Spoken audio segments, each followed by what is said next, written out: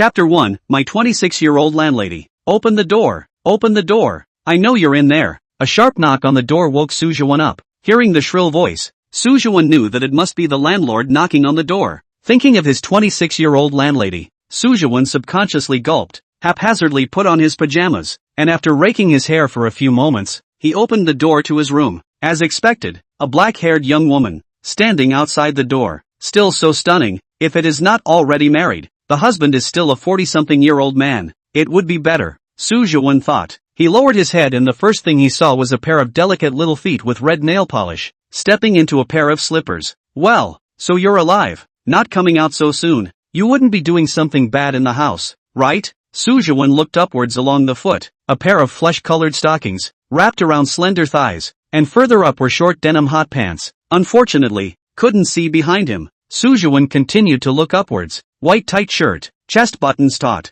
seems to be unable to withstand the pressure. Two huge things call out. Have you seen enough? Poor, also not afraid of eyeballs fall out. Perhaps being annoyed by Su Zhiwen's look, the landlady uttered a taunt. Su Zhiwen and the landlord looked at each other, sheepishly looking at her face. Wearing gold glasses, she appeared to have a very outstanding temperament. This is not just waking up. Sister Ning Yue, why are you here? Come sit inside, Su Zhiwen said, and also rubbed his eyes, signaling that he just was not awake. Ning Yue first looked at the less than 30 square feet rental room with contempt and shook her head. Then thinking of her intention to come, she in turn smoothed her hair somewhat sheepishly before holding her glasses back. The tone of her voice also became softer. I won't go in. I came today just to let you know that it's time to raise the rent for next quarter. In the future, 6,000 per quarter. Yesterday I charged you 4,500. You make up the rest. Su Zhiwen was dumbfounded when he heard this, and argued, Don't be, Sister Ning, I paid the rent yesterday. And it's clearly written on the contract that it's 4,500 per quarter, so how can the price go up? Su Zhiwen didn't want to pay, mainly because he had just graduated and hadn't found a job yet. His parents are rural people, home farming. Su Zhiwen during the university is not very tube home to ask for money. Yesterday to pay the rent, are still part-time jobs during the university to save. He has less than $1,000 left on his body. Where to pay the rent? Contract? Xiao Su. The contract you signed with me half a year ago was for $4,500 a quarter. Yes, but now the contract has long expired. I'm willing to rent it to you because I'm kind-hearted. What's wrong with a slight price increase? Ning Yue heart secretly happy. Or college students are good to cheat. Yesterday said do not need to continue to sign the contract. He really do not sign. This wealth, I should send. On the surface, Ning Yue didn't move, but in fact, her heart was already calculating where to buy a bag. Yesterday, Su Zhiwen had a hard time arguing. When he paid the rent yesterday, he specifically asked Ning Yue if she wanted to continue signing the contract. At that time, Ning Yue pretended to be generous and said that kind of thing. Signing or not signing was fine. Su Zhiwen only thought that the landlord was too lazy to come downstairs, and didn't expect to be waiting for him here today. Sister Ning, why don't you wait for me for a few days You also know that I just graduated and haven't found a job. Su Zhiwen tried to discuss with Ning Yue. He really couldn't take it out. His own classmates had all just graduated as well, and he didn't want to open his mouth towards his family. No way, you turn around and run away. Who am I going to find? Either you make up the rent for me today, or find a place to move out. When it came to money, Ning Yue naturally refused to give in at all. Oh yeah, the previous contract states that if you don't renew your stay for your own reasons, I can't refund the deposit to you. Ning Yue thought of something and continued. Su Zhiwen was simply infuriated by this shameless woman in front of him. He didn't expect that he could meet such a person. At the time of the internship, when renting the house here, this woman had been peaceful, not expecting that the original form was now revealed. You, Su Zhiwen pointed at Ning Yue. You're not going to hit me. Come on, do you believe that I won't refund you the rent you paid yesterday? Ning Yue leaned towards Su Zhiwen's body, stood on her tiptoes, and brought her face to Su Zhiwen's hand.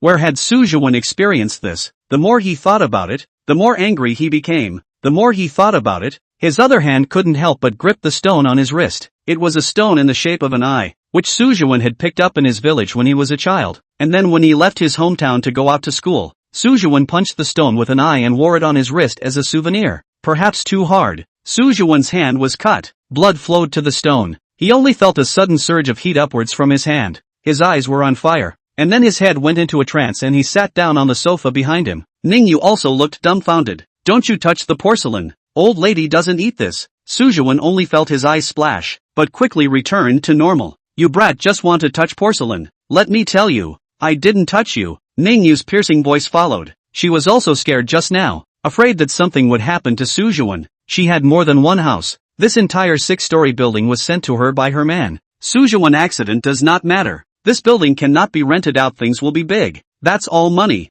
Ning Yue's voice made Su Zhuan look at her again. Soon, he realized that something was wrong. There was nothing wrong with Ning Yue still having that overbearing, unforgiving look. But, when Su Zhuan gazed at Ning Yue, some small words appeared around her. Name, Ning Yue. Age, 26. Height, 164. Weight, 53 kilograms. Face value, 87. Character, acrimonious, timid, greedy for money, hobby shopping and spending. Circumference 96, 64, 94. Secret, feudy demon. Help your brother, from time to time. Ning Yue hides money from Qianwei and misappropriates the money in her account to provide relief to her younger brother Ning Liqiang in her hometown, totaling more than 300,000 yuan. Su Zhuan took a look at Ning Yue's figure, and it really fit the data he saw. Really standardized. Su Zhuan sighed. As for the other information, it was roughly similar to what Su Zhuan understood. As for the last item, whether it was true or not, Su Zhuan didn't know. Looking at old Ma. Stupid? Seeing Su Zhuan's eyes looking blankly at his side, Ning Yue voiced out a reminder. Can't you see? Su Zhuan rubbed his eyes and once again looked to Ning Yue's side. The pile of small words were still there. He twisted his head and looked around, realizing that as long as he gazed at something, detailed information would appear. Where is there anything? Don't you dare scare me? If you scare me, it's not something that can be solved by paying all the rent. Ning Yue looked around and saw nothing. Seeing that Ning Yue was truly invisible, Su Zhuan put his heart down. It seemed that this was a skill that belonged exclusively to himself. Su Zhuan couldn't help but smile as he thought of this. Chapter 2 Landlord in My Unknown 2 or 3 Affairs. Ning Yue was a little angry by Su Zhuan's look, especially Su Zhuan's weird smile, which made her feel as if she was naked in Su Zhuan's eyes, seeing through everything. This feeling made her very uncomfortable. Look again, old me will gouge your eyes out, Ning Yue screamed. But her current appearance was especially ridiculous in Su Zhuan's eyes. With Ning Yue's gold-worshipping character, the answer to why she was with that old man was obvious. Thanks to him, Su Zhuan had always regretted that Ning Yue, a good cabbage, had actually gone blind and looked at that pig. Noticing that Ning Yue was still glaring at himself, Su Zhuan laughed even more dryly, the undisguised kind. His eyes were also full of pity. This woman really did anything for money. Ning Yue read Su Zhuan's eyes, the kind of pity and contempt that she could often see before she and Qianwei got together. But why is Su Zhuan looking at herself like that? I am now Mrs. Qian. This building is all our family. Ning Yue became irritated. Are you still staying or not? Pay or get out. Su Zhuan was helpless. He didn't want to be like this, but it was Ning Yue who tore up the agreement in the first place. Ning Liqiang? Su Zhuan laughed playfully. Hearing this name, Ning Yue's complexion changed slightly. That's my brother's name? What's wrong? Ning Yue's behavior made Su Zhuan even more convinced that what he saw was the truth. Su Zhuan said in an old-fashioned manner. Oh, your younger brother I said why did you give him money? Ning Yue's eyebrows twitched slightly when she heard Su Zhuan's words. She subconsciously turned around and saw that the door to the room was locked tightly and let out a sigh of relief. Pretending to be calm, she said, what's wrong with me giving my brother some money? That's my own brother. Su Zhuan saw her bluff. Oh,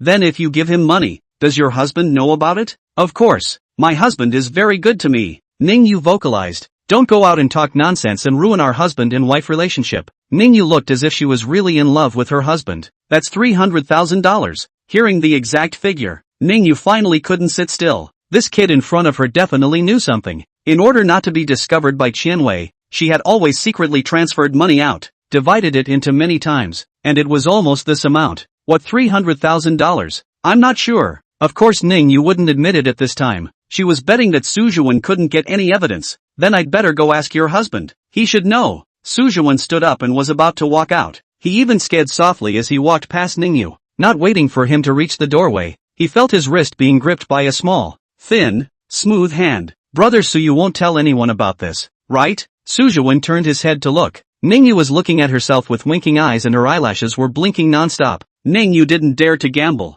She hadn't worked for 2 years. If Su Zhuan told all of this out, her current comfortable life would be over. And surely she would have to make herself take back all the money she had spent on relief for her brother. How could that be? Su Zhuan secretly laughed in his heart. If Ning Yue really wasn't worried about her husband blaming her, she wouldn't have secretly transferred money to her family. Feeling the soft razor holding his hand, Su Zhuan grabbed it. Ning Yue did not resist, and the two of them sat back on the sofa smoothly. She didn't dare to pull out the hand that was held by Su Zhiwen, and her 2 tiny feet nervously clasped her slippers. Zhiwen, what do you think my sister can do so that you can keep the secret for my sister? Su Zhiwen had never seen Ning Yue speak to herself in such a humble manner. In the past, Ning Yue had never been high and mighty. Even when she saw herself, she always treated herself as if she were air. This made Su Zhiwen somewhat secretly happy. Then promise me 3 things. After Su Zhiwen finished speaking, he looked straight at Ning Yue. This was the first time he was this close to Ning Yue. Looking at Ning Yue's eyelashes that kept blinking, her tiny nose, and her cherry mouth that was coated with positive red lipstick, Su Zhiwen couldn't help but lick his lips. The moment Ning Yue pulled Su Zhiwen, she was mentally prepared. Sister will all follow you. Hearing this, Su Zhiwen naturally wouldn't be polite. He had long been prepared. Of course, the requests he made happened to be above Ning Yue's bottom line. The first one, isn't Xiaowang from 301 upstairs moved out? Is that room still empty? 301 was a 2-roomed room that was more than 90 square feet. I'll give you the key, you'll live there from now on. Ning Yue naturally would not be ambiguous. If her husband knew, not to mention 301, the house here is afraid that one of them has nothing to do with her. Second, the rent. Before Su Zhiwen could finish, Ning Yue interrupted him. She used her other hand to transfer money to Su Zhiwen. What rent do you want? Isn't it just out of the ordinary? I'll return all the rent to you. Oh yeah, and the deposit. The deposits are all for outsiders. For you, Zhiwen. What else don't I trust? After Ning Yue finished speaking, she sent Su Zhiwen the receipt and contract. These things, she had stored on her cell phone. After doing all this, Ning Yue let out a sigh of relief. She looked at Su Zhiwen complacently, giving birth to a feeling that college students were really good at cheating. Originally thought that she would have to pay a big price, but did not expect Su Zhiwen to be so easy to satisfy. Looking at Ning Yue's expression, Su Zhiwen could roughly guess what Ning Yue was thinking. Holding Ning Yue's hand in his hand and looking at Ning Yue's thighs that were close to his late feet, Su Zhiwen suddenly dismissed the idea of wanting to manage her to ask for a sum of money. As for the third request, landlady, you don't want your husband to know about it, do you? Su Zhiwen looked at Ning Yue's nervous appearance and slowly leaned over. One hand grasped her hand, the other slowly moved to the landlady's leg. A slippery touch came. No. Ning Yue wanted to make a sound to stop it, but didn't dare to make too much noise. She pushed Su Zhiwen away with all her might, but she was afraid that Su Zhiwen would get angry, and carefully said, this really can't be done. This was naturally not what Su Zhiwen was really aiming for. Lu Sun once said, if you want to take the window down, you have to tell the people in the house, I'm going to take the whole house down. The result of the compromise between the two sides was just that, taking the windows down. If something was really done, wouldn't that be giving Ning Yue a handle? He looked at Ning Yue's mouth and lowered his head again. The purpose was self-evident. Ning Yue immediately understood, her face turning pale. If you don't think about yourself, you should also think about your brother. You can only have that one brother. Su Zhiwen's words were like the last straw that crushed the camel. She closed her eyes in resignation, gritted her teeth, and slowly squatted down. Half an hour later, Ning Yue tidied up her makeup and ran out of Su Zhiwen's home as if she was escaping. Su Zhiwen looked at Ning Yue swaying back and licked his lips. Chapter 3, True and False Goddess of Mercy. Seeing that Ning Yue was gone, Su Zhiwen couldn't care about much else. He had to hurry up and experiment with his new ability.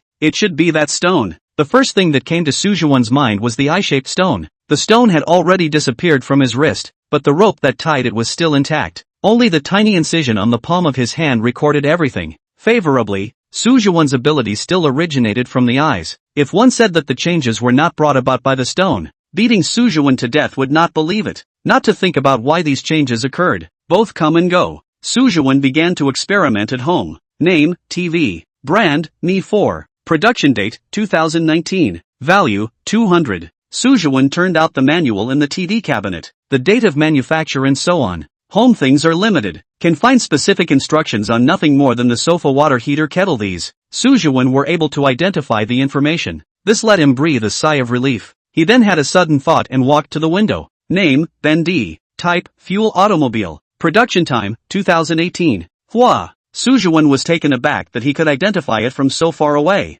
After some of his experiments, Su Zhiwen found that no matter if it was a person, an animal, or an item, as long as he could see it, he could appraise it, and he had appraised no less than 20 times, with no side effects at all. Awesome, big deal. Su Zhiwen happily lay down on the big bed in his new home. A person's spirit was refreshed when he was happy. Su Zhiwen experienced more happy events this day than any day in the past 20 years. He packed up his limited luggage and moved to his new home. A big house was different, and Su Zhiwen felt much more breathable. After being hungry all day, He even had the luxury of ordering a KFC takeout to treat himself. This was something that Su Zhiwen didn't dare to eat often before. He was going to be developed in the future, and he could still afford to eat KFC. But what to do? How to utilize this ability was a problem for Su Zhiwen. It was definitely something that could not be told to others. This point Su Zhiwen knew very well. This was his own ability to settle down in the future. The first thing Su Zhiwen thought of was the jewelry appraiser. There is no other. He is studying this specialty. At that time,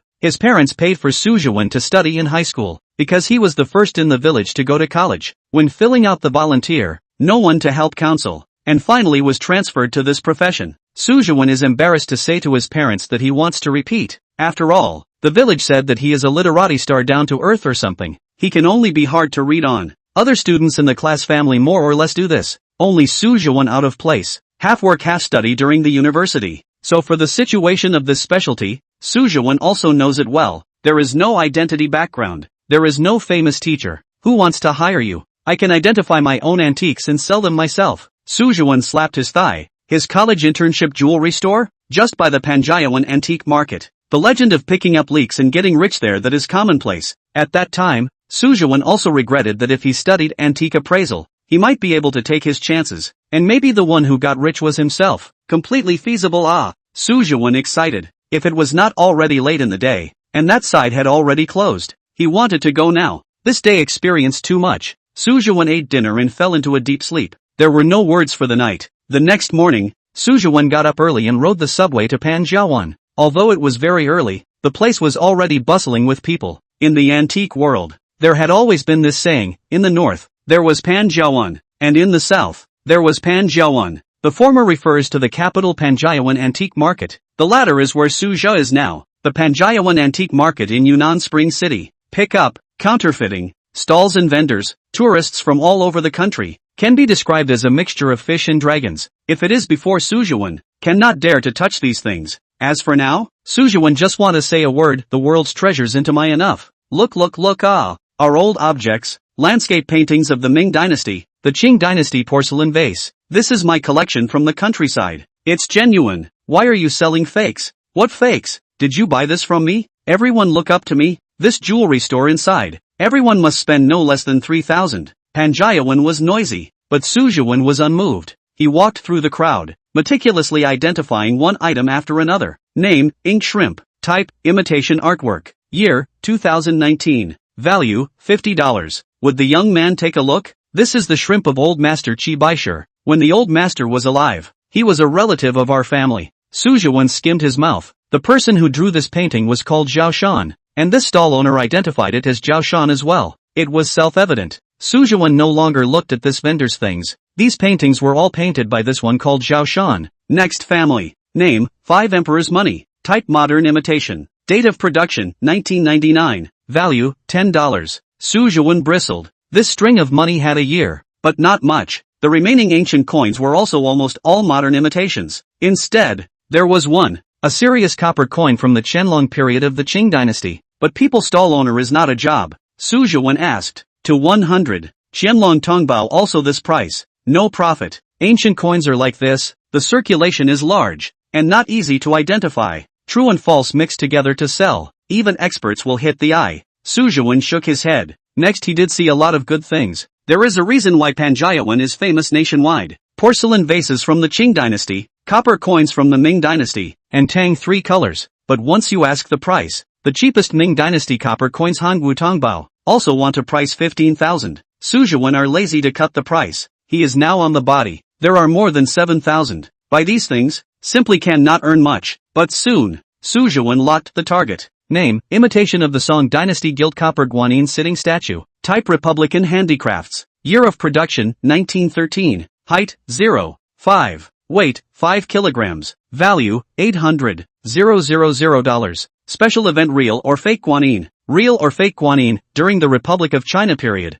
Zhu Zhenshuai, a wealthy Hebei household, obtained a gilt bronze guanyin statue from the Song Dynasty, and was so pleased with it that he took it as a family heirloom. Fear of being missed, so he looked for craftsmen in the real guanyin external, with copper added to make a fake guanyin shell, placed in the ancestral hall for worship. So far, after, Zhu died of illness, did not tell the secret. Su Zhiwen looked at this guanyin, the appearance of oxidation, black brass color modeled, very inconspicuous. If not able to see the message, Su Zhiwen would not have noticed this Guanyin statue. But now, this to Su Zhiwen. Where is the goddess of fortune? Simply is the god of fortune. Ah, young man, take a look. A Guanyin statue from the Tang Dynasty. This was passed down from my family's ancestors. Chapter 4 Delivering Wealth Goddess of Mercy. Su Zhiwen looked up and saw that the owner of the Guanyin statue was a dark-faced man in his 40s. This man is wearing washed jeans that cannot see the color. A brown jacket. It seems to be often run outside. Su Zhiwen also slightly understand. Panjiawan have many people.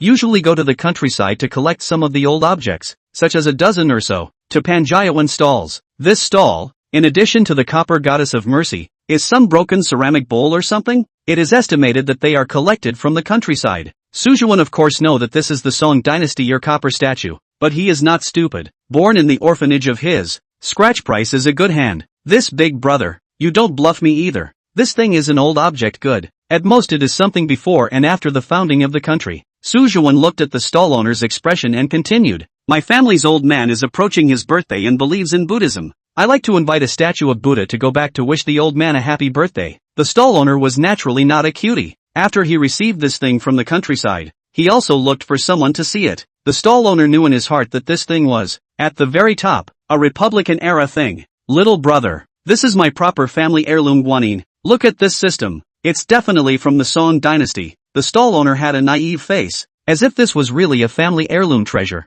Big brother, I really want. You see this Guanyin statue? Above the incense ash are not wiped clean. You can still smell the flavor of incense. At a glance, it's one that is often worshipped with incense. I'll invite it home and it won't break the incense. Surely cherish it, this family heirloom Guanyin of yours. Su Zhiwen looked at the stall owner's appearance and secretly sighed. If it was his previous self who came here, it was estimated that he would be cheated out of his bottom pants. This stall owner's appearance was too fraudulent. Su Zhiwen pointed out in one sentence, where he could see the incense ash and whatnot, but his eyes told him, this statue of Goddess of Mercy was placed in the ancestral hall was enshrined until now. That is certainly right. The stall owner listened to Su Zhiwen's words. Secretly God, today met a master. He received this Guanyin, indeed, from a family's ancestral hall. But the stall owner did not let go. He can see, Su Zhiwen is really want to buy. Older brother, I told the truth. This thing is at least the late Qing dynasty. If you really want, this early in the morning, you give 10,000 yuan. As I opened the market, 50. Su Zhiwen directly cut a big knife. Brother, you can't joke. This is a late Qing dynasty Guanyin. You give 800. This thing stall owner in accordance with the price of broken iron collected up, a total of only spent more than $10. Su Zhiwen made consideration. He looked at the copper Guanyin, and pretended to look around. It just so happened that there were stalls not far away that sold all kinds of brand new Buddha statues. Then I'm really sorry, big brother. I won't consider the antique Guanyin. I'll go over there to see about hiring a new Guanyin. Su Zhiwen scratched his head with an embarrassed face. Seeing Su Zhiwen really want to leave, the stall owner was also a little anxious. He secretly said that it was bad. This youngster looked like a college student. He really had to be high. Little brother, you don't go. In the morning, you just went to brother me open a city. Qing Dynasty Guanyin, you give 3888. Please go back to the old man is also happy as not. Hearing the words of the stall owner, Su Zhiwen's heart is secretly happy. This has reached his bottom line. Other people might still have risks when buying things. He himself was different. He could be sure that it was real. This, Su Zhiwen stopped. He pretended to waver, looking at the copper goddess of mercy, and then at the stall not far away. Big brother, at most 200. Any higher and I can't afford it. And it's old. And it doesn't look good either not. Su Zhiwen gritted his teeth. The old man at home is quite good to me. I can't be stingy. $200. I'll take it. The stall owner looked at Su Zhiwen's tangled face, did not want to let the price, but Su Zhiwen really do not want. Okay, for this filial piety of my brother, $268. Let's try to have a good luck. What do you think? The stall owner finally tried. Okay, Su Zhiwen decisively agreed, scanned the code to pay, picked up the bronze goddess of mercy and left. Before the stall owner could react, Su Zhiwen had already disappeared. The stall owner tearfully earned the next 200. Su Zhiwen made hundreds of thousands of dollars in blood. It was a win-win situation. Su Zhiwen was afraid of the owner's remorse. In his eyes, this is not a 10 kilograms of bronze statue, it's simply 10 kilograms of yuan. Su Zhiwen walked as fast as he could. This time, he had a clear goal. Panjiawan's largest antique store, Bogozhai. He carefully passed through the crowded crowd, shielding the bronze statue from damage, and soon stopped in front of a tall building. The three-story antique building with carved beams looked out of place in front of the crowd of tall buildings. Su Zhiwen took a deep breath and slowly pushed open the wooden door. Ding bell. The sound of a bell rang out, crisp and pleasant. Su Zhiwen looked up. Name, Copper Bell. Year of production, Tang Dynasty. Xiantong years. Value, 10,000. Hua. Su Zhiwen secretly sighed. Worthy of being bogusai. Even the doorbell is a Qing Dynasty object, although the value is not high, but people bogusai just hang here casually. It is also a symbol of wealth. Su Zhiwen looked inward. The inside of the bogusai is even more shocking. Name silver gold-plated inlaid sapphire dragonfly hairpin. Production age, Qing Dynasty Kanchi years. Value, 300,000. Name, blue and white dragon vase. Year of production, Ming Dynasty. Jiajing years. Value, $500,000. Name, double dragons playing with pearl seal claybox. Date of production, Ming Dynasty. Changhua period. Value, 900,000. Su Zhiwen took a glance at it. It was a variety of antiques, placed in bulletproof glass display cabinets. Although all are some of the things of the Ming and Qing dynasties, but Boguzhai is so generous to put them in the middle of the hall. The strength can be seen in general. To know these things, Su Zhiwen before, look all dare not look a few eyes. As soon as Su Zhiwen entered, he attracted the attention of the waiter. After all, he was holding such a large bronze statue, which was also very eye-catching. Hello sir, may I ask what I can help you with? The waiters of Boguzhai wore clear uniforms, and all of them had a straight figure. One of the waitresses came out in a row. Su Zhiwen glanced at her name tag. There was no name, only the 3 words waitress. She kept a standard smile. Su Zhiwen noticed that it wasn't just her, but the other waitresses as well. It seemed that they had been trained by Bokusai. I'm looking for your shopkeeper. I have something I want to trade. Then you come with me. Hearing that Su Zhiwen was here to sell something, the waiter's demeanor did not change in the slightest, still very enthusiastic to serve Su Zhiwen. It was not because Su Zhiwen was dressed in very ordinary clothes and the bronze statue in his hand was very tattered that he belittled him. This also led Su Zhiwen to Boguzhai high regard. Of course, Su Zhiwen also vaguely guessed that the people who came here to sell their family heirlooms would not be a minority, and the waiter was probably used to it. And if the deal is reached, the waiter and appraiser are taken by the commission. Su Zhiwen followed Han Xiaoyu to a small room behind the hall. Wait a moment, the appraiser will be here soon. The waiter guided Su Zhiwen to sit down and excused himself. Chapter 5, greatly shocked. Su Zhiwen didn't have to wait much before the waiter walked in with the young appraiser. The appraiser also had a name tag on his chest with the 3 words appraiser written on it. The 2 people who came in each had their own duties. The waiter walked straight out, and then brought 2 cups of tea, and then silently stood behind the appraiser. And the appraiser made a self-introduction.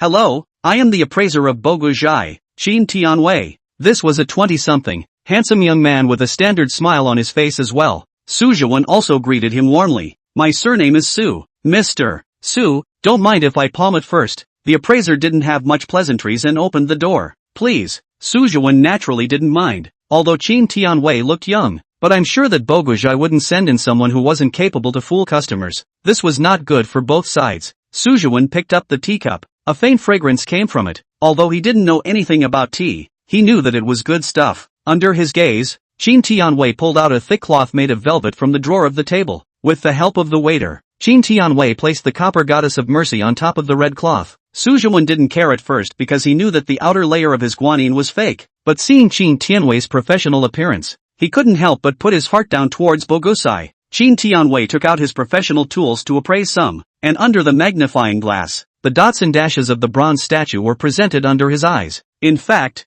Qin Tianwei entered the door to see the 8 or 9 not very much. This bronze statue was at most the Republic of China about things, preservation and bad, not worth much money, but he still carefully check, just in case. This is the respect for the customer, but also for the responsibility of Boguzhai. Waiting for the final determination, Qin Tianwei showed a difficult face. Mr. Su, I'm not lying. This guanyin statue, probably the late Qing Republican period of things. If you really want to sell, and trust Boguzhai, you can put it on consignment here. I Qin someone to do the Lord. Do not charge you a commission. Qin Tianwei's words made Su Zhiwen feel good. He certainly knew when this guanyin was, and also heard Qin Tianwei's implication that Boguzhai could not see this thing. But Qin Tianwei's words left him enough face. Not only the appraiser, the waiter on the side also did not have any color. Boguzhai's service attitude can be seen. Has Mr. Qin ever heard of uncovering paintings? Su Zhiwen slowly asked. Qin Tianwei was first stunned when he heard this. He naturally knew what it meant to uncover a painting. It was to use a real painting to divide it into several parts, and sell one painting for several times the price. What Mr.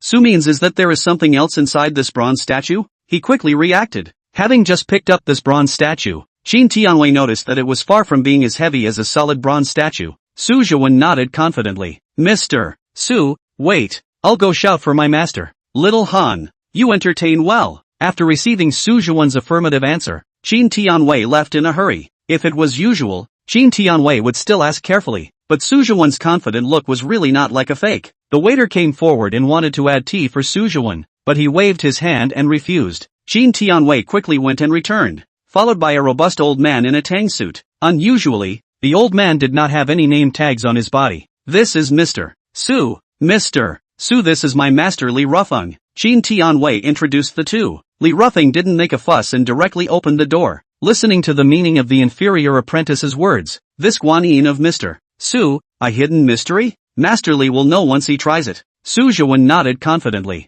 Then this guanyin outside Mr. Su. Su Zhiwen waved his hand, letting Li Rufeng try it with confidence. Li Rufeng also do not ink. From the bosom pulled out guy things, lined up, a dozen pieces. Li Rufeng master and disciple pondering the bronze statue. Su Zhiwen has nothing to do, but also look up the information of the two people up. Name, Qin Tianwei. Age, 28 years old. Height, 1 meter 78. Weight, 70 kilograms. Identity, Bogu Zhai appraiser. Li Rufeng disciple. Name, Li Rufeng. Age, 57 years old. Height, 1.67 meters. Weight, 56 kilograms. Identity Bogu Zhai chief appraiser. Character, straightforward. Self-confident. Decisive. Qin Tianwei's information is quite normal. Li Rufeng is actually the chief appraiser of Bogu Zhai. No wonder there is no identity nameplate. However, it is thought that it is because of Qin Tianwei that Li Rufeng was called by his own disciple. And Li Rufeng character. There is no such as greed for money and so on, which makes Su Zhiwen greatly assured. At this time, Li Rufeng master and disciple had already prepared to remove the bronze statue outside. This copper guanyin has a wooden base, because of the age has been blackened in aging. If it wasn't for the stall owner putting it away, it was estimated that after a few more years, the real guanyin inside would have been revealed. Li Rufeng put the bronze statue down. With tools a little bit of the base will be cracked. As he dismantled it, he explained, this way even if this bronze statue is solid, Mr. Su won't lose much. As Li Rufeng moved, a smell of rotten wood filled the air. He didn't mind it and grew more and more excited as he tasted a hint of a different flavor from the rotten wood. Finally, the base was removed in its entirety. A smell of tung oil spread out. The large statue of Goddess of Mercy was hollow, and the inside was wrapped well in cotton, and the human form could be vaguely seen. Li Rufeng will be taken out. With tweezers a little bit of the cotton cloth soaked in tung oil removed, the real body of the bronze statue was revealed. Unlike the exterior of the Republican-era guanyin, the gilt fell off and the brass oxidized. Inside the bronze statue,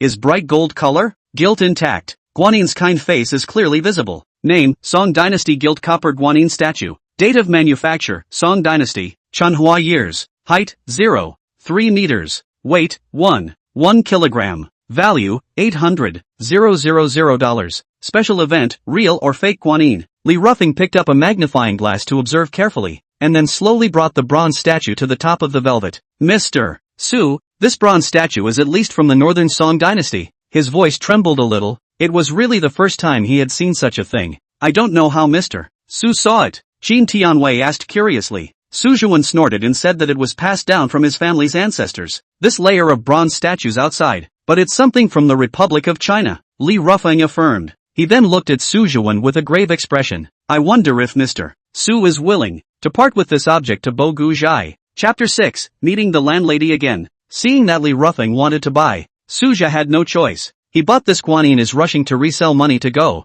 and not really heirloom. Su Zhi estimated that Li Rufeng didn't believe his words. Getting Su Zhi's reply, Li Rufeng didn't pause and try to make a bid. He looked at Su Zhi and opened his mouth. Mr. Su, I, Bogu Zhai, am willing to bid $500,000 for Mr. Su's guanyin. Although Li Rufeng was straightforward, but in business, he naturally could not release his base price at once. Master Li, don't joke. Su Zhi lightly laughed. If it's an unusual bronze statue, the price given by Master Li is still fair. But Master also saw, this bronze statue my family's ancestors used tung oil to seal it so well. There is no trace of oxidization at all. This is not common. $1 million.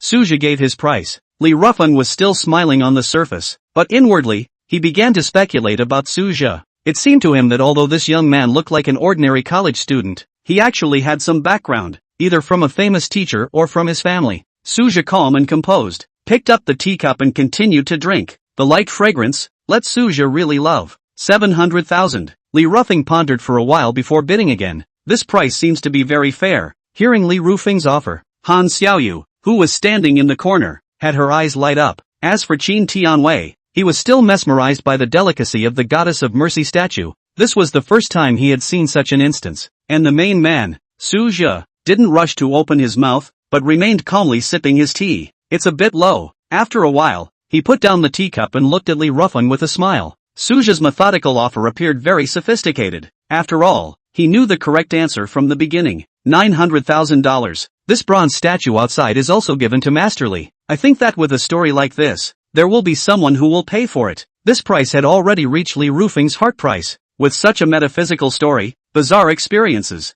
and the bronze statue so well preserved, if it was put up for auction, 300,000 to 400,000 would still be profitable. For good luck, how about 86 million? I'm also willing to represent Bogu Zhai and make Mr. Su a friend. Li Rufeng pulled out a black business card from his inner pocket. Mr. Su, take my business card. In the future, no handling fee for consignment in Bogu Zhai, and enjoy a 95% discount for buying things. Good. Suja agreed painfully. The transaction afterward was very simple. Li Rufeng naturally had his own things to do. He and Qin Tianwei were responsible for returning the bronze statue to the warehouse, and the attendant was responsible for transferring the money to Suja. The deal was struck, and even the waitress's smile became a bit enthusiastic. With this single transaction, she would be able to take at least 3,000 in draws. And who could remain calm in the face of their god of wealth? Mr. Su, your bank card number. XXXXXXXXXX. One moment. The attendant wrote down Suja's bank card number and left. Such a transaction was not a large amount for Bogusai,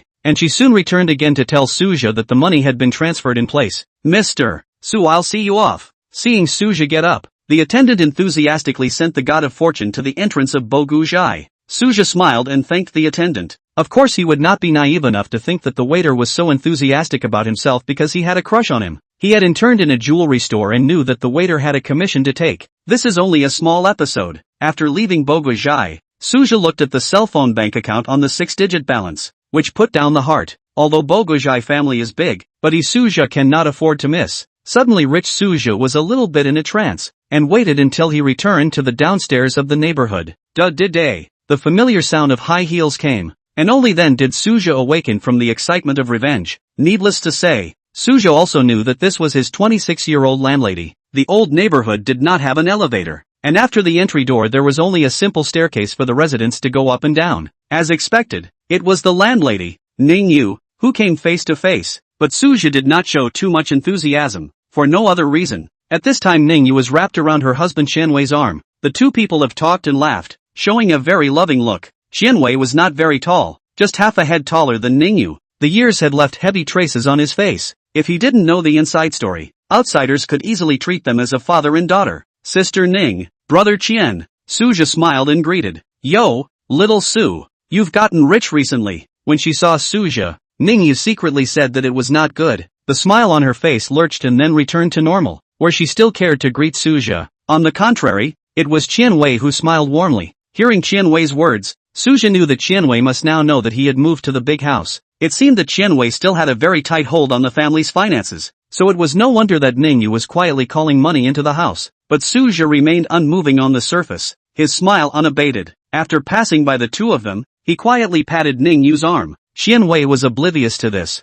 still indulging in the illusion of love created by Ning Yue. On the contrary, it was Ning Yue, who was so scared that her face turned pale, and her back even broke out in a cold sweat in shock. Ah! Ning Yue shouted out. Qianwei immediately asked with concern, what's wrong, baby? Nothing, I just broke my foot. It's not a problem. Ning Yue uncovered this. Suja hadn't gone far, so he naturally heard it and secretly laughed in his heart. Returning home, Suja was relieved and collapsed on his bed. Although he had only been out for one morning, he had already changed from a penniless double non-second degree graduate to a small tycoon who was sitting on more than $800,000 of his own. Gulp. Suja, who hadn't eaten breakfast, was already starving, and at this time, only a fragrant takeout meal could relieve his fatigue. Chapter 7, The Old Skill. Withering. Although he was steeply rich, Suja still didn't splurge. Ordering a takeout meal was already counted as one of the few ways he could think of to reward himself. Of course, there were others, but they would have to wait for the evening. After eating lunch, Suja thought about it and transferred $800,000 from his cell phone bank to his father. He felt that the $80,000 or so left in his hand was already a huge amount of money. It wasn't easy for his parents to raise him, so it was time for them to enjoy their happiness. Just when Suja was about to call back and ask his parents to plant less land and retire in peace, over there, Suja's cell phone had already rung. Caller ID, Dad. Suja hurriedly took the phone and answered the call. Sonny, just now the bank sent me a text message saying that someone transferred $800,000 to me. What's going on? Should I call the police? As soon as the phone was connected, Suja heard his dad Su Jianghuo's urgent voice. Su Jianjun's education was only elementary school, the kind that could barely use a cell phone, and mobile banking was also open specifically for Suja after he went to college. In order to transfer money to him, it's okay, Dad. I transferred it to you. I just wanted to call you to tell you. And you called me. Suja stood up and answered the phone. His father's education was not high, but the piece of tutoring he did was still very good. But his words did not put Su Jianjun at ease. What? Where did you get the money? Don't do anything illegal. I'd better transfer it to you. Suja naturally knew that his father wasn't afraid of taking responsibility, but wanted him to return the money. You know my specialty, right? What I studied is to appraise all kinds of jade antiques and whatnot. I spent a few $100s today, bought a guanine, and it changed hands and sold for over $800,000. You can keep that money, and plant less land at home. Your son will grow up and make a lot of money in the future. Suja patiently explained to Su Jianjun what is meant by picking up the leakage. Picking up the leakage is not a pit, does not violate the law. Su Jianjun seems to understand, but he knows one thing, his son has grown up. Then I have to tell your mom the good news to go. I just received the money, did not dare to tell her. Don't worry, we'll save this money and keep it for you to get a daughter-in-law. Su Jianjun hurriedly hung up the phone. Suja was still trying to continue when he was interrupted. Suja was dumbfounded. Across the phone, he could hear his father's joy and happiness. He looked down and saw that the call was 2 minutes and 58 seconds long. Suja shook his head and laughed. His father was really still trying to save some money on the phone bill. Stuck in the 3-minute time no to hang up. After speaking with his family, Suja was in a happy mood. In the newly moved house, there was a big TV. He watched the TV like that and waited until it got dark. Suja hadn't been this comfortable for a long time. After he went to college, he had been working and studying hard, busy going from one part-time job location to another. Suja's college was all about part-time jobs and studying. For dinner Suja didn't order takeout. His cooking skills were quite good. Not long after eating dinner, Suja was originally ready to sleep, but the sound of his cell phone texting suddenly rang. Suja curiously picked up his cell phone, wanting to see who was texting him at this point. Ning Yue, you won't tell my husband. On the other side, Ning Yue managed to take advantage of her own husband's shower to secretly send a text message to Suja. She was a thief and deleted the original text message and muted her phone for fear that when Suja replied to the message, her husband would see it. But without sending this message, she couldn't let go of her heart. Fortunately, Suja did not let her wait long. Suja, when your husband falls asleep, come and find me. We'll discuss something. Ning Yue's eyes widened as she carefully looked at the text message before deleting it on the fly. She first let out a small sigh of relief. Then her face turned pale. Ning Yue pursed her lips and put down her cell phone. I don't know how long it took, but Suja, who was lying on the bed, heard the sound of the door opening, and then the almost inaudible sound of footsteps. He slightly raised his eyes, and a pair of bare feet with red nail polish appeared in his line of sight. It was a long story if there was one, and a short one if there wasn't. Half an hour later, the sound of the door closing rang out, and Suja let out a long breath and slept contentedly. Early the next morning, Suja went out early again, accustomed to a busy life. Once he reached 6 o'clock, his biological clock naturally woke him up. This time, his target, naturally, was still Panjiawan, which he had only seen a small part of yesterday. Moreover, today was a weekend. There were extraordinarily many people. Not long after walking in, Suja had a harvest. Named a Ming Tong Bao.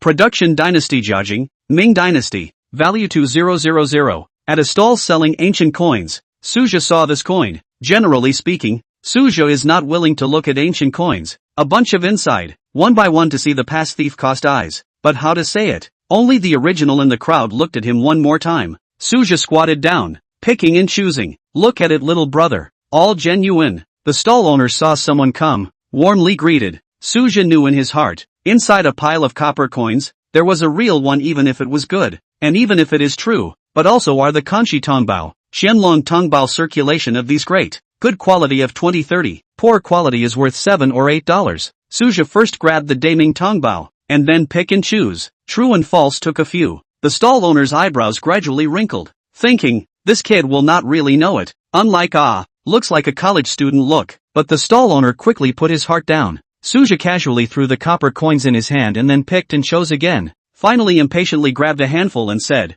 that's it, 50 to sell or not? If you sell it, find me a plastic bag to put it in. Suja acted impatiently, with the appearance of a novice white boy. Seeing that Suja really grabbed a handful of them casually, the stall owner then piled up a smile. Sell, why don't you sell it? He thoughtfully packed it in a plastic pocket, fearing that Suja would not buy it. Suja paid the money and casually put the plastic pocket into his pants pocket. The stall owner was even more relieved. Those who sold goods in Panjiawan were all like this, afraid that they wouldn't be able to sell their goods, but also worried that they would actually sell something good. Of course, the stall is full of fake goods except Suja that a plastic pocket. In addition to the Daming Tongbao worth money, there are only a few Qing Dynasty worth $12. Chapter 8 Antiques but not hands. Suja is not overly ambitious. These few copper coins, it is very let him satisfied. He thought very clearly, even if he can see the value of authenticity, Panjiawan always saw some real goods, forced not come, and just now that pocket of copper coins, Suja has been able to earn a small $2,000,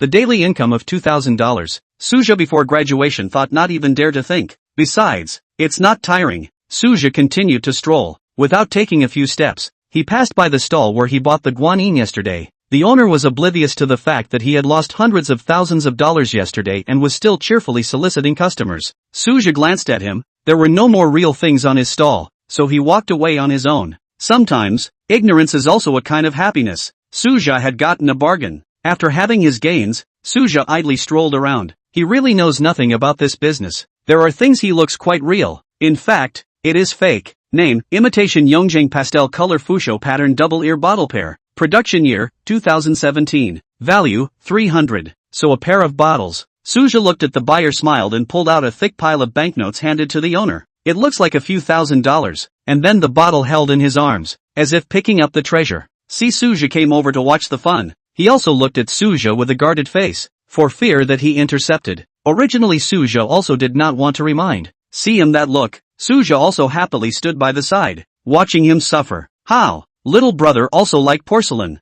Then may as well look at me here. Brother, I never brag. Are the Qing Dynasty things? You to other stalls to see. They have to say that their bottles are what the Tang, Song, Yuan and Ming cannot. You see, that owner just now, is not the first time to buy from me. If it's fake, he won't come a second time. Seeing Suja standing aside, seemingly interested, the stall owner quickly greeted. With his words, if it wasn't for Suja's ability to distinguish between the real and the fake, it was estimated that he would have to be favorably disposed towards him. Suja looked towards the stall owner. Name, Zhenghua. Age, 37. Personality, money-hungry. Righteous, cautious. Skill, making old. Suja took one look and it was all clear. This big brother specialized in building old as a livelihood. I'm not as rich as him. Suja picked up the conversation. There was really something he wanted on this stall. It's okay, little brother. You can look at it. If you like it, I'll give you a 20% discount. Zhenghua also hit the snake on the stick. In his opinion, as long as Suja shelled out money on his stall,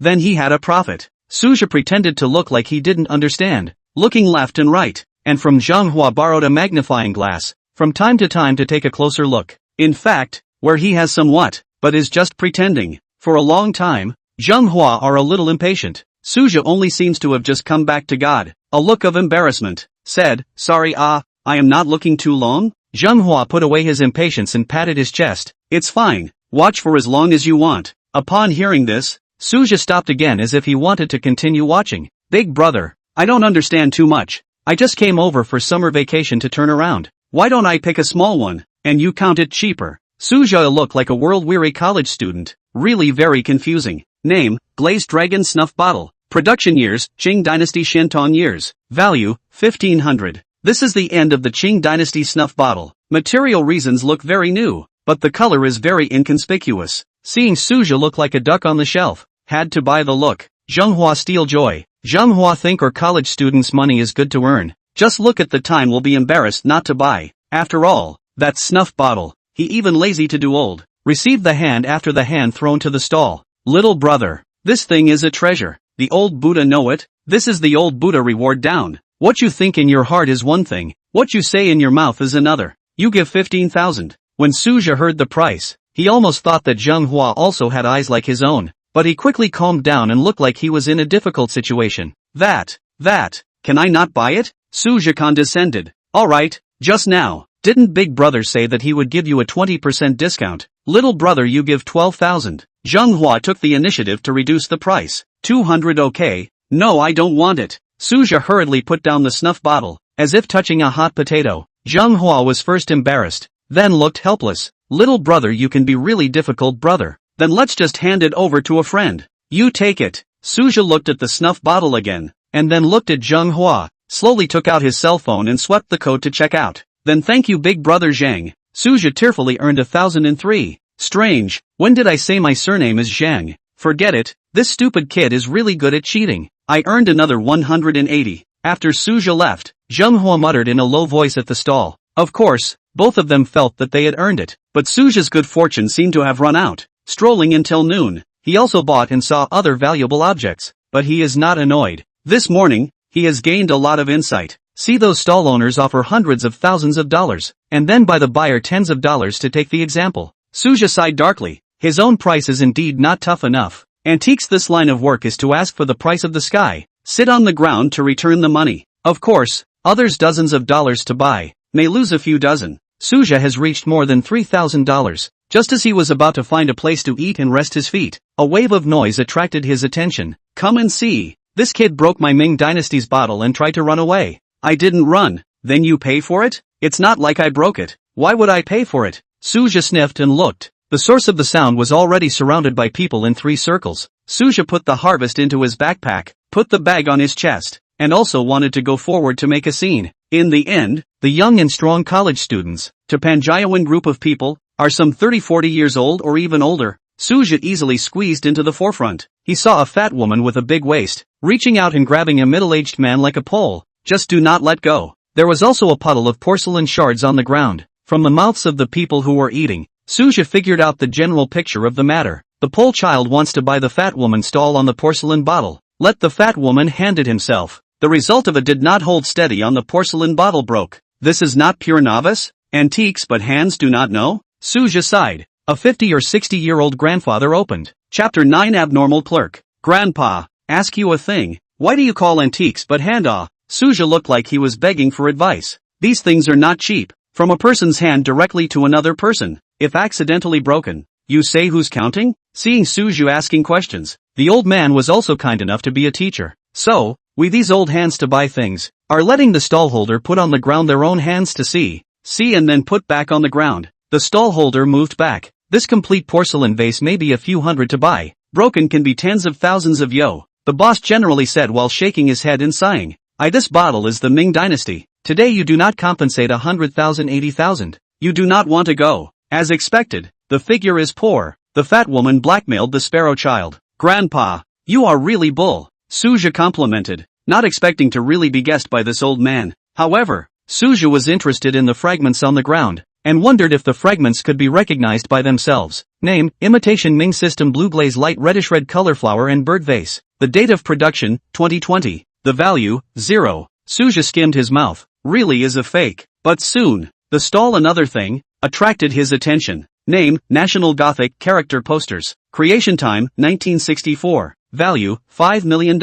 Author, Yu Yuran. It was a pile of yellowish-colored pieces of paper circled together, some unfolded, some curled up. Sujuwan couldn't really see it, but could only vaguely tell that it was a stack of word posters. Seeing the value of the word posters, Sujuwan was shocked, although it was something after the founding of the country, but I did not expect that it was actually worth so much. Sujuwan's action gave the boss next to him a fright. Young man, what's wrong with you? Ahem. I'm giving myself a long memory. I can't learn from him in the future. Sujuwan smiled brightly, pointing at the helplessly paid out money for the sparrow child, said. After some friendly exchanges between the two men, the hemp pole child decided to pay 5,000 to buy this pile of Ming Dynasty porcelain vase fragments. Well, long memory is a good thing. The old man thought deeply, nodded. Seeing that there is no hustle and bustle to see, and it's hot in the middle of the day, the crowd gradually dispersed. The fat woman took the money, satisfied to hide under the umbrella. tons and tons of filling mineral water, but also from time to time to take the back of the hand to wipe the sweat.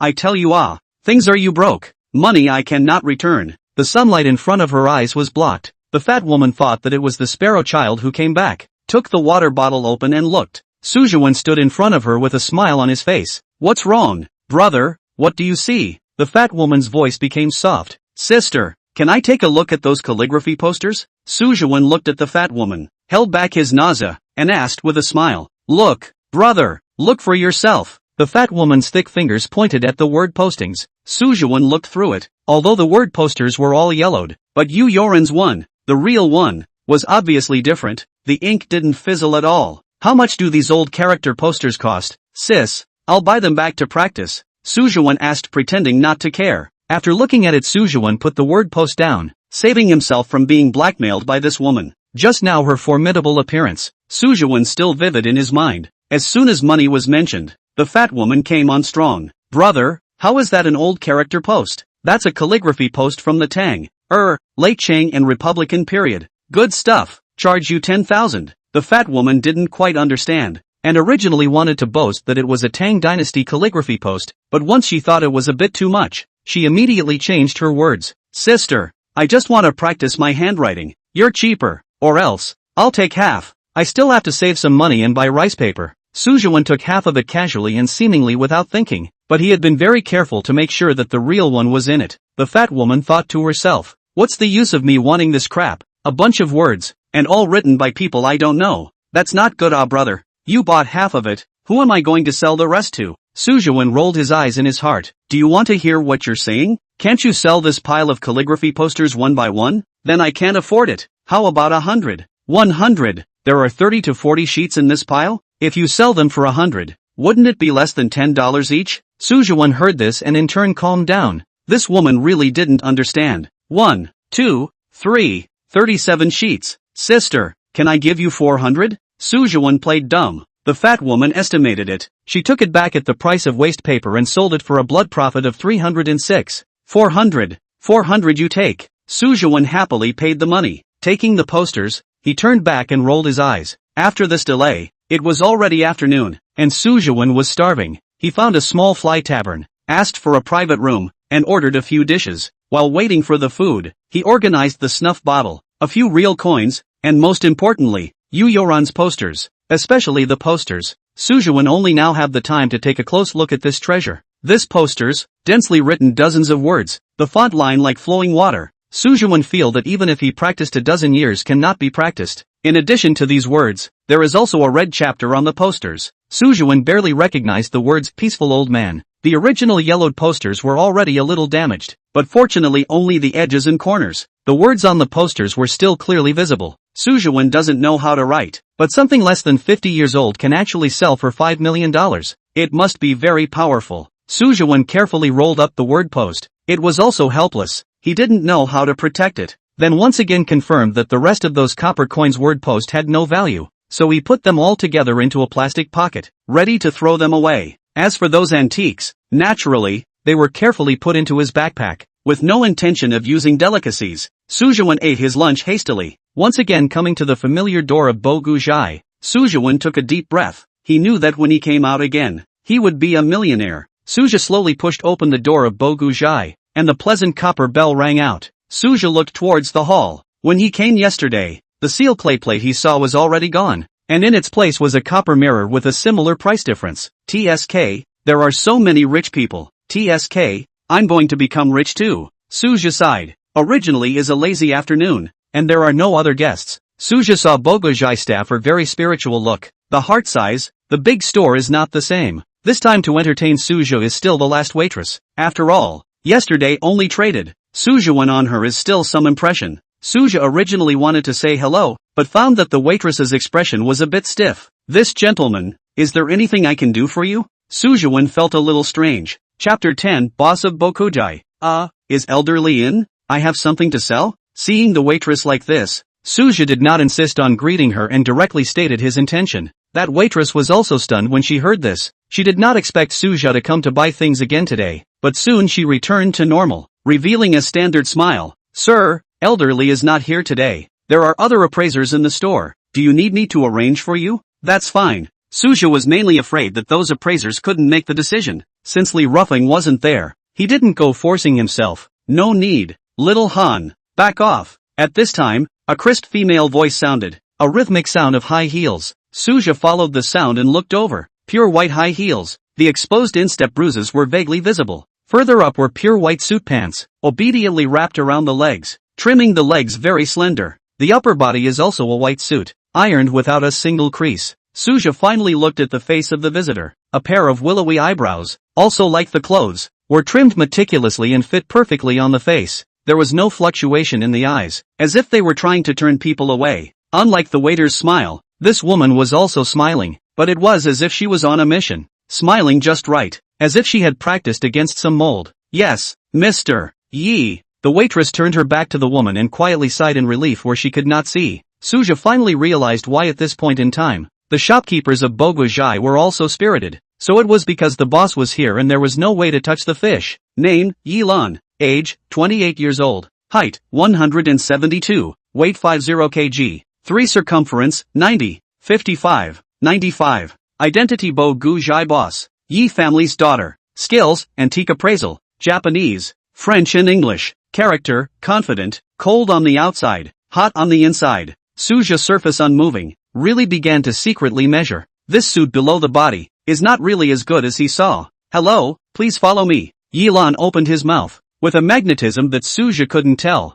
Suja followed behind Yilan and watched as she walked up to the second floor of Boguijai step by step. He noticed that Yilan's pace, too, looked like it had been trained, with each step spanning almost the same distance. The second floor of Boguijai was a corridor. On both sides of the corridor was a room. Suja followed Yilan to one of the rooms. Please have a seat. This gentleman. My surname is Su. I came here yesterday. Suja took out the business card given by Li Ruffing yesterday from his inner pocket. At this time, Suja realized that Yilan's ancient and unperturbed eyes changed for the first time, but quickly returned to normal. Yilan also began to measure this teenager. Li Ruffing's business card was not rare, but this teenager in front of her was obviously a college student. She did not know why Suja had gotten Li Ruffing's business card. Yilan personally entertained Suja only because she heard this teenager open his mouth to look for Li Ruffing. Okay, Mr. Su. Yilan opened his mouth, still as bland without a twist. Suja put his backpack down, took out the coins, the snuff bottle and the circle of posters,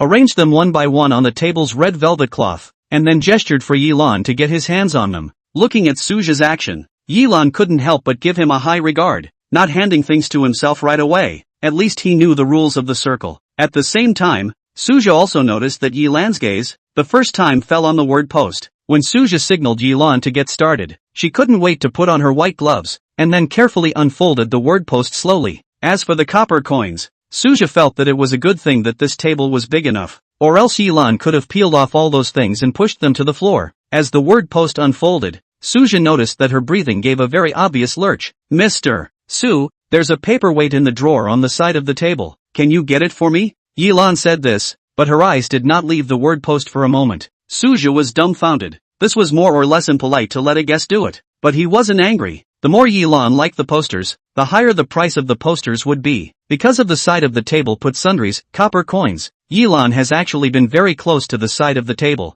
Suja took out the paperweight from the drawer on the side, and obviously smelled a fragrance from Yilan's body. Suja gently sniffed. The fragrance was very good. It was a flavor that he had not smelled before, and compared to perfume, it seemed very light and elegant. But business is important. Suja handed the paperweight to Yilan. She took the paperweight and pressed it against the word post. When Yilan's eyes scratched over the tiny fragments on the posters, her brows wrinkled for the unseen. Exploitation of heavenly creatures. These 4 words surfaced in Yilan's mind. The first paperweight was pressed onto the upper left corner of the posters, and Yilan was able to free his hands to press the remaining triangles with paperweights as well. Seeing that Yilan had no intention of continuing to pay attention to himself, Suja did not make a fool of himself and returned to his seat. Luckily, Han Xiaoyu brought a cup of tea. Otherwise Suja felt that he might have to play with his cell phone in boredom. Han Xiaoyu was obviously aware of Yilan's habits, and only brought over a cup of tea, and then didn't continue to stay. Just whispered to Suja, "If something happens, you call me," and left in a hurry. It seemed that he didn't dare to have too much communication with Yilan.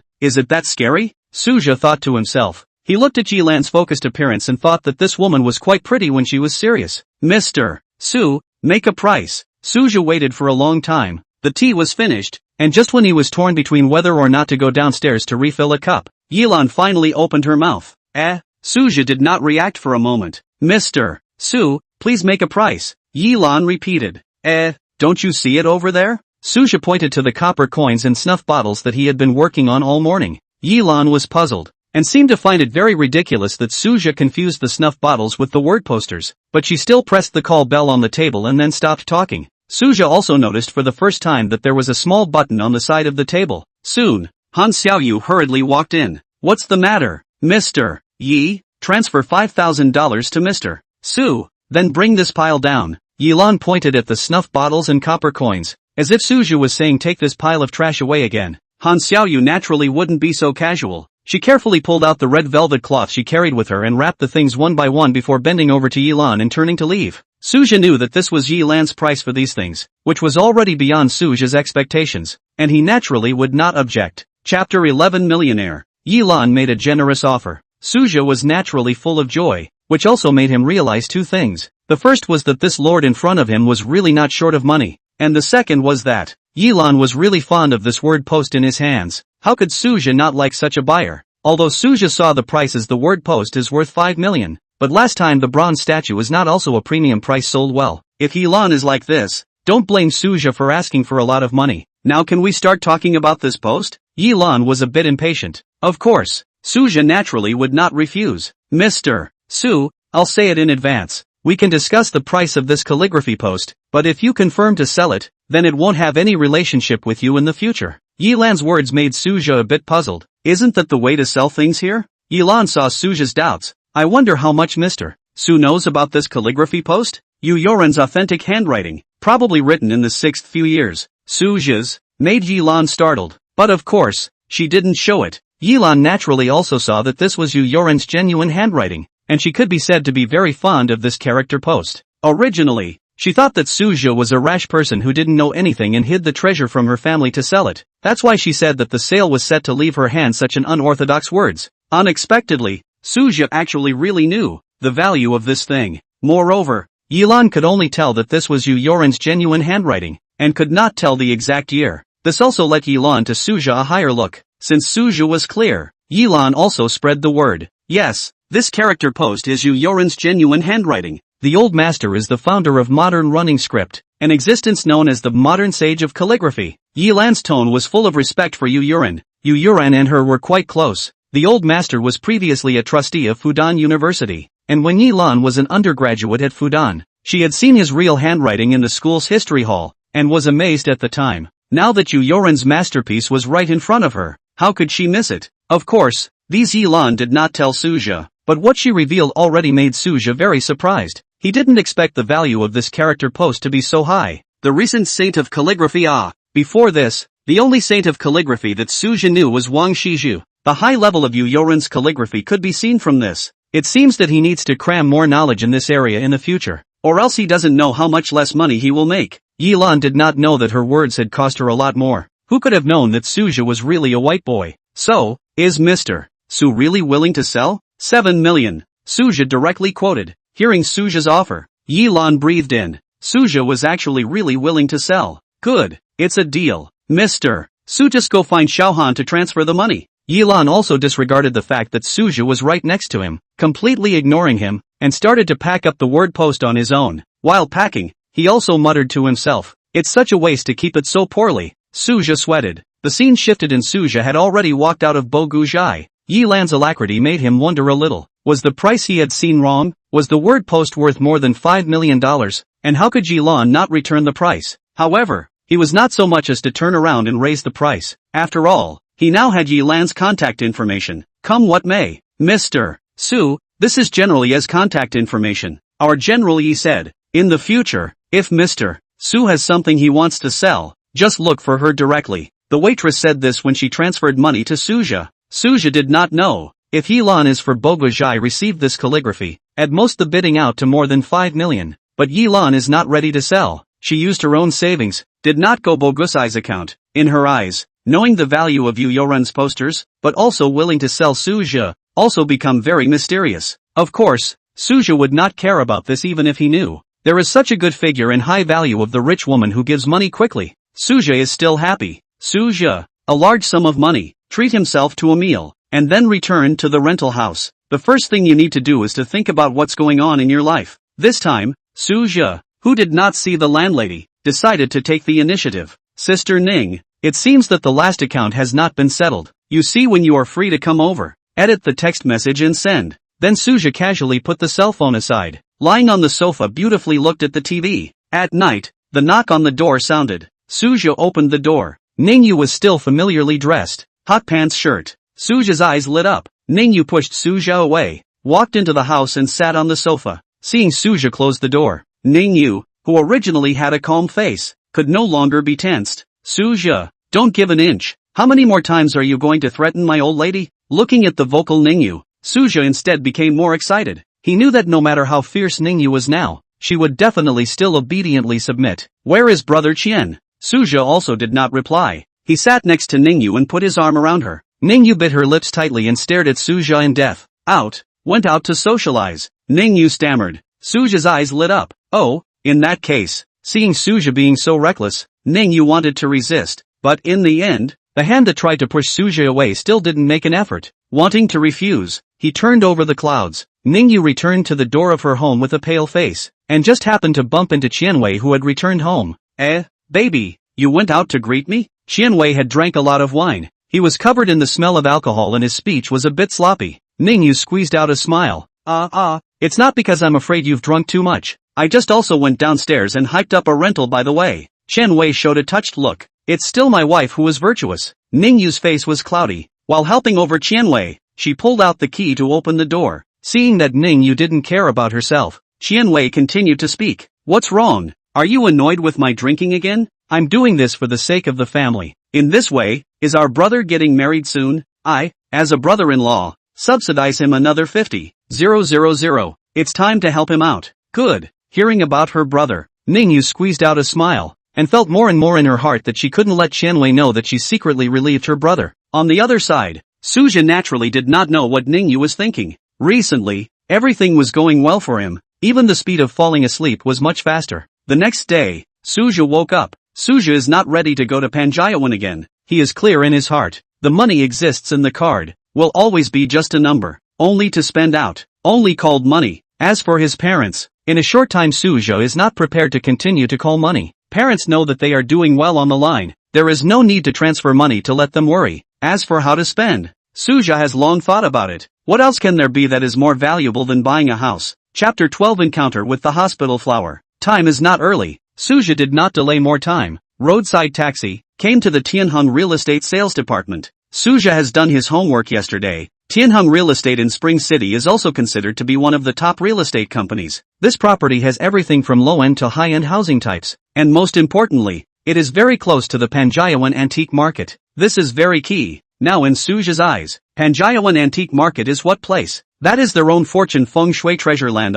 Suja did not buy a house, even before the mutation. Buy a house, for him, is a thing that do not dare to think. Therefore, he thought that as long as he walked into the sales department, there would be a waiter to receive him, just like Bo Guzhai. However, after standing by the model of the property in the center of the sales office and looking at it for half a day, no one came to receive him. Is something wrong? Suja was a bit puzzled. Unbeknownst to him, the sales in this line were all good at seeing people. As soon as Suja came in, those sales all gathered together and chattered and discussed. Sister Wang, look at that poor boy. Is he going the wrong way? He doesn't know what this place is? I reckon so. Look at the clothes he's wearing. TSK, it's old. The pants are white from washing. Poor looking. Shall we go and receive him? Forget it. He loves to look at it. He can't afford it. Waste of time. That's right. I see he still took a taxi to come. Can afford it? The salesmen were in groups of 3 to 5, and there were not many people in the sales department at this time, so Suja became their common topic of conversation. In their eyes, this poor boy in his early 20s, dressed in old-fashioned clothes, there is no way he can afford to buy a house here, and going up to talk to him is a waste of time. And it wasn't like there weren't people who took a taxi to see the house. They were all basically a family, a large family. Suja was so young and alone, whether he could afford it was really doubtful. Isn't that Suja? A soft and somewhat pretentious female voice said. Oh, Xiao Gu, from the meaning of your words, you know him? The 30-something female salesperson called Sister Wang spoke. Well yeah, that's a big talent in our institution. He gets scholarships and grants every year. Teachers love him. Then you go dispatch him. Xiao Gu. Sister Wang spoke up. She didn't care if Suja was a talented person or not, since he was getting grants. His family's situation must not be great. Okay. Isn't this great talent, Su? Why did you come to our place? Is it to look for me? A somewhat familiar voice rang out. Suja twisted his head to look, and a woman wearing a sales uniform walked up to him. The woman wore exquisite makeup, and her body had a faint perfume odor. Even though it was a mediocre sales uniform, it still could not cover the woman's concave and convex figure. Wearing this uniform on her body, she instead looked like a damsel in distress, which was out of place with the woman's temperament. Suja's eyes lit up, but then he wondered, who is this person? He felt that there was something familiar, and he couldn't put a name to it. Name, Gu Yuqing. Age, 23 years old. Height, 172. Weight, 110. Circumference, 95. 64, 95. Character, beauty-loving. Vain, gold-digging, and scheming. Hidden thing, gold-digging goddess. Gold-digging goddess. During her college years, Gu Yuqing has been using her suitors to gain benefits. After graduating from college, she even entered the Tianheng group, seeking the opportunity to cross the class line. Rating, 94. Gu Yuqing? Suja recited the name he saw. He didn't participate in class activities much, and barely interacted with his classmates. But for this person, Gu Yuqing, Suja still had some impression. She and Suja were two extremes. Suja didn't care and wasn't good at socializing. But Gu Yuqing, can be said to be the entire college in addition to the famous social flower, is also recognized as the college flower. Her figure could be seen in all kinds of activities in the academy, and it was not too much to say that she was a popular figure. Great talent. Su still remembers me? Hearing Suja read out his name, Gu Yuqing pretended to cover her mouth and laughed. But Suja was partial to not eating this. I didn't know you were here. I'm here to buy a house. Can you introduce me? Gu Yuqing's performance couldn't even get into Suja's eyes. He only wanted to finish buying the house and go home now. Suja, I'm telling you, actually the houses here aren't cost effective. Do you want you to look elsewhere? Gu Yuqing had the appearance of considering for Suja. On her face, a difficult look flashed by, followed by a smile. Suja's poor family background was almost as famous as his excellent grades, and Gu Yuqing did not intend to waste time on Suja. It's fine, I just like the house here. Suja waved his hand. Then how about I find you a cute little sister to receive you? She's one of our best hands here. Gu Yuqing pushed back. Suja had no objection since. Then you wait a bit. Oh, great talent, Su. Gu Yuqing secretly said that it was bad luck, and she collected the smile on her face when she turned her head. She quickly walked to the corner, where there was a skinny little girl looking at the information by herself. Sister Yuqing, you're here. Seeing Gu Yuqing, the little girl hurriedly put down the information in her hands. And don't say that sis doesn't help you. Haven't you not sold your house yet this month? Did you see that guy? That's my former classmate. You have to treat him well. Gu Yuqing piled up her false smile again. Okay, thank you Sister Yuqing. The little girl gratefully glanced at Gu Yuqing and nodded vigorously before running towards Suja. Gu Yuqing stood in place and smiled coldly. This was the new intern who was being led by her, but Gu Yuqing kept arranging for her to entertain people who looked like they couldn't afford a room or were too lazy to entertain themselves. It caused the little girl to come for a month and not sell a single house. Very pitiful. Hello, my name is Chuanen. I'm happy to serve you. The little girl. No. Chuanen came in front of Suja and bowed. Her voice was clear and melodious, like a lark. Suja looked at Chuanen. She had short shoulder-length hair with round-framed eyes, a pair of large watery eyes, because she was running in a hurry. Her small face was red and adorable. Let me introduce you. What kind of look you want? Chuanen hugged a pile of information and said seriously, okay,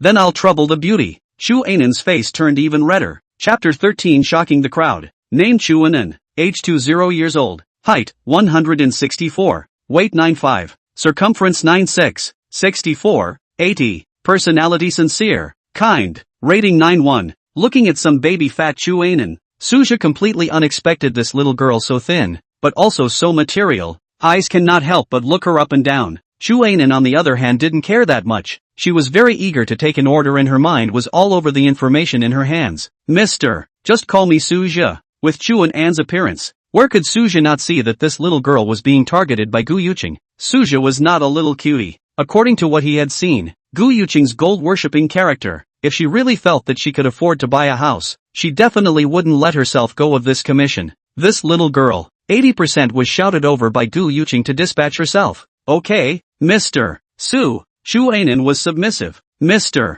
Su, what kind of look do you like? You can show me all kinds of household types. I like a better environment and a higher-end property. Good. Xu Ainan's eyes lit up. Sister Yuqing really takes care of herself, letting me do all the orders from her own classmates. Tianhong Real Estate's sales office was selling more than just the houses of a certain property. To be precise, the houses in the surrounding circle were all theirs. Mr. Su, what do you think of this place? The rich and generous Tianhong Real Estate even gave every sales a car. Of course, Xu Ainan like this, a newcomer with no track record, was only allocated an old Volkswagen, and had to take care of his own gas expenses. Suzhou also does not care. In their village, have a car are considered very good. He is not picky. Of course, this also reminded him that there was time to get a car. It's a new development. It was just handed over not long ago. Xu Ainan carefully explained of. Because the environment here, it's really not complimentary. Everywhere is under renovation, so construction garbage can be seen everywhere. After this period of time, when everyone is done renovating,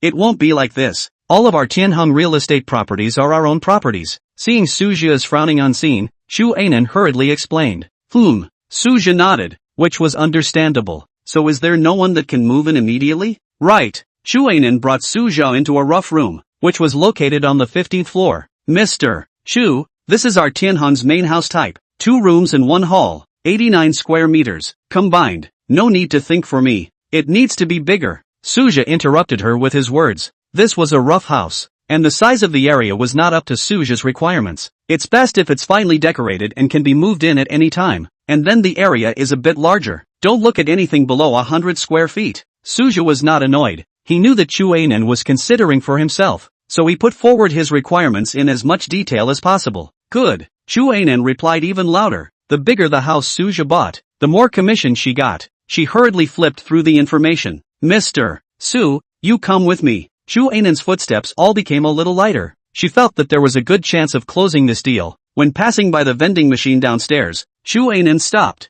hesitated, and helped Suzhou buy a $3 bottle of Bonsai Mountain. Thank you. Suzhou took the water, then looked at Xu Ainan in confusion. Don't you drink it yourself? I have it in the car. Xu Ainan's small face reddened. Suzhou smiled in his heart. He naturally understood Xu Ainan's reason for doing so. He had lived in even more embarrassment than her for a long time before. This niece is really naive and cute. In the car, Suzhou looked at Xu Ainan, who was gulping down the water in the water bottle, and thought like this. The next few houses, with Suzhou making it clear that he wasn't poor, the quality was clearly a step higher. Excellent environment, convenient transportation, well decorated, and they were all very large. It was the price that wasn't cheap, starting at $3 million.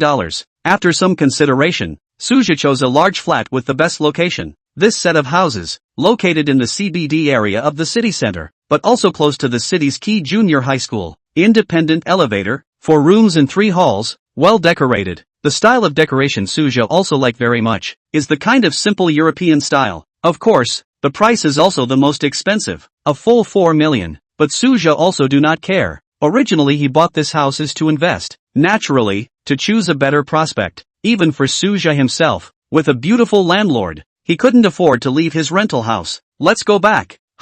Did I do a bad job, Mr. Su, or are you not satisfied with these houses? I can show you others. The price will also give you the biggest discount. Xu Ainan panicked. If she lost Suzhou as her employer, the next time she could sell her house, she didn't know when she would have to wait. Suzhou froze, along with a smile. I mean, let's go back and sign the purchase contract. Just that big flat. Oh, then let's go back quickly. Xu Ainan was overjoyed, and she, who wasn't very good at driving, couldn't help but step on the gas a few more times. Sister Yuqing, as soon as she returned to the sales office, Xu Ainan told Suzhou to wait for himself on the sofa. Then she was the first to run in front of Gu Yuqing to express her joy. Xu Ainan felt that it was all because Gu Yuqing introduced Suzhou to her that she was able to sell her first house. Thank you, Sister Yuqing. Mr. Su has agreed to buy my house, that $4 million large flat, or full payment. Xu Ainan happily shared with Gu Yuqing, then hurriedly left with the contract, leaving Gu Yuqing in place. Clenching her teeth, her face kept changing. She didn't expect that Suzhou,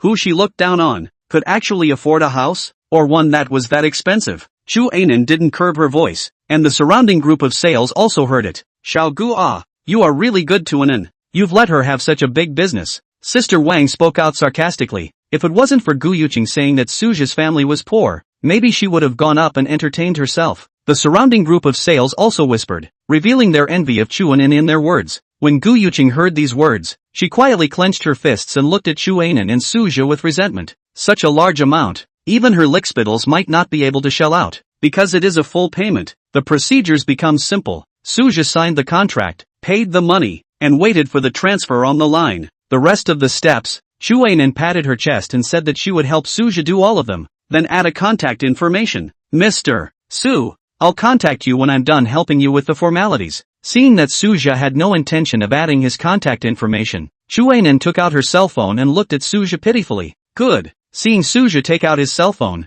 Yueyang added Suja beautifully. Chapter 14, A Good Person Has a Date. The scene shifted and Suja had returned home. After spending out such a large sum of money, Suja's mood became more pleasant. It turned out that spending money was such a cool thing. He lay on his bed and pulled out his cell phone to watch a video for a while, but realized that his VX had received several friend applications. After the rain, Su Dekai Z. I'm Gu Yuqing. After the rain, you left so quickly. Didn't even give me a chance to entertain you properly. After the rain passes, Su Dekai Z is so cruel. How can you ignore me? So unsympathetic? There were several other messages of this sort, all pitiful in tone, and all of them were saying that they wanted to renew their friendship with Suja. Suja couldn't help but laugh. He thought back to the way Gu Yuqing was in the academy at that time. No matter where she went, she was surrounded by a bunch of attentive people. However, Gu Yuqing was all in a loving manner, as if she was a lotus flower that came out of the mud but did not get dyed. For 4 whole years, Gu Yuqing had enjoyed the crowd's pursuit, but she hadn't heard of her agreeing to anyone's pursuit.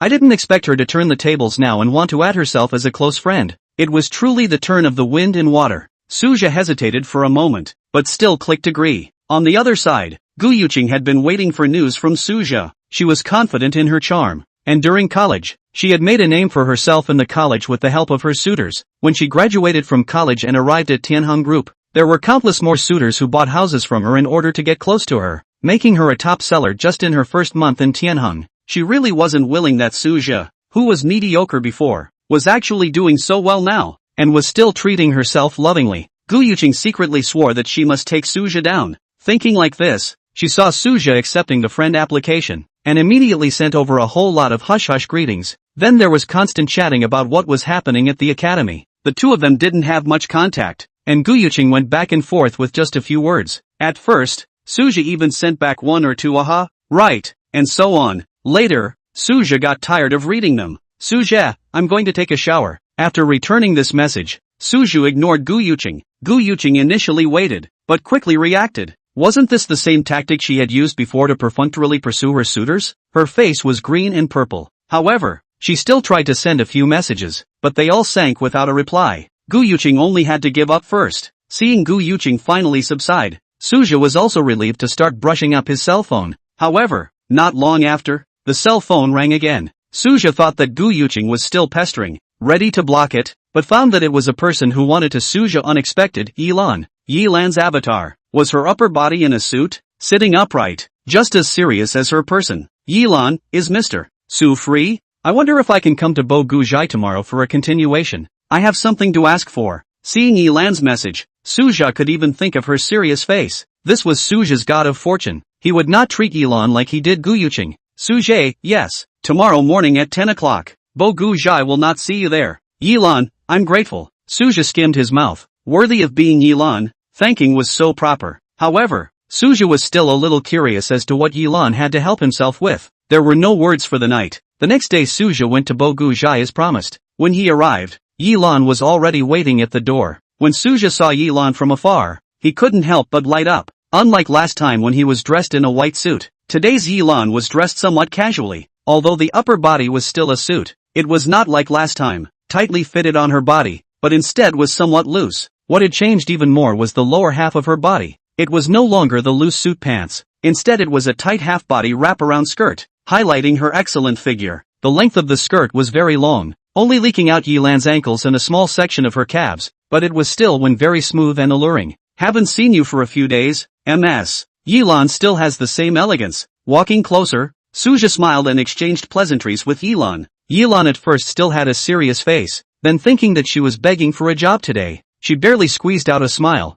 Mr. Su is also very handsome. For a moment, Suja did not know whether he should be happy or not. I don't know what Miss Yilan has for me to do? Suja hurriedly changed the topic. This matter was really troubling him. In the future, the transaction with Bo Guzhai would not be once or twice. Suja naturally searched for some information on this partner. Bo Guzhai belonged to the Yi Group. Ye's Group is a family business, headquartered in the capital, is the kind of enterprise that can barely squeeze into the world's top 500. For the previous Suja, entering such an enterprise was almost a wish he could only dream of. But now, Suja felt that as long as he gave himself time, the world's top 500 was just a matter of time. However, despite saying that, it was still a bit strange for the daughter of the Yi Group to come to a small store like Bokujai. To seek help from herself was even stranger. Fortunately, Yilan quickly gave him an answer. Mr. Su, I'll get to the point. The two antiques that you resold at Bokujai were both bought by yourself by picking up leaks in this antique market, weren't they? Yilan looked at Suja when he finished speaking,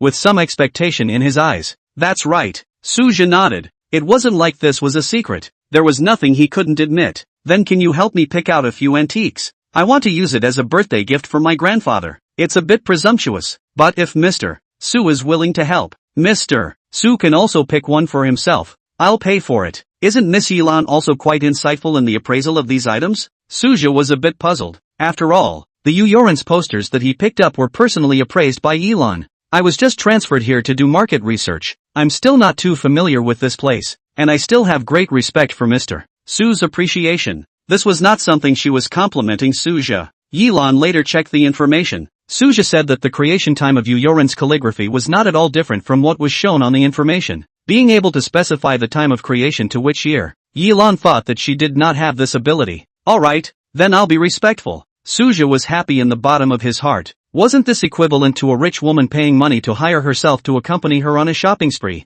However, Ms. Yi, since it's for your grandfather to pick out a gift, the antique market near Bogujai can't find anything good. Oh, then where does Mr. Su recommend? Just follow me. Suja sold a lie. Chapter 15 Goodbye Fake Goddess of Mercy. Under Yilan's lead, Suja saw her car, a silver gray Ferrari 458. Mr. Su will make do. This is my temporary transfer to take my place. Suja didn't know what to say. A car with a landing price of $4 to $5 million was used for transportation. However, this reminded Suja that it was time to buy a car. It just so happened that the large flat he had just bought had a garage attached to it. Unfortunately, then he would have to move out from his landlord's sister's side. If there was a chance, it wasn't as if the landlord couldn't come to him. Suja shook his head and pointed the way at ease. The car drove further and further off the beaten path, and was already far away from Bogujai. Miss Yi doesn't know it yet. The antique market here is 2 or 3 times bigger than the one near Boguzai. This place was already near the suburbs. Seeing the puzzled look on Yilan's face,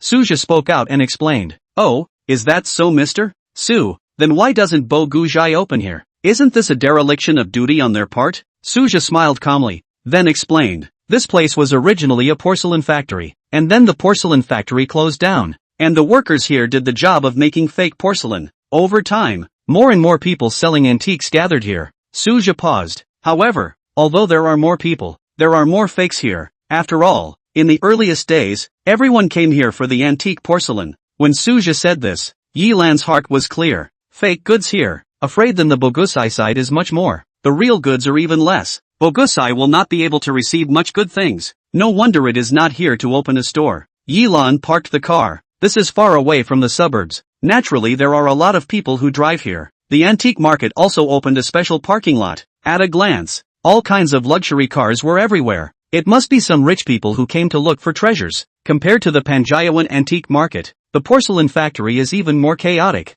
Everywhere are large and small vendors. Landing place are few. Of course, there were also a lot of people. Almost all of them were crowded and next to each other. Often, there were 2 or 3 people stopping before a single stall. It was the first time Yilan had seen such a scene and was very curious. Be careful, Ms. Yilan. Suja reminded that when there were more people, there were also more people who wanted to steal from them. Just a short while after entering the porcelain factory, Suja had already seen 2 people who had their belongings stolen. Of course, not everyone had eyes like Suja. The 2 began to wander around. Suja took a glance and saw that there were fakes all over the place. And unlike Panjiawan, where there were still aged fakes, the fakes here were all out of work before the full moon. Yilan also gradually frowned. She didn't have the same skills as Suja, and could only go through them one by one. The fakes here were almost all able to pass off as real, and there were several things that Yilan looked real at first glance, but on closer inspection, she was still able to drive out traces of counterfeiting. Yilan also noticed that Suja's skills seemed to be more powerful than he had imagined. With one vendor, Suja often just glanced at it and shook his head. Moving on to the next one. How could anyone have such a skill?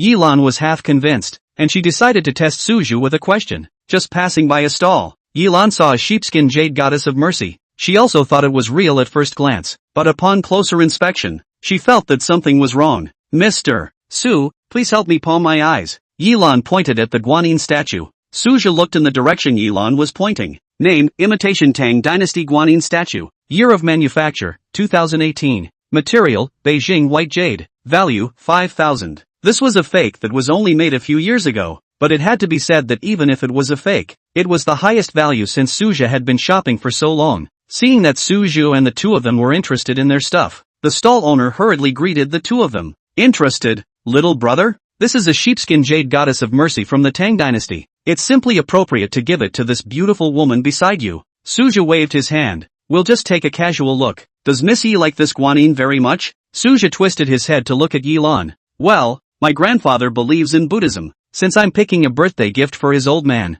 of course I have to throw in my favor. Oh, Suja was puzzled. Then let's look at something else. This Guanyin is not suitable for his old man. Saying this, Suja pulled Yilan aside. What's wrong, Mr. Su? Yilan was curious. Suja just took a look at this and pulled himself away. It's not good to say bad things about people in front of the stall owner. That thing looks like it's real, but it's only 3 or 4 years old at most. How can you tell? Yilan became interested. She could also see that something was wrong, but couldn't say why. Ahem. Suja cleared his throat and repeated what he had just seen. When Buddhism was introduced to China, Guanyin was not what we see now. Rather, she sat high in the Buddhist temple in the image of a male body, her physique characterized by a stocky, muscular body, a big manly face, and overflowing with masculinity. Later, the image of Guanyin changed. It evolved from male in the Wei and Jin dynasties to neutral in the Tang and Song dynasties, and only after the Ming and Qing dynasties did it become completely female-like. Yilan listened attentively. She really didn't know much about these things. That goddess of mercy just now is female-like. In fact, it's not like such a goddess of mercy didn't exist in the Tang dynasty. Then why is Mr. Su certain that it was from these years? Because the Tang dynasty was known for its fatness. Even if it was a female figure of Guanyin, it should be plump and rounded, not just like that, skinny and thin. I see. Yilan recalled that the Guanyin statue just now was indeed like that. Moreover, that Guanyin wasn't even mutton jade. It was Jingbai jade. Beijing white jade is said to be nice, but it's actually white quartzite. It looks white, pure white and homogeneous, and the jade carving goods made from it are crystal clear. But after all, it's not jade, so I could tell at a glance. Suja indeed wasn't wrong. He could tell all these at a glance. After listening to Suja, Yilan finally noticed that he had just felt that something was wrong. The color of that Guanyin, compared to the sheep's fat jade, was just too white. Moreover, the feel of Jingbai jade is very different from that of sheepskin jade. If Miss Yi touches it with her hands, it's easy to recognize. Yilan of course knew her own weight. Even if she could identify it, she was afraid that it would take a lot of effort. Where could she be like Suja, who could see it at a glance? When Suja said that, he was just flattering himself. However, Yilan also did not point out. Flower sedan chair people carry people. Chapter 16 Tu Fu Zi. There were indeed a lot of fakes in the porcelain factory. Leaving the fake mutton jade Guanyin stall, Suja and Yilan strolled around for another hour or so. Although there were occasional genuine goods, they were all of low value, and neither of them could look at them. Rather, it is a variety of fake goods. Endless, like what old tires to catch the bottom of the porcelain bowl. The base is real. Above the bottle is a later match, soaked with tea water. Stained porcelain vase. The broken old porcelain curium, pretend to be complete. These means are endless. The most outrageous is the pure white glaze of the old porcelain, painted with colorful pattern. Because it is the old porcelain, Yilan have hit the eye. If it wasn't for Suja's reminder, Yilan was ready to pay for it. Thanks to Mr. Su, Yilan was afraid for a while. She didn't realize that the counterfeiting technology nowadays are so smart. She almost fell into the way. No, just my little bit of skill. According to those real masters are still far from it. Even if I don't say it, Ms. Yilan can also see it herself. It's just a matter of time. Not worth mentioning, Suja modestly said. The more Yilan praises, Suja is more modest. If it is the identification ability of the eyes, he would not dare to come to this place. But where did Yilan know this? Suja so young, identification ability. She has seen a lot, but either specialize in porcelain, or specialize in calligraphy and painting. But Suja is not the same. Jade and jewelry, cultural and miscellaneous calligraphy, painting and seal carving, all of them. Even when they saw a worm pearl, Suja was able to recognize the type of worm in the amber. Yilan thought that if he had such a great skill, he would definitely have the least amount of pride and would not be as modest as Suja. As this journey went on, Yilan's favorable impression of Suja gradually soared. The title also unconsciously changed from Mr. Su at the beginning to Suja. Yilan was very willing to get along with someone like Suja, and she had gained a lot of knowledge over the course of the day. The only pity was that it was almost dark, and the two of them still had nothing to show for it. Suja, it's so late in the day, it looks like we won't be able to find any suitable objects. If I really can't, I can only give my grandfather the Vajra Sutra that I copied by hand. I hope his old man won't mind. Let's go back. Yilan's words were filled with disappointment. Suja was still interested. If it wasn't for accompanying Yilan, he would have struck out several times, although it wasn't much, but earning hundreds of thousands of dollars a day was also there. However, since Yilan said so, Suja only nodded his head to agree. The two of them walked towards the outside of the market. There weren't many people at this time, and the stalls had become sparse. Suddenly, Suja pulled Yilan's sleeve. Miss Yi, don't be in a hurry to leave. Your grandfather's gift has a place. Yilan hurriedly stopped and looked at Suja in surprise. You follow me. Suja led the way in front. Yilan followed behind. Seeing Suja walk towards a shabby stall, Yilan was very puzzled. It wasn't that he looked down on the stall, but the things on that stall really didn't look like cultural curiosities. It was a pile of bone products, not well preserved, incomplete, and the color was dull and gray, and there was also some dirt on it. Yilan was a little hesitant. Even though Suja had shown his ability to shock her today, she still didn't quite believe that this pile of things could be used as her grandfather's birthday gift. Noticing Yilan stopping in place, Suja looked towards her. Don't worry, trust me. Seeing Suja's appraising eyes, Yilan no longer hesitated and followed behind him. The stall owner was a Kamba man with a dark face. Although he was squatting on the stall, his tall stature could still be seen. Name, Dorj. Age, 43. Height, 182. Weight, 80 kilograms. Personality cautious, cowardly. Hidden affairs, the fall of the Toon Raider family. The fall of the Toon Raider family, Dorji was born in Tibet, and his name means Vajra. Since the end of the Qing dynasty, Dorji's forefathers have been making a living as grave robbers. When it came to Dorji's generation, the means of grave robbing had been lost, and he could not afford to continue. The desperate Dorji could only sell the objects passed down from his ancestors and prepare to go to sea to do some small business. Suja smiled playfully, so it was a tu-fu-zi. No wonder he could find such things. Jashi Deli. This is a very auspicious word in the Tibetan language, which means good luck and is mostly used to greet people. As soon as Suja said this, the Kamba man changed his face. Dorji came here to sell goods. Naturally would not wear traditional Tibetan clothing. That is too conspicuous. And this white and tender kid in front of him was obviously not a Tibetan. Then obviously already, he knew himself, or knew his identity. Dorji packed up his things and was about to leave. His identity? There was no way for him not to be cautious. Don't go. I'm here to do business. Suja pressed down on Dorji's hand, signaling that he had no ill intentions. Dorji looked at Suja, thought twice, and put down the object in his own hand. After all, if Suja shouted out, he would most likely still not be able to run away. What do you want to buy? Dorji looked at Suja vigilantly. As long as Suja made an abnormal move, Dorji would rather not have the things and run away. I'll take all of these things. You make a price. Something with too much earthy flavor. I guess it's not good for you to get rid of it. Suja was intentional. As soon as he said this, Dorji secretly said that it was not good. This guy really knew his bottom line. 100,000? To be honest, Dorji didn't know if these things were worth money. He only knew that this was left behind by his ancestors.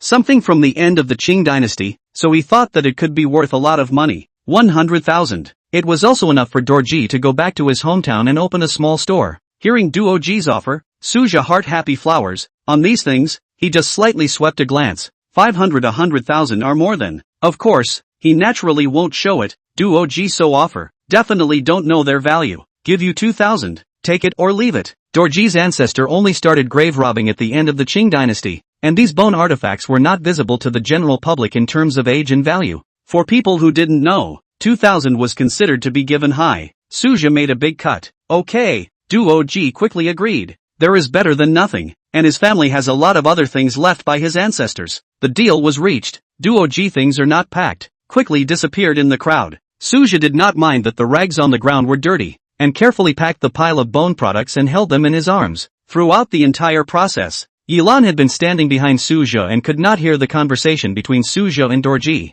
Her attention had been on those bone artifacts, but no matter how Yilan looked at them, she couldn't see any value in them. Seeing that the deal was struck, Yilan wanted to ask, "There are many people, go back to the car first." Suja interrupted Yilan. Chapter 17 Tantric Artifacts. The two returned to the car, and Yilan finally pressed on. "These things, how can I not tell what they are?" Suja didn't sell himself short. The 458 was a two-seater car, so it was inconvenient to take everything out. Suja pulled out a mask made of bones from the rags. This was the one thing he valued the most, and everything else seemed irrelevant in front of this mask. Name, Human Bone Mask. Made, Tang Dynasty, Xiantong years. Value, $25 million. Although this mask was stained with dirt, it still had a milky white luster. Suja held the mask in his hand, and a sense of warmth came out from the mask. Just now in the market, distinguishing all kinds of antiques, all kinds of things, looking at Suja's brain is a little dizzy. But with this warm feeling, Suja immediately awake a lot. But after a short while, the effect was not so obvious. Suja handed the mask to Yilan. Yilan took the mask in her hands and rubbed it. The feel of it was lubricated. It was warmer than all the bone artifacts she had ever seen. Not even jade. Soon, she experienced the same sensation. Her fatigue was eased quite a bit. What kind of bone was this made of? Yilan really couldn't tell. She had seen not a few bone artifacts. Even rhinoceros bone, tiger bone she had handled. All of them did not feel as good as the bone artifact in her hand at this time. This is. Before Yilan could ask, Suja gave his answer. This is a human bone. Ah! Yilan screamed in a rare loss of composure. Suja had anticipated this and reached out to catch the bone mask that fell from Yilan's hands. In fact, human bone products. Yilan had also heard of them slightly, such as the Gabala Buddha beads, which had flowed out in large quantities in the middle of the last century and were all the rage for a while. But this was the first time she had seen such a mask, and she was a bit unable to accept it. Ye must have heard of the Gabala Buddha beads. Yilan nodded. This mask is similar to the Garbala Buddha beads, and is also a unique tantric magic weapon, made from the skull of a virgin. Suja went on to explain, and he saw a hint of intolerance in Yilan's eyes. But such a mask must be made by a living person voluntarily, otherwise it would be contrary to the teachings of Tantric Buddhism. And this mask, in Tantric Buddhism, has an extremely special status. Only after the death of a Tantric Rinpoche can it be buried with him. Rinpoche is the Tantric name for a great virtue, and the status is even above the temple abbot, or Khenpo as it is called in Tantric Buddhism. In Tantric cognition, the human bone mask can take a person to transcend extreme mundanity and travel to the world of bliss. Suja slowly recounted what he had seen. Hearing this, Yilan couldn't care less about being disgusted. She looked at the mask in Suja's hands for a long time and lost her mind. Suja was also not in a hurry, just waiting quietly on the side. So, that person just now, is Tu Fu Zi? Yilan came back to her senses. Since this thing was a burial object, the identity of the Kangba man was self-evident. Suja nodded. Then I don't know Mr. Su, can you bear with me? Yilan didn't care. Since this thing was so important in the Tantric sect, he thought that his grandfather would like it as well. As for whether Suja's words were true or false, along the way, Yilan already had a deep understanding of Suja's talent and character, and she chose to believe him. And the warmth of the mask that had just been taken into her hands was truly magical. Suja was also not polite and directly bid $30 million. The value he saw was $25 million, but it was hard to tell in this business of antiques. If this thing's brought to the open auction, the Tantric believers, I'm afraid that they would not go crazy, especially Shangjiang's side of the people, rich, and believe in these. 40 to 50 million may not matter, but after all, this is the Tantric treasure. There is no way to get to the surface to go, and Suja was originally accompanied by Yilan shopping, to help her choose. Yilan also knows the doorway.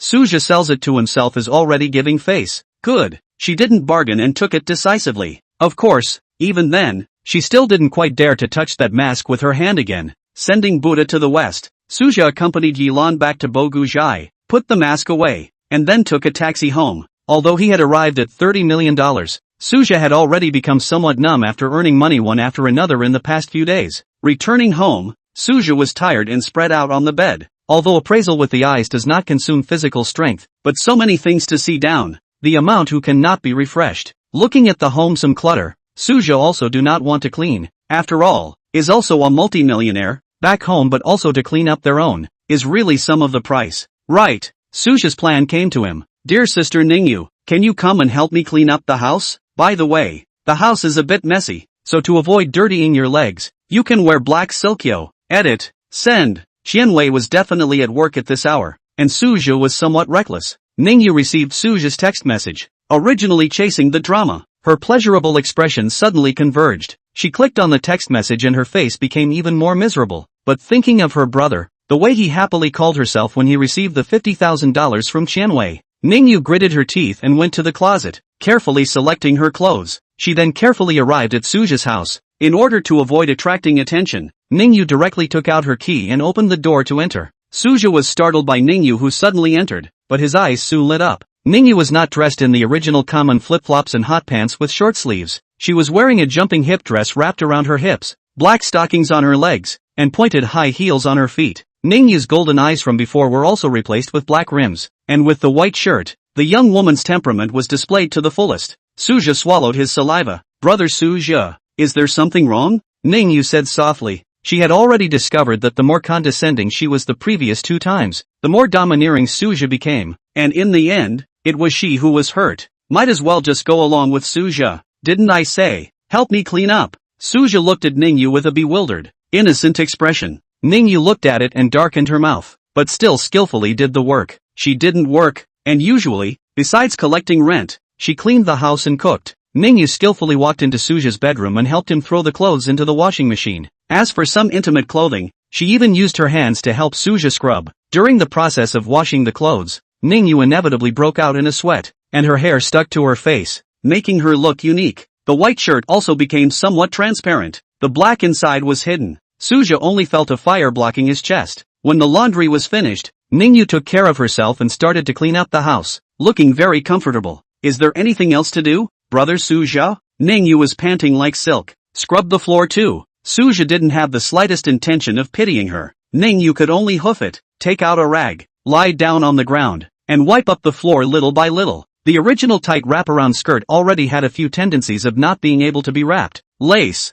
Suja looked at Ning Yue and licked his lips. Suja was somewhat unable to hold back. Ning Yue suddenly felt a heat behind her as a heat source approached her. Stop it. Just as Ning Yue's words left her mouth, her cell phone suddenly rang. Qianwei. Chapter 18 Excessive Attentiveness. Suja naturally saw the caller ID. Answer it. Ning Yue climbed up as if she was being pardoned. Hey, wife, are you home? I'm back. I'm downstairs. The soundproofing in the old neighborhood was not good. Suja heard 2 voices. One was Ning Yue's cell phone, and one was Qianwei downstairs. Ning Yue, after all, had just finished her work and was panting like silk. She covered the microphone with her hand, took a deep breath, and then was afraid that Qianwei would hear that she was in Suja's house. Ah, I'm outside buying groceries. What do you want to eat today? Then I'm not blessed with a mouthful. When Qianwei said this, he just happened to pass by the 3rd floor stairs, and the house heard it clearly. Ning Yue's face turned pale and she covered the microphone even harder. She herself also held her breath, not daring to make a sound.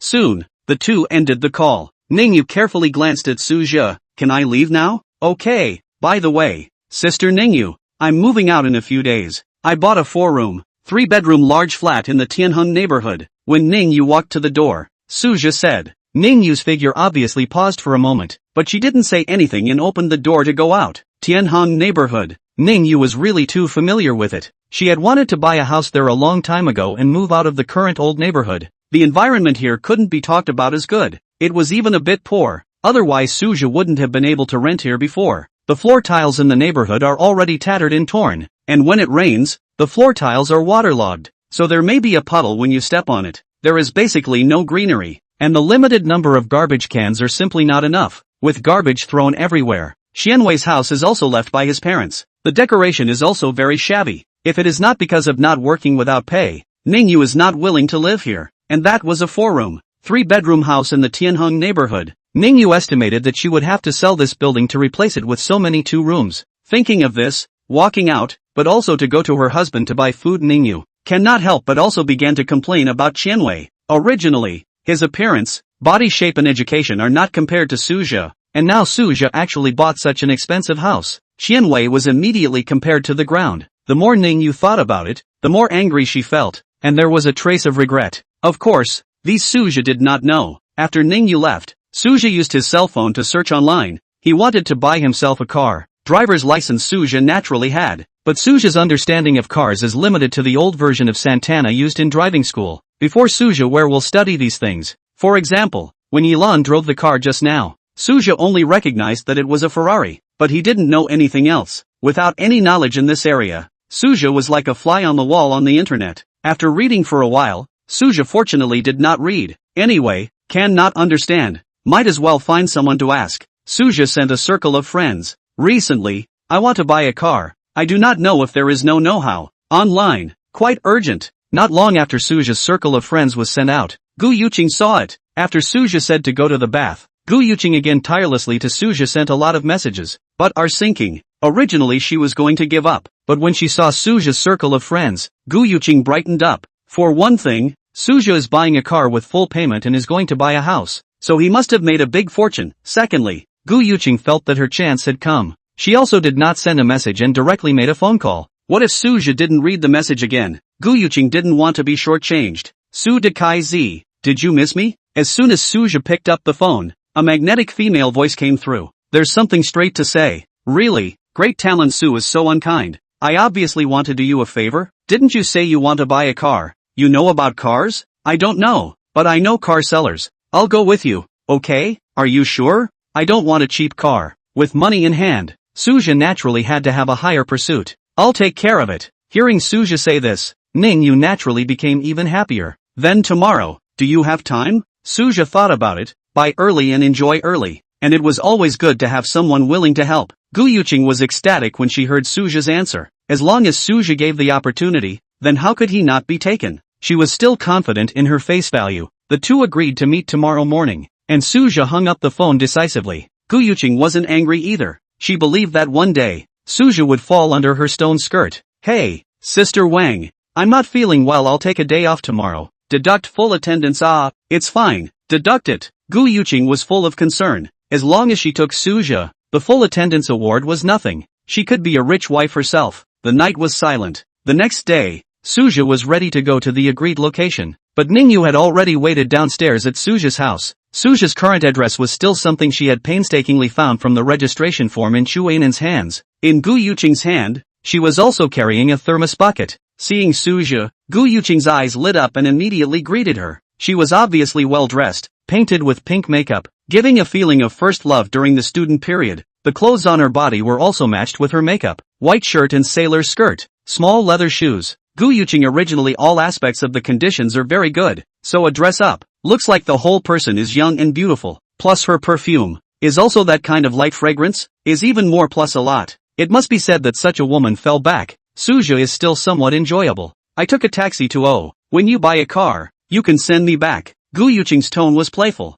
without a bit of grease. Suja was submissive and followed Gu Yuqing into the cab. Quickly taste it. I got up in the morning and made it. After getting into the car, Gu Yuqing naturally sat in the back row with Suja. She handed the insulated bucket to Suja. Suja hesitated for a moment, but still took it. He unscrewed the thermos bucket, and there were 2 layers inside. The first layer was buns, and the bottom layer was skin egg thin meat porridge. Is it good to eat? Gu Yuqing put her hands on her legs and propped up her upper body, looking at Suja with expectant eyes. Suja tasted it. It's not as good as the one sold downstairs in my house, he said honestly. Gu Yuqing's face instantly darkened, but it quickly returned to normal. Then I'll try harder next time. Young man, you don't know enough with a girlfriend like that. She's not my girlfriend, Suja hurriedly explained, seemingly afraid of getting involved with Gu Yuqing. This time, Gu Yuqing's face became even darker. Chapter 19, These cars are a bit ordinary. The car quickly reached its destination. If it wasn't for Gu Yuqing leading the way, Suja wouldn't have known that there was a car sales office in the city center that covered such a large area. The land in the city center is so expensive. Can you make money selling cars here?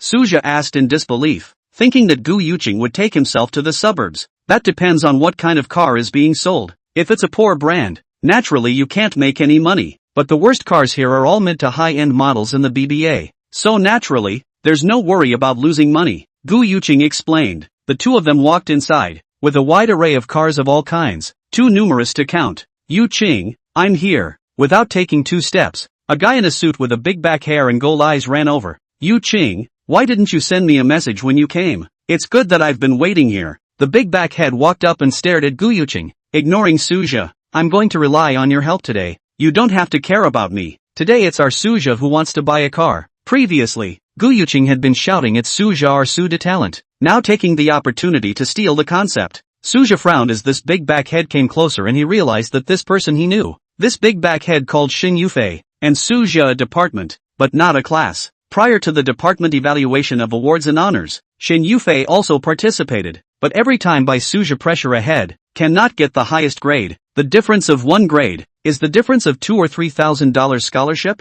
for ordinary college students, is not a small amount. Later, Xin Yufei brought people to block Suzhou in the toilet, but where did he think? Suzhou in his hometown but often helped the family to do farm work. 100 pounds of grain bags, lift up and go. 3 people froze did not beat Suzhou 1, and embarrassed to say out, can only eat this dumb loss. Yo, this is not Suzhou, so you are also in awe. Sorry, just did not see. Hearing Gu Yuqing's words, Xin Yufei only made a sudden realization, as if he had just not seen Suzhou. So it's you who wants to buy a car. Are you sure you haven't come to the wrong place? My car here is not cheap. Suzhou had long noticed Xin Yufei's badge, which read market manager. At most, it was equivalent to a property manager, but he spoke as if he owned this place. Don't you care so much, just show us. Before Suzhou could react, Gu Yuqing spoke first. Alright, Yuqing, I'll listen to you. Xin Yufei looked at Gu Yuqing, his face full of smiles. Let's go. Gu Yuqing looked at Suzhou with an apology. Suzhou waved his hand without caring. Although he didn't know about cars, BBA Suzhou still recognized it. He watched as Xin Yufei took himself further and further off course, even crossing over a bunch of BBA stores and walking to the corner.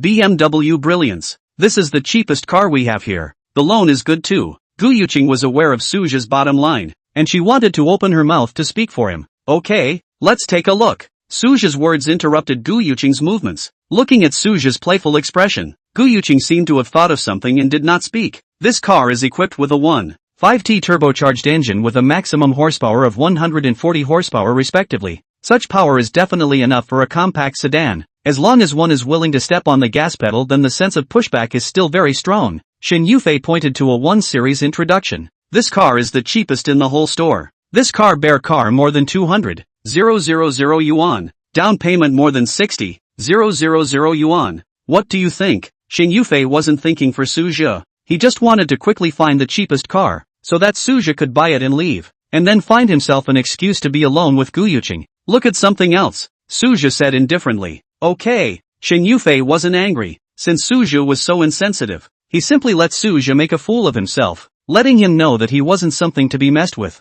Then you see how that car, 7 series, wheelbase over 3 meters too. Space is absolutely big enough, and with 2.0T power 6.3 seconds to break the 100. Only not cheap, more than 800,000, down payment of 300,000. Xin Yufei pointed to the most expensive car in the hall. He wanted to let Suzhou know what to do. Feel like buying a cheap one and get lost. Still a bit cheap. Isn't there a better car here? Xin Yufei was also angry and laughed. He didn't expect Suzhou to be so faceless. He only thought that Suzhou was unable to afford it, and was here to puff up his face. Okay, you come with me. Xin Yufei was able to work here as a market administrator and also had 2 brushes. He took Suzhou through the various exhibition halls of BBA. After talking for half a day, his mouth was dry. He did this only because he wanted to show off how much he knew in front of Gu Yuqing, but unbeknownst to him, it was a complete act for the blind, and Gu Yuqing had been eyeballing Suzhou the whole time. Of course, it was her unilateral. Suzhou simply ignored it. After saying so much, there's nothing suitable for you? Do you not like it, or can't afford it at all? Xin Yufei questioned Suzhou. Then he turned his head to look at Gu Yuqing. Yuqing, you have to be careful. I've heard that there are quite a few scammers nowadays, who tell a young girl that they're going to buy her a car, and when it comes time to actually shell out the money, they just run away. Gu Yuqing rolled her eyes. At this time, Suzhou also almost looked at all the cars of the BBA. Although these cars were quite excellent, the most expensive ones were only $2 to $3 million. For the current Suzhou, it was really a bit too ordinary, and always felt that they were not worthy of himself. Are these the only ordinary cars you have here? Nothing better? Xin Yufei was also infuriated. Ordinary cars? These cars, even for him, were unattainable, and occasionally, he had to take the opportunity to test drive the car to drive through the addiction. Since Suzhou had said so, Xin Yufei had to prove himself. Yuqing, for your sake, I don't bother with him. Today, even if he can't afford it, I'm going to take you to open your eyes, take you to see what a really good car is. Xin Yufei led the 2 towards the center of the market. The further in, the fewer people there were, and the grade of the cars also became higher and higher, and the edge of the market 1,000 sedans. SUVs are different. The cars inside looked even better just by looking at them. Convertibles, cars with butterfly doors, cars with scissor doors, Most of the cars Suja had never even seen before. Suja even saw the Ferrari that Yi Lan drove yesterday. Next to Suja, Gu Yuqing was so excited. She made up her mind that if Suja really bought one of these cars, she would take Suja down no matter what method she used. But Gu Yuqing, even with these cars, Suja still felt somewhat ordinary. Chapter 20, Scented Cars and Beautiful People.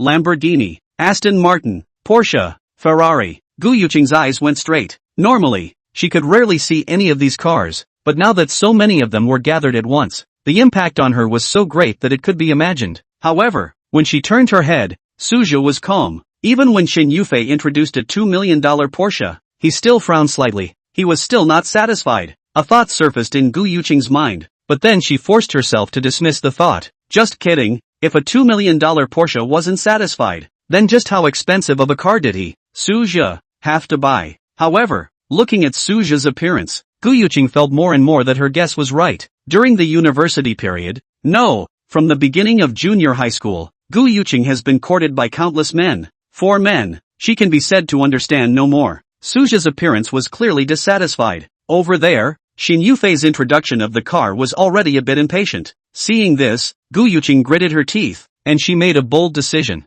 Xin Yufei, why don't you take me over to the most expensive car here? Open your eyes. Ah, here Yuqing, it's fine, even if this kid doesn't buy a car, brother can still drive a luxury car today and take you for a ride. When Xin Yufei faced Gu Yuqing, he immediately changed his appearance. His face was full of smiles, and he was a standard licking dog. But Gu Yuqing didn't care about Xin Yufei. She noticed that Suja's wrinkled brow was gradually getting comfortable. In her heart, she was sure that her guess was not wrong. Suja just couldn't see these cars. In fact, it was also true. Under Xin Yufei's leadership, the group arrived at a large glass showroom. Before even entering, one could vaguely see only one car in the showroom, which appeared to shine under the countless lights. Let's take a look from afar. That showroom is generally not open to the public either. Xin Yufei was a bit embarrassed. That showroom, he hadn't even been inside. That car is a Ferrari LaFerrari. As far as I know, it's the most expensive car in this area, limited to 399 units globally, and there's only one in the whole of China. If the tycoon who ordered this car hadn't had an accident and couldn't pay the final payment, this car wouldn't have appeared here and been seen by us. This car can cost a full $10 million, and it has to be a full payment. Suja carefully surveyed the car. The more he looked at it, the more satisfied he became. The car's appearance was very distinctive. The large red primer glowing under the spotlights, the classic butterfly door design with open doors, together with the shark-like front face, gave people a sense of oppression just by looking at this car. It is decided that it is you. Over there, Xin Yufei was still introducing this. How this car was so good. Suja had already walked to the door of the showroom. See Suja. Xin Yufei wanted to go forward to stop. That showroom cannot let the general public in. But on second thought, it would be better to let Suja go. Wait until Suja is driven out. That can be in front of Gu Yuqing. Lose adults. But the next scene. But let Xin Yufei's stupid eyes. Suja walked to the door, said something to the security guard, and then handed the security guard a bank card.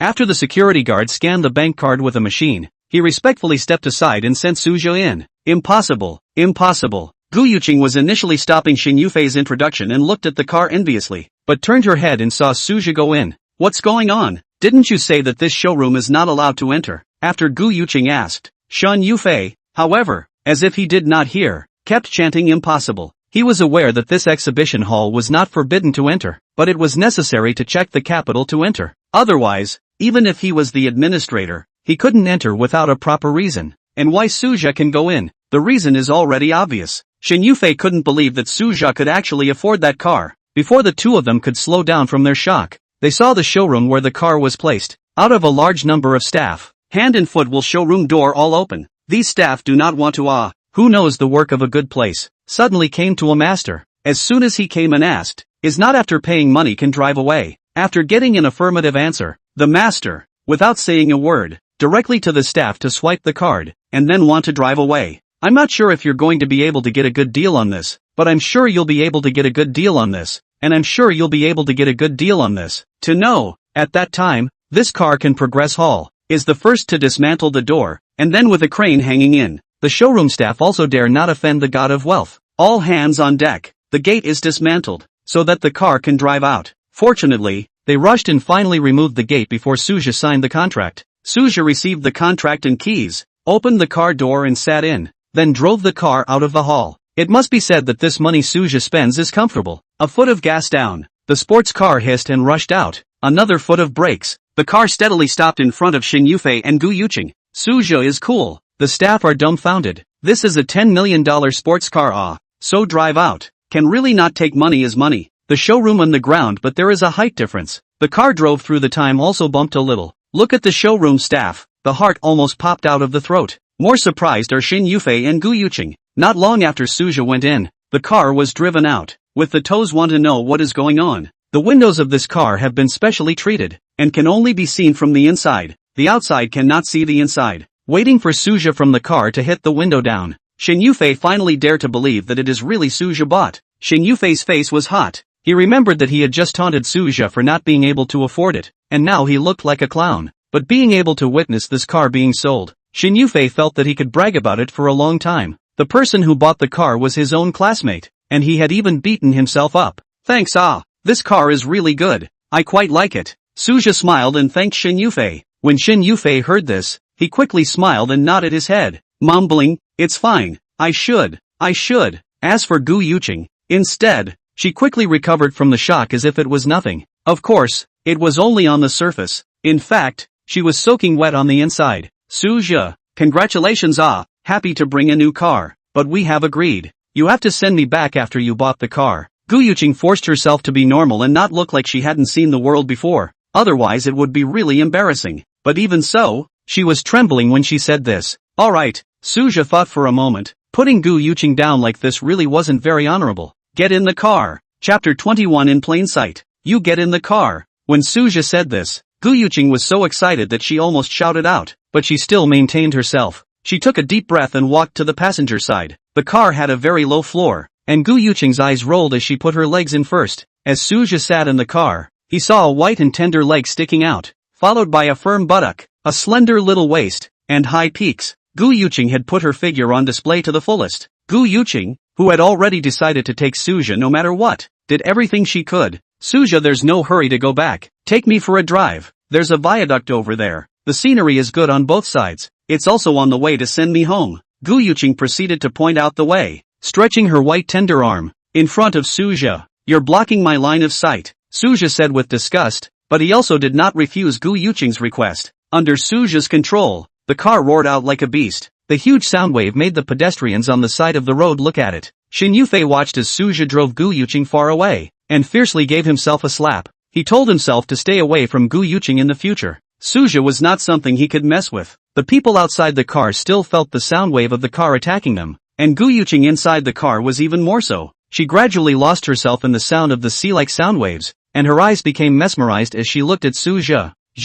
When I was in college, I thought that your talent, face value were the most outstanding in our college. Do you still remember? But the college organized a debate competition, or I recommended you to go up. This was not a lie, but she was responsible for organizing the debate tournament, but there was no one to participate, so she told Suja that she went to give credits, and fooled Suja into going up. And, our class New Year's Day party, the song you went up and sang, I thought it was very nice too. Do you want to hear me sing it again? Or, actually, I would love to hear you sing it again. Gu Yuqing racked her brain and kept telling about the things that happened during her and Suja's time at the university. But originally, Suja didn't participate in many activities, so the two of them had even fewer encounters. Soon Gu Yuqing ran out of words. Suja had to admit that Gu Yuqing's voice was very nice, and the way she narrated her story was also very charming, but he was still unmoved. Suja's heart was like a mirror. If he didn't have any money, Gu Yuqing wouldn't treat himself like this. You have something to say. Suja wanted to interrupt Gu Yuqing's words. In fact, you don't know, at that time,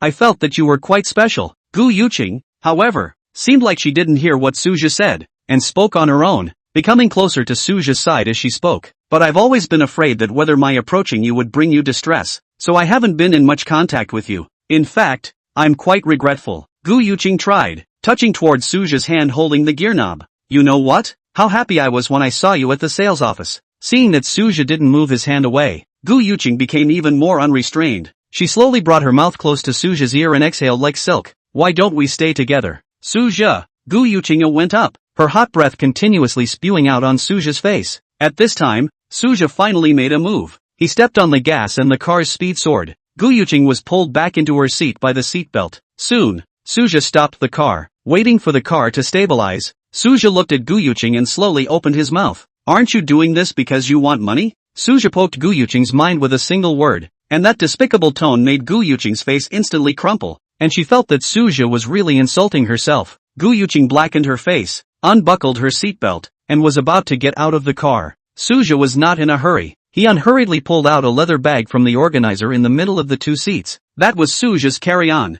and he put it in by hand after buying the car. Suja grabbed a thick pile of money from the bag, 10,000 a letter, a total of 10 letters. This money was supposed to be a spare that he kept with him. Suja threw the money at Gu Yuqing's feet. Looking at Gu Yuqing casting a puzzled look, he spoke. Getting a relationship is impossible. Suja paused. But I'm still quite interested in you as a person. If you behave yourself in the future, all of this will be yours. Suja's attitude was obvious. You Gu Yuqing like money? Quite a good deal. I have plenty of this stuff, but to establish a relationship, you don't want to think about it. Gu Yuqing's face hesitated when she heard Suja's words. Although this money was a lot, it wasn't enough to make her sell her dignity. But if she took this money, it meant that she would have a relationship with Suja in the future. Although she was not a boyfriend or girlfriend, Gu Yuqing believed that with her own skills, as long as she had this first step, it was only a matter of time if she wanted to take Suja later. Gu Yuqing thought of Suja's unhesitatingly bold appearance when he bought a car and a house, and then looked at the banknotes scattered around her feet. In the end, she nodded her head and agreed. What Gu Yuqing didn't know was that the money wasn't this good. Before,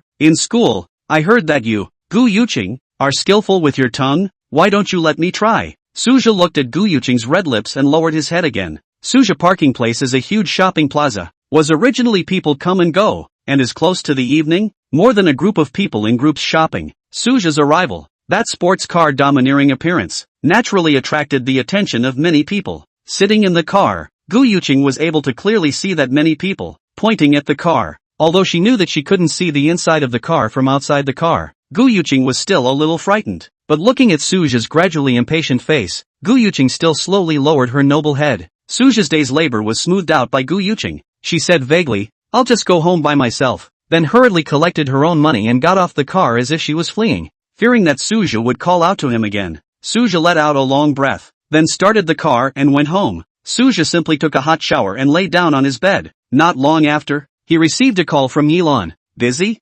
Suja. On the phone, Yilan's cool voice came through. No, what's the matter? It's just a phone call to thank you specially. The value of that mask is far beyond my imagination. You didn't even make it clear. I feel like I took advantage of you. A rare wave appeared in Yilan's voice. It's fine. Suja didn't care. There is also. Yilan's voice sounded again. Chapter 22 Moving. At this time, Yilan had also just finished her bath and was lying on the bed. She was wearing a pure white bathrobe. Her hair was wet and scattered on her shoulders. Perhaps it was because she had just finished her bath. Her face was also flushed, although there was no makeup. If Suja was here, he would definitely be surprised to find that Yilan's veiled appearance was almost indistinguishable from that of having makeup on. Yilan had taken good care of her face, and her face was so tender that it seemed as if water would drip down. Yilan was a little hesitant, not knowing whether to continue. Her 2 feet were cocked in midair, her big toes tangled and twisted together. The rest of her toes were slightly spread, wiggling involuntarily in the air.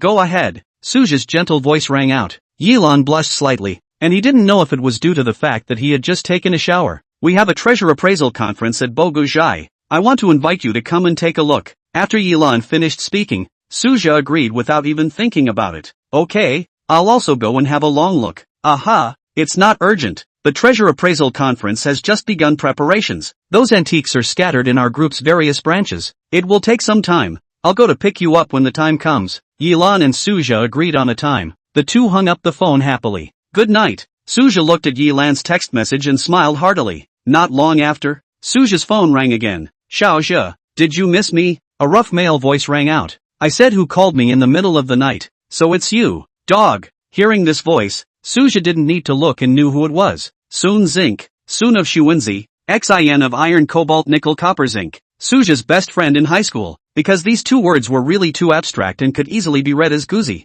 So Suja had always called him Dogsy. How many times have I said, don't call me that? Sunjin's face darkened. Why did you want to get up and look for me? Suja asked with a smile. Only when he was with his previous friend would he smile from the bottom of his heart. That, I organized a high school reunion. All of our classmates will come. Do you want to come too? Before Sun Zink could finish, Suja hurriedly interrupted. Stop, you know me. In high school I didn't like to participate in these messy activities, so don't call me to go. Don't, Xiaozhe. Everyone will come. It won't work without you. Sun Jin continued. Are you afraid of being embarrassed when you meet Tian Tian at that time? It's fine. Don't talk nonsense, okay? I'll think about it. I'll give you an answer later, okay? Anyway, the location is in Spring City, near our alma mater. I remember your university is also in Spring City. It's very convenient to come. Sun Jin strongly requested Suzhe to attend the class reunion. Suzhe also missed his brother. When he was in high school, Sun Zink had always said that he wanted to buy a luxury car.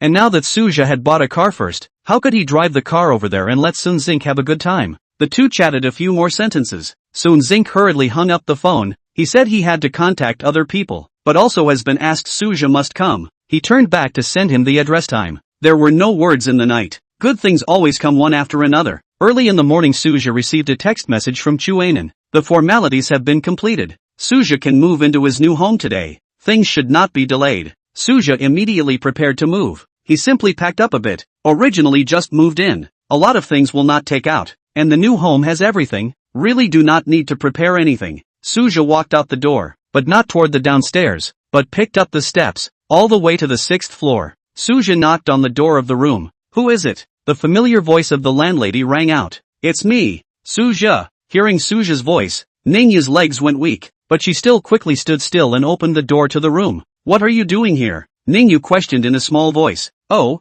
little Sua, come in, come in. Before Suzhe could answer, Shenwei inside the house saw Suzhe and hurriedly greeted him. Today was the weekend and Shenwei did not have to work. Ning Yue had no choice but to step aside and let Suzhe come in. However, she also put her heart down. Seeing Shenwei was there, Suzhe shouldn't do anything out of the ordinary. It should be. No need to be so troublesome. Big brother Qian. Suzhe sat on the sofa. Shenwei warmly greeted up and even brought tea. Little Sua, what are you doing here? Is it that the house downstairs were broken to be repaired?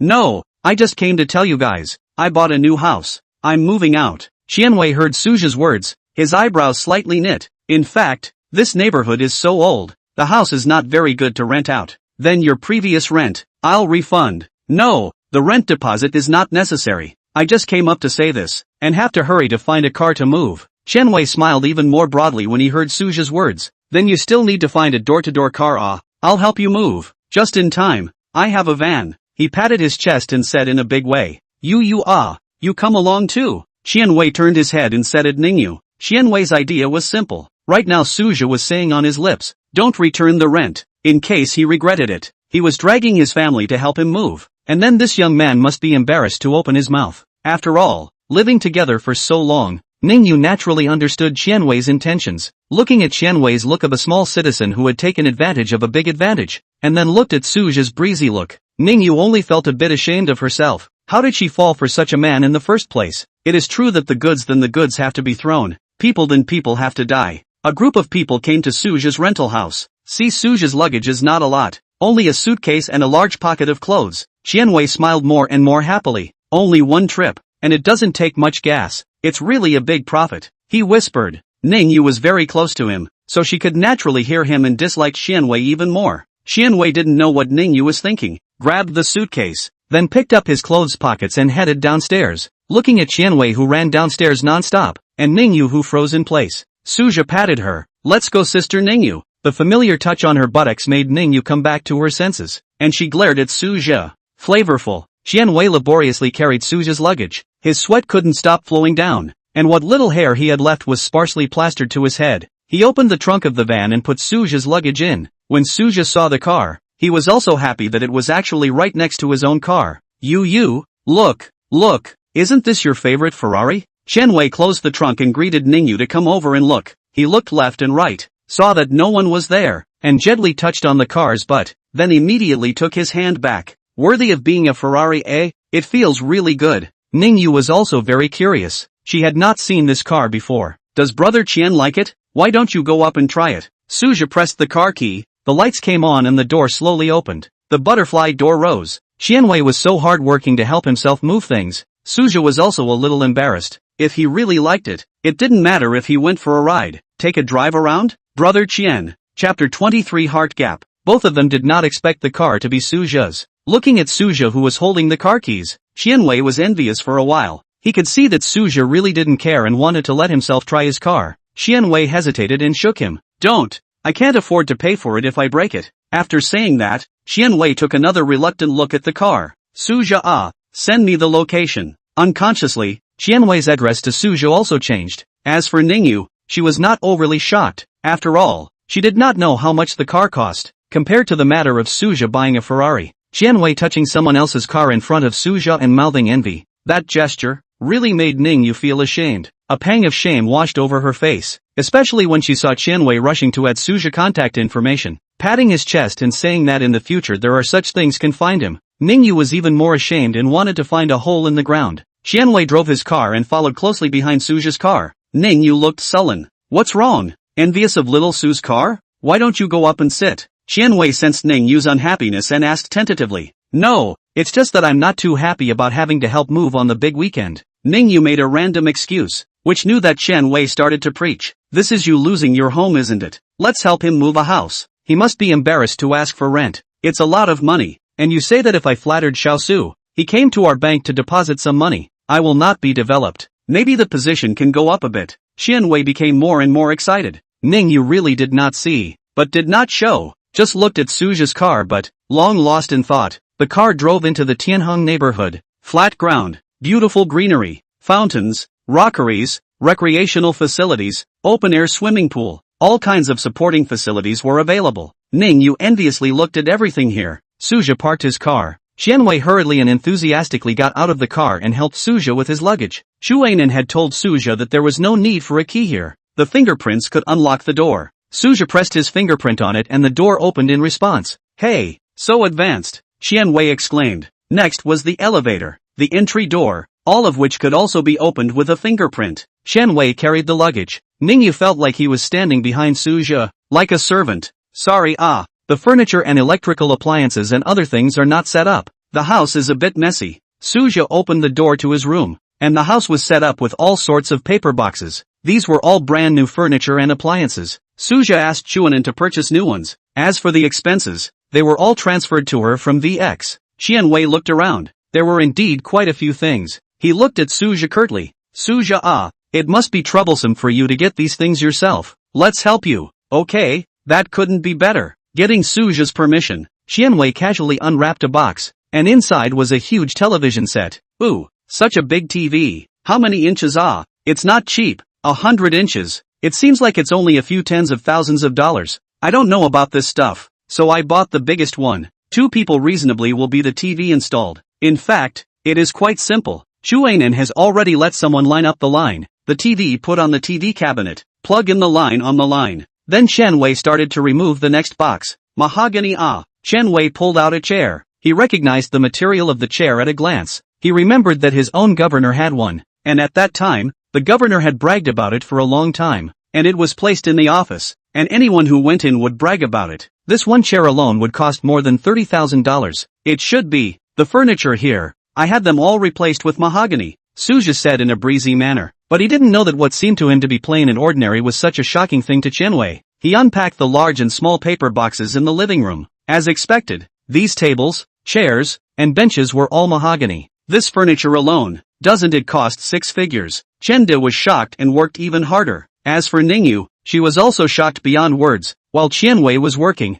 she simply strolled around. Suja's still unopened furniture. Not only the living room had 4 rooms and 3 halls, almost every room had unopened cartons. On top of that, the kitchen had already been fitted with a 3-door supersized refrigerator and a full set of imported kitchenware, all of which Ning Yue could only dream of. Of course, she only dared to think about it before. So much furniture, how much does it cost? Ning Yue sighed. Suja was stumped by the question. I'm not too sure. The sale that sold my house helped me add to it, and one after another. I asked for more than $1 million. Suja recalled. Anyway, not more than $1.5 million, he said lightly. Ning Yue could no longer speak. The money that Suja had added to the furniture had been able to fulfill her dream of settling down in the Tianheng neighborhood. She glanced at Suja. This kid obviously couldn't afford to pay the rent not long ago. How did he suddenly strike it rich? Ning Yue looked back again at Xianwei, who was still happy to be busy. Her eyes filled with dislike. Ugh, she let out a long sigh. Don't just stand there.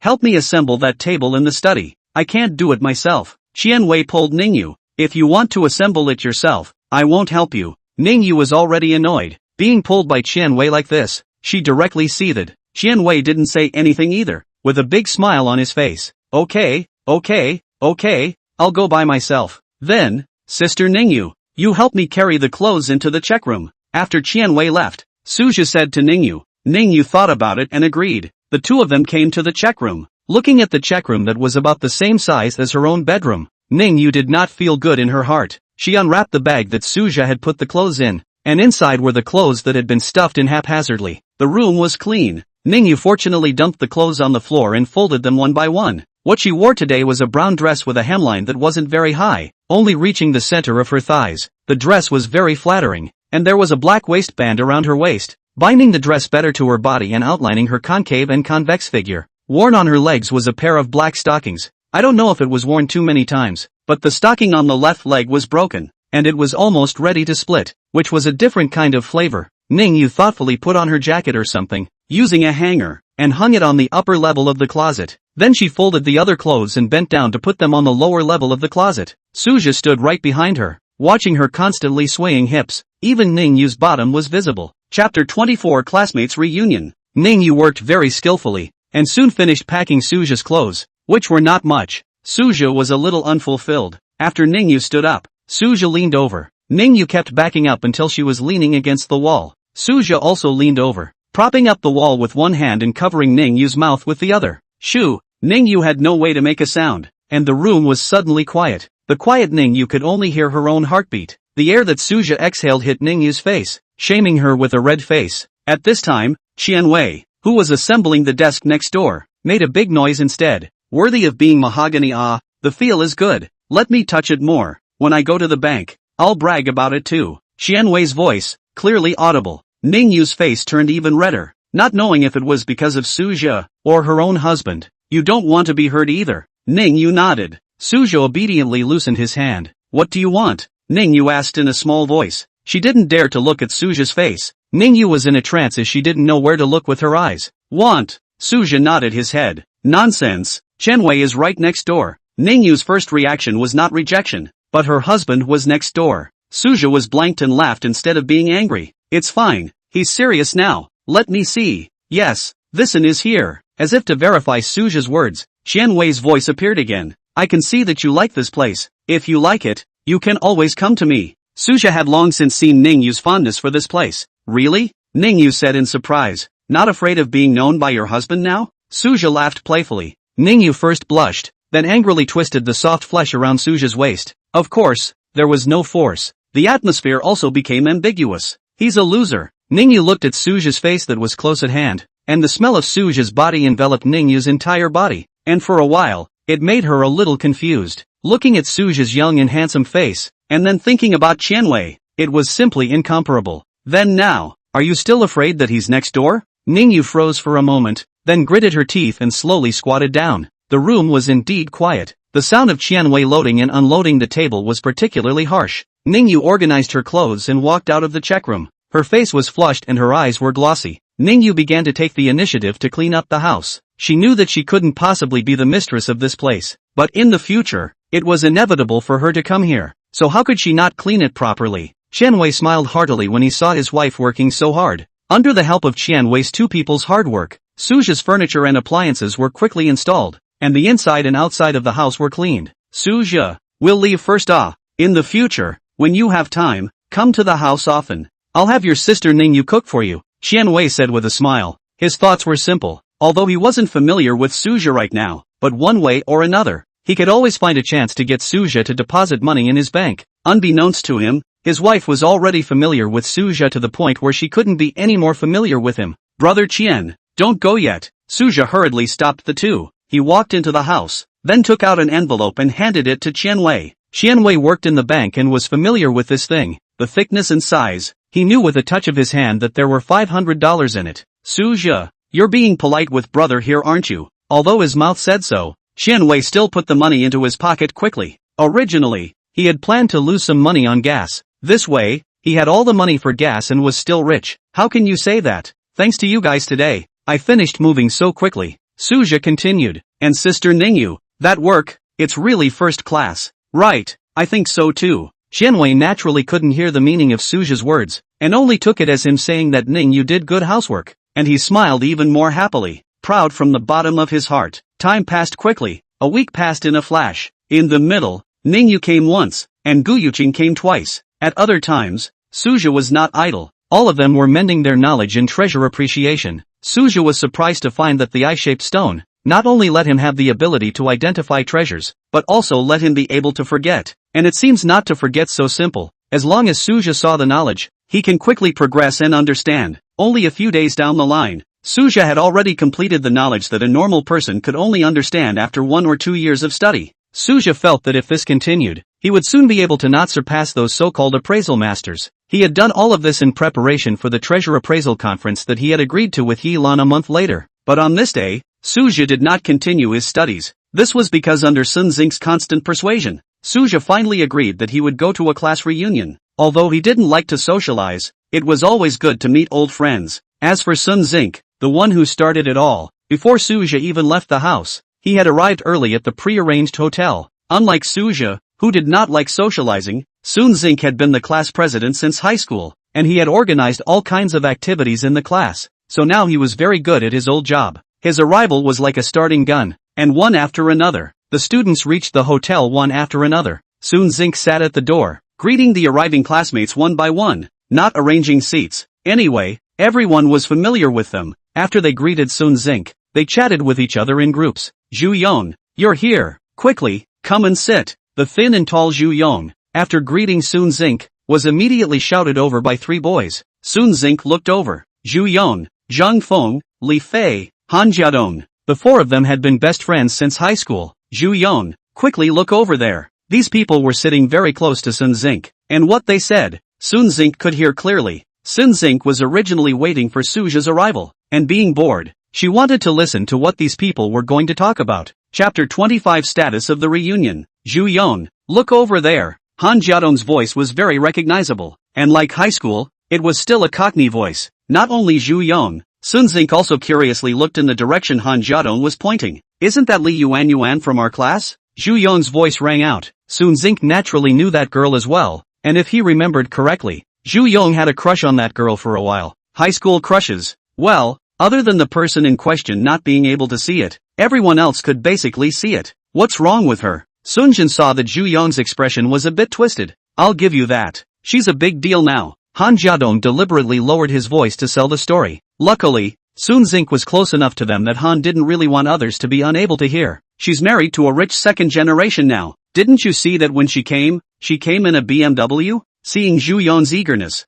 Han Jiadong didn't hide it. So, Zhu Yong had some indescribable feelings in his heart. Don't you say this anymore. The person who spoke was Li Fei. Sun Jin remembered that this person was very good at things when he was in high school. Zhu Yong, do you remember Zhang Yu from our class? Li Fei was obviously changing the topic. Of course I remember. The octopus. At that time, he borrowed my homework to copy every day. In his head, Sun Xing remembered Zhang Yu's appearance. He had naturally contacted Zhang Yu to come to the reunion, but he hadn't arrived yet. Zhang Yu's family is rich. He graduated from college and went straight home to work for a company. You have no job. It just so happens that Zhang Yu's family is in the foreign trade business, and your English major is also a good match. A moment he came. You ask him. Zhu Yong was obviously a bit moved, and some of the unpleasantness just now was also put behind him. After all, it's been so long since then. He has long since lost his thoughts about Li Yuan, or his own work is more important. It's possible. Little Fei Zi, well informed enough. Zhang Feng also spoke up. Do you know anything else? Zhang Feng was a fat man with a lewd face. Hey, I know what you want to hear. Li Fei also knew this friend of his very well. Li Yan from our class. Remember, the one with the thieving body. Zhang Feng smiled even more lewdly. What's wrong? The other 2 people also came over. Sun Xing twisted her head to look at the 4 people with their heads together, living like they did bad things together in high school, and also smiled heartily. She's not simple, although she didn't get into college and went to the south to attend junior college, but she can't help but look good. I heard that she had plastic surgery and then became an internet celebrity, Li Fei said, then took out his cell phone and clicked on the Shake Mountain small video. Look, I even clicked to follow it. Positive. Zhang Feng laughed, and from Li Fei's phone, forwarded the video to himself. Sun Xing also glanced at it. It was indeed front and back, although it had been rectified, but it was also really good looking. class president, you also come to take a look? Li Fei hurriedly greeted. You kid. Sun Xing smiled and refused. However, it had to be said that Sun Xing admitted that Li Fei was indeed well informed. The ones who mixed well in the class and the ones who mixed poorly, he knew about all of them. Of course, these few people talked about the female voices in the class the most. At the back, there were more and more people, and 3 or 5 more boys joined them. The topics of conversation also became more and more. What soccer matches, stocks, the international situation. Anyway, some boys like things. But soon, they were talking about something that concerned Sun Xing. Suja. Have you guys heard from Suja? How is that kid doing these days? This was a boy who had joined afterward, called Ni Haiqiang, who was skinny and small in high school, but had grown up now. Sun Xing's eyebrows were slightly wrinkled. This person was not polite with Suja in high school. Now his tone was even worse. Suja, there's not much news. I didn't hear anyone say how he's doing lately, but look at his circle of friends. Said that he is ready to buy a car, but also looking for someone to counsel. Li Fei knows only so much. Just him? Still buy a car? Senior class spring tour, he can't afford to pay the class fee to go. And then it's not Sunjin. Another boy opened his mouth. He had a face full of horizontal meat and a stout body. This is Chen Nan, graduated from high school and went to the army, now working as a fitness instructor. Sun Zun frowned even more. This person he remembered. Senior high school bottoming exam. Sat behind Suja. Wanted to copy Suja, but Suja didn't let. The two people in the back formed a bond. And more importantly, Chen Nan liked Tian Tian in his class before, but Tian Tian later got together with Suja. For the sake of this, Chen Nan had been secretly trying to get revenge on Suja. That's right, that poor bastard. Actually being in the same class as us is also a disgrace to us. And Ni Haiqiang concurred. Suja was from the countryside, but because of his excellent results in the midterm exam, he was specially recruited into the high school in the downtown area of Spring City. We're all in the same class, so don't say that. Li Fei and the others were on good terms with Suja, and when they saw these two talking about him like that, they were naturally unhappy. Li Fei's 4 people belonged to the kind whose grades were not bad, but whose family background was also average, and Suja Sun Xing's relationship had always been very good. As for Chen Nan, these people can and they on a high school is to spend the loan fee. Yo, Tian Tian, well this is not. Speak of the devil. At this time, the girl they had just mentioned, Tian Tian, happened to walk in. Chen Nan immediately greeted her. However, when he saw Tian hugging a man intimately, Chen Nan's face changed. However, Chen Nan was not an ordinary person. He quickly took a look at the man Tian was holding in her arms. A suit was very well fitted. Even the shoulders and crotch in these places were all subdued. It was obvious that it was customized. The belt on his waist and the watch on his wrist were all luxury brands. The price was not expensive, and could be replaced with an ordinary point of the car. Chen Nan smiled and asked, "This is? Aren't you going to introduce us? This is my husband. Just had a wedding in the new year. You didn't even notify us. You're not being nice." Ni Haiqiang also stood up at this time and greeted Tian as they sat down. Sun Xing looked at the current Tian, with a face full of cosmetics, huge gold earrings, and a bright diamond ring on her hand. Tian's upper half of her body was wearing a camisole, with a fur stole draped over her shoulders. The lower half of her body was wearing a leather skirt. On her legs were black fishing net stockings, and her feet were on pointed high heels. Sunjin really couldn't see the pure and lovely Tian in high school at all, and this was just after graduating from college. Tian's figure was a bit out of shape. Her face was also a bit oily, and the corners of her eyes were also fine wrinkles that she couldn't hide by relying on cosmetics. Then let's sit here. Mu Kai. Good. The boy named Mu Kai, whom Tian had her arm around, nodded. Chapter 26, Reunion after a long time. At this time, Suja was oblivious to the hustle and bustle of the reunion. He had just gone out not long ago. There was no way. The road was really jammed. Although he drove a sports car, there was no way. By the time he drove to the hotel, it was already close to the agreed time for dinner. Parking his car in the underground parking lot of the hotel, Suja took the elevator and went upstairs. The elevator route to the first floor slowly stopped. The elevator door opened, but it was a person Suja did not expect walked in. "Why is it you, Song Changyun?" The one who walked in was a girl in her early 20s, with a tall figure. In front of the 1.8 meters Suja, she was not too short. A head of long hair was draped over her shoulders. Her face did not have much makeup on it, and Suja's eyes could clearly see the delicate white skin on the woman's face. Her eyes were very clear. Just like this, and Suja stared at each other. Perhaps it was an illusion. Suja saw a flash of joy from her eyes. Name, Song Changyun. Age, 23. Height, 174. Weight, 98 pounds. Circumference 102, 65, 95. Rating, 97. Suja and Song Chang-yun had a good relationship. Originally, the two did not cross paths, but in his sophomore year of high school, when Suja was working at a barbecue restaurant, he encountered Song Chang-yun, who was being pestered by gangsters. Seeing that it was his classmate, Suja made a decisive move, and as a result, he broke something in the store and lost his job. Later, after a while, the two became familiar with each other. Song Chang-yun is also in the class, the only girl who can be compared to Suja. After that incident, the two often discuss problems together. It was after being with Tian that Suja's relationship with Song Chang-yun faded a lot, and his grades dropped all the way down. And when it came to their senior year, Song Chang-yun was sent by her family to study at an Ivy League institution in the United States because of her excellent grades, and the two lost touch with each other over this. "It's you, Suja." Song Chang-yun guffawed and walked into the elevator. Standing shoulder to shoulder like this, Suja turned his head sideways. Song Chang-yun was wearing a pure white dress today, and was simply carrying a small white bag in her hand. It was still the dress she liked in high school. Looking from the side, her figure was unobstructed, and her body was indeed concave and convex. "Long time no see Song Chang-yun also looked at Suja sideways. The two of them smiled at each other. "Well I haven't seen you since you transferred away from high school." "It can't be helped. I was arranged by my family to go to Pennsylvania to study." "That's so." Suja knew about this school, an Ivy League school, the #1 business school in the United States. "What about you? How have you been lately?" "Studying a gem identification major, but I've been doing okay lately."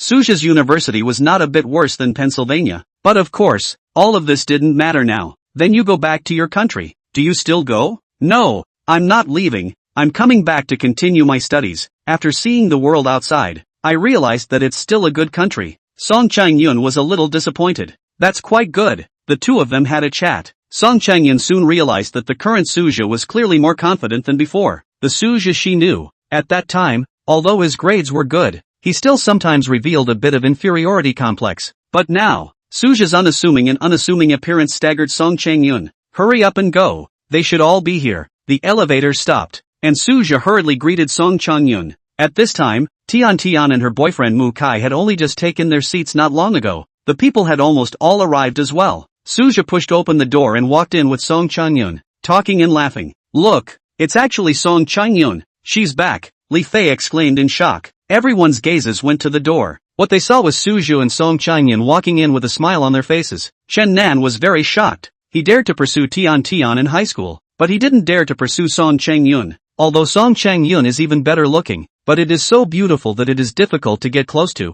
There is a feeling of stranger do not enter. He tried to go up and strike up a conversation, but met with a snub. Seeing his nemesis Suja and Song Chang-yun talking and laughing, he hated that. Tian also looked over at Suju and the two of them. Seeing Song Chang-yun's blown-out skin and pavilion-like figure, her eyes went straight with jealousy, especially when she noticed her boyfriend, Mu Kai, eyeing Su Xiaoyu. She clenched her fists under the table. The rest of the people also had different expressions. One was not expecting Song Chang-yun to come. The other was surprised that Suzhou and Song Chang-yun were actually so close. "Why did you kid just come?" Sunjin immediately greeted him and gave Suzhou a punch in the chest. Suzhou rubbed his chest and scolded with a smile. "Just met and you dare to hit your father. How ungrateful." There was a traffic jam on the road. "I couldn't help it." After saying that, Suzhou still smiled and explained. "Suzhou, in a moment, you have to punish yourself with 3 cups. "That's right." Li Fei, Han Jiadong and the others also started to coax. After greeting Suzhou, Sun Xing did not forget to take care of Song Chang-yun.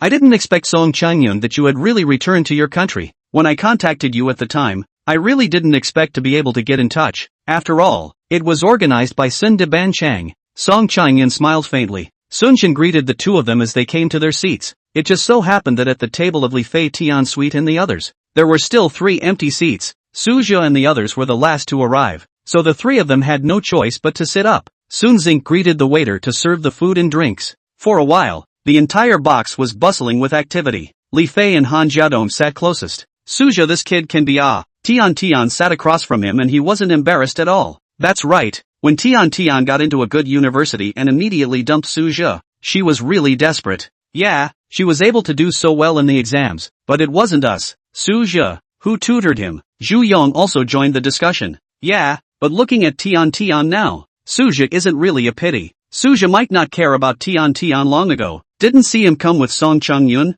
Song Changyun is the most recognized beauty in our school. No one dares to chase after her. I heard that her family is also very rich. Zhu Yong and the four of them started discussing it, with 40 to 50 people in their class, plus a few married ones who brought their families. It would not be an exaggeration to say that the box with more than 60 people was abuzz with people. Naturally, no one noticed what they were saying, except for Chen Nan who was sitting next to them. Chen Nan listened to them disparage Tian Tian, and although he knew this was true, he was still very unhappy in his heart, especially when he saw Suja sitting with the recognized goddess Song Changyun. He was even more jealous. Chapter 27, The Eating Crowd. Some people are like this. They can't see others being good. Must have everyone living less than him to feel balanced in their hearts. For example, Chen Nan at the dinner table right now. Suja after graduating from high school, we also broke contact. I don't know where you are in high school Chen Nan raised his wine glass and asked loudly. He was a fitness trainer, with a stout body and a strong middle air, so his voice was naturally loud. For a while, everyone's attention converged on him. Although they were still chatting about their own topics, they all threw their attention to Suja's table. I went to a jewelry store for my senior year internship, but I quit behind me, and now I'm on standby, Suja said without being humble. Looking at Suja's bland appearance, Chen Nan was somewhat annoyed. What he hoped to see was that Suja stammered and couldn't say anything for half a day. In this way, his move to humiliate Suja would bring him the greatest satisfaction. However, soon, Anai Haiqiang also spoke. That won't do, Suja. Your family is so difficult. How can you do without a job? Now that your classmates are all together, there must be someone who can introduce you to a job. If it's not possible, we can all put something together for you. Anai Haiqiang's words were all in Suja's favor, but his tone was full of sarcasm. Sunjin couldn't look on. Even if we, Suja, want to help, it's not your turn. How do you know that Suja doesn't go to work because he can't find a job? Not because he doesn't want to find one. Suja patted Sunjin, signaling that he was fine. And Chen Nan also looked at Anai Haiqiang with surprise, not expecting this kid to speak so venomously. But Anai Haiqiang's words inspired Chen Nan. Tian, what about you? What does your husband do? Chen Nan said aloud. I'm not talented. I just have a few small companies under my name. Can't get on the stage. Tian's husband Mukai said. He was very modest on his lips, but in reality, he was close to looking at Suja with his nostrils. Husband, then can you help this classmate of mine? Tian said greedily. Seeing that Suja was having a bad time right now made her happy. This would at least prove that her previous choice to break up with Suja was wrong. Moreover, before she came, she gave her husband, Mu Kai, a precautionary shot. In her mouth, Suja became the dog licker who had pursued her bitterly and harassed her for 3 years. Naturally, Mu Kai would not let go of this opportunity to humiliate Suja. That's for sure. Listen to your wife. Our company's warehouse has been losing things all the time lately, and I had thought that I would like to buy a few dogs to watch the warehouse. If your classmate is willing,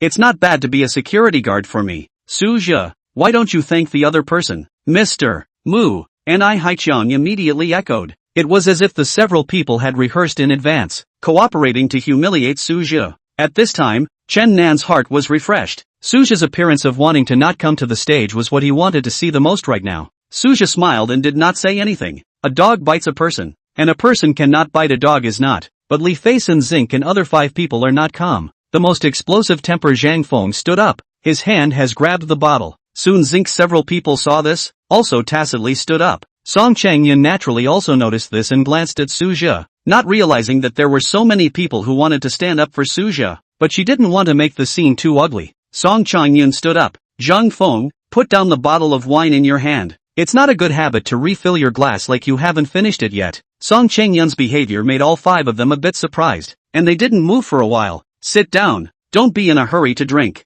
Suja looked at Song Changyun who stood up in surprise and agreed. Zhang Feng's few people smiled brightly and sat down. Mr. Mu, isn't it too condescending to only give a security guard? If you don't really want to help you can don't be a hero. Isn't it true that your husband can only afford a security guard's salary? Then it seems your company isn't very big. Suja, you can come to work in our company. Although it's not big, I think with your talent, it's more than enough for you to be a store manager. Those who don't want to have it, will try to be strong. Song Changyun's few light words relieved Suju and also mocked Tian. Sunjin looked at Suzhou and Song Changyun playfully, wanting to see something from the two. You kid can when did you take Song Changyun down? Don't talk nonsense, the two of us are just ordinary friends, Suja hurriedly explained. Go. Sunjin did not believe this. Looking at the other side, Tian's face was green and purple. She originally wanted to properly humiliate Suzhou, but she didn't expect Song Changyun, this woman, to come out. Looking at Song Changyun, who was superior to herself in every way, Tian had a bellyful of fire in her heart. Song Changyun, didn't you go abroad to study for a few years and drink foreign ink?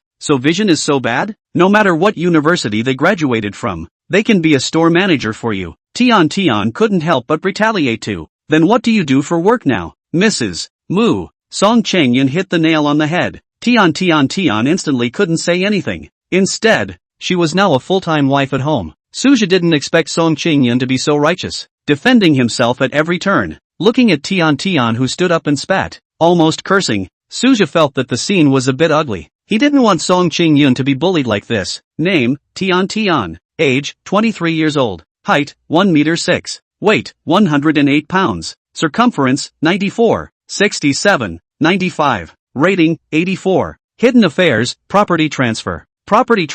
After she and Mu Kai got married, Tian borrowed the identity of Mu Kai's wife and stuffed a few of her maternal relatives in Mu Kai's company. And with the help of them, she transferred nearly more than $1 million from Mu Kai's company account to her own account. Name Mu Kai. Age, 25 years old. Height, 1 meter 72. Weight, 70 kilograms. Hidden thing, Playboy.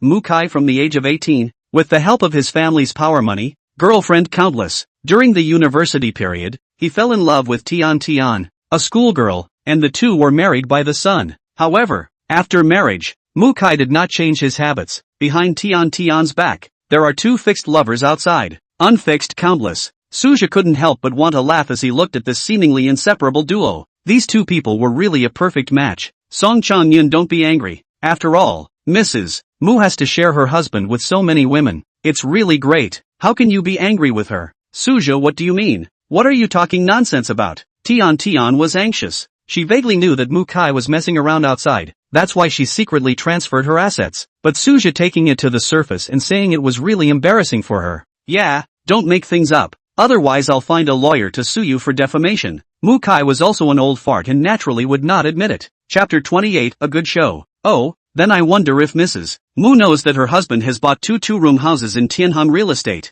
Hasn't Mrs. Mu gone to see what kind of people live in that house? Suzhou's eyes told him very precisely that Mu Kai was hiding a golden house in the Tianheng neighborhood. Unit 1, 904, 905. 2 rooms next to each other. Mr. Mu really has some leisure time. Tian's face kept changing. She did see the real estate certificates of these two houses, and she didn't care when Mu Kai said that he bought the rough house for investment. Tian, listen to my explanation. Mu Kai was told the secret in his heart and panicked for a moment. The voices of the surrounding people chatting became smaller and smaller, all waiting to see this drama. But Suzhou's counterattack could be more than that. Strike the snake 7 inches, chop the grass to remove the roots. But Mrs. Mu isn't a loss. The more than $1 million that was embezzled from Mr. Mu's account was worth it. Which one of us can make $1 million a year? Still really envy you. Mu Kai listened with a shocked face. He no longer thought about why Suzhou knew about his golden house. Since Suzhou said it so accurately, then what Tian did must be true as well.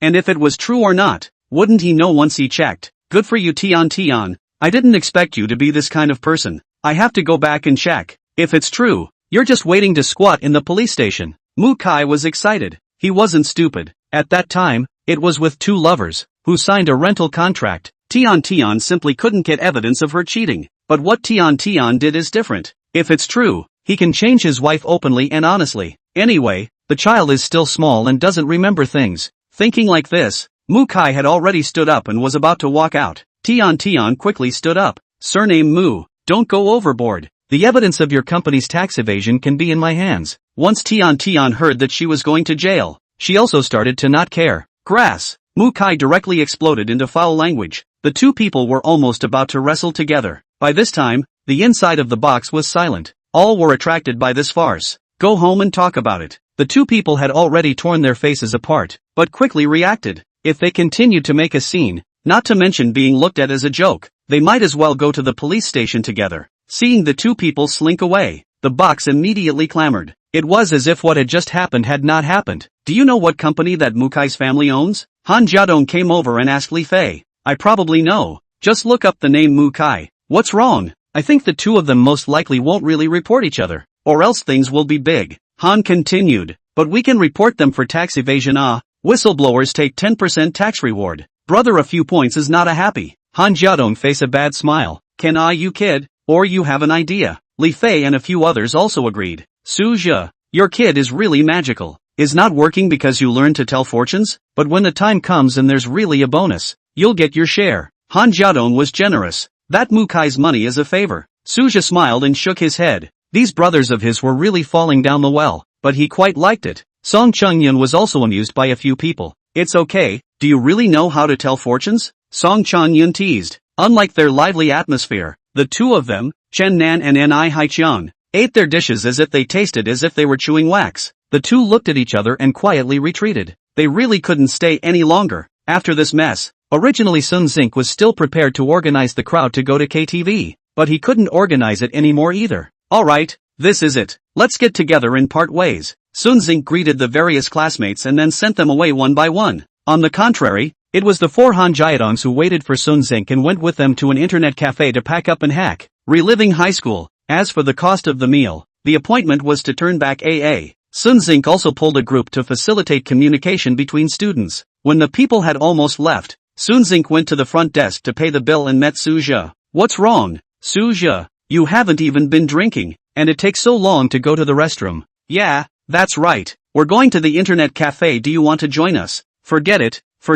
He, Su Zhe, came with Song Chongyun. Maybe they're going to go together. A few people said one thing and said another. Su Zhe really couldn't resist and almost fled. The five people hooked shoulders and walked to the front desk. What? You said someone just paid already? Sunjin wanted to check out, but realized that someone had already done so. That's right. It's the gentleman that you guys were just talking to. I see. That Su Zhe kid is really rich. Isn't he not working? Yeah. This meal plus drinks. It's going to be a small 10,000. Li Fei. Several people staggered. Sun Zink, on the other hand, stroked his chin and prepared to turn around and torture Su Zhe. Two flowers bloomed, each with a branch. After the meal was over, Song Chungyun was waiting for the car in front of the hotel. She had only just returned to China and hadn't bought a car. After all, she hadn't graduated when she left the country. Song Chungyun, well, this is not. We are classmates for a time. How can I let you take a taxi? Where to go? I will send you. Seeing Song Chungyun, one of the boys from the previous class plucked up the courage to walk up and talk to her. As he spoke, he even shook his BMW keys. Thanks. No need. Song Chungyun wanted to refuse, but before she could finish her sentence, the rest of the boys saw it and spoke up. It was as if the first person to open his mouth gave them the courage to strike up a conversation with Song Chungyun. Forget about your broken BMW. My brother drives a Big Ben. That's right. What's a BMW? This is a Porsche Macan. Macan is nothing. Hanging the Porsche brand is not a broken SUV. My car is a real sports car. A broken BMW Z4, more than $600,000, but also have the nerve to say that they are a convertible sports car. The one driving the Porsche Macan spoke up. Several big men argued. Song Chungyun burst into tears. A few girls in the class were also fighting over the car. They were also very jealous of Song Chungyun, but seeing her face, the fire of jealousy that had just risen was quickly extinguished. In the end, after some comparisons, it was the owner of the BMW Z4 who won with a landing price of $800,000. Just as he was smugly trying to invite Song Chungyun, things took a turn for the worse. Look, what kind of car is that? A Ferrari. Right. This hotel still has this kind of car. Yeah, big red. So handsome. Much better than your broken Z4. How much does this car cost? At this time, a fiery red Ferrari, with a low roar of sound waves, slowly drove out from the garage. It immediately attracted the attention of countless people. This car was like this. As long as it appeared, it was the protagonist. Chapter 29. Deep Hidden. Wait, I have a college friend who works in the biggest auto trading house in our city. He said that someone recently bought away a 10 million plus Ferrari LaFerrari. What kind of car? So expensive. Over $10 million. I don't know. I guess it's a limited edition. If I had that kind of money, I definitely wouldn't buy it. You have to be able to afford it. I wonder whose car it is. Would love to touch it. At this time there were people who knew what they were doing and spoke up. The crowd murmured, all discussing whether this car was worth more than $10 million. A few girls, even more so, were looking at it with weak legs, wishing they could get in that car and try it out. Only Song Chungyun remained calm, but she was the only one who was sure that this car was indeed worth more than $10 million. It wasn't like her family didn't have a car like this. What made the crowd even more surprised was that instead of driving away, the car slowly drove to the entrance of the hotel and then stopped. Who's it here to pick up? It would be nice if it came to find me. Under the watchful eyes of the crowd, the car window slowly lowered. I see. Suja. Why him? Isn't he unemployed? He can't afford this car even if he has a job. This kid got rich. No wonder he can't look at Tian. Suja's appearance shocked the crowd. Originally, they thought that Suja is just above the banquet. The appearance of being a godly person was only because he was well informed. No one was too high on Suja. After all, even if Suja was well informed and ruthless, as long as he didn't offend him, it wouldn't be fine. But seeing Suja like this, many girls began to secretly regretting that they didn't have a few more words with Suja, or maybe now sitting in the car, being envied by the crowd was themselves. But there was no such thing as knowing earlier. Song Changyun also looked at Suja with great surprise. She didn't think that this car actually belonged to Suja. What's wrong? Didn't Miss Song just say that she was going to give me a position as a store manager? How come you don't even have a car to go home in now? Suja teased. Song Changyun smiled and said, then why don't you take this opportunity to properly flatter your boss? Fine. Get in the car. Suja said, thoughtfully walking down and helping Song Changyun open the other side of the car door. The cool butterfly door suddenly caused the crowd to cheer once again. A good person took a picture of Suja driving the car and sent it to the group of classmates. It immediately ushered in a burst of exclamations.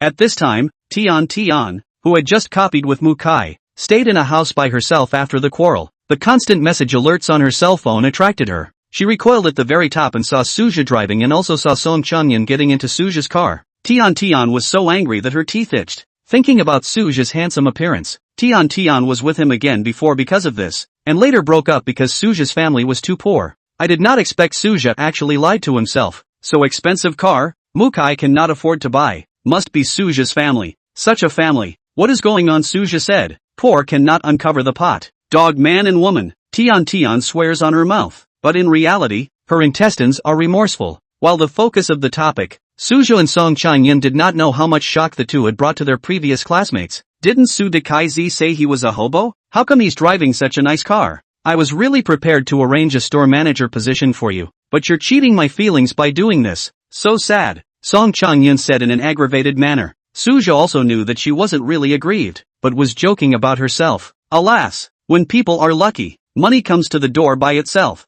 I can't help it. Suja snorted and fooled around. That's really envious. Song Changyun followed Suja's words. But this place has changed so much. She looked out through the car window. If I hadn't seen you keep following the navigation, I would have thought you were going to abduct me. Right. I wanted to. I wonder how much I can sell it for. Suja pretended to jia and laughed. Song Changyun tacitly pretended to be scared. The changes over the past few years are quite big. If I hadn't been going to school here all this time, I would almost not recognize this place. But the people haven't changed. Especially Sun Zink and a few of them. They are still so poor. Actually ready to report people's companies to make money. Song Changyun felt that these few people were still as naughty as they were in high school. If you want people to not know unless you don't do it. Suja also cried and laughed, not expecting Li Fei to be so engaged. The atmosphere of the two of them along the way was very cordial, as if they were back in high school. The picture of the two of them studying together. Suja was curious about Song Changyun's study abroad experience. She also did not shy away from telling Suja the bits and pieces of her life. Suja, on the other hand, told her the interesting stories from his high school days, after Song Changyun left. But Suja also didn't participate much and knew relatively little. Most of the time, it was Song Changyun speaking and Suja listening. Suja drove very steadily. The car was not fast, but still quickly arrived at Song Changyun's house. Ooh, villa area, how rich. Suja arrived at the location and realized that it was a villa area surrounded by woods. The environment was not a bit better than the Tianheng neighborhood. Suja's home. A small stream passed through the villa area, and the water was clear. The houses here were generally not high, and Suja could see from afar that a low hill was situated at the end of the villa area. The security here was also very meticulous. Before Suja could approach the gate of the villa area, he was stopped by the security guard. Just send it here. It's still quite troublesome to register if you want to go in here. Suja understood, and he was not a rash person. This villa area, he had heard about it long ago. Basically those who can live here are dignitaries or rich businessmen. Ordinary people can't even buy it with money. I didn't expect the Song Changyun to hide so deeply. No wonder he opened his mouth to arrange a job for himself. Do not leave a contact information. There's something going on lately. I'll treat you to dinner when I have time. Song Changyun looked at Suja. Sure. The scene shifted and Suja had returned home. Chapter 30 Night Banquet. The reunion ended very early. Even after Suja sent Song Changyun off, it was only 8 o'clock when he arrived home. Lying on the bed, Suja thought that he might as well find Sun Zink and the others. seeing that they just looked like they hadn't finished. They must not have gone home by now. Doggy doggy, are you guys still playing outside? Suja did not hesitate to dial Sun Xing's phone. Isn't this Mr. Su? What? Now that you're rich, more than $10,000 isn't money anymore? Say, didn't you drive Song Chanyun home? How come you're looking for me now? Not able to young age body problems? Sunjin opened his mouth to mock. Suja also did not care. This person speaks this way. I simply send my classmates home. Are you guys still playing outside? Well, Li Fei and I and the others were going to go to an internet cafe, but Li Fei and Zhang Feng and the two of them were called back to work overtime. I brought Han Jiadong Zhu Yong and the three of us were going to go for a barbecue. Give me an address. Okay. With a beep, Suja received the location sent by Sunjin. By the way, the three of us can bring our objects with us. It's normal for the two of them to have objects. They've always been right in the local area. Didn't you develop in the south before? Where did you get an object? Suja was curious. Sun Xing explained. His family arranged a blind date. The other party's conditions are quite good, so this time he came back is not ready to go. Good brother back to the local development. Suja naturally will not oppose. At least in the future the weekend nothing can still get together. However, hearing Sun Xing three people are with the object, Suja in turn some hesitation. These three people, from high school, like to drink, especially Zhu Yong, looking thin and tall, in fact, is the most capable of drinking in their group. Now that the three of them have brought someone with them, they can also block the drinks at critical moments, and they are alone, they are sure to be targeted. However, since they all propose to go, Suja also can't back out. He also brought someone to go. As for who to bring,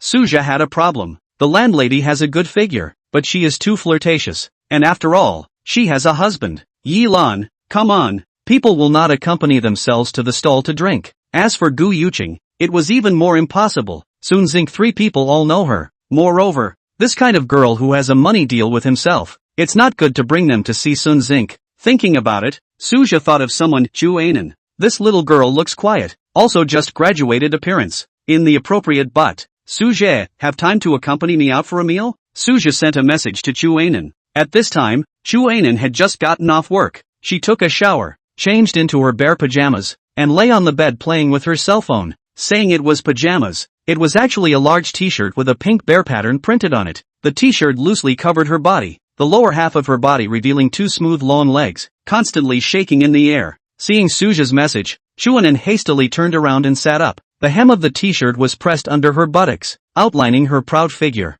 To go or not to go? Chuanan was a little hesitant for a while. Suja is his own big client. Thanks to Suja's help, he was able to keep his current job. But if you go, it's already so late. Chu Anan bit her lip, not knowing how to decide for a moment. Chuanan, it's just a dinner? Suja, right. My brothers have brought objects. Go with me to support the scene. Give me an address. I'll pick you up. Seeing Suja say so, Chuanan slightly put down her heart. After all, there are other girls present. There should be nothing wrong. Chuanan sent Suja the address and then picked up from her few clothes. Soon Suja arrived at Chu Anan's downstairs. Chu Anan lived in the dormitory provided by Tianheng, not far from the Tianheng neighborhood, which was convenient for Suja to find. When he saw Chu Anan, Suja's eyes lit up. She was wearing a gray pleated skirt, paired with a white shirt. A youthful atmosphere came out. But soon, Suja frowned. Chu Anan's outfit looked good, yes, but that skirt was obviously a ground floor product and the material was not good. On top of that, the only accessory on Chu Anan's body, the shoulder bag, had some badly worn straps.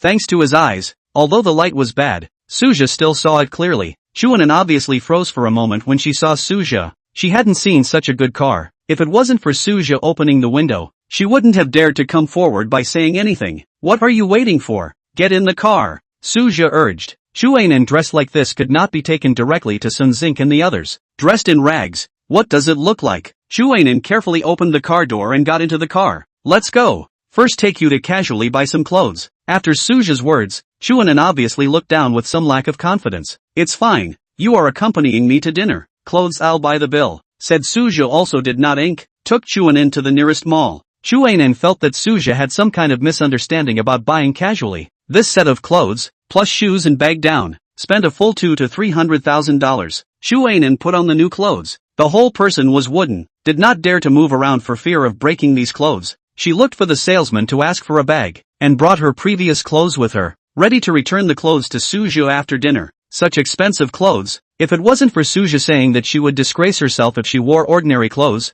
Shuanan would not dare to wear them. As for Suja himself, he also changed his clothes by the way. Even though they were on the casual side, they also cost several $100,000. Shu Ainan's small mind, he probably also saw it, but also not on the heart. On Suja's side, when he rushed to the agreed location, Sunzink 3 people have already followed their respective objects, came to the big stall near the school. When they were in high school, several people often ate here. Now that they were back here again, they couldn't help but have a few more feelings. Uncle Zhang, picking up customers. Sunzink walked to the entrance of the store and yelled inside. The owner saw that it was Sunzink's few, and also had a happy face. It's you guys, there are still empty seats inside, go in and have a seat. Sunzink waved his hand, just sit outside, there are 7 or 8 of us, you watch on. The boss went about his business. Sunzink did not need to be greeted by him, and put 2 or 3 tables together and chatted amongst themselves. Chapter 31 Unexpected Guests. Sunzink had been going to school and working abroad, and had only just returned. And Han Jiadong Zhuyong 2 people, naturally chatting hot.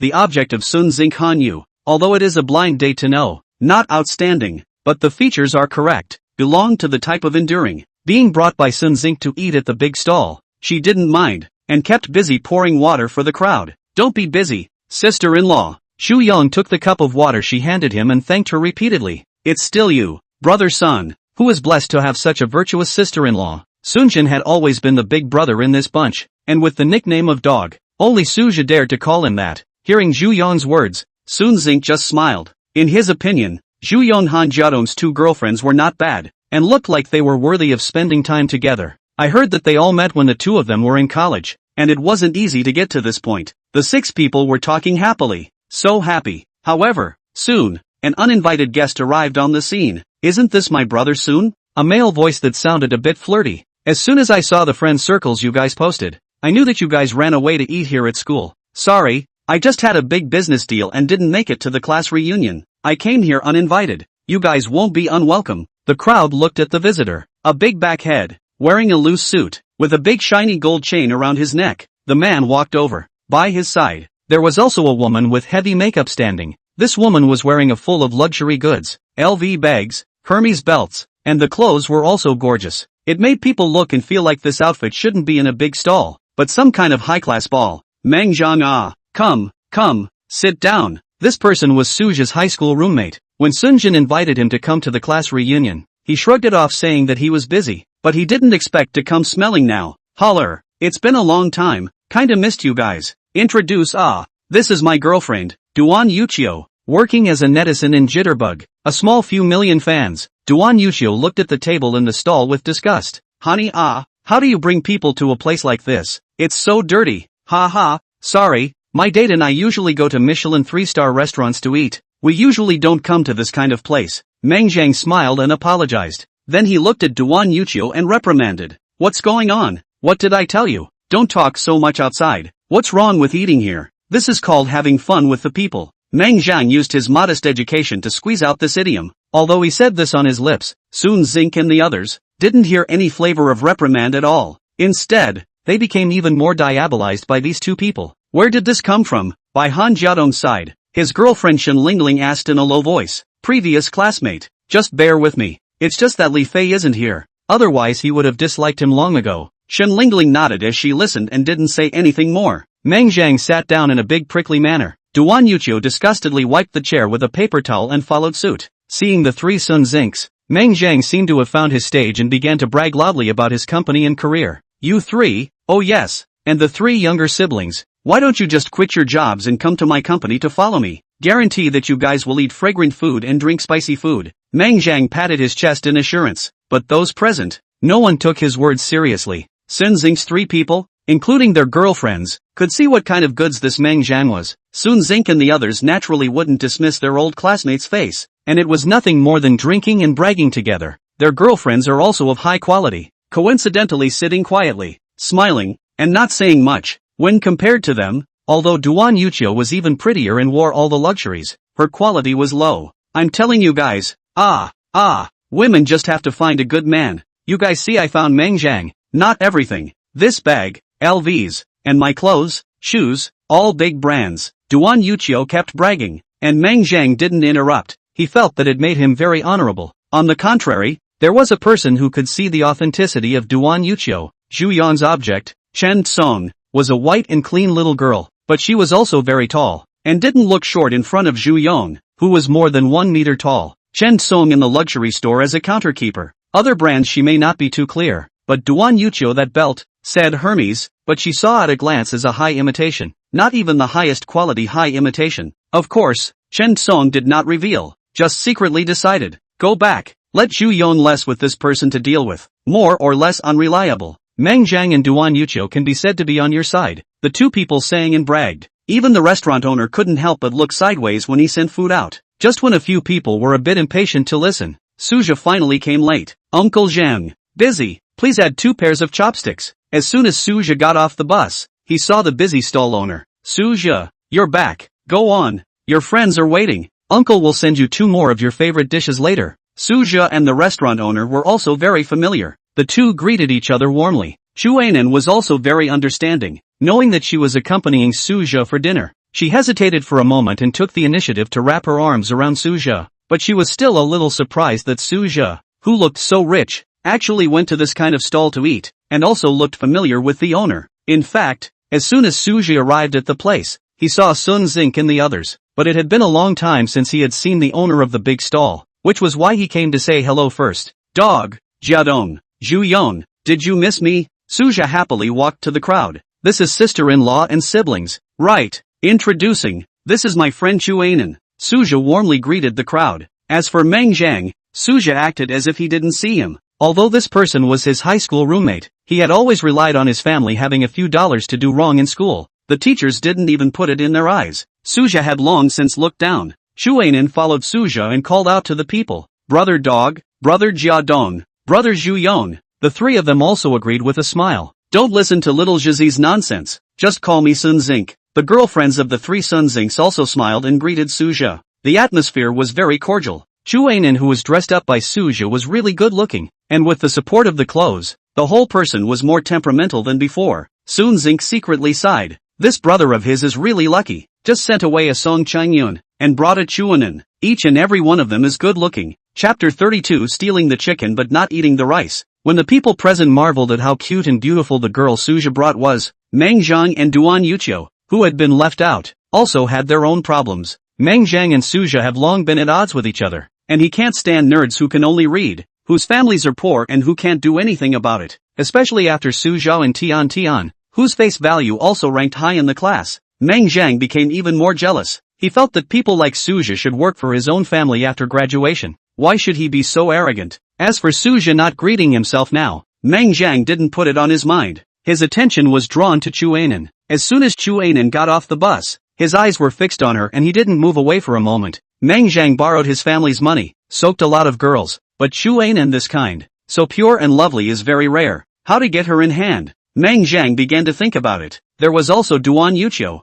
who was brought by Meng Zhang, who was also attracted to Chuanan. She is aware of her own business. Meng Zhang gave her money to buy brand name bags and clothes. All were bought by her fake. The rest of the money, all saved up. But this Chuanan, a luxury goods. But the real thing, at a glance, is not worn many times, especially the necklace around her neck. It is worth a lot of money. And that called Suja, driving a car, that is a Ferrari, a veritable luxury car. The Cadillac that Meng Zhang drove, compared to that car, is simply a heaven and a hell. Duan Yuqiu looked at Suja. The more he looked at him, the more he liked him, just like a fox seeing a chicken. Not knowing the small minds of these two people, Suja took it upon himself to move 2 stools for him and Chuanan. Eating in this kind of stall, Chuanan is not formal, and soon called Lingling sister and Hanyu sister in one mouthful. She looked smaller than everyone, naturally very pleasing to the eye. A few girls kept giving her food. Suja was naturally very satisfied with Chuanan's performance. You're really not leaving this time when you come back. Knowing that Sunjin stayed in the local area, Suja was naturally very happy. Yes, this is not preparing to marry her. Sunjin happily looked at his girlfriend. Then when you have a child in the future, you have to let me be the child's god-grandfather. Suja laughed. Good mouth, eh? No, you Suja, taking advantage of my old man. The scene suddenly became active, and a few people pushed cups and exchanged drinks. So happy. Meng Zhang looked at the few people having fun and skimmed his mouth in disdain. Nun, right? Where do you work? I'm Suja's classmate. My family is a big company. If you can't do it, you can come to me, yo. Meng Zhang looked at Chuanan with a scowling face. and didn't forget to pull his clothes apart to reveal his large gold chain. Next to him, Duan Yuqiu looked on with a slight frown, but didn't snap, waiting to see Suju's reaction. No, thank you, my current job is quite good. Chu Anan also politely refused, but didn't quite dare to offend Suju's classmates. It's fine, what are you polite with, brother? Come on, let's add a contact. Meng Zhang became more and more excessive, insisting on adding Chu Anan's contact information. Suju, what good? And no money? You add brother. What difficulties, brother, to help you solve? Seeing Chu Anan's pathetic appearance, Meng Zhang's movements became more and more exaggerated. Suju hadn't noticed at first, until Chu Anan got closer and closer to himself. Only then did he realize that Meng Zhang was holding up his cell phone and kept getting closer to Chu Anan. What the hell are you doing? Suju interrupted Meng Zhang's cell phone with one hand. Meng Zhang didn't react for a moment, until the cell phone fell in place. Only then did he stand up in anger. Suju, what are you doing? I just want to add her contact information so that I can help her in the future if there are difficulties. Meng Zhang was righteously indignant. I remember Sunjin didn't invite you, right? Will you please leave now? Is this how you treat your old classmates? Are you worthy? Suju said with disdain. At this time, Han Jiadong, Zhu Yong and the others had already stood up. Their girlfriends didn't stop them when they saw this. Seeing the four people in front of him, Meng Zhang knew that he was at a disadvantage, and that he definitely wouldn't be able to take advantage of them if he moved. Just go. Meng Zhang took Duan Yuqiu and left in disgrace. But what he didn't know was that when he was confronting Suju, Duan Yuqiu took off the high heels on her feet, and with her stocking-clad feet, she touched Suju's legs. Suju felt the difference and looked at Duan Yuqiu in surprise. Duan Yuqiu winked at him and then pointed to a small mirror on the table. When Meng Zhang left, Suju picked up the small mirror, and on it was a string of phone numbers written in lipstick. Without moving, Suju wrote down the phone numbers. After the uninvited guest left, the atmosphere finally became active again. You kid. Not only do you drive a Ferrari, but you also dare to dislike Meng Zhang. Sun Xing threw his arms around Suju's neck. Right, brother Su. Meng Zhang, the kid's family is not simple. I heard that his family is very powerful and rich. What demoralizing words to say. Brother Su still cares about this. Meng Zhang, that kid, have long looked at him unfavorably. If I say so, I shouldn't have let him sit down in the first place. Han Jiadong and Zhu Yong spoke like comedians. The atmosphere became more active. The wine was also being served one box at a time. Suju guessed correctly that these few people were really pouring their own wine to death. There is Chu Anan from time to time for their own blocking wine. Otherwise would have been unable to stand. Instead of Sun Xing them, steal the chicken failed to etch the rice. Was Suju all drink down? One by one, five confused. After drinking and eating, Suju called a cab and sent Sun Xing home one by one. As for his Ferrari, he also found a chauffeur to help him drive it back. Let's go. I'll send you home. Suju shouted for a car and sent Chu Anan home. At this time, Chu Anan was only slightly relieved. She was afraid that Suju would do something to her. Only when Suju sent her home did she become a little frustrated. It was at this time that she remembered that the clothes she changed out of were still in Suju's car. Forget it, let's go get it next time. Chu Anan mumbled at home, her hands still touching the clothes Suju gave her from time to time. As for Suju, after sending Chu Anan off, he turned his head and took a taxi to an upscale hotel. There was a person who had been waiting for a long time. Chapter 33, Antique Market. The blinding sunlight shone on his face as Suju woke up from his dream. He had drunk a lot of alcohol the night before, and at this moment, his mind was still groggy. Looking at the unfamiliar ceiling, Suju stretched out a big slouch. His movements woke up the people around him. You're awake, brother Suju. I drank a lot of wine last night. I'll go get you some water. Wait, a naked keto body drilled out from the comforter, swaying. A short while later brought in a cup of water. Suju was not polite and took the cup of water. The woman once again drilled into the comforter, wanting to lie on Suju's chest. But her head, however, toppled into a thick palm. It was Suju who stopped her. Don't think too much, Duan Yuqiu. I'm just playing around with you, brother Suju. Duan Yuqiu looked at Suju pitifully. That's right, this one who was pampering Suju was Meng Zhang's girlfriend, Duan Yuqiu. When he was still at the dinner table, Suju had asked her to open a room and wait for himself through the contact information she had left behind. Duan Yuqiu naturally begged for it. She had long ago realized that she couldn't get much money out of Meng Zhang's body. Finding a random excuse, she dismissed Meng Zhang. Duan Yuqiu found a good hotel and waited for Suju's arrival. Taking advantage of Suju's efforts to take a shower, she took a closer look at Suju's clothes one by one. All of them were from the latest luxury brands. It added up to hundreds of thousands of dollars.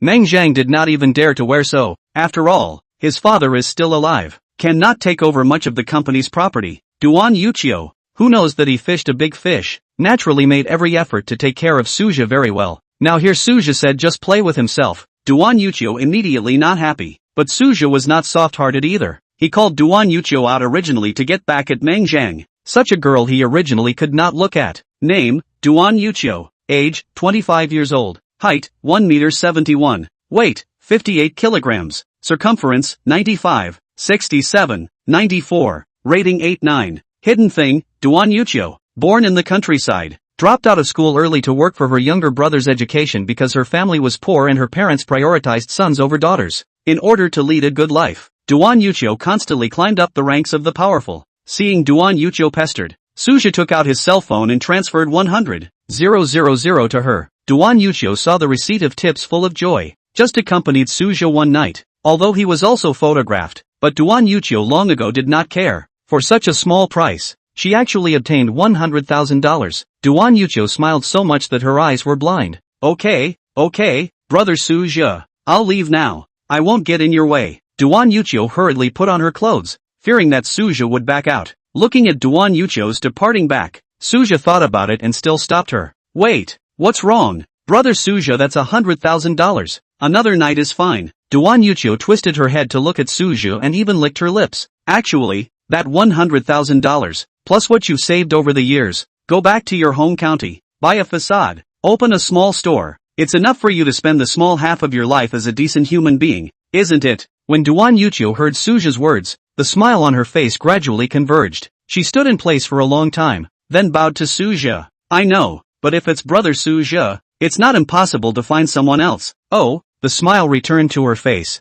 Suja could see that it was from a sincere heart. Duan Yuqiu walked to. Suja found out the video taken yesterday, mosaicked it, and clicked send. The object of sending, naturally, is Meng Zhang. This side of Meng Zhang also just woke up, subjected to Suja's video. The whole person left to do up. Although the video with a thick mosaic, but that body, that voice, how can he not recognize the household that is his girlfriend Duan Yuqiu? He picked up his cell phone and dialed Duan Yuqiu's number. I'm sorry, the number you have dialed is off. Please wait. You die Suja. Meng Zhang atmospherically slammed his cell phone to smithereens. Suja, on the other hand, naturally packed up his things beautifully and went home. Suja did this, naturally, not simply because Meng Zhang hooked up with Chuanan last night. In fact, back then, when he fell out with his roommate Meng Zhang, it was also because Meng Zhang, relying on his family's power, used force on his brother's girlfriend. At first the woman's family did sue Meng Zhang, but when confronted in court, I don't know what tactics Meng Zhang's family used. The girl changed her mind on the spot and said she was voluntary. Then she changed schools and never showed up again.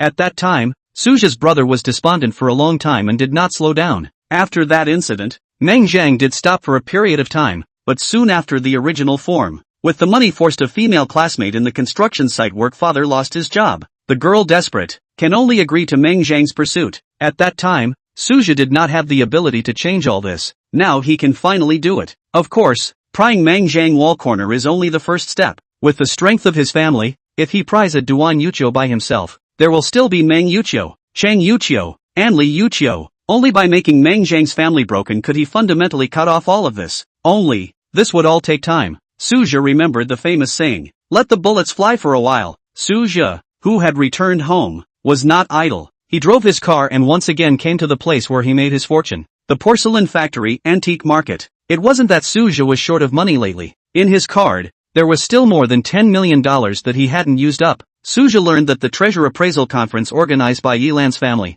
In addition to the treasure appraisal session, there is also a sand exhibition session. Treasure appreciation of this line, alone will not identify, but also have their own collection, can be considered a serious treasure connoisseur. This point, Yilan did not tell Suja. Suju estimated, this is afraid that the girl, want to test their depths. Since he promised, Suja naturally would not show his cowardice. Unfortunately, Suja had a stroll around, and the harvest was not very big. Spent a small $10,000, received some, worth more than 100,000 things. For the current Suja, it could only be considered small money. Just as Suja put these things back into the car and drove away, there was a stall that attracted Suja's attention. Chapter 34 Gambling on Stone Spectacular. The stall that attracted Suja was not anything else. It was the most attractive item in the porcelain factory antique market in addition to porcelain, stone gambling. Porcelain factory antique market rely on porcelain to make a fortune. And then the market management personnel, in order to seek better development, naturally thought of expanding the business. Spring City is close to Burma. Jadeite raw stone rightfully became their best choice. Facts proved that their choice was correct. Once a month the Stone Gambling Conference attracted rich people from all over the country. Suja now saw, is this month's Gambling Stone Conference? The market had specially designated a large area for the Stone Gambling Conference, and although it did not cover a small area, it was still crowded with people coming from all over the country at the moment. The venue of the conference was surrounded by a huge crowd of people. The entire venue was filled with the voices of stone gamblers. Suja, relying on his youth and tallness, easily squeezed into the front of the crowd. Although the crowd on the periphery was crowded, but the real venue and so on, there were really only a few people standing in the center of the venue to select. The main characters of the Stone Gambling Conference were also these few people. Suja listened in the crowd for a while, and also sort of figured out the rules of the Stone Gambling Congress. The people who came here to participate in the Stone Gambling Conference were not only here to buy jadeite jade. Gambling Conference is divided into 7 rounds. Each round of participants in the respective registration to participate in,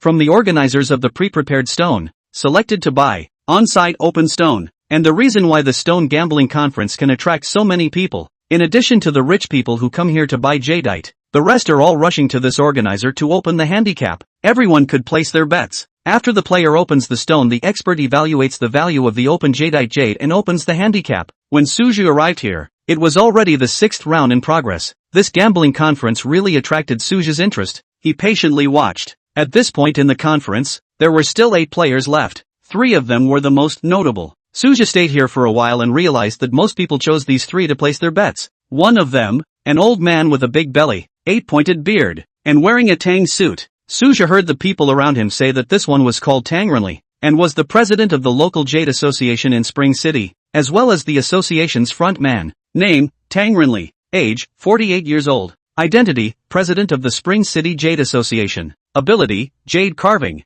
Appraisal of original stones. This Tang Renli also really has a few brushes. Often just weigh the original stone in the hand a few times. Immediately put the original stone down, as if such a raw stone, it is not worth it to continue to see. Occasionally uncertain. Tang Renli is also a flashlight for a while, but also immediately put back, until a fist-sized raw stone. Tang Renli also weighed, also used the flashlight. After pondering over it again and again, he finally made up his mind and auctioned the stone, and after paying for it, this piece of raw stone was also labeled as Tang Renli's, waiting to be opened with the other players. Place your bets. President Tang is the winner of the Urban Assembly for several months in a row. Follow him and buy. Guaranteed blood money. That's right. Even though the odds are small, buy 10 and lose 3, but at least it's an income, isn't it? Hey, I've already started. Bought 100,000. Or you kid is shrewd. Surrounding the stone gamblers, you a sentence and I a sentence. It seems as long as follow Tang Renli buy, is to be able to make a steady profit. It was important to realize that if Tang Renli didn't win the championship,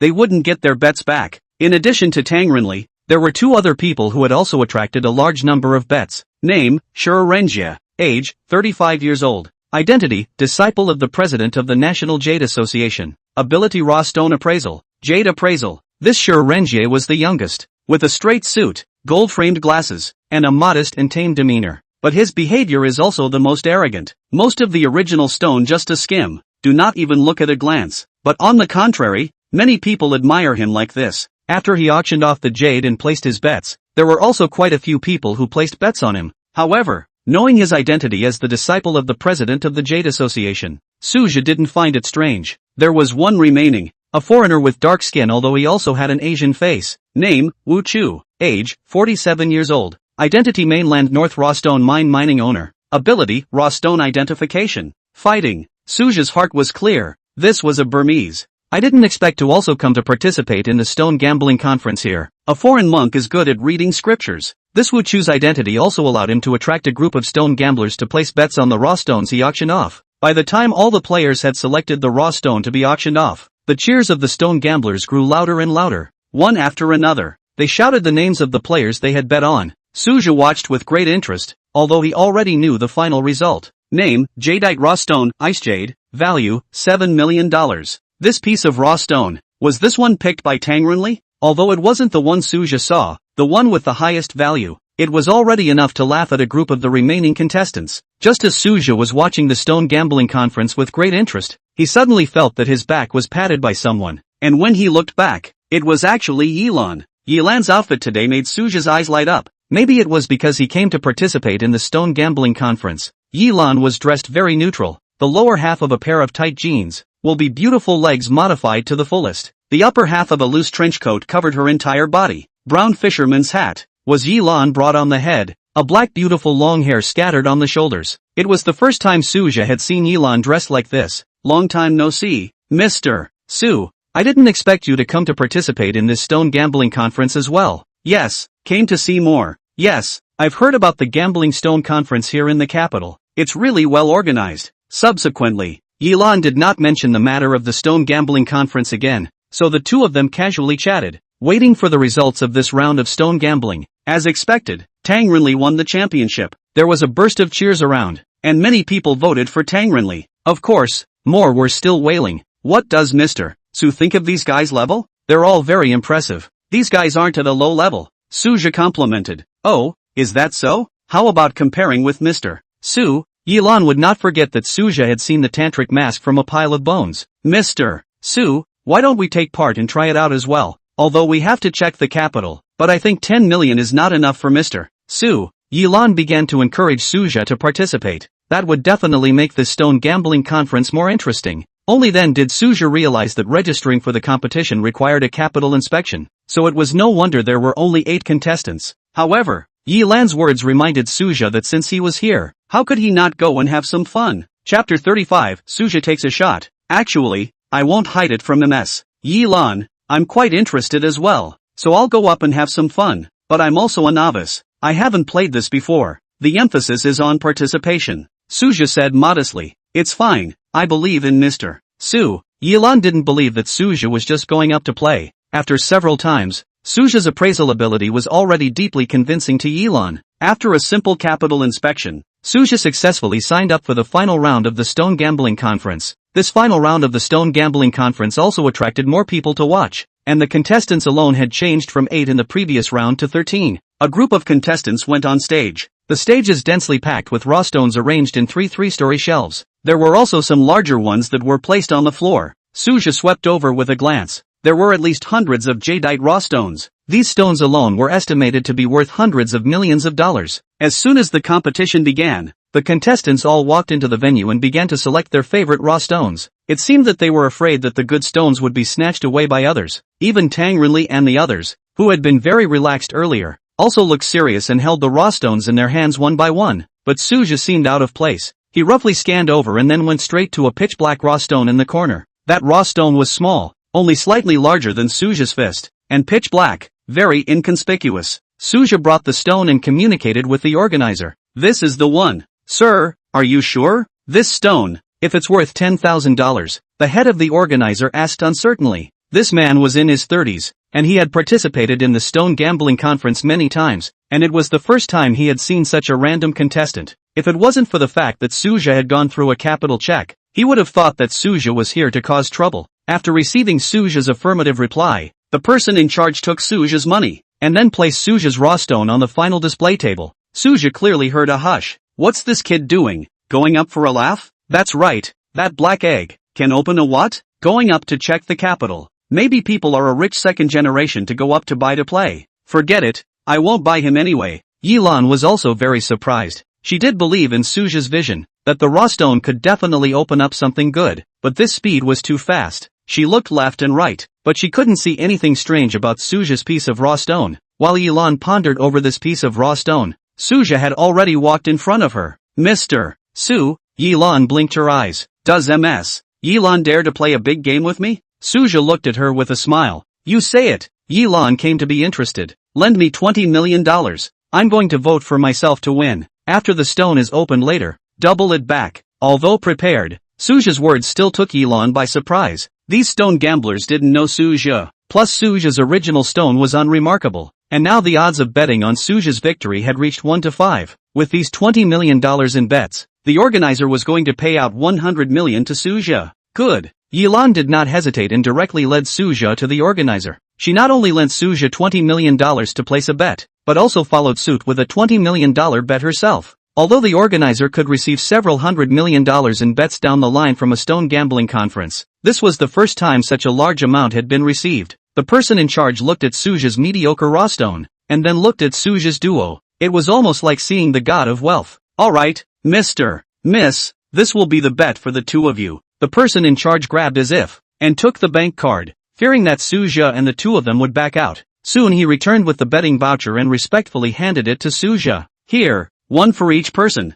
Whether I can make money or not, it depends on Mr. Su. Yilan smiled as he took the vouchers and bank card and casually stuffed them into his trench coat pocket. At this time, the rest of the players, too, had finally picked their raw stones. The host had already announced that the betting was about to end. I'll take my leave then. Suja said goodbye to Yilan and walked towards the arena. Quickly look at Master Tang's piece of raw stone. Although it's just a small opening in the stone, but look at that water type. That emerald head of water with her swirling up. Master Tang is awesome. I bet $100,000. Cheap. I bet 200,000. Shay, you guys don't have good eyes. I bought Wu Chu's. The Burmese ghosts have a good eye for raw stones. What's so worthwhile about Wu Chu's stone except that it's a bit bigger? I think sure Renjie's stone is only good. On Suja's way back to the arena, all that came to his ears was basically praise for these three people. In order to encourage betting, the organizers had set up an electronic screen in the center of the arena, announcing the amount of bets and real-time odds. The bets of these three people had all exceeded $100 million. The odds were also the lowest at 10 to 1, placing a bet of $10,000 to get $1,000. As for Suja,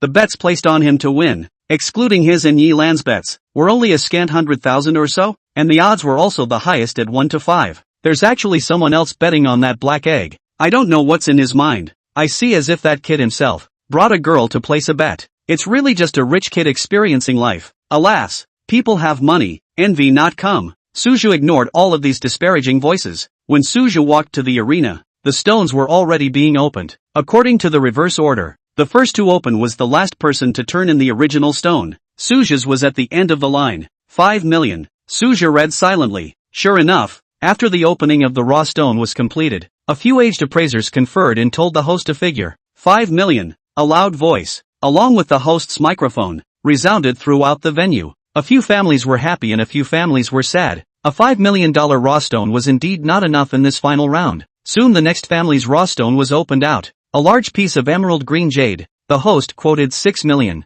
followed by a few more. The prices fluctuating around $5 or $6 million. By the seventh house, the master who opened the stone cut, still couldn't find the emerald. Value 0. The host exposed such a number. The stone gamblers in the arena burst into laughter. The contestant and the gamblers who had placed bets on him all had black faces as well. However, it was just a laugh and there wasn't too much discussion. After all, opening no jade stone was also the norm here. The next start, in addition to a piece of jade worth more than $500,000, the rest of the jade is also around 4 or 5 million. After all, in order for the stone gambling conference to look good, the organizers prepared the original stone, the value of which was not low in the first place. Chapter 36, Dragon. Soon there were only 4 pieces of jade left unopened. Apart from Suja's original stone finale, the remaining 3 pieces were precisely the jades purchased by Wu Chu, Sure Renjie and Tang Rinli, who had the most support. Tang Rinli's jadeite, valued at $6.5 million, was not even as good as the jadeite from the previous round, but the old Tang was still pleased to smile. He bought this piece of jade, only spent $1 million. This time, is more than $5 million to hand. Tang Rinli's supporters, they were even more high and mighty. This $6.5 million has been so far the highest price, but soon they were not happy. Wu Chu's raw stone was opened, worth $8 million. The Burmese ghost smiled triumphantly. The people who had placed bets on him laughed even more smugly than he did. The final master Renjie, too, did not exceed the figure of $8 million, and his jade stone, too, was only worth $7 million. Wu Chu's supporters burst into cheers. They almost couldn't help but go to cash in their prizes. What? There was still Suja's jade that hadn't been opened. Don't kid yourself. That pitch black thing. What could be opened? This was the consensus of almost everyone present. Hurry up and cut it. Don't delay me from cashing in my prize. That's it. Don't waste time. Even the organizer thought so, but in order not to break the rules, Suja's stone still had to be cut. Wait, master, you polish the stone skin little by little, and be slow with your hands. It was the first time the stone opening master had heard such a request. General jadeite raw stone are cut from the center, a little more detailed, that is, layer by layer cut, and then polished. The stone opening master, who was originally unwilling to open such a stone, became more and more impatient. This broken stone, cut from the center, no emerald can be thrown away. Open stone master impatiently said. The people under the field also booed, especially those who were waiting for Suja to open the stone and then were ready to cash in their prizes. Then I'll do it myself. Suja was about to sit in the position of the stone opening master, and that person didn't care. One less job was also a good thing, so he simply gave his seat to Suja. Suja sat on top of the stone opening position, opened the stone opening angle grinder, steadily held the stone, rubbing towards the angle grinder. Suja's technique was very amateurish, and when the original stone just touched the angle grinder, he was almost shocked to take the original stone out of his hand. Can you do it, kid? Hurry up and admit defeat. It's a waste of time. The stone gamblers were in an uproar. Young people nowadays. That's right, not humble at all. Young people, it's good that they refuse to admit defeat. Not at your age. The members of the jury and the contestants were also waiting a bit impatiently. Only Yilan, her eyes grew brighter and brighter as she watched Suja's actions. She understood Suja. Before the tantric mask, Suja had casually handed it to himself and was not afraid of breaking it, but now he was actually paying so much attention to this stone. Yilan was getting more and more expectant. She felt that this stone could definitely open up something good. Soon, Suja rubbed off a corner of the original stone, revealing a mold of turquoise. The pure turquoise color made one of the judges suck in a breath of cool air. You guys stop talking. Look, what's revealed in that original stone? That's a pure emperor green. To be able to be labeled with the word emperor, such a jadeite, its value was evident. With the judges' voices, more and more people noticed the jade in Suja's hands. The organizer's camera also stopped filming other jadeites and focused on Suja's raw stone. The entire venue saw what the cameras were filming through the projections set up by the organizers. The voices on the field were getting smaller and smaller. Why aren't you guys moving? A stone gambler who had placed a bet on Wuchu to win was still talking loudly, but was pulled by his companion by the corner of his shirt. Quickly look at the big screen. That stone gambler looked at the screen, followed by a sense of suffocation as well. He secretly felt bad. The raw stone in Suja's hand, just revealing a corner, was far superior to Wu Chu's emerald. The next step was to see just how big that jadeite was. Raw stone more and more open the larger. That a touch of turquoise green also better show in front of the crowd.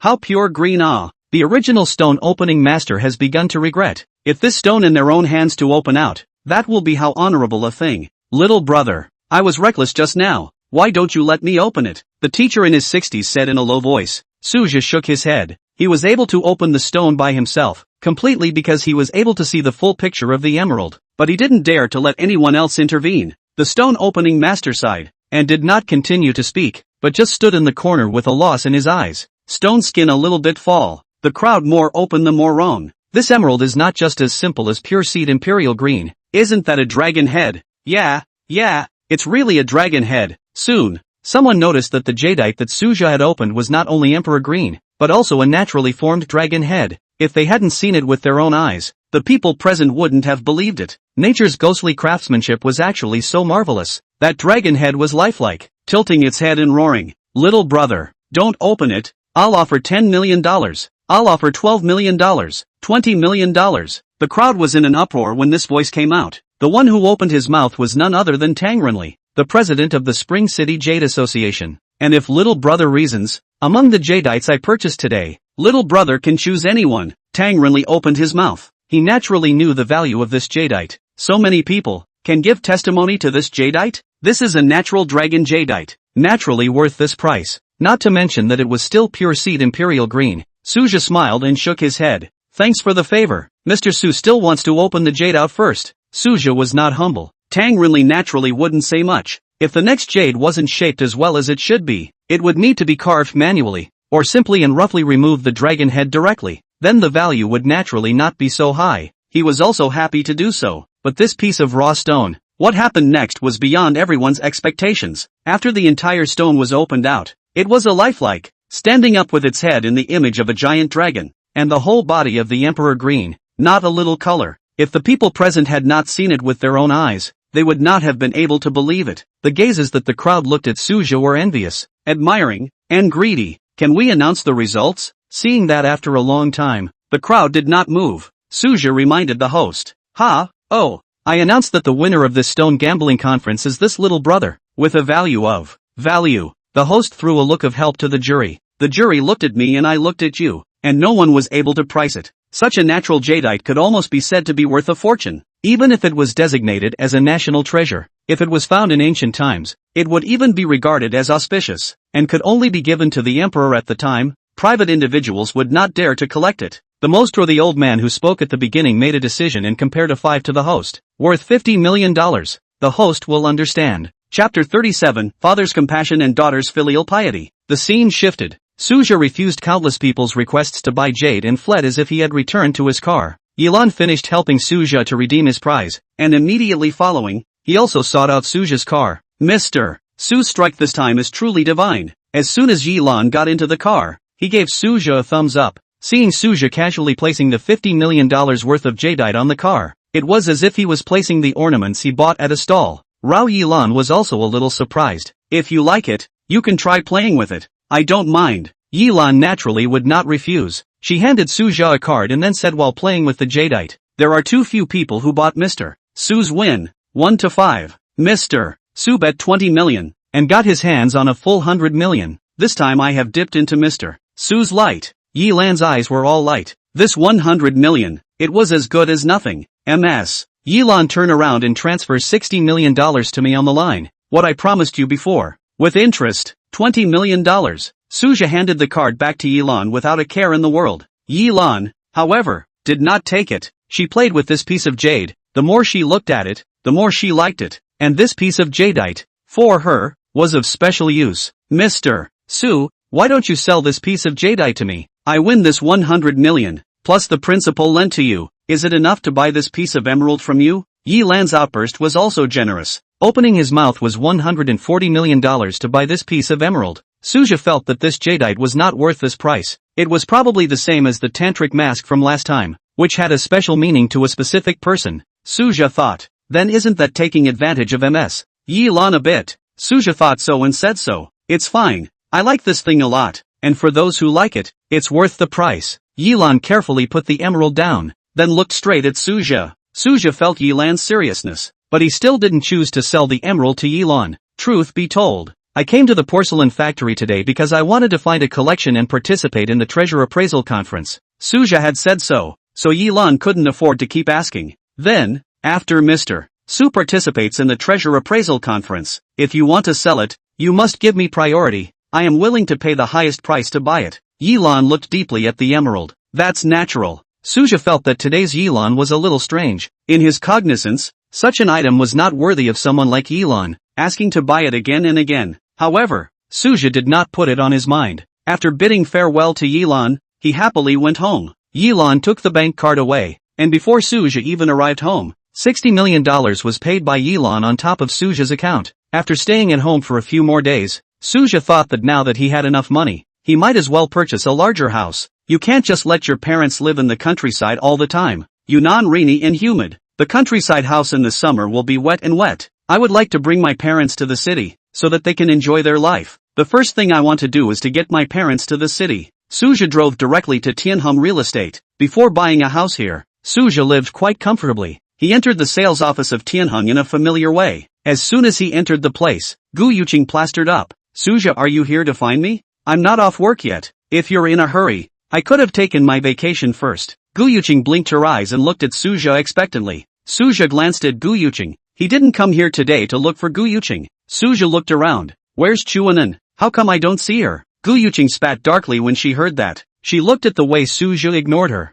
and her heart felt resentful. But Gu Yuqing still explained. Chuanan, that niece. It seems like there is someone from her family, has taken a leave of absence from coming to work for several days, and I heard that she is going to quit her job. Suja listened and frowned. Chuanan had previously worked hard to stay in Tianheng, but Suja knew that, now she actually wanted to leave her job. Moreover, the last time he called out to Chuanan to accompany him for dinner, she had also excitedly told him that the treatment and benefits after the transfer were all much better than before. Thinking of this, Suja dialed Chuanan's phone, able to dial through, but no one answered. WeChat is also sent at all, no one back. Suja already felt that something was wrong. Chuanan probably had something happen. At precisely this time, Gu Yuqing's phone rang. What? I'll go over right away. After she picked up the phone, she shouted in surprise. Suja originally didn't care about Gu Yuqing's matter, but when Gu Yuqing saw that Suja was still calling Chuanan, she hesitated for a moment, but still pulled on Suja's cuff. Don't call. Chuanan can't answer. Suja cast a puzzled look. Gu Yuqing then explained. Chuanan is my intern, under my control. Just now over at the collective dormitory. Someone told me that Yueyang's family is causing trouble and asked me to go over. Then I'll accompany you on a trip. Suja's words carried a bit of unquestioning. Gu Yuqing nodded her head. The two of them drove to Tianheng's dormitory. Looking at Suja's light-hearted appearance, Gu Yuqing knew in her heart that Suja must have already come to find Yueyang. Last time, Suja just received Yueyang at the door, and under Gu Yuqing's leadership, Suja entered the dormitory building. When he walked in, he saw a pair of middle-aged men and women and a 17 or 18-year-old yellow hair in the corridor, punching and kicking Yueyang. Yueyang squatted on the ground, protecting her head with her hands. Around 3 or 4 employees of Tianheng were pulling the fight, but they were all girls. These 3 people looked fierce. They did not dare to go forward, so stopping them would not help. The fists and feet of the 3 people still couldn't stop landing on Yueyang. You guys stop fighting. It's going to kill someone if you keep fighting like this. There was a small girl, standing by the side with a cell phone in her hand. She anxiously shouted. That yellow hair was wearing short sleeves, revealing 2 flowery arms, wearing torn jeans, with a pair of soybean shoes on his feet. He heard what the girl said. Instead he became more and more arrogant. This is our family's family matter. What does it have to do with you? Saying that, he kicked Yueyang again. This kick directly knocked Yueyang to the ground. That's it, the woman echoed. This woman was a peasant village woman's dress. Her dress was polished. She just laid down her hands without mercy. Often when a punch went down, Yueyang's arm was a bruise mark. On the contrary, that middle-aged man, although the figure Yueyang, but kicked our buttocks, stomach and other places. But his words, but the most chilling, you two down to pay attention to a little. Do not hit the face. If you hurt the face, then it is not worth it. Right, Mom? If you hurt your face, you won't be able to exchange much for the bride price. Yellow hair agreed. And do you hear me? If you obediently go back with us to get married, my mom won't beat you. The woman was being a good person. Chapter 38. Being an ox is a horse. The scene in front of him shocked Suja. Not a long corridor. Suja took 3 steps and made 2 steps, and quickly walked in front of the 3 people. Suja went up and kicked 3 times, one by one, kicking all 3 people who were bullying Yueyang. The few girls from Tianheng screamed and dodged away, allowing the 3 to fall to the ground. Suja didn't bother with them and helped Yueyang up. At this moment, Yueyang was like a frightened rabbit. After being helped up, she hurriedly hid behind Suja, lying on his back, unable to stop trembling. At this time, those 3 people had already climbed up, supported each other, and walked in front of Suja. Kid, this is our family's family matter. I advise you not to meddle. Yueyang's father, Chu Tianhe, had a ferocious look on his face as he looked viciously at Suja. Hearing Chu Tianhe's words, the yellow-haired Chu Fei and the woman Li Wan also jumped into action. The 3 of them were about to strike at Suja. They were not good people. 3 against 1 was not afraid. Looking at the appearance of the 3 people, Suja only felt that fighting with such people was a bit cheap. Do you guys want to make a move? The clothes on my body, which one is broken? The 3 of you sold cannot afford to compensate, Suja said with a cold smile. The 3 people who originally wanted to make a move, their figures lurched. Chu Tianhe's face twitched and said, Kid, do you really think that I haven't seen the world? Just this clothes on your body, how much can it be worth? Before Chu Tianhe could finish his words, he was tugged by his son Chu Fei. Dad, that kid's belt seems to be Hermes, if it's real, but it can be worth tens of thousands. Chu Fei's words weren't alright. Suja's Hermes belt was a limited edition. It cost $200,000 when he bought it, but it was enough to bluff Chu Tianhe. He looked Suja up and down. There was indeed a rich and noble air. At this time, the few little girls who were pulling the fight aside also slowed down from their shock. Chu Fei's words caused their gazes to focus on Suja. What tens of thousands of dollars belt? That's a limited edition. You can't buy it without more than $100,000. The little girl who called to inform Gu Yuqing, Jiang Xia, was an old man of Tianheng real estate, and had seen no less than a handful of rich people, so she still had this bit of discernment. A belt is nothing. The suit he's wearing is 3 or 4 times the price of the belt. It's an Armani high-end model. Just look at the clothes. Take a look at the watch on his hand. Patek Philippe. Yeah, I'm afraid it won't cost $1 million. A few girls from Tianheng real estate guessed the price of Suja's clothes all over. Although it wasn't too accurate, it was right on the money. The more Chu Tianhe heard, the more his heart jumped. The village mayor's family promised to give the bride price. Even a pair of shoes Suja cannot afford to buy. Chu Tianhe subconsciously pulled his wife and son, muttering in a low voice, but don't do it, we can't afford to pay for this. What about Yueyang? Just let him protect him? Without the bride price from the village chief's family, how can I get married? Chu Fei was a bit anxious. Marrying off Yueyang for the bride price was his idea, but he wasn't a little cutie either. Just stared at Suja with a deadly stare, not daring to make a move. Suja saw that these three people had wimped out and weren't going to make a move, but he wasn't going to let the three go so easily. Name, Chu Tianhe. Age, 50. Character, greedy, impulsive. Hidden affairs, murder on the run. Murder on the run. Chu Tianhe was out in the field when he got into a fight and killed someone, then fled back to his hometown and is now wanted. He promised his son Chu Fei to use Chu Anan for the dowry,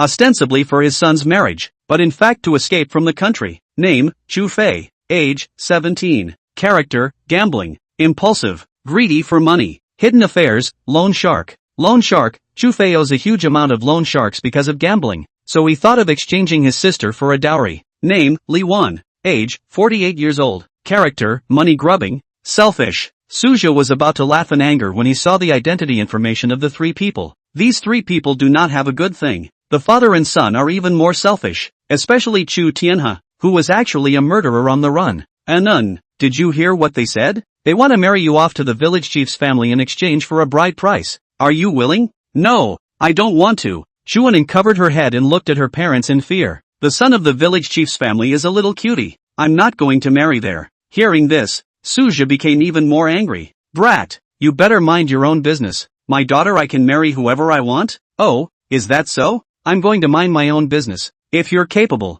call the police. Seeing the clamoring Chu Tianhe, Suja said playfully. Right, father, let's call the police. Chu Fei was a little intent. Chu Anan, on the other hand, was even more frightened and hid behind Suja, her mouth constantly rambling. I don't want to go back to this family. I don't want to marry and so on. Even more nervous than Chu Anan was Chu Tianhe, seeing that his son really pulled out his cell phone and wanted to call the police. Chu Tianhe sent his son's cell phone flying with one hand. Call the police. You report a fart to the police. The more Chu Tianhe thought about it, the more angry he became. Looking at this incompetent son, his teeth itched. Looking at the imploding father and son, Suja twisted his head back and wrapped his hands around Chu Anan's shoulders. Feeling Suja's breath, Chu Anan managed to calm down. I can help you, but you really don't want to return to this home? Chu Anan was like a drowning person who saw a life-saving straw and hugged Suja. Help me. I don't want to go back. If you help me out of my misery, Chu Anan said in an emotional place, even a little speechless. I'll be a cow for you. Chu Anan opened her eyes wide and looked at Suja sincerely.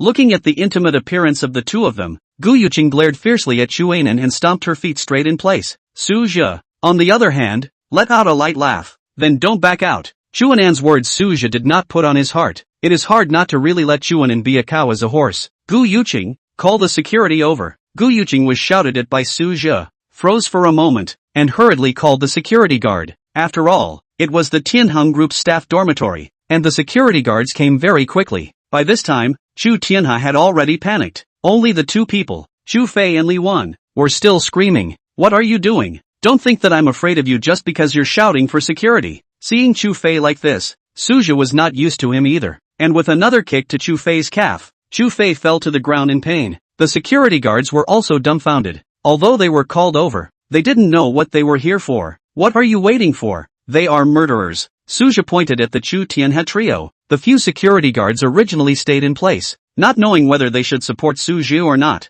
After all, this person they didn't know either. But Chu Tianhe had already sunk in, pulling out his legs and running. This time the security guards also knew that there was a problem. A few big men easily caught up with him and subdued him. Chapter 39 Hands and Sausages. Inside Chu Anan's house, she looked at Suja with some disbelief. Everything seemed like a dream. In the past few days, her parents and younger brother pestered herself to return to the village to marry the village chief's stupid son. At first, they were quite patient and persuasive. But today, just because they didn't agree, the three of them punched and kicked themselves. At this time, Suja was like a divine warrior, came to himself and saved himself. The back is to see their father is a murderer, once and for all to help themselves solve the family problem. Out of the sea of bitterness that plagued them for more than 20 years, thinking of his previous promise to Suja, to give him as an ox as a horse, Chu Anan had a blush. Suja looked helplessly at this niece, as if she was scared silly. However, Suja was not in a hurry. After all, the crowd of onlookers had already been evacuated by the police, and Chu Tianhe and the others had also been taken away. As for Gu Yuqing,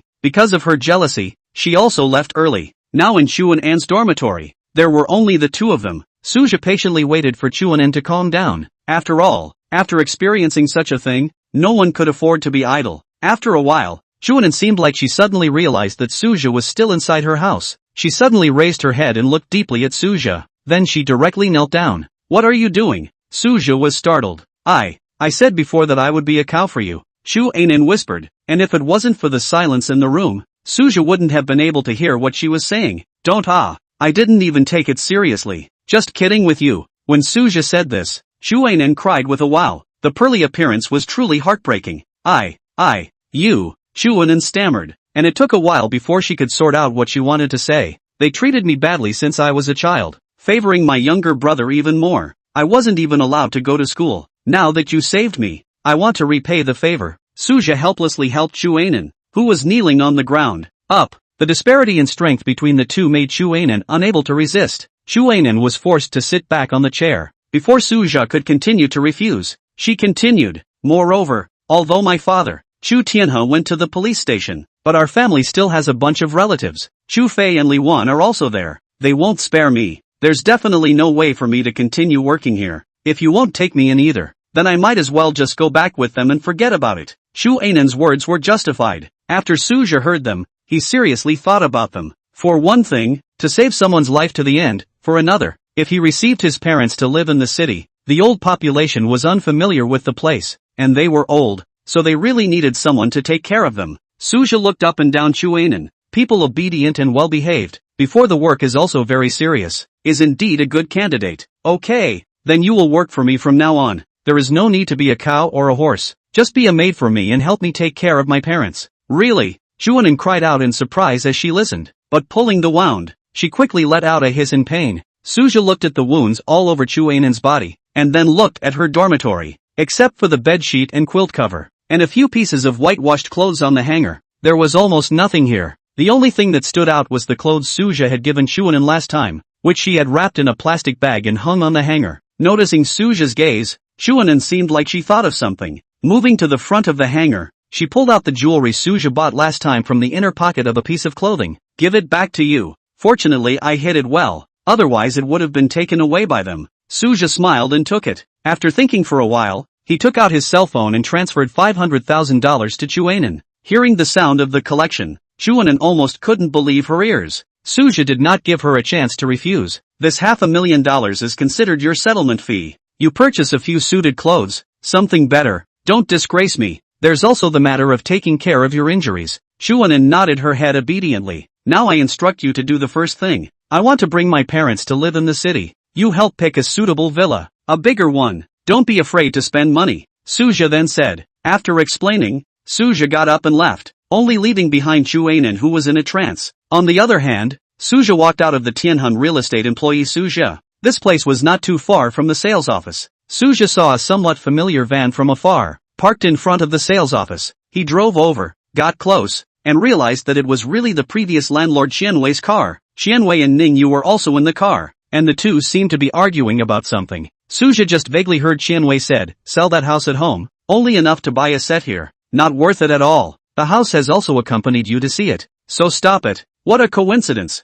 Suja, I didn't expect to meet you here. Qianwei still wanted to say something, but he crossed over Ning Yue and saw Suja, and immediately smiled nervously and greeted Suja. The envy of Suja's sports car in his eyes was not hidden in the slightest, and although he was talking to Suja, his eyes kept scanning Suja's car body. When Qianwei was looking at Suja's car, Suja was also looking at Qianwei's car. Perhaps because Suja had bumped into an argument with Qianwei, the landlady's expression was a little unnatural, but Qianwei didn't care. He still remembered the scene he saw when he moved Suja's house last time. This is a valuable person. The finger cracks leak a little benefit, is enough to Qianwei a month's salary. Suja's car was parked on the right side of their car. Qianwei could only cross over Ning Yue and greet Suja. Looking at her husband's fawning appearance, Ning Yue's eyes were undisguised dislike and disgust. Long time no see, brother Qian. I didn't expect you and sister Ning Yue to still be so in love. Suja also spoke back politely. Aha, Qianwei replied vaguely, then continued the pleasantries too. You're so busy. Why did you come here today? Wanting to buy another house? Suja replied in a good unconcerned manner.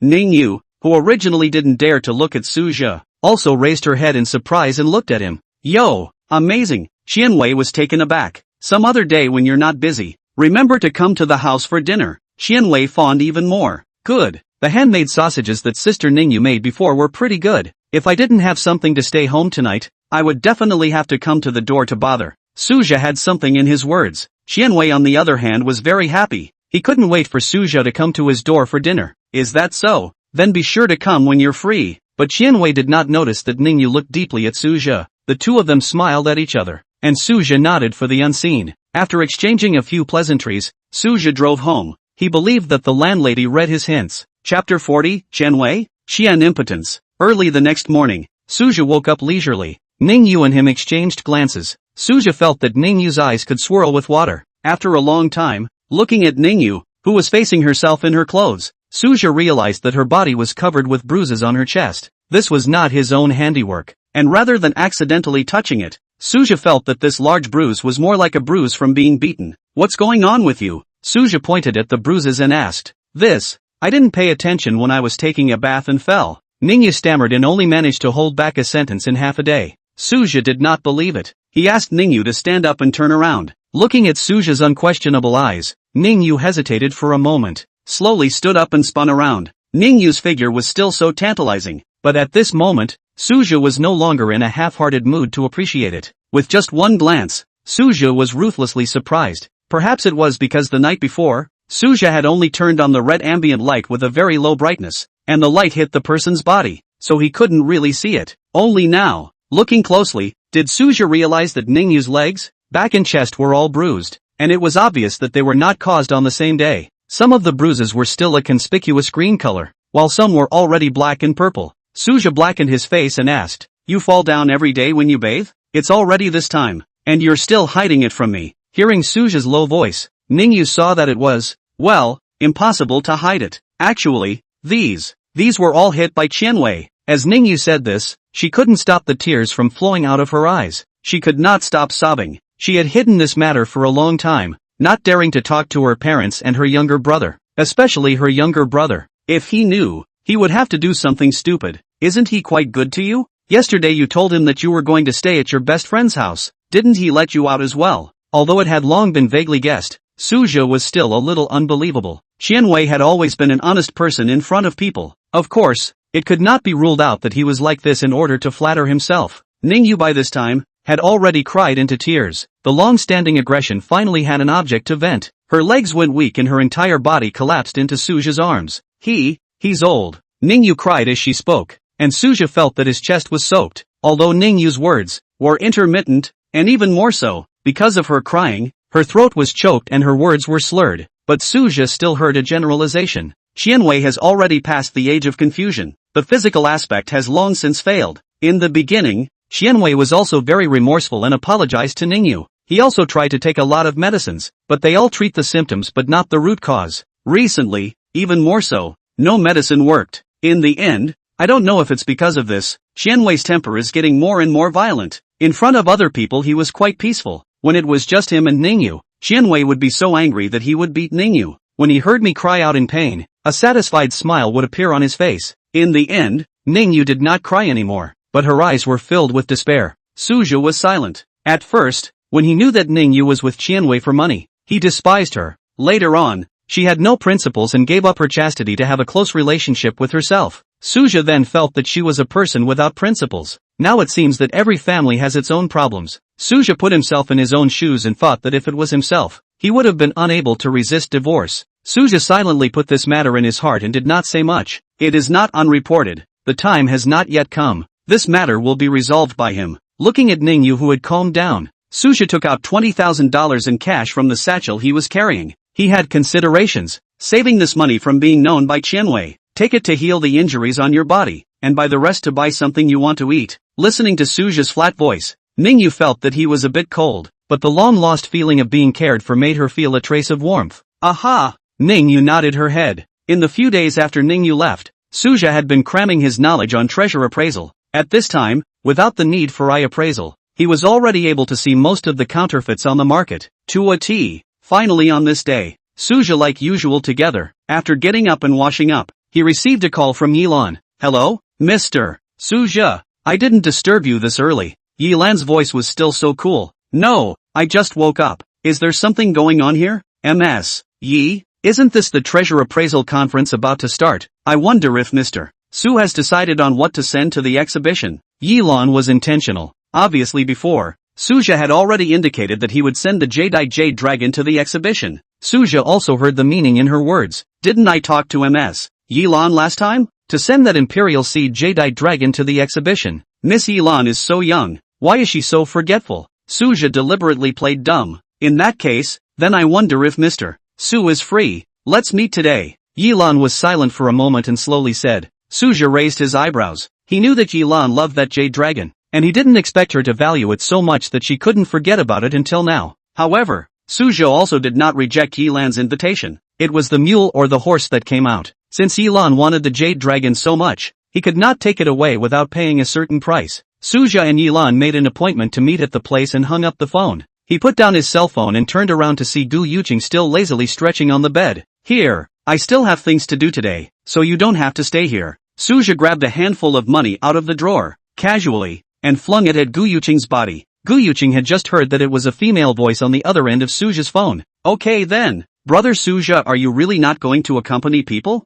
Gu Yuqing's voice was flirtatious, and while collecting the money, she threw an eyebrow at Suja, trying to retain Suja one last time. Although she had now recognized the current situation clearly, knowing that now that she and Suja were in such a relationship, she was nothing more than a plaything. But looking at the way Suja had just towered over her and made a date to meet with another woman in front of herself, Gu Yuqing was still a little gloomy. After all, this was not at all what Gu Yuqing thought at the beginning. Unfortunately, there was no turning back from the bow. Suja didn't even notice Gu Yuqing's small mind. Of course, even if he did, he wouldn't care. After packing himself up, Suja went straight out to the banquet. Chapter 41, Suppressing National Fortune. Suja followed the positioning Yilan sent and drove to a glorious building. Soon there was a waiter who came up and took Suja's car keys and helped him park his car. Suja walked in, and the first thing that caught his eyes was the 2 rows of waitresses uniformly dressed in lime green cheongsams. These waitresses, each and every one of them had a straight figure, and at a glance, almost all of them were the same height. Seeing Suja enter,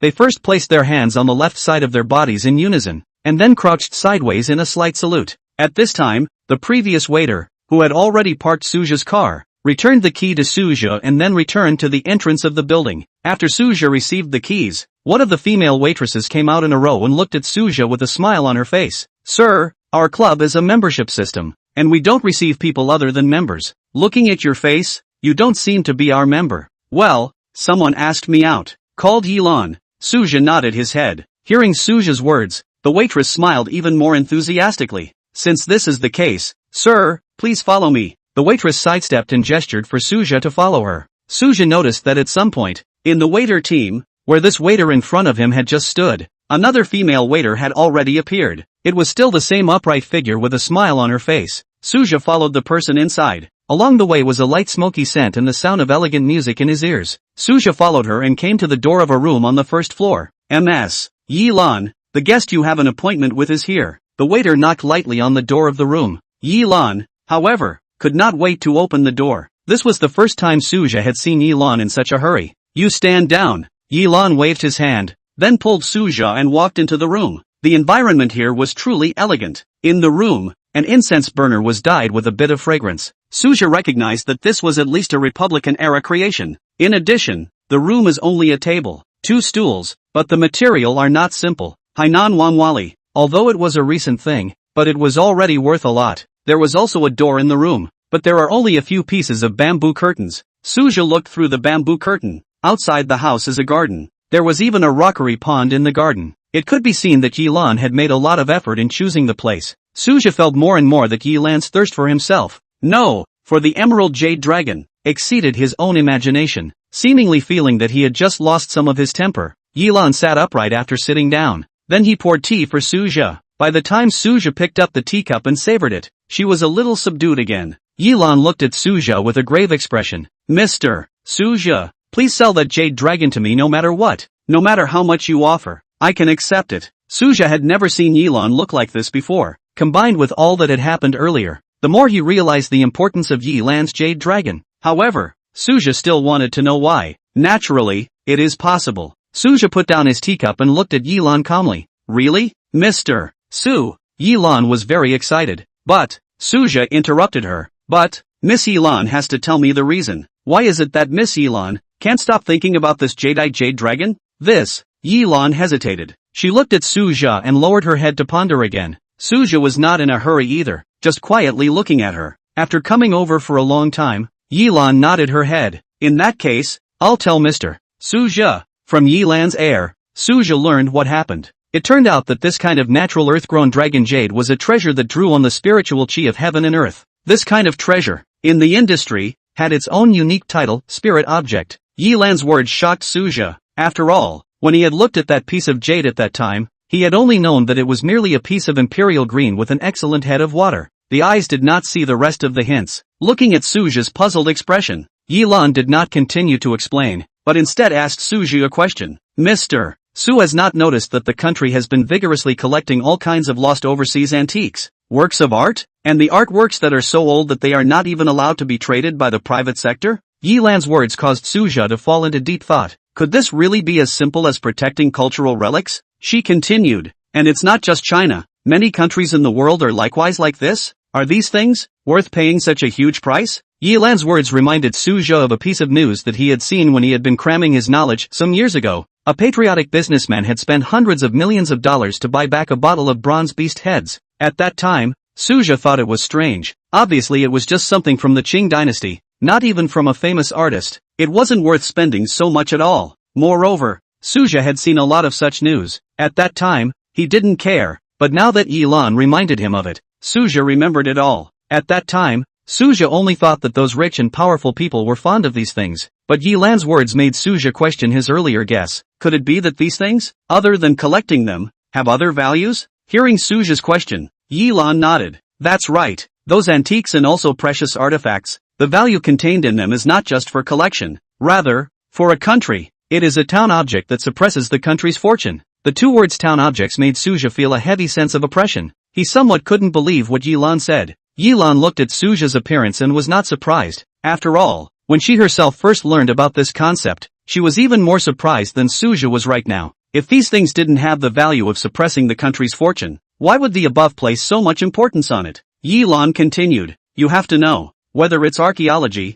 building museums, recovering national treasures from overseas, what you pay every year is a huge sum of money. This money is not meant to be used for fun, exploring history, searching for national treasures. In itself, it's part of the national fortune. Yilan's words unveiled a whole new world to Suja. Some of his previous unanswered questions were all uncovered at this moment as well. Chapter 42, Living with Yilan. Then why did you Bogusai acquire these things? Suja was still a little puzzled. Because we, Bogusai, are red-top merchants. Yilan was intentional. Bogusai is ostensibly in the antique business, but the real mission is to collect national treasures and fill up the country's fortune. Where Bogusai acquisition up of antiques will be screened, will be left in the town. Not the town of antiques will continue to sell. So don't look at the surface. Bogusai made a lot of money, but all of this money is invested in acquiring the town where above. Hearing Yilan's explanation, Suju was enlightened. Moreover, a natural spirit like the dragon jadeite is an unrivaled existence in the town where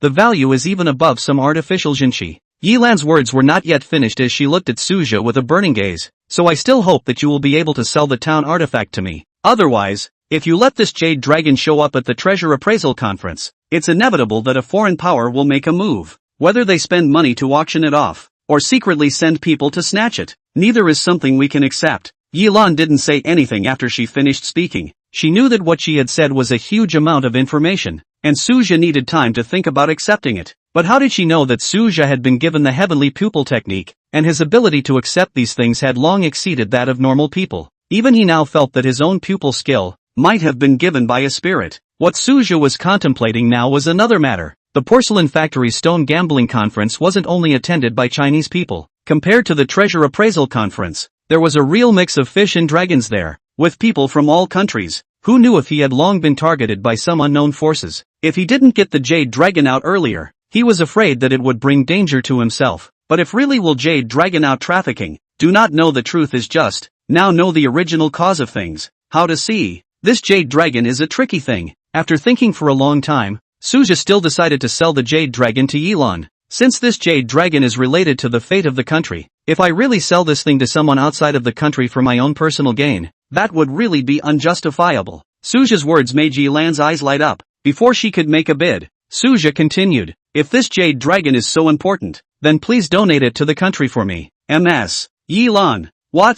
Yilan stood up in surprise. Mr. Su, do you know how much cash we at Boguzhai have prepared for this transaction? Suja nodded. He could roughly guess. After all, at the Stone Gambling Conference, Yilan had asked for $140 million.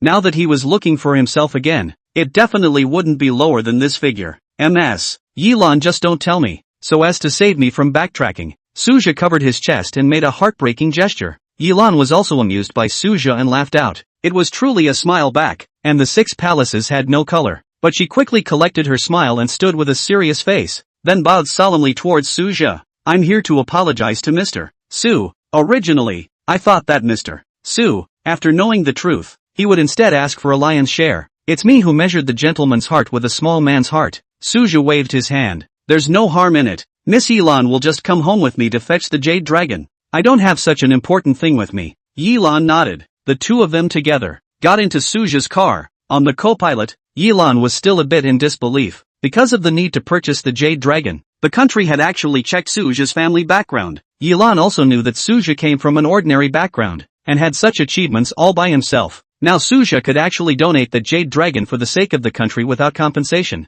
Mr. Suja? Suja was driving and had no time to turn around, just faintly asked, "What's wrong, Mr. Gaoi?" In fact, at first I didn't even think that Mr. would make such a choice. Don't worry, I will definitely report back to the state. The state will not treat any person who is dedicated to serving the country poorly. That's what I should do, Suja said calmly. Yilan also did not say anything more, but only silently wrote the matter down. Next, along the way, the two chatted about quite a few things in terms of treasure identification. Suja was no longer the Wu Xiaomeng of the past, and his knowledge of treasure appreciation was not much less than that of Yilan. The two talked and laughed on the way, and soon came to Suja's house. Just out of the elevator, Yilan noticed that Suja's face became gloomy. She followed Suja's gaze and saw only a tightly closed entry door. Nothing wrong with it. What's wrong? Yilan asked. I'm afraid there's something wrong. Suja slowly exhaled a breath. The entry door of his house, which was later modified at a cost, and the security measures were top-notch in the market. But when he just exited the elevator, he noticed that there were traces of prying on the door of his room,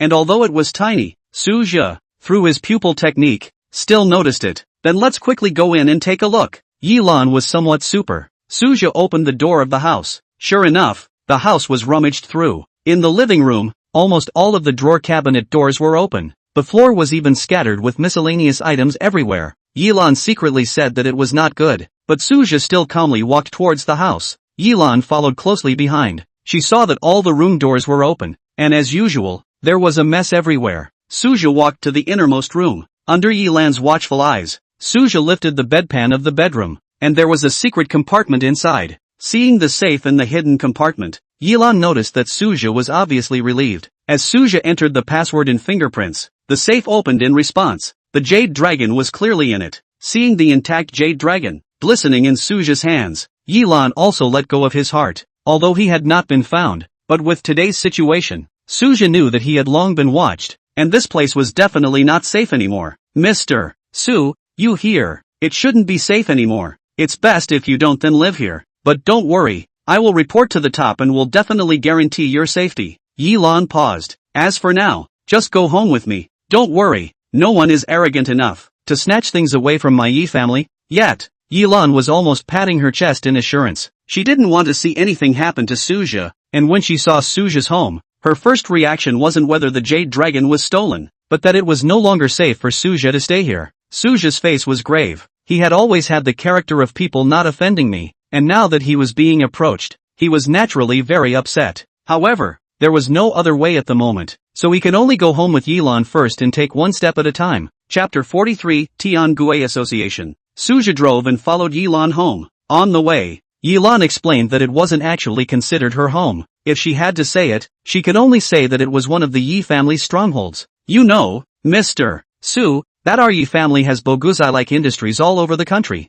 and the place I'm taking you to right now is just for the Boguzai's employees to have a place to land. Places like this are almost coexisting with Boguzai. Where there is Boguzai, there is a stronghold like this. Some of the more valuable town artifacts, after being appraised, will also be sent to the stronghold immediately. There are specialized guards here. Yilan patiently explained to Suja, which was also to make Suja believe that the stronghold of Boguzai was absolutely safe. Suja nodded his head. The car did not drive towards the commercial residences in the city, and Suja could understand that it was too past conspicuous in the city. soon arriving at the outskirts of the city. Although there was preparation in his heart, but seeing this technological garden that covered more than 3,000 acres, Suja was still a little surprised. Is this the place? I know this place. It's said to be a newly built technology park. I didn't expect. After all, it has to be covered up. Yilan explained. Suja expressed his understanding. Although it was ostensibly a technology park, the security exceeded Suja's imagination. Before he even arrived at the entrance, Suja used his pupil technique and saw a dozen or so dark sentries hidden in the shadows. This also allowed Suja to put his heart down.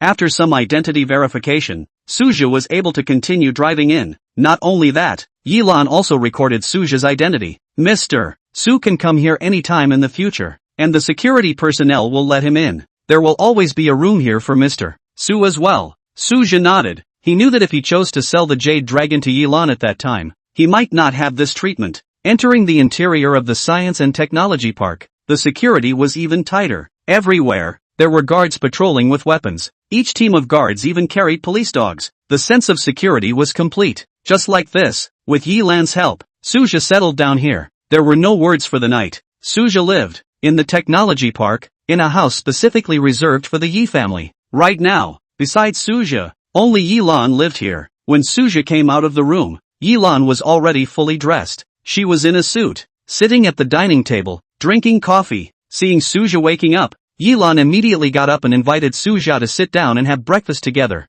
I don't know if it was an illusion. Suja felt that Yilan was much closer to him. Soon after, someone brought breakfast. Chinese and Western styles were all available. Suja was not polite and ate methodically. Mr. Su, Yilan took a sip of coffee. Yesterday, I have already sent the Jade Dragon through Bogusai's channel. Don't worry, it's absolutely safe. I'm naturally relieved that Miss Yilan is doing her job. No, Mr. Su, you don't know how important this Jade Dragon is. Yilan saw that Suja was full of concern and emphasized again. We already appraised it yesterday. The value of this Jade Dragon. Yilan recalled the shocked look of the appraisers yesterday. It is simply incalculable. Don't worry, the country already knows about you and will definitely give you a commendation. Suja did not care about the value of the Jade Dragon, but what Yilan said, that he had been noticed by the country. This matter also made Suja very honored. The two of them continued to chat idly, and the topics were both much lighter. Right, Yilan. Suja thought of something. What is it? I promised you that I would attend the treasure appraisal conference. Now that the Jade Dragon has been surrendered, I don't have anything to exhibit. Later on,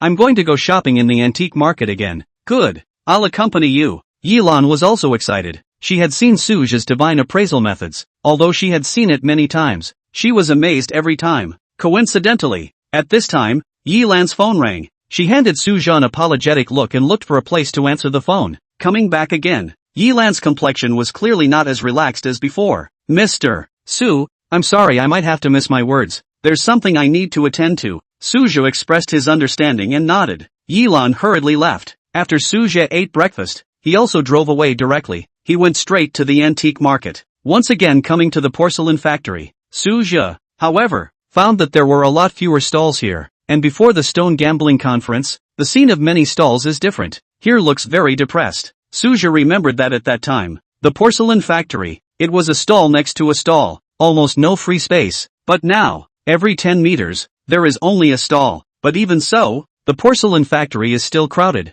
even vaguely more than the last time people too. Suja was puzzled. Coincidentally, he saw a good porcelain vase, worth 100,000 or so. Suja went up to talk to the boss and ask about the situation. Suja's intention of wanting to buy something was obvious, and the stall owner was happy to tell Suja, "Young man, at a glance you don't come to the porcelain factory often. The old people here know that when you encounter this kind of situation, it's the inspection team coming to inspect." The stall owner lowered his voice and said mysteriously, "Inspection team?" Suja curiously asked. "Right, the inspection team. That's what the Tiangui Association shot down, specializing in inspecting cultural and antique markets like ours. But wherever they find out that counterfeiting and intentionally selling fake goods and forgeries, they will be penalized." The stall owner explained. "So young man, the things on my stall, all of them are genuine. You can rest assured that you are buying it." Suja couldn't help but laugh. No wonder the stall owner explained in such detail. Seeing the stall owner so hard to introduce, Suja also spent a few $1,000s to buy that vase.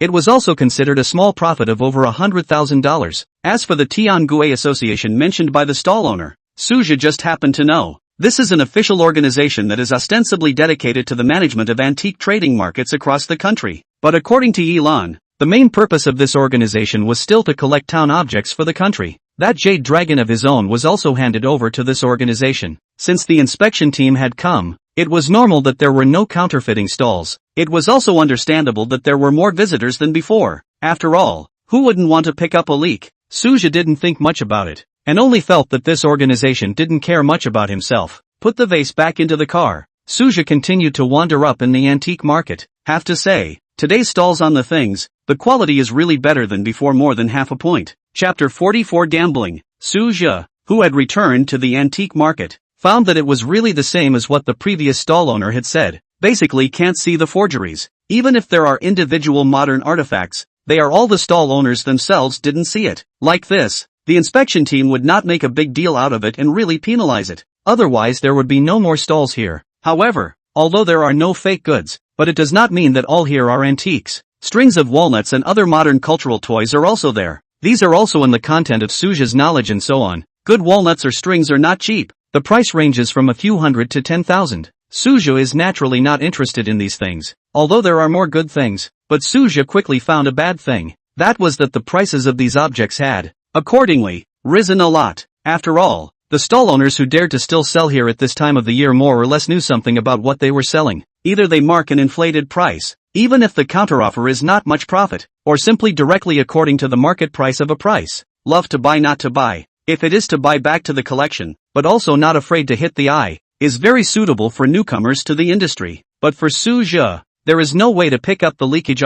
What's more, the general value of these things in the hundreds of thousands of things, there is really no way to get to the treasure appraisal conference to go to the exhibition. Suja in the antique market shopping for a morning, did not choose a suitable object, just when he wanted to give up. The sound of an argument came from an antique store he passed by. If I say this painting is a fake, it is a fake. No one dares to refute what I, Qian, have appraised. That's it for today. I'll confiscate this thing. As for you, wait to be punished. An overbearing voice came from inside the store. Suja twisted his head to look. A young man in a beautiful purple suit, holding a scroll of calligraphy and painting, condescending, almost looking at people with his nostrils. The man mouthed that the scroll of calligraphy and painting in his hands was fake. Listening to his tone, he should be from the inspection team. However, after looking at the calligraphy and painting in the young man's hands, Suja frowned slightly. Name Tang Queen traveling from the picture. Painter, Zhang Xian. Date of creation, the first year of the Tang Dynasty's heavenly mandate. Value, $37 million. This was clearly as a genuine painting. The first year of Tianzhou is the year of Wu Zetian's reign. Then the Tang Queen line from the map, as the name suggests, is Wu Zetian record Wu Zetian traveling painting. As for the painter Zhang Xian, in Suja's recent knowledge, there was also a record about him, that during Wu Zetian's period, he served as a court painter. If that was the case, the actual significance of this painting could not be underestimated. Regardless of whether this young man wanted to proceed with the identity of the inspection team and take it by force, or he really had eyes that didn't identify it, Suja couldn't just sit back and watch. What if I say this painting is real? Suja made the first move. This young man's appearance, he really couldn't look at it. Suja walked in, and the gazes of everyone in the store converged on him. Before Qian'an could speak, the follower behind him stood out. Where did the brat come from? How dare you question the results that are Mr. Qian appraised? That's right. Be careful of being punished for interfering with law enforcement. With a word from you and a word from me, the group of people convicted Suja. As for Qian'an, after glancing at Suja, he never looked at him again, not putting Suja in his eyes at all. Humph, don't come out to show off if you're not good at learning the art. This is clearly a painting from the Tang Dynasty. Suja was undaunted as he confronted this group of people. For this kind of person, Suja was not in fear in the first place. That store owner, Wang Dongyang, seeing that someone had stood up for him, he couldn't afford to be as silent as he was before. He hurriedly walked up and pulled Suja's sleeve. Young man, I know you have good intentions, but this Duke Qian is the person in charge of this inspection team. Messing with him will not be easy for me either. That pair of calligraphy and paintings, I took it as a song imitation Tang received at that time, and spent less than $1 million. Consider it as a broken fortune to avoid disaster. Wang Dongyang lowered his voice. His tone was full of fear of Qian'an and the inspection team. He is the old man of the porcelain factory, running a curio store here, at least 20 years, generous and righteous, and the people here are also convinced him. But for the inspection team, Wang Dongyang still holds the principle that more is better than less. Suja originally guessed that this is the inspection team. Get Wang Dongyang's confirmation, but also feel that cannot be left unchecked. Inspection group? Precisely. How about this? I advise you not to mind your own business. Kid, Qian'anj finally voiced out, still looking overbearing. Yeah, stay wherever you want. Seeing Qian'anj speak out, the followers behind him already started to leap forward, wanting to push Suja out. What kind of person can be an inspection team anymore? Suja was disdainful. Qian'anj's face showed displeasure, and his face was horribly gloomy. He had just carefully appraised the painting and was sure that it was a fake, which was why he dared to be so like this. Qian'anj felt that this kid in front of him didn't even look at the painting before he dared to question himself, and was purely here to pick a fight. Seeing Qian'anj's face, the person behind him also knew that his head was angry.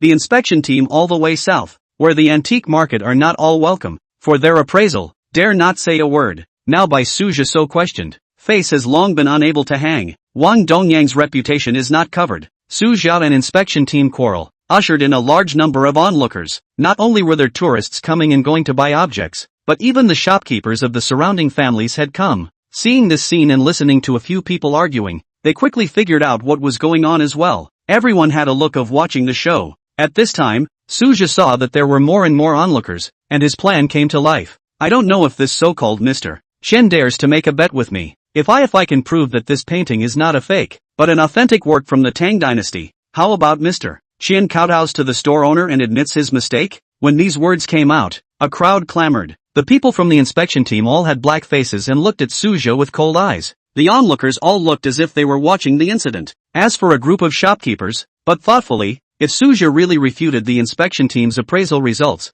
it may not be able to kill the inspection team's sharpness. To them, these shopkeepers who were oppressed by the inspection team to take out their anger. At this time, a good shopkeeper, hiding in the crowd, whispered, "The inspection team won't dare, right?" These words were a big deal. The crowd all began to talk. No way. I heard that the inspection team is quite powerful, otherwise they wouldn't be able to come down to inspect. That's not necessarily true. What if there are corpses? That's right, then these shopkeepers are losing out for nothing. As you spoke, I spoke. Qian'anj's face couldn't hang on. Chapter 45, Disgraced Honor. Alright, then I'll condescend to make this bet with you. Qian'anj was still very confident in himself. He felt that this unknown kid betting with himself was purely a lantern in the toilet. Then what if you lose? It's all up to you. If you lose, you'll roll from this store to the entrance of the antique market, and you won't be able to enter the antique trade for the rest of your life. Qian'anj's move could not be described as ruthless, but Suja was undaunted. It's a deal. After getting Suja's agreement, Qian'anj was already a little impatient. Seeing that there were many onlookers, he didn't change places and found a place with 2 trips, letting his 2 henchmen slowly unfolding the drawing circle. Just see a wide robe with big sleeves, rich and gorgeous clothes, wearing a dragon and phoenix crown on the head of the woman jumped on the paper. The woman surrounded by stones and trees, but also the Kingo guards 3 people within the surrounding service, 2 guards in armor holding battle axe, a guard not in armor holding Kingu battle service, the remaining 25 people, all eunuchs and female officials, serving around, smooth penmanship, fine lines and rounded, a stroke through the shape without stagnation, all kinds of officials in the picture rich and varied costumes, and bright colors. Suja saw this painting, more and more confident. The onlookers were also amazed by it. Wang Dongyang looked at the painting, eyes full of admiration. If not this painting is really good, he will not bid $1 million. Qian'anj to the crowd's reaction in the eyes, heart disdain. Only think these country people have not seen the world. The inspection team, in addition to Qian'anj and his followers, there are a few appraisal experts who have passed their prime. Under Qian'anj's signal, they took out their own tools and began to appraise. By this time, there were already knowledgeable tourists and store owners who were worried for Suja. Although the painting was good, the dress and jewelry style did not match with the empress of the Tang Dynasty. A few experts appraised each one, and then gathered together to whisper. Soon, several of them whispered their appraisal results to Qian'anj. The smile on Qian'anj's face grew more and more hideous. Kid, don't blame me for not giving you a chance. You kowtow to me now and call me Grandpa Qian. How about I let you go? Suja was exasperated and laughed. You guys just announced the appraisal results. I'm afraid it's not the expert behind you who appraised it. You're bluffing here. That's right. Don't be afraid. Hurry up and announce the results. Waiting to kowtow. Expert. The uproar in the crowd grew louder and louder. Even the store owner, Wang Dongyang, also rose a trace of hope. If it was really this young man who vindicated him, exempted from punishment not to mention, his own reputation could be saved.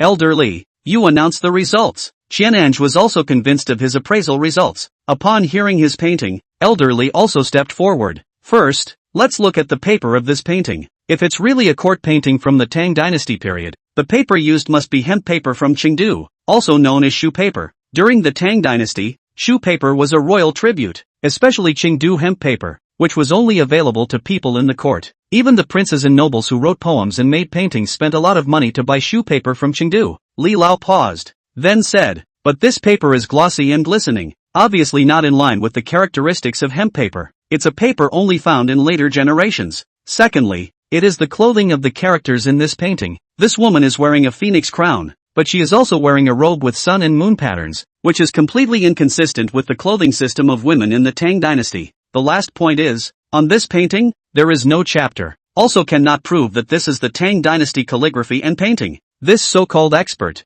A little bit of analysis. The onlookers are also convinced. In Wang Dongyang's eyes, there was also a look of disappointment, but he still kindly stood out. Alright young man, since the expert has said so, why don't you hurry up and admit your mistake to Mr. Qian, and this matter will be over. Wang Dongyang did not mention anything about the bet. Suja naturally noticed this as well, and he signaled Wang Dongyang to be at ease. How about this expert? Listen to my analysis. Before the so-called elderly could speak, Qian'an opened his mouth. Okay, I'd like to hear what you can say. I'm in a good mood this day, so I'll let you die with understanding. Suja also ignored him and said to himself, first of all, Li Lao just said paper. Shoe paper is indeed the tribute at that time, but I don't know if you have ever heard of hard yellow paper. Tang people in the previous generation have dyed yellow paper on the basis of the paper, and evenly coated with wax, so that the paper has the advantages of glossy glistening, colorful and beautiful. It is exactly in line with what elderly just said. Moreover, the hard yellow paper is also resistant to insects, which is even more conducive to circulation, which is why we can see this painting.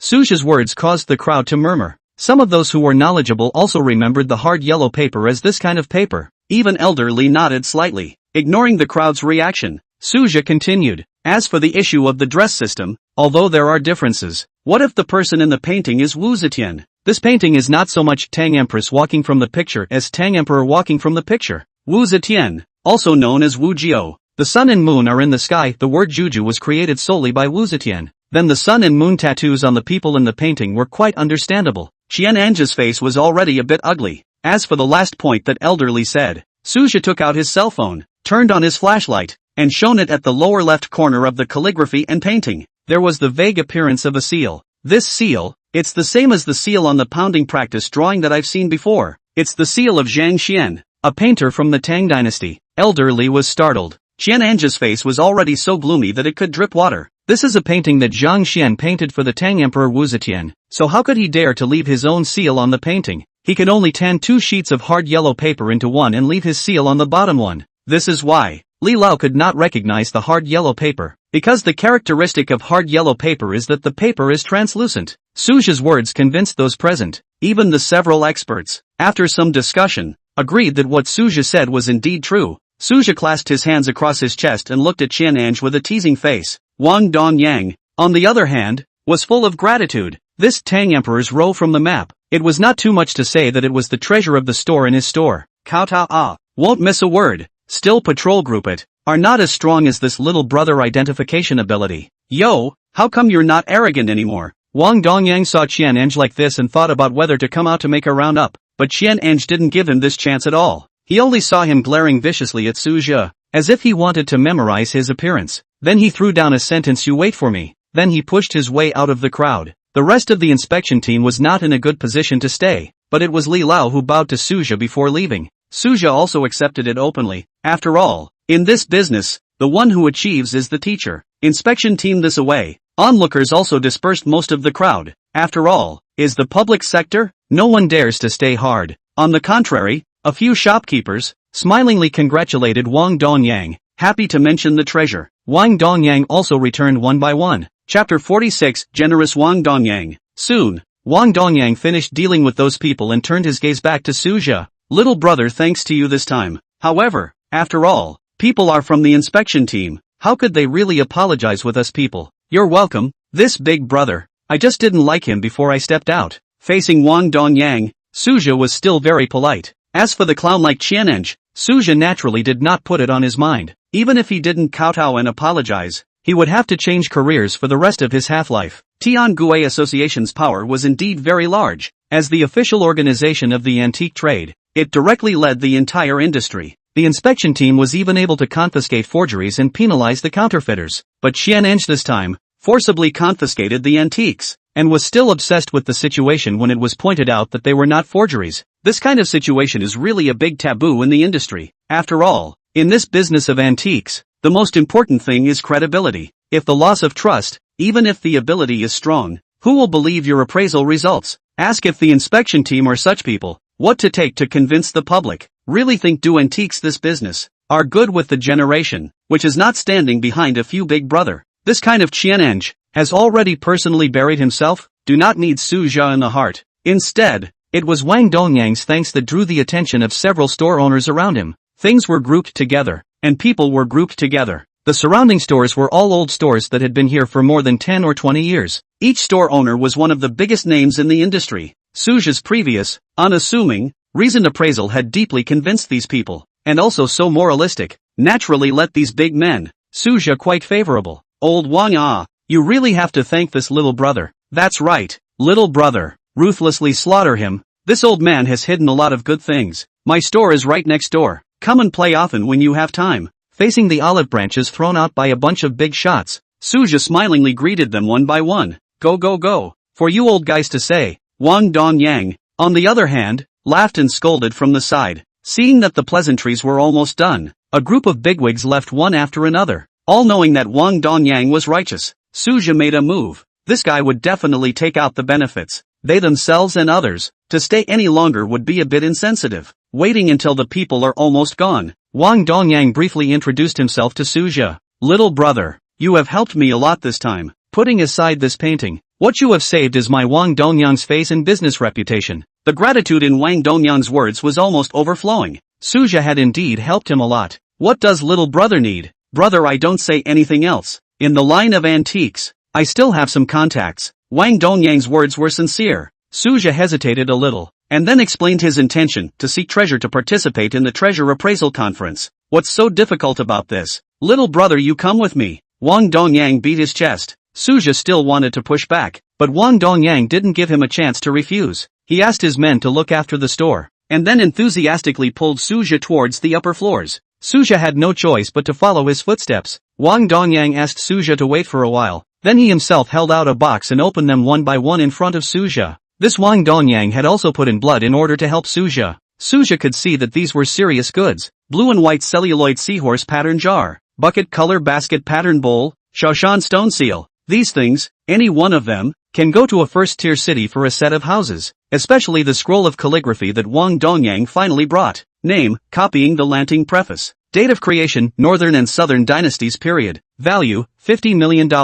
This character post alone was enough to show Wang Dongyang's sincerity. The character posters of the Sage of Calligraphy, Wang Shiji, are so old that there are almost no authentic copies preserved. Until now, Wang Shiji's authentic handwritings copied by Tang people are regarded as important treasures and are collected in the Palace Museum. Not to mention that this is a copy of the North and South Dynasties period, almost the closest dynasty to Wang Shiji East Jin Dynasty. But all these things are not quite attached to Suja's requirements. He implicitly expressed his meaning to Wang Dongyang that he could not use these things. Older brother, what do you mean by this? Since brother has taken them out, just pick them as you please. I won't be heartbroken. As soon as he said this, Suja knew that he had misunderstood and hurriedly explained. It's really not that I'm polite. This treasure appraisal conference is not about the value of the treasures. It's more of a coincidence and wonder. Brother Wang you these treasures, the value cannot be said to be not high, but and coquettishness and oddity, is really not related. Earlier said old brother you wait a moment. I pack up these, take you to my warehouse to pick his. After saying that,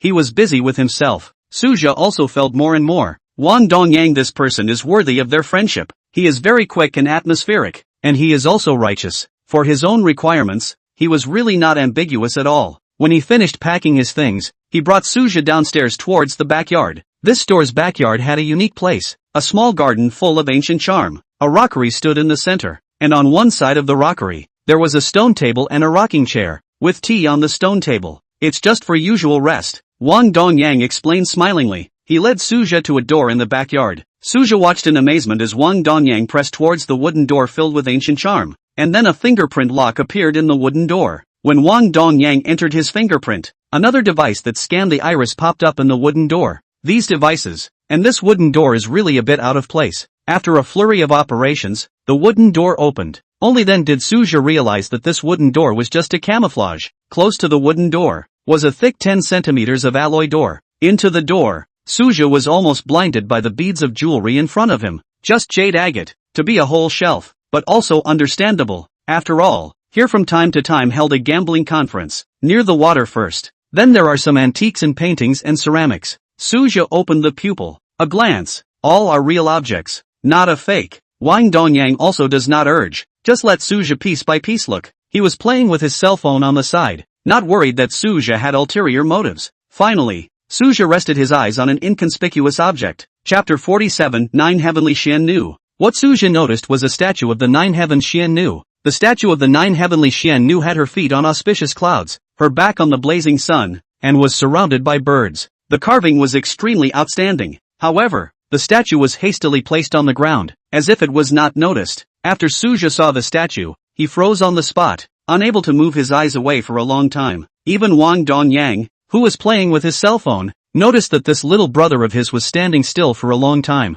Following Suja's gaze, Wang Donyang also did not see any particularly noteworthy objects. Little brother? He shouted tentatively. Ha! Only then did Suja come back to his senses. What are you looking at, little brother? Wang Donyang was very curious. Suja had not even shown this expression when he himself took out his crushing calligraphy post. That. Suja pointed to the statue. This thing what was I then? Wang Donyang said, then picked up the statue, then subsequently placed it on the table. The force was so great that Suja's heart followed. This is some kind of sunken wood statue of the 9 heavenly basilisks. I collected it up to store it purely because of the rare material. The material is indeed an old piece of material. Wang Donyang handed the statue to Suja and smelled it. An ancient flavor came from it, making people feel as if they were back in the ancient times when the trees were growing. This good sank wood can be called the essence of the tree and the soul of the wood, so the deceased regarded the sank wood as a treasure to avoid evil spirits, bring good fortune, and calm the house. I just don't know what the previous carver thought.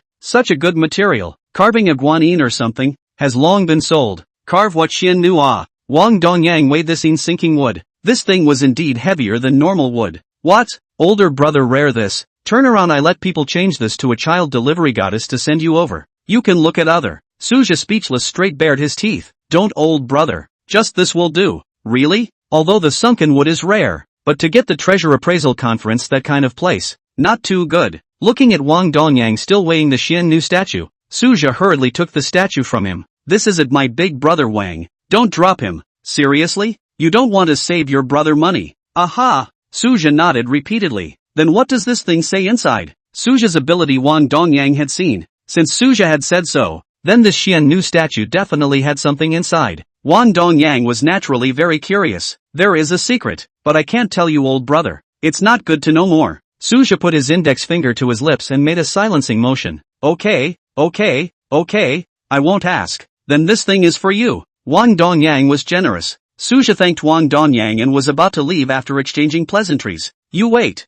Wang Donyang did call out to Suja. Where is it? Suja watched in bewilderment as Wang Donyang rummaged through the warehouse for a while before taking out a wooden box. Huey blew the ash on the wooden box and wiped it again with his sleeve. I just remembered. This box is just about the same size as that Xian-Nu statue. A piece of it is sent to you. Suja looked at the box Wang Donyang handed over. A burst of moving. This was a small yellow pear. It was worth a lot. Okay. Suja also did not ink. Took the box from Wang Donyang's hands. It was really just enough to fit in. Let's go. Let's go. Know that you young people chat with us older ones. Just come and see old brother sometime. Wang Donyang waved his hand to drive people away. Suja, however, did not feel offended, but instead felt doubly affectionate. Suja, who had accomplished his goal, went straight back home. Mr. Su is back. It's only been a morning and you found something good? Yilan also returned home at this moment. Looking at Suja holding this wooden box in his hand, he naturally understood that Suja had found something good. Well, I met a quite interesting old brother. He sent me. When Suja said this, Yilan was even more curious. The emerald dragon that Suja had previously prepared to take to the conference was worth a lot of money, and now this thing in his hands, even if it wasn't as good as the emerald dragon, he was afraid that it would be similar. This kind of thing was actually sent by someone Suja had just met. Yilan, who was originally curious, was now even more excited. What is it? Let me appreciate it too, Yilan said and reached out to take it, but it was dodged by Suja. Wait until we turn around for the treasure appraisal conference. Then you'll know. If you look at it now, there will be no mystery, Suja said with a smile. Okay, then keep the mystery. After Yilan finished speaking, he turned his head away and did not look at Suja. Only when Suja smiled and went back to the house did Yilan react to the fact that his usual self would not be so rude and casual. Even if it was because she was right at home, she shouldn't be like this. With a swish, she instantly turned red. As for Suja, he naturally did not know about this. After he returned to the house, he took out the Xiannu statue again and scrutinized it carefully, although Suja said on his lips that he was keeping it mysterious. The next day, he still handed the box to Yilan. What? Didn't you not let me see it? Yilan naturally recognized the object. It was the one Suja brought back yesterday. It's going to the treasure appraisal conference anyway, so you can hand it over for me. Then can I take a look? Naturally, Suja didn't refuse. Yilan couldn't see a thing anyway. Yilan, who received an affirmative answer, couldn't wait to open the wooden box. She is also considered to have a certain appraisal skills, but can only see that this is an excellent carving of the gloomy wood of the 9 heavenly Xiannu statue, but cannot see anything else. Yilan disbelief will Xiannu statue lifted up, look left and right, and even the base have looked all over. There was no base and no author's name, so he thought that it was not a famous artist doing the carving. No wonder you handed it to me so easily. Yilan glared cross-eyed at Suja. What's so wonderful about this Xiannu statue? I can't tell. When Suja heard this, he just smiled mysteriously and just didn't say anything. Yilan became anxious, and she rarely revealed her little girl posture. Just tell me, said, and couldn't help but stomp her foot. Miss Yi also has times when she begs? Suja's words caused Yilan's face to flare up. She simply went out on a limb. Anyway, she had lost face in front of Suja, and the two of them were so familiar with each other. Right? I just can't see it. Why don't you tell me quickly? In the face of Yilan's pettiness, Suja turned a blind eye and remained tight-lipped. Don't say it. Yilan stomped his foot, fortunately ignoring Suja, carrying the statue out the door. Looking at the suddenly somewhat childish Yilan, Suja was dumbfounded. Chapter 48 Mysterious Statue. Yilan took Suja's statue out of the door, but did not rush to send the statue to the venue of the treasure appraisal conference. Instead, she was a bit of a thief and twisted her head to look at the villa behind her, and waited until she was sure that Suja was not paying attention to her. She then accelerated her footsteps, took small broken steps, and walked towards the depths of the park. The security here was even tighter than the entrance to the park. If Suja came, he would be able to use his pupils to see that there was almost a secret sentry here at 10 steps.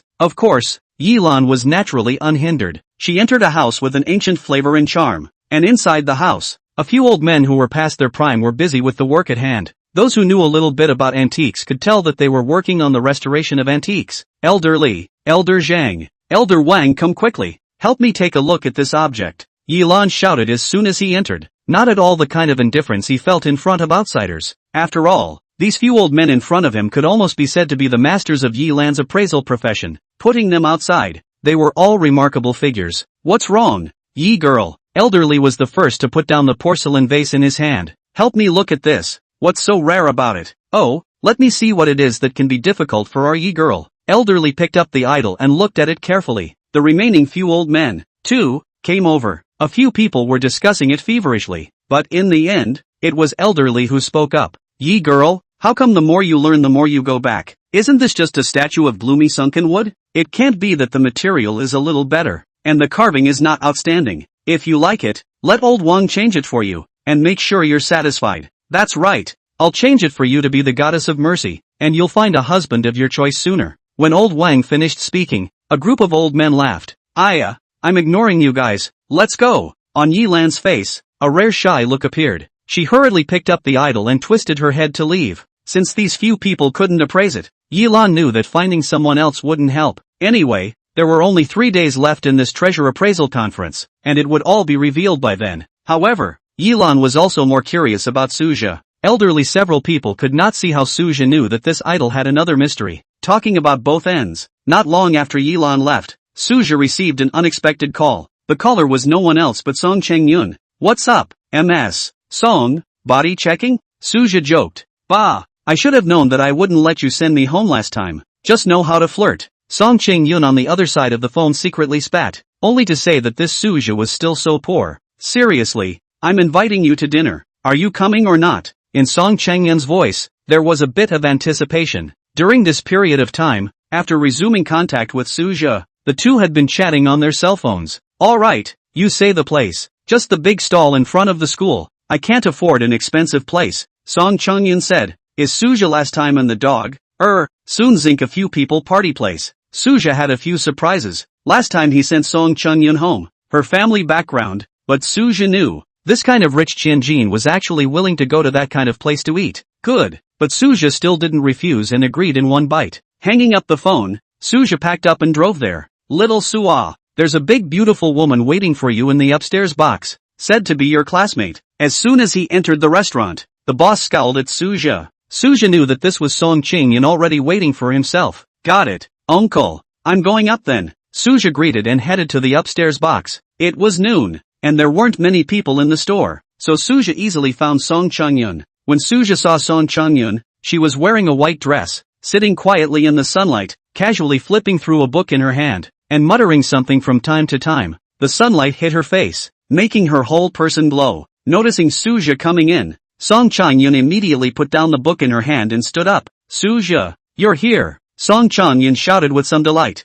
her voice as clear and crisp as a lark. Well then, as soon as I came in the boss said that there was a beautiful woman waiting for me upstairs, so I knew you were here. Song Changyun for an unseen small face reddened, then tilted her head and asked Suja, am I not a beautiful woman? Yes, Big Beauty Song is the school flower of our school. I don't know how many boys had a crush on you back then. Then when you, Song Changyun almost blurted out, but quickly reacted and covered her mouth. What?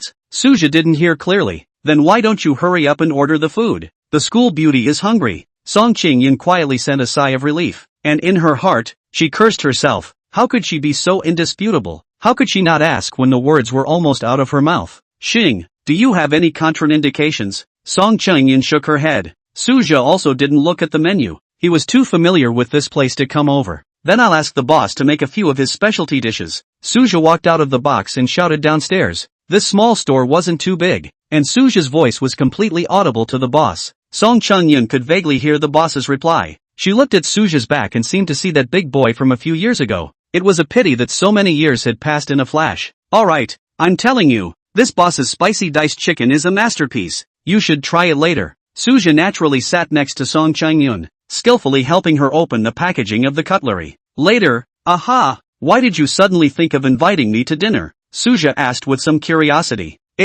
Song Changyun was about to say something. I just wanted to come here for dinner and find someone to accompany me. Right, I've eaten at so many places, and I still think the food here is the most delicious. Tasty? Then why didn't you agree when I invited you to dinner back then? Song Changyun was talking about the year when after a monthly exam, the last big question in math happened to be one that Suja had explained to her, and in the end, only the two of them made it. For that matter, Song Changyun wanted to treat Suja to dinner, also to thank him for always tutoring her homework, but Suja was dead set against going. It's not a big deal. Suja waved his hand. He was a little surprised that Song Changyun remembered the events of that year so clearly, and at that time, he was unwilling to go for no other reason than because his family was in a bad situation and he felt that he couldn't invite himself back. However, this time, the two of them opened up the conversation, chatting about interesting things from their school days. During this time, the boss walked in and served the food twice. Seeing the two people chatting happily, did not disturb, put down the food and left, but also thoughtfully sent the two people a bottle of drink. Suja realized that, for some reason, when eating and chatting with Song Changyun, it was a long time ago that he was relaxed. This was something that even Sun Zink and the others could not do, but throughout the entire process, Song Changyun had been a little anxious to speak, as if she wanted to say something. Suja guessed that she wouldn't have something to ask for her help, but with her family matters, it shouldn't be. If Song Changyun knew what Suja thought, he would definitely think he was a straight man, but the pleasant atmosphere was quickly broken when Suja's phone rang. He pulled out his cell phone, but he couldn't see the caller ID, and where the number should have been displayed on the phone, it was now a string of garbled codes. Suja signaled Song Changyun that he had to take a call, then walked outside the box. Chapter 49, Unexpected Call. I didn't expect Mr. Su to be so fond of old times. With a $10 million fortune, he's actually still willing to eat at that kind of small restaurant. On the other end of the phone, was a man with a strange accent. Hearing his words, Suja was immediately alert. Who are you? Are you spying on me? Mr. Su wants to know what your parents are doing at this hour? Let me see. They're also eating right now, but the food isn't as good as Mr. Su's. They've only prepared 2 dishes. Facing Suja's questioning, the man on the other end of the phone, instead of answering, spoke to himself. What are you going to do? Hearing these words, Suja knew that this person had not only spied on him, but even his parents were under their surveillance. Suja was so enraged that he couldn't help but blast his fist on the wall. Song Chengyun inside the room was a little curious, but out of respect for Suja, she still did not move and sat in place. It's no big deal. I just want to meet with Mr. Su. Last time we were at Mr. Su's house, it was a disappointment as we got nothing. The ones who went to my home last time, were you guys? Suja sort of understood that it was this group of people who were staring at him, breaking into his own home, following him, spying on his parents. Suja really couldn't bear it. Fine, give an address. Suja was a little angry. He wanted to let these people know that not any cow or snake could ride over his head. He hung up the phone and took 2 deep breaths to calm down.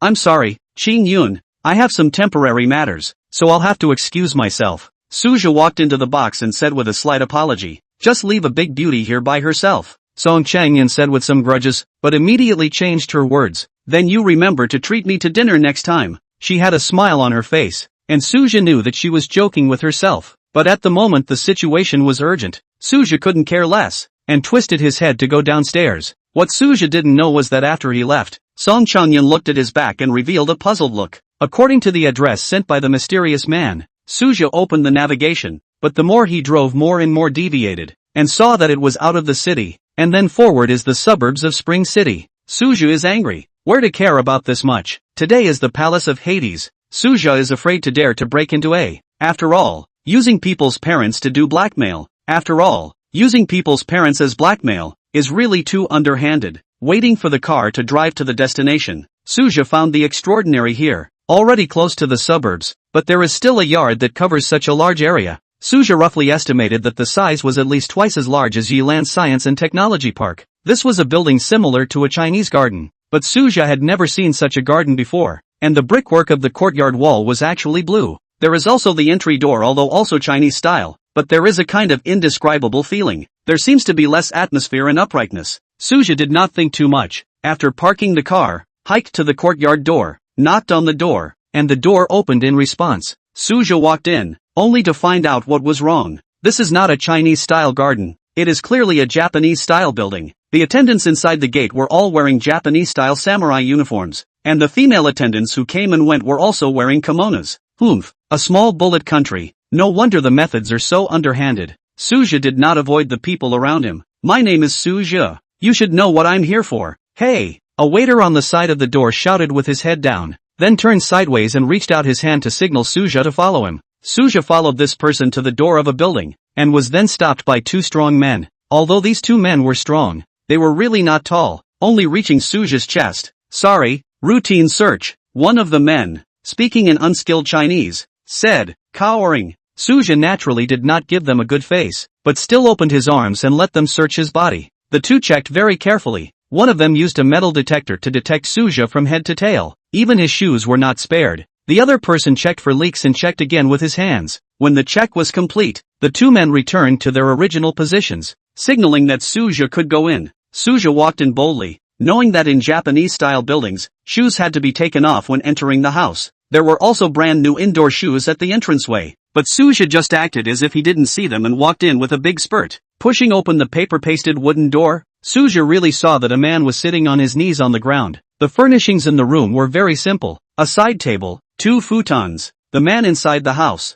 dressed in a pure black samurai uniform, with a white obi tied around his waist, and a pill head combed on his head, was sitting on his knees on top of the futons like this. You're the one looking for me? Suja sat directly on top of the futon, but even so, he was still a head taller than that man. Facing Suja's condescending perspective, the man unnaturally straightened his body. Introduce myself, Mr. Su. My humble self is Yueyang Yi. I've long heard of Mr. Su's great name, and when I see you today, you really have an impressive style. That Oni extended his hands and clapped them in the air. A woman in a kimono then walked in. Although this Oni was not good, short and dumpy, Suja felt that his aesthetics were still good. Although that woman was wearing a kimono, the skin of her exposed calves was smooth and tender, and her feet on the floor were very delicate. The rest of the place, although covered by the wide kimono, it was still hard to hide the proud figure. The woman carried a tray, kneeling down beside the side table. and then placed the tray of snacks teapot cups one by one neatly. Suja noticed that the woman sneaked a glance at herself, and after being discovered by herself,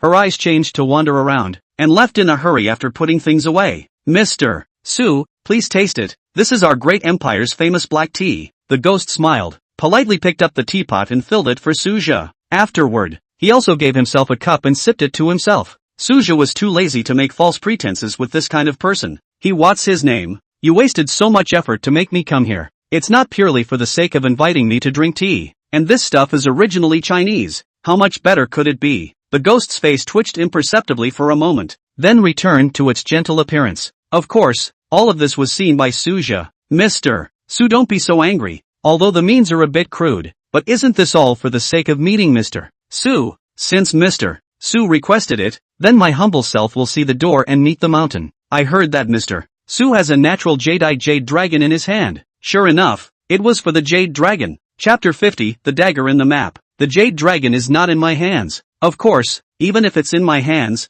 I won't give it to you. Suja refused without hesitation, but the ghost only thought that Suja was really pushing back. Mr. Su, don't be in a hurry to reject it. As long as Mr. Su was willing to transfer the jade dragon to my humble servant can bid 300 million. Suja's disdainful expression irritated the Oni. He then spoke. As long as Mr. Su is willing, that is my humble friend, I will have this club. Mr. Su can come and spend as much as he wants. The women here are all from my great empire. I'm sorry, I donated the jade dragon to the country a long time ago. What?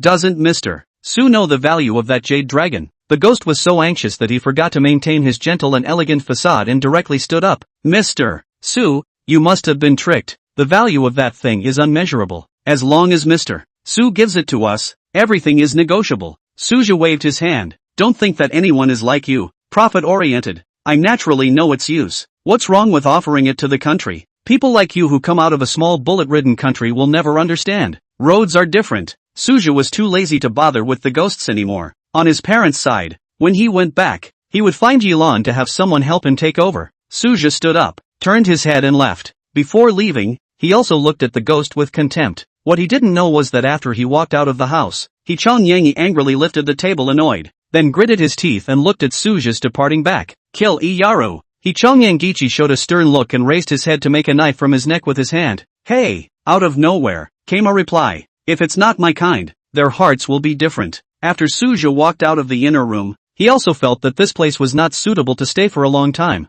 and accelerated his steps, walking towards the outside. Who knows, just walked not a few steps, just bumped into the kimono woman who gave himself a snack earlier. The woman was still carrying water in her hand, and the kettle was knocked out, causing water to flow all over Suja. Suja frowned. That woman immediately placed the tray on the ground and used her kimono sleeve to wipe on Suja's body. While wiping, her mouth was also speaking loudly in a neon language that Suja could not understand. It was probably an apology or something like that. Suja frowned and gave a dark cry of bad luck. He pushed the woman away and continued to walk forward. The woman bowed in place a few more times to Suja. Only when Suja walked out a few steps did he feel that something was wrong. His pocket seemed to have been tugged by the woman a few times. Suja put his hand into his pocket, and sure enough, there was an extra note. He was immediately alerted. Using his pupil technique to observe that there were no surveillance or hidden sentries around, Suja was only able to pull out the note with confidence. Danger! Escape! The two conspicuously large words were bright and clear. The intent was also very obvious. Escape?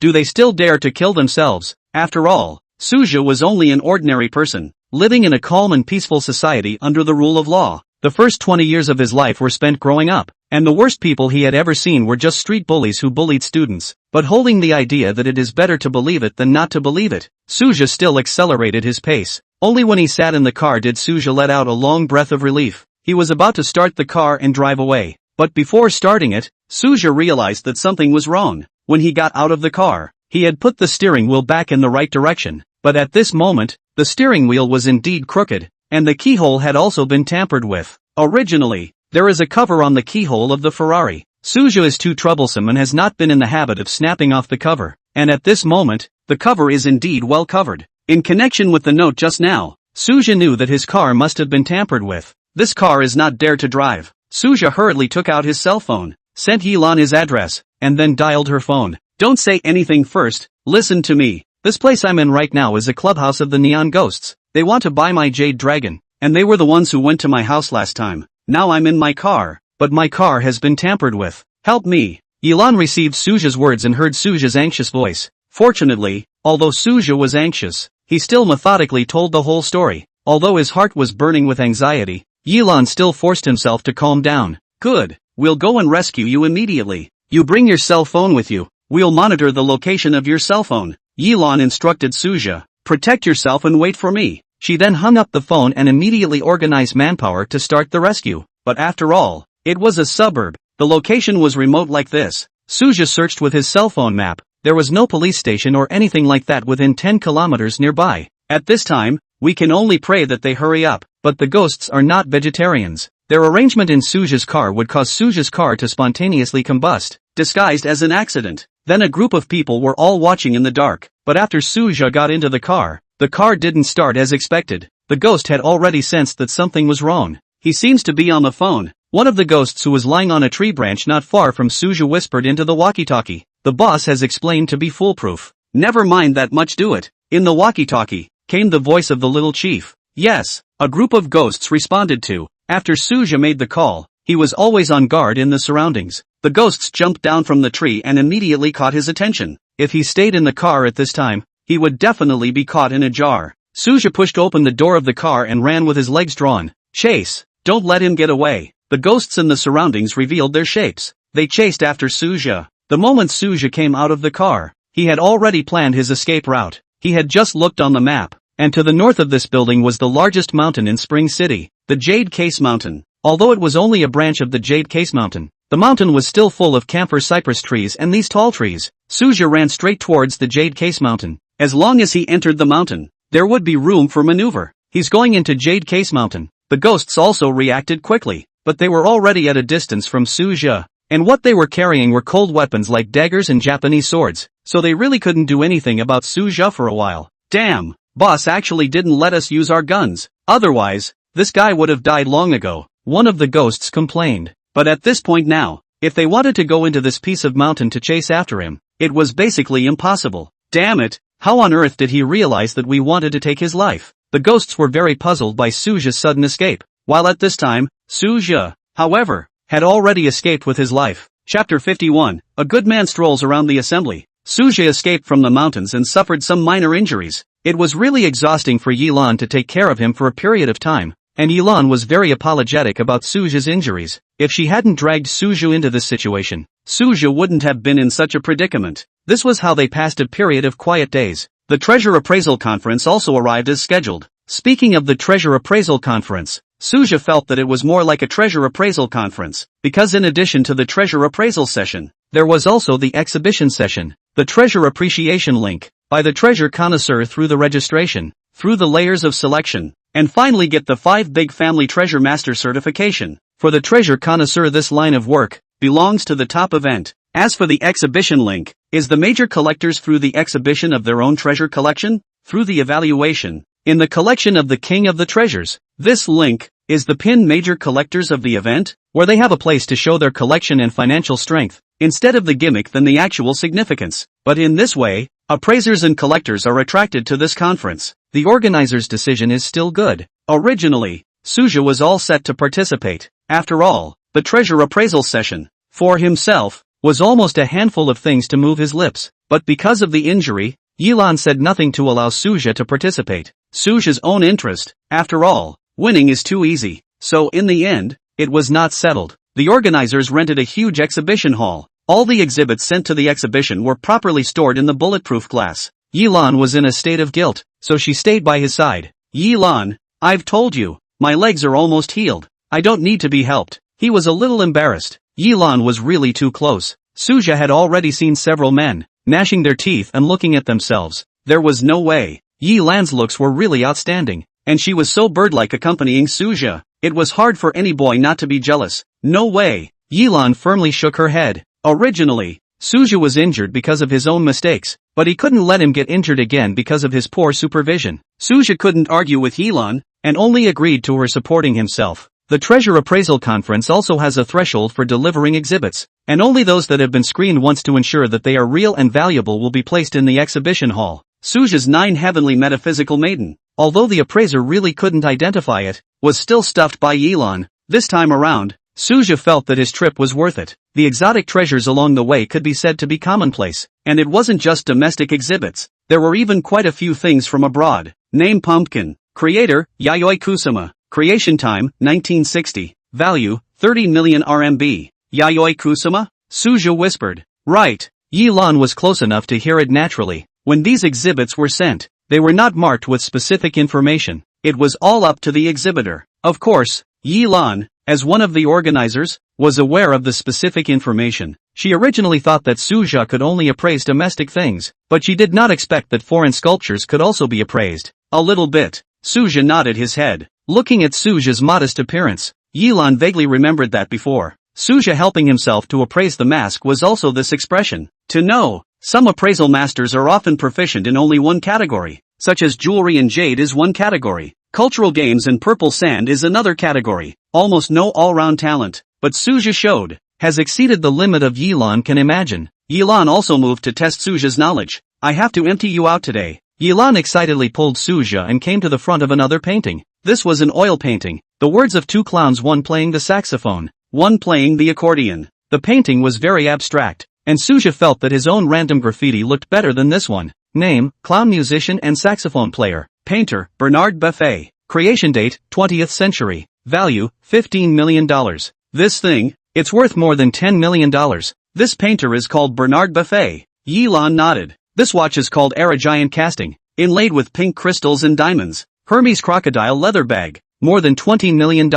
Right. This is a national painting. National fragrance and spring Gigi diagram. All the way down. Yilan brought Suja to see the exhibits all over. The two of them were considered to be a talented man and a beautiful woman, attracting a lot of people, envious and jealous eyes. I am truly impressed. Yilan made a rare, playful bow to Suja. In this exhibition hall, ancient and modern, statue jade luxury abstract painting realistic painting Chinese painting, Yilan was like reporting the names of dishes, reporting out a bunch of things. I can't even finish talking about it. You actually recognize all of them. I really want to take your brain apart to see what's inside. She exaggerated. What's awesome is my eyes. Suja meant it. Okay. Got it. The appraisal competition is about to start. Let's go. Yilan familiarly pulled Suja, and after a round of strolling down, the two got much closer. You're good at identifying things, but you don't recognize these players. At this moment on the viewing platform has already done a lot of people. Yilan brought Suja to the forefront. She said to Suja with some showmanship, although it was tempting to say that these contestants themselves could all recognize if they wanted to, but seeing Yilan's smug look, Suja still dispelled this idea. Look, that old man in the Tang suit is a professor from the history department of Qingbei University, and every time he competes, he gets prize money, and then uses that money to subsidize poor students. It's marvelous. Rao Yilan was full of praise for this old man. Suja nodded his head. What Yilan said, and what he saw, were the same. This old man was indeed worthy of respect. And that one over there is Red Sky's appraisal expert, the imperial appraiser of the Dishijia auction house. That one is from Guang province. Yilan patiently introduced. These contestants, all of whom had some notable names, were all skilled and did not specialize in one. The props prepared by the organizers were also very tricky. Almost every aspect was covered, but there were always contestants who could identify them. Even the very first few pieces, everyone knew the authenticity and value just by looking at them. The process of treasure identification is boring, but everyone present is watching with great interest. When the finals began, the host sold a secret. In the center of the booth, an exhibit covered by a red cloth slowly rose. He lifted the red cloth, and a bronze artifact filled with the flavor of age appeared on top of the booth. This thing, 4 square, was supported by 4 feet on the base. The top converged together diagonally upwards to form a conical top. Its color, the dark green common to bronzes, was the result of copper oxidation. On top of that, it was covered with various decorations of flowers and birds, which were very delicate. Knowledgeable viewers have already recognized that this is a ritual vessel. The scientific name is called bronze Ripley square E. It was considered to be a common bronze vessel style. This is the title of our final. The first one to identify it will be our champion of this conference. As soon as the host's words fell, it was as if Suja could see the warring flames in the eyes of the contestants. Chapter 52 Prickly Provocation. After the host announced the start of the game, the contestants, to show all their skills, began to identify up. Suja was interested in watching them pull out a variety of tools: magnifying glass, flashlight, Calipers these are quite conventional. What's more, Professor Su of Qingbei University, after the organizer's consent, also used a steel needle to gently poke the rust on the bronze. Suja vaguely remembered that this was to identify the time of the bronze through the hardness of the patina, which he had seen in books, but had not yet had the opportunity to practice. At this time, Yilan was not watching the game, but looked left and right to confirm that no one cared about themselves, then quietly probe his mouth to Suja's ear. In fact, this bronze Ripley Fawn-yi, our organizers did not identify it. Yilan is afraid to be heard by others. Come very close. Suja felt her exhaled gas, the back of the neck itchy. Seeing Suja to the surprised look at himself, Yilan put his index finger in front of his mouth. Keep your voice down. It's not good if others know. She waved her hand, signaling Suja to bring his head over. Then where did this come from? Suja asked, cooperating by lowering his voice. The two people's heads leaned close together. Yilan nodded in satisfaction. The organizers have been looking for it for a long time, and it was said to be found by a mysterious person from an ancient tomb. The organizers' experts didn't identify it either, or else this level of antiques wouldn't be taken out to outsiders for identification. You can't tell outsiders about it, otherwise it would be illegal. What about you? What do you think? Yilan noticed a mysterious smile on Suja's face when she finished speaking. She hurriedly asked Suja for his opinion, but Suja smiled and shook his head, refusing to tell Yilan. He then stood up straight. Yilan wanted to ask after him, but she was afraid of letting the cat out of the bag, so she could only stomp her foot in chagrin. The small movements of the two of them, although subtle, were still noticed by those who were interested. As soon as Yilan and Suja entered the audience of the arena, they were seen by a little white boy named Wang Hao. This Wang Hao has been pestering Yilan because of his family's business dealings with him. However, Yilan had long known that this person's lifestyle had problems, and had been too lazy to take care of him. Originally, Wang Hao's position in the audience was quite far away from Yilan, and his original intention was to find Yilan after the game. But when he saw Suja and Yilan's intimate appearance, Wang Hao was so jealous that he didn't wait for the match to end. He squeezed through the crowd, towards Yilan's direction. It was a good thing that there were no seats arranged for the conference, and everyone was standing to watch, or else it would have caused group anger. Yilan, long time no see. As soon as Wang Hao saw Yilan, he looked intimate. Aha! In front of outsiders, Yilan resumed his cold color, seeing that Wang Hao still shamelessly came over, followed by the crowd and slowly approached herself. Yilan frowned. She naturally walked to Suja's left, then whispered to him, "Help me block it. This guy is annoying." Suja looked at Yilan in a disapproving manner. Yilan noticed Suja's gaze and pursed her lips in embarrassment. Yilan, why did you leave? We haven't seen each other for so long. We mustn't catch up. On Wang Hao's face, a shadowy color flashed. Then still pretending to be innocent, he wanted to strike up a conversation with Yilan. He even wanted to cross over Suja and walk to Yilan's side again. But Suja wasn't so bad that he really didn't care about Yilan. He casually glanced at him and used his pupil to see that this person was really a scum, using money to open the way, while maintaining relationships with many girls. Brothers, you and I are kind of a thing like old times. How about we talk? Suja put his arm around Wang Hao. Who are you?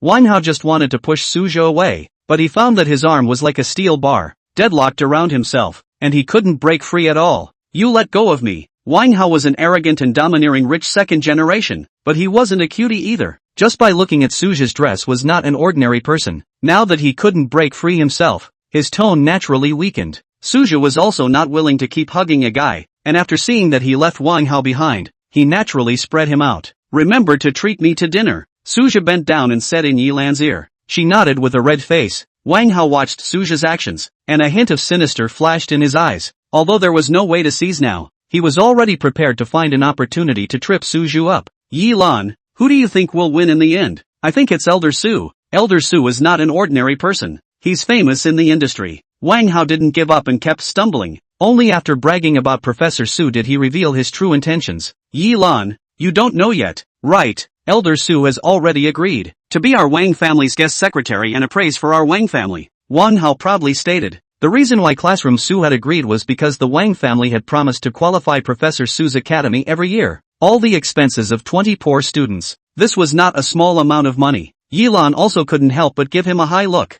Professor Su in the industry is indeed a moral and artistic old appraiser. Wang Hao sensed Yilan's look and was even more complacent, and arrogantly glanced at Suja, seemingly forgetting that he had just gone soft with Suja. At this time, the competition had already entered the white-hot stage. All the contestants, who had finished their appraisals, had given their answers. But what was exaggerated was everyone's answers, which were all different. Eastern Zhou, Western Zhou, modern imitation, warring states put Zhou's system. The answers varied. Originally, if the organizer has the correct answer, the scene will still look good, directly announced on the line. But the point is that the organizer can't decide. The literati were light on each other. A few players bickered at once. I just tested it. The color hardness of that patina. It's definitely undoubtedly from the Western Zhou dynasty. That's all there is to say. But the pattern of this bronze Ripley squarey is clearly from the Eastern Zhou. I see clearly as a modern imitation. Impossible. Then show me the evidence. The audience under the stage, or the first time to see such a scene,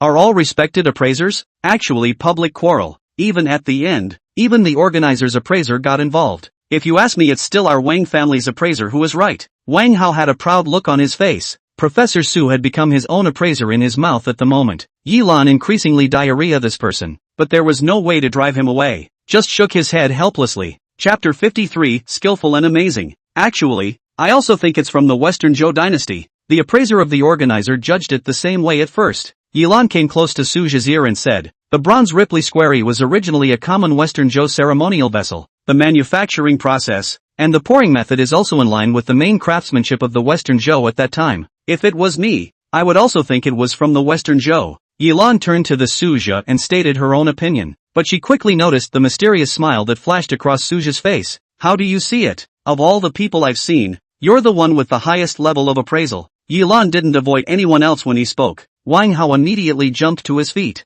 Yilan, I think this kid is a white boy. Although he looks good, but where does he look like he can appraise? You can't trust him easily. If you have something to appraise, you can come to me. I'm familiar with Professor Su. If you ask me, Prof. Su is the champion of this session without a doubt. Wang Hao raved. However, there was one thing he said that Yilan agreed with. The winner should be Professor Su. As for Su Jia, he merely looked at Wang Hao as a clown. Soon, the contestants and the organizer's appraisers stopped their discussion. Among the appraisers of the organizer, one of them walked out and whispered a few words to the host. Quiet everyone. Just now our appraiser has given me the final result. The host walked to the center of the venue and picked up the microphone and spoke. The venue instantly quieted down. Even the noisy Wang Hao stopped talking. After the discussion between the contestants and the organizer's appraiser, it was unanimously determined that this bronze Ripley squarey is a product of the Western Zhou dynasty and is worth 100 million. So the winning contestant is Professor Su from Qingbei University. The host invited Professor Su onto the stage, and he humbly arched his hand at the crowd.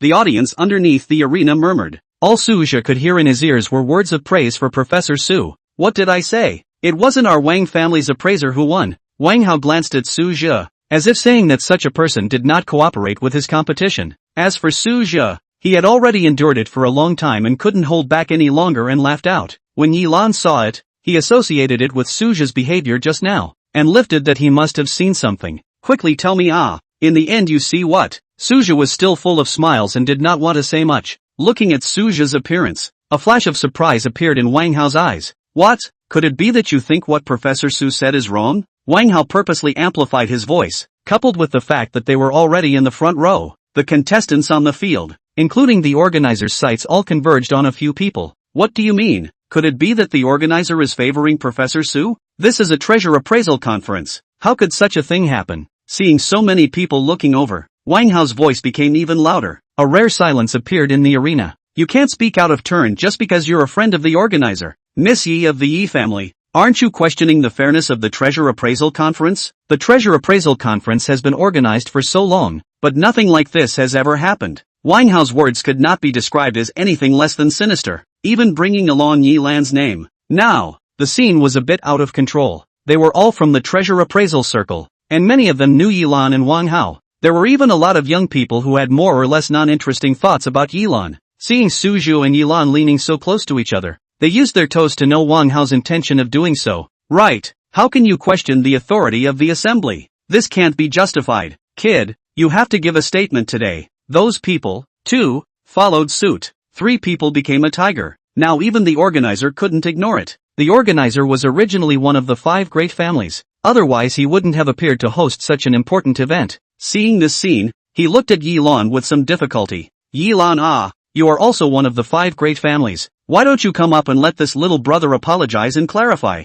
Otherwise, it's not easy for us to do so. At this moment, Yilan was looking at Wang Hao as if he was looking at 4 people. Other people might not know the truth, but Wang Hao had been standing next to him. Suja clearly didn't say anything. How could he let him go up and apologize? We clearly didn't say anything. Then you mean I'm making him up? Just now when the host announced the results, but he himself laughed out loud with a disdainful face. Wang Hao continued to add fuel to the fire. Wang Hao Yi Lan still wanted to explain, but was stopped by Suja reaching out. I originally didn't want to mind my own business and save face for everyone, but on the contrary, some clowns jumped out to cause trouble, so I don't have to save face for anyone, Suja said coldly as he walked up to the tournament venue, all the way to the host. Can I say a few words? Suja's aura at this moment was so appalling that the host didn't dare to retort at all. Moreover, he also wanted to let this young man say a few words, and if it was reasonable, then it was just that. If it is nonsense, the organizer can have his good fruit to eat. Seeing Suja take over the microphone, Wang Hao looked like he had succeeded in his plan. He wrapped his hands around his chest and waited for a good show. Yi Lan,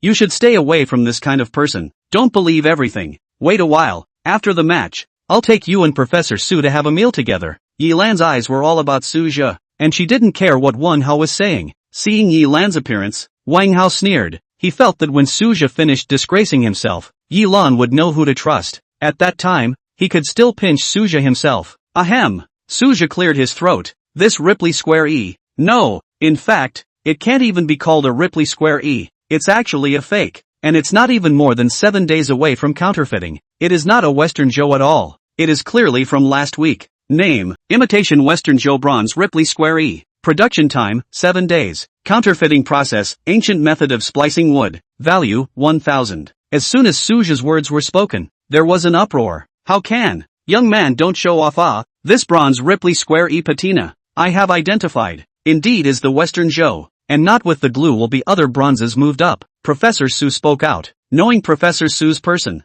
Suja, who was like this, was also very respectful. I don't know if Professor Su has ever heard of moving flowers onto wood, shifting flowers to connect wood? Professor Su seemed to remember something and had a shocked look on his face. Chapter 54, Big Man's Awe. As a professor from one of the nation's top institutions, Professor Su naturally had some insight. This is a type of splicing method. I've seen it on top of an ancient book, but it has long been lost. The splicing method refers to splitting up several different pieces of bronze, then rebuilding a bronze by gluing them together, and finally covering the surface with a clay patina to hide it from the public. Prof. Su looked at the bronze Ripley Square E in disbelief. If it was the ancient book shifting of wood, it was really possible. Professor Su is right. Suja nodded. Shifting wood is improved on the basis of the splicing method, and instead of using glue to connect, it is pieced together by cutting. This Ripley Square E is surrounded by a shell from a different bronze, and then covered with a shell cut from another bronze on the exterior. That's why the pattern looks self-contained and not out of place. Kid, this is just your side of the story. How can you prove it? Wang Hao looked at Professor Su's thoughtful look and became anxious. If Suja was right, then wouldn't he really become a clown and make a joke? Right, little brother. Even if there really is such a method as shifting flowers in wood, how are you going to prove it? We can't take this collection apart either. If there is a loss, who will bear it? The host also echoed too. This collection is their family paid to acquire. Originally spent 10 million. There is Professor Su's words. Privately sold to. Change hands is 90 million into the account. If it is identified as fake, the loss can be big. What's so difficult about this? You let a few experts to identify. This Ripley Square E's inner wall is not a dynasty on the line. Suja bristled. He had expected someone to be tough-talking. Ha ha ha, good boy, what a hero. A bellowing laughter came from between the audience. The voice was old but had a strong bottom. Suja curiously looked towards the source of the voice. Surprisingly, it was a hale and hearty white-haired old man. When the crowd saw this person, they greeted him. Elder Tian? Suja listened to their words and curiously sized up the visitor. Yi Lan hurriedly walked up and whispered. Elder Tian is one of the heads of the southwest branch of the Tianji Association. Suju was enlightened. The Tiangui organization was differentiated according to the 7 regions of China. There were a total of 7 regional chapters in North China, East China, Central China, South China, Northwest China, Southwest China, and Northeast China. In each of the 7 chapters, there were 7 people in charge of the association's affairs. According to Yilan, Tian Lao was one of the 7 leaders of the southwest branch of the Tiangui organization. If the Tiangui organization is only superficially in charge of the following antique and cultural transactions, so simple even if Suja knew that its real purpose was to collect town objects for the country, then Tian Lao's position could be self-evident. Tian Lao. Seeing Tian Lao walk up, Suja walked up unhurriedly. Tian Lao also did not go up. Instead, He happily patted Suju's shoulder. What a good boy. I almost thought that no one on the field today could see that this Ripley Squarey was fake. Tian Lao had said so. Suju's words no longer needed to be identified. Even Wang Hao, who had screamed the loudest before, drooped his head and didn't dare to refute. He even, from time to time, looked up to the left and right, and seeing that not many people were paying attention to him, he actually retreated step by step towards the crowd. Stop, it's you who are talking about, that Wang clan's kid. But there was one person who noticed it, and it was Wang Hao. Wang Hao naturally heard that it was Tian Lao's voice. If it was usual, he would have been so proud that his tail would have gone up to the sky. But at this moment, this voice was like a death knell. Wang Hao's legs were shivering, and he slowly raised his head and squeezed out a smile. Elder Tian, I'm here. What are your orders? You were the one who shouted the most just now. Didn't you think this little brother was wrong? Now I'll give you the chance to refute it. But now in this scene, even if Wang Hao was lent 10 guts, he wouldn't dare to refute Suju. Elder Tian, you are joking. I'm not also trying to defend the conference. Wang Hao smiled harder than he cried. He had already thought about what he would be punished by his family when he went back. Humph. Elder Tian was not so bad as to bother with a junior. He was trying to knock the organizers. You juniors, each one of you claiming to be some kind of great collector and appraiser. I see that it's all in vain. This little brother has pointed out the method of counterfeiting. Wouldn't he verify it himself? The host buried his head even lower. He knew that Tian Lao was talking about himself, but he didn't dare to refute. Tian Lao looked at the field. One appraiser after another all lowered their heads, not daring to look at themselves. The more he saw, the more angry he became. Forget it, can't stay any longer. The more I look at you losers, the angrier I get. Tian Lao waved his sleeve and was about to leave. On his way out, he said to Suja, I wonder if this little brother, too, is not interested in accompanying this old man of mine for a stroll. As soon as Tian Lao's words left his mouth, it was clear to everyone present that this little brother who didn't know was no longer someone they could mess with in the future. Fine. However, Elder Tian, I still have company. Suja pointed at Yilan. Yilan didn't expect Suja to think of himself at this time, knowing that being able to accompany Elder Tian for a stroll was a privilege for those in the Southwest region's antique world. But Elder Tian didn't care. Come along. Hearing this, Yilan was very excited. If it wasn't a large crowd, she would have shouted out in joy. Seeing that Elder Tian had already turned around and walked away, Yilan hurriedly went up to assist Suja. The three of them were walking in the exhibition hall. At this time naturally there were no ungrateful up to interfere with the three of them. Suja, at your young age, you can have this kind of skill. Who is your master? After walking for not long, Elder Tian asked these words. Suja didn't want to reveal the secret of his pupil technique, and there was other information in Tian Lao's words. Casually learning to learn. Did Elder Tian recognize me a long time ago? Suja did not remember introducing himself to Tian Lao. I won't make it difficult for you if you don't want to say. Elder Tian shook his head. What? Didn't little Miss Yilan tell you? The Jade Dragon you had before, the head of the Tian Gue organization is me. From the time Yilan reported the Jade Dragon up, it was me who was in charge, Tian Lao said, and sized Suju up. It's reasonable to say that I should still apologize to you for actually letting the little kid hurt you. Humph, these people are really getting more and more excessive. Saying this, even Elder Tian had a few angry looks on his face. This is nothing. If it wasn't for this, how could I kill the devils with my own hands? Suja waved his hand. As a descendant of the Dian army, how could he care about such things? Suja's words made old Tian laugh. Ha ha, good boy. I forgot that your grandfather was in the Dian army. Sure enough, he didn't disgrace us Yananese. Chapter 55, King of Curiosities. Seeing that Elder Tian was so good at talking, Suja also asked about the matter that was troubling him. Elder Tian, I have a question I don't know if I should ask. Just ask. Is that Ripley Squarey that you built as a test? That Ripley Squarey was really tricky to build. If not for Suja's pupil tips, it would be impossible to accurately discover that this thing was a fake. But if it was Tian Lao himself who made it to test the crowd, it would make sense. After all, this craft of counterfeiting, although it is difficult to reach the Hall of Elegance, but the gold content is real. A master of counterfeiting will inevitably be a master treasure hunter, able to create a fake to deceive so many people. Their skills must not be low. Tian Lao's identity is very consistent. Tian Lao also did not expect Suja to ask this. He hesitated and looked at Suju and Yilan. What I say next? You guys better not say anything. The two nodded. Although this fake was something I had someone find a way to add into the examination questions, the fake itself is a fake that was passed down from overseas. In other words, it was made by Westerners. I originally thought that in my large Southwest region, even if there weren't 17 or 18 people who could recognize it, there would always be 7 or 8 who thought, When Elder Tian said this, he couldn't help but sigh. He patted Suju's shoulder in relief. Yilan has rather unearthed a talent for us. Yilan smiled coyly, but Suju, however, experienced the deep concern in Tian Lao's words. Once this level of counterfeit goods entered the market in large quantities, it would be called a devastating blow to the entire southwest region and even the domestic antique market. Suju did not think that this matter contained such a great secret behind it. However, Tian Lao did not want to talk about it at this time. Suju would not be blind to continue to ask questions. The three of them continued to stroll together. Soon came to the display area of exotic treasures. There were naturally some colorful things here. Otherwise it wouldn't have attracted so many people if it was just for people to visit.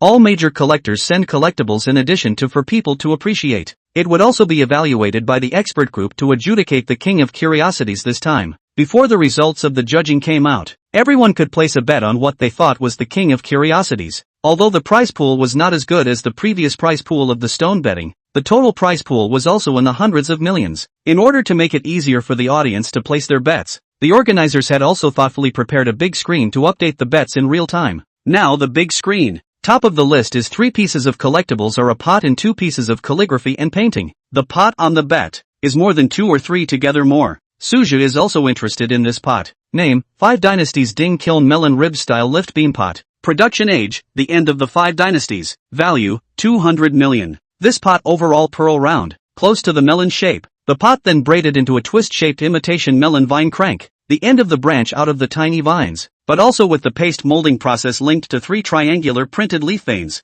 Suju noticed that this pot is rare wrapped feet scraping glaze. In the tire glaze characteristics and the degree of craftsmanship with this pot of similar technology, only the Northern Song Dynasty Mausoleum of Emperor Taizong Yongxi Mausoleum of Song Dynasty unearthed in the same as the production of Ding Kiln vase Thanon. But that vase is a fragment simply cannot be repaired. Suju did not expect to see such a pot here, which can be called a national treasure of China. He couldn't help but marvel at the fact that it was really a treasure appraisal conference, and such a treasure could be taken out for exhibition. While Yilan did not pay attention to these at the moment, she looked around the betting list, but she did not find that the statue of the 9 heavenly Shen Nu sent by Suju had been bet on. Suju, did you miss it? The statue you sent. No one placed any bets, eh? Hearing Yilan's words, Suju smiled and did not say anything. On the contrary, it was Tian Lao, who heard what Yilan said. What? Little brother Suju actually gave away exhibits as well? Miss Yilan, take me to see. The skills that Suju had shown before made even Tian Lao admire him, and what could make him look at it must also be extraordinary.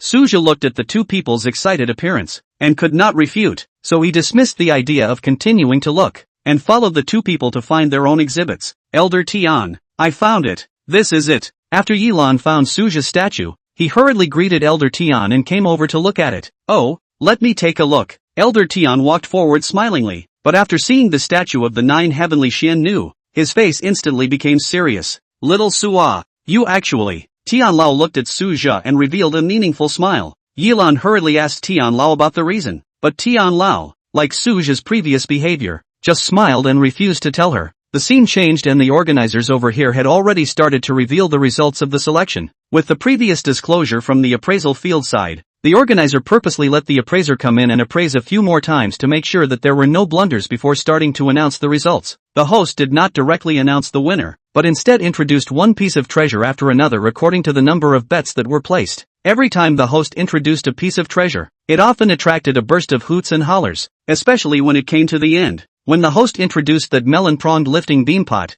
the hoots and hollers under the floor even resounded through the entire venue. This pot uses the wrapped foot scraping glazing method, the craftsmanship of which is exquisite and rare in the world. According to this pot, we also see that from the Tang Dynasty the appearance of realistic melon-shaped objects to the Jin Dynasty gradually shed the realistic style, reflecting the shift from figurative beauty to abstract beauty. The presenter spent a great deal of time reading out the comments on this pot, and almost everyone in the room agreed that this was the king of the curiosities of the conference. The next thing that the host introduced was some exhibits that almost no one had placed any bets on, with the exception of a snuff bottle that was worth more because it was used by everyone. The rest of the exhibits that no one had placed any bets on were indeed because they were not worth much. Shady wood is a rare material, and this statue is beautifully carved. By the time Suju's statue was introduced, because the appraisers from the organizers had not identified the value of it either, the host simply boasted a few words about the rarity of the sunken wood, and then hurriedly introduced the next collector's item. The audience under the stage looked at each other in dismay. The value shown by this 9 Heavenly Mysteries statue was so far from the previous treasure that it shouldn't even appear in this conference. This feeling was like being disappointed when you were at a full banquet and suddenly saw a plate of white bread. But Yilan didn't care what others thought. She had long wanted to know the secret of the statue, and the way Su Zhe and Tian Lao had acted before. This statue was definitely not ordinary, but neither of them had any intention of solving Yilan's puzzle. It made Yilan's heart itch like a cat's claw scratching her heart. Chapter 56, Xian Woman's True Body. Humph. I can't believe that there's not even one person in my southwest region who can recognize this item. It's really a withering of talent. When I go back this time, I have to straighten things out. Elder Tian was a bit angry. He only felt that these people had eyes without pearls. It's alright, Elder Tian. This thing is so rare. It's normal that they can't recognize it. It can only be said that the treasure obscures itself, and there's nothing they can do about it. Su Zhe comforted. But before Tian Lao could respond, the ghost man who had been standing not far from Su Zhe suddenly came up. Treasures? Your country of China still has treasures? That ghost man was wearing a purple suit with gold-rimmed glasses. Very flirty. His words caused the gazes of the people around him to converge on him. Seeing that he had aroused the anger of the group, that ghost man remained shameless. LOL, did you guys see that pumpkin pot? That's what I brought. How many of your Chinese country's treasures compare to it? I didn't realize that the king of China's curiosities was actually brought by me from a corrupt country. That Guilo looked at the people around him smugly. Many people frowned, but were unable to refute it. As far as the current trend was concerned, there was indeed nothing more precious than that Tilon pot on the field. They dared to be angry but dared not say anything because there was really no bottom line. But Su Zhe was different. Words can't be said so absolutely. What if there is something even more precious than that pot on the field? That Guilo became even more complacent after hearing Su Zhe's words. No, it can't be. My great-great-grandfather said that he got it from the house of your Chinese emperor. How could you possibly have a treasure that is more precious than the emperor's stuff? That Guilo looked very beaten up, and what he said was even more appalling. Then how about we make a bet? Su Zhe coldly laughed. Since this Guilo gave himself a face, then don't blame him for being impolite. Oh, what kind of bet? If there is nothing more precious than your pot on the field, I will give you $300 million. Su Zhe's words exited with one hand, and a crowd of people around him clamored. $300 million.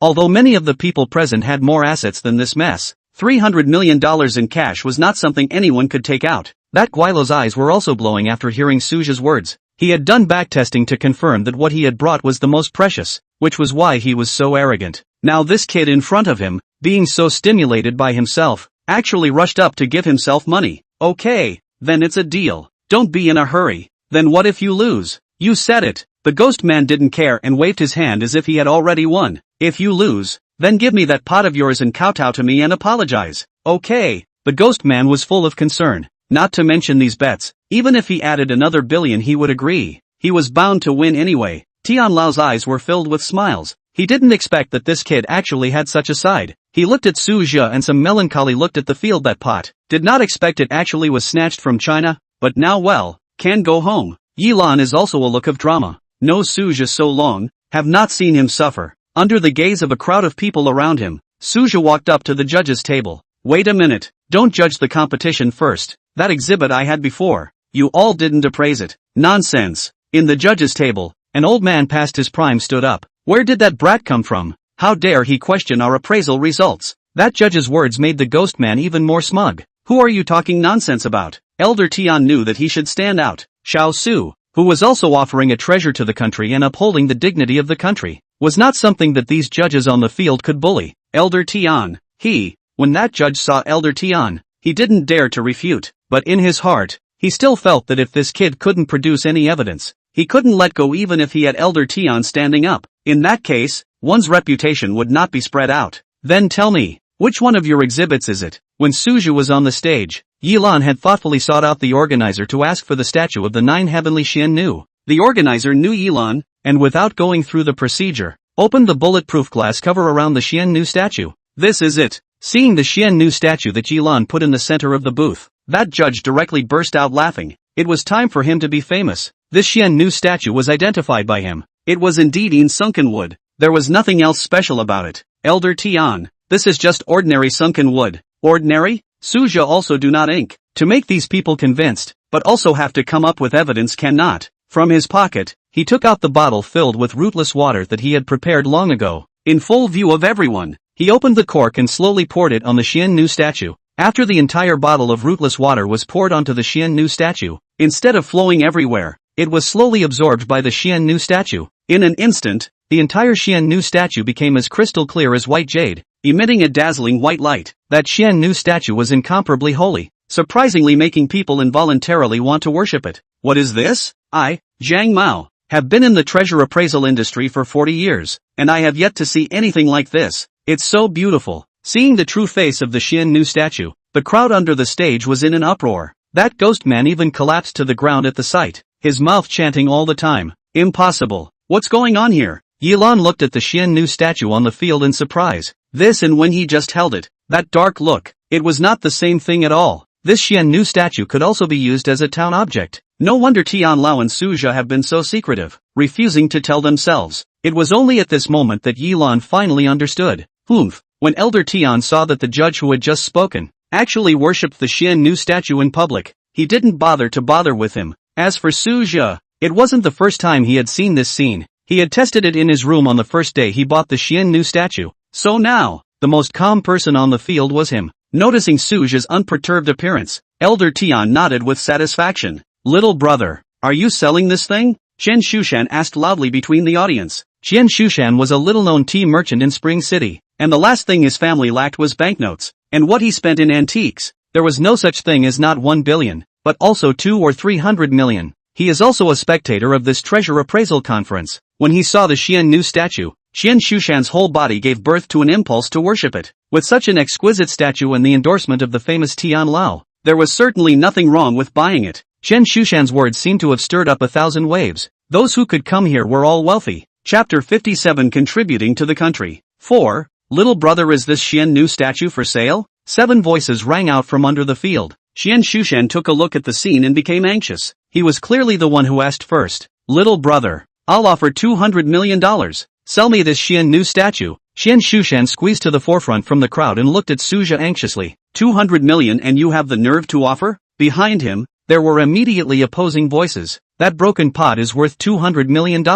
This Xiannu statue is no better than a broken pot. The pot that had just been held in high esteem by the crowd became a broken pot in this person's mouth. "I'll offer $250 million, plus a set of downtown villas. $280 million. The shouts were endless on the field. The large Chixian assembly suddenly became a countryside fair in general. Chen Shushan gritted his teeth and looked around at the people who kept bidding, then looked at the Xiannu statue. $380 million. Chen Shushan hesitated and shouted. The moment these words came out, the pavilion fell silent. $380 million. This wasn't a small number anymore. There were very few people present who could take out that much cash. Chen Shushan looked at his competitors just now with some smugness, watching them all dumbfounded one by one. "How about it, little brother? I bid the highest. If it's not enough, I also have quite a few industrial properties in the city, so you can pick and choose as you please." The moment Chen Shushan's words came out, even Yilan looked at Suzhou with some nervousness. This was a town object, but Suzhou was nonchalantly shaking his head. "Thank you for your love, big brother." Suzhou arched his hand at Chen Shushan. He then had turned his head to look at the person who had just made the bid. "This thing, Mr. Su is not prepared to sell. It just so happens that Elder Tian is here. This Xian maiden statue, Elder Tian will just help me hand it over to the state." Hiss. Suzhou's words came out. Everyone present sucked in a breath of cool air. Chen Shushan was even more surprised as he looked at Suzhou. It would be fine if Suzhou was saying that he refused to sell it because he thought the money was too small, but if he donated it to the country, he wouldn't be able to get a penny out of it. Chen Shushan only felt that his pattern was small. Suzhou's image, in the eyes of those present, instantly became taller, especially Yilan. In his eyes was an indescribably complex look. Elder Tian was also a little shocked. After all, Suzhou had already offered a town object. He then did not have the good sense to open his mouth to Suzhou again. Just now, Elder Tian had already prepared that if Suzhou really had the intention of selling the Xiannu statue, he would let the people of the Tiangui Association, in secret, auction this Xiannu statue off. Unexpectedly, Tian Lao looked at Suzhou with increasingly satisfied eyes. In fact, Suzhou thought very clearly. In the future, he has many opportunities to make money. There is no lack of this point and a half. But the town object was different. After all, it was related to the fate of the country. As a Chinese person, the town will be offered to the natural obligation. Suzhou no longer thought about it. At this moment he had more important things to do. "This gentleman, I wonder if our previous bet still counts." Suzhou looked towards the ghost man. At this moment, The ghost man was looking at the Xian statue with a confused face. Only after hearing Suja's question did he come back to his senses. He had the heart to refuse. This was a treasure worth $200 million. If he really lost it to Suja, it was really heartbreaking, but he wasn't a cutie either. The current situation, he was afraid that he wouldn't be able to that pot. We corrupted country people, naturally will not care about this little money. Willingness to gamble is just, that pot for you. Since we are going to give the pot out, the ghost man naturally wants to do enough gestures. He couldn't lose both his face and his honor at the same time. Suja was also amused when he heard the ghost man's words. A corrupt country? I'm afraid that your corrupt country isn't even as big as one of our provinces. I don't know how you make such a generous face. This thing was originally a national treasure of our country of China. Suja pointed at the pot and said with righteous indignation, it was your forefathers who, through war, snatched it from our land. What's more, the style of this pot is clearly a burial object. Suja's eyes were filled with rage. In front of family and country, even Suja could not remain calm. I wonder who this gentleman is. Why was he able to get hold of our Chinese nation's burial object? Suja's questioning caused the ghost man to panic for a moment. This was passed down from my ancestors? Oh, your ancestors were soldiers? Yes. Mentioning his ancestors, the ghost man also raised his head proudly. A soldier and a robber? Taking away all the burial goods from the boundaries of our Chinese country? A soldier or a grave robber? It really is a barbarian land, not even sparing those who rest in the earth. The ghost man's originally white face turned red. Suja's words made it impossible for him to refute. His own great-great-grandfather was indeed the aggressor. Who gave you the courage to take the national treasures of China and come to our borders to show off? Scram! Suja glared angrily at the ghost man. The word roll was even more full of fury. The ghost man was groundless, his two strands fighting. After hearing Suja's words, he was like an amnesty and staggered out of the crowd. The head did not even return. Well said, little brother. Chen Shushan was the first to lead the applause. The foreigners were flaunting their weapons here. He had long since looked down on them, but he had no antiques to show for it. Right, little brother has really given us face. The compliments to Suja, as well as the applause, were endless. There weren't many young people who were both hot-blooded and patriotic nowadays, but it was what Suja did next that really surprised people. Elder Tian, this pot, I'll dedicate it to the country together as well. He was originally a national treasure of the country of China, and should stay in the museum of the country of China, so that future generations will be able to see the ingenuity of our ancients. Suja looked at Tian Lao with a genuine gaze. If it wasn't for Tian Lao's belief that he was physically fit, he almost felt that he was hallucinating. The previous town object was still understandable. After all, there was a lot at stake. But this pot, good boy. Elder Tian had 3 good words in a row, and his gaze towards Suja was even more fervent. Now, the people under the field also stopped talking. They all looked at Suja with great admiration. After Tian Lao complimented Suja, his face became a bit gloomy. A hesitant look flashed across his face. After thinking for a while, Tian Lao waved his hand at the host and asked for a microphone. Ahem, be quiet. Elder Tian's words were still very useful.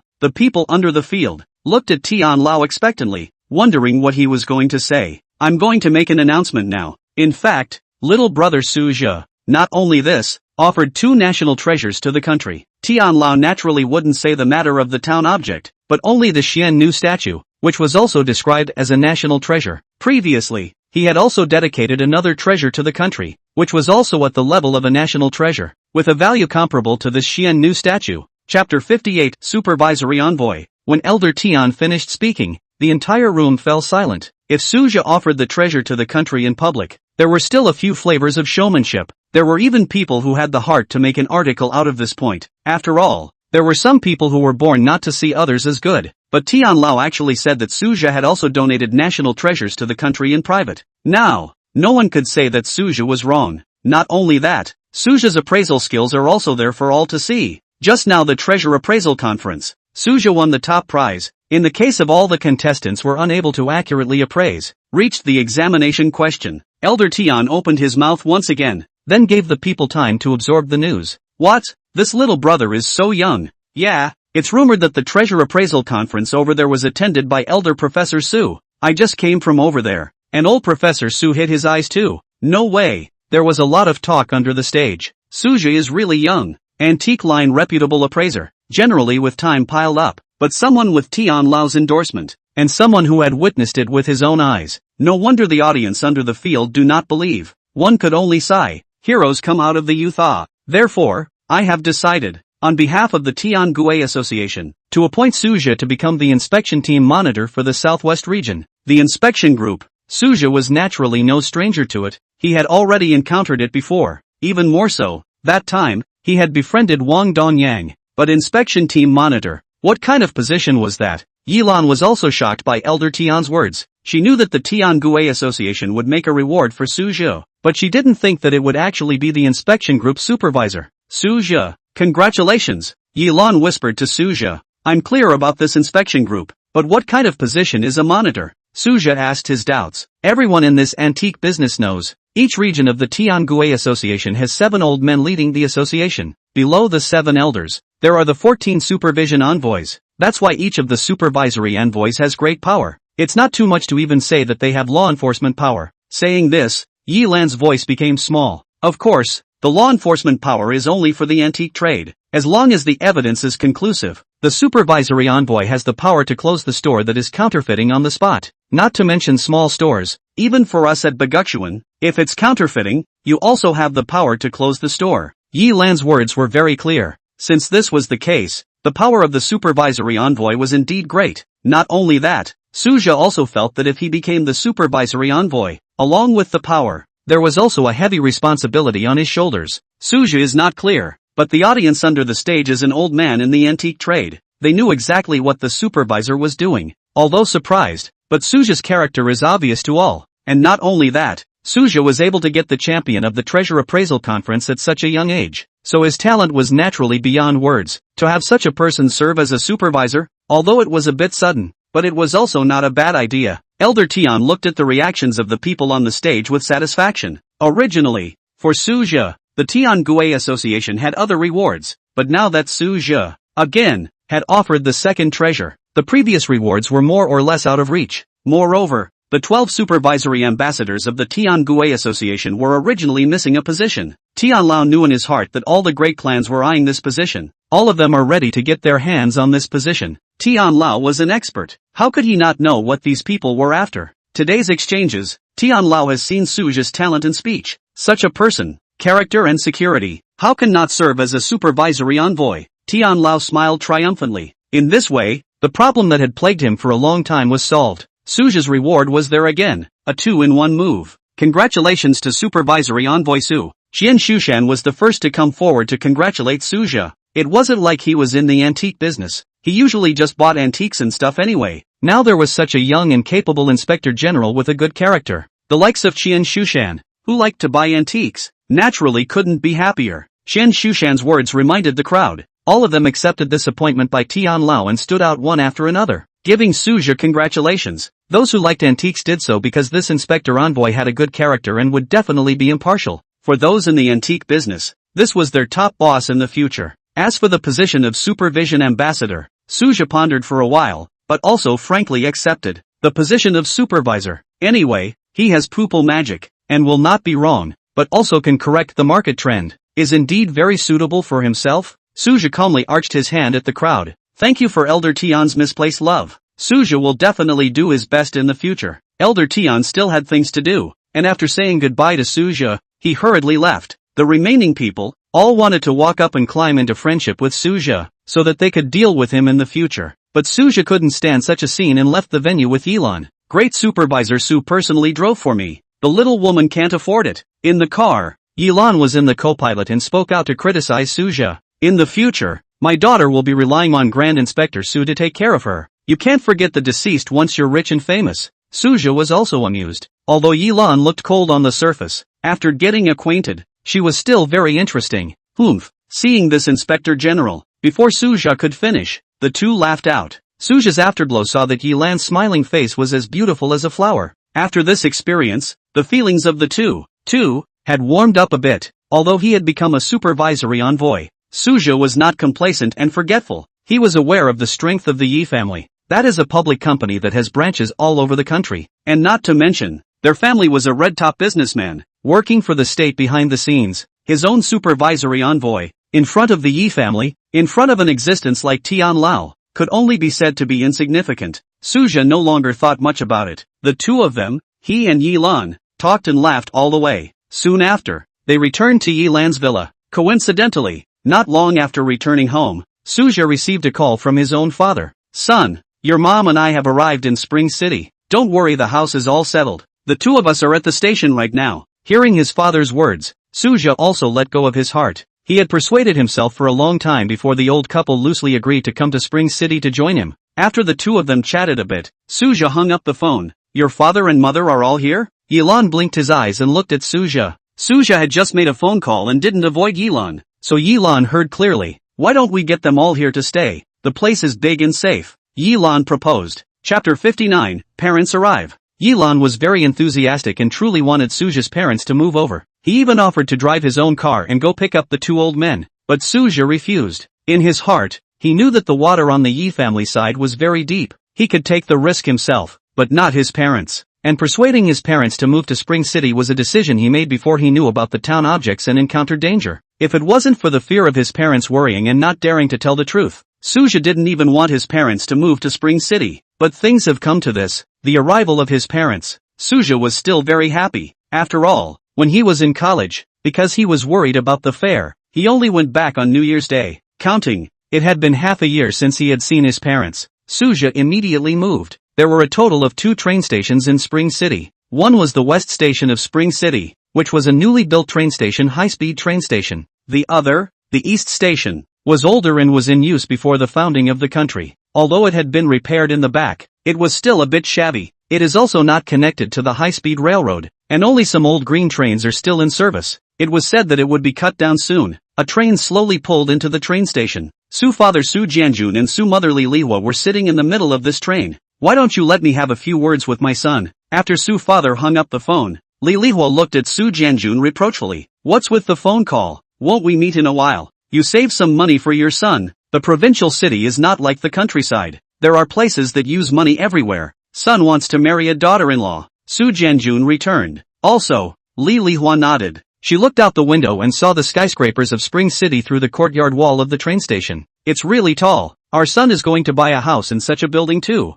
Li Lihua looked enviously. They rarely came to the city. Dear passengers, the station ahead is Spring City Station. Please take your luggage and prepare to get off. Once again, I wish you a pleasant journey. Thank you for your cooperation. At this time, the train's radio broadcast voice rang out. Get off the train quickly. Su Jianjun reminded. The two people were carrying large bags. They had brought quite a few things with them, besides clothing. After that, Su's mother had also plucked a lot of vegetables from the family's garden and packed them in a snakeskin bag. Su's father even brought 2 live chickens on the train. Their hometown only has an old train station in the town, which is very broken and small, and no one cares if they bring them on the train. Seeing the live chickens in Su's father's hands, constantly fluttering their wings, chicken feathers flying everywhere, the people on the train, all revealed a look of disgust. They all avoided the road. Su's father smiled nervously. 2 people carrying a meal of luggage, just like this out of the car. The 2 people were not dressed well. Su's father purposely rummaged through the Zhongshan suit he made when he got married,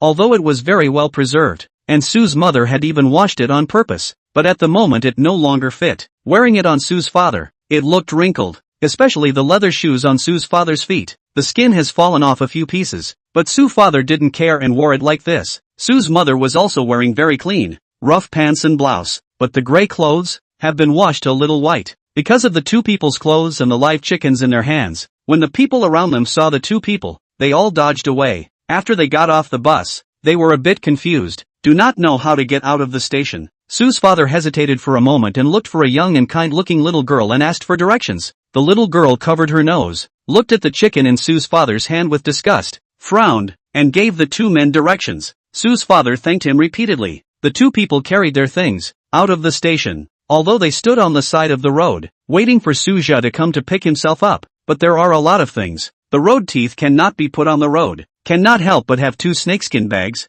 put on the road. This is. Suddenly a luxury car drove by. It stopped in front of the 2 old men. In their puzzled gazes, a gorgeous woman walked down from the car. The woman wore a wraparound skirt and carried a small purse as she came to the roadside with a twist. She looked at the 2 people in front of her with disgust, the hand holding the bag covering her nose and the other hand greeting the distance. You, that who? That security guard, come here. The security guard recognized the car, and he couldn't afford to offend the one who drove it. What's wrong? The security guard nodded his head. Look at these 2 people. Things are placed everywhere, blocking my way, and these 2 people affect the city's appearance. Standing here can be ugly, drive them away. This woman is really looking for a fight. This road is so big, the two old people only occupy a small point. Where will block her way? She came here to see her girlfriends, before she came to do special maintenance, but also carefully dressed up, in order to let herself not compared to her girlfriend. Let her girlfriend know that she has a good life. But if you let your girlfriend see these two people, old man,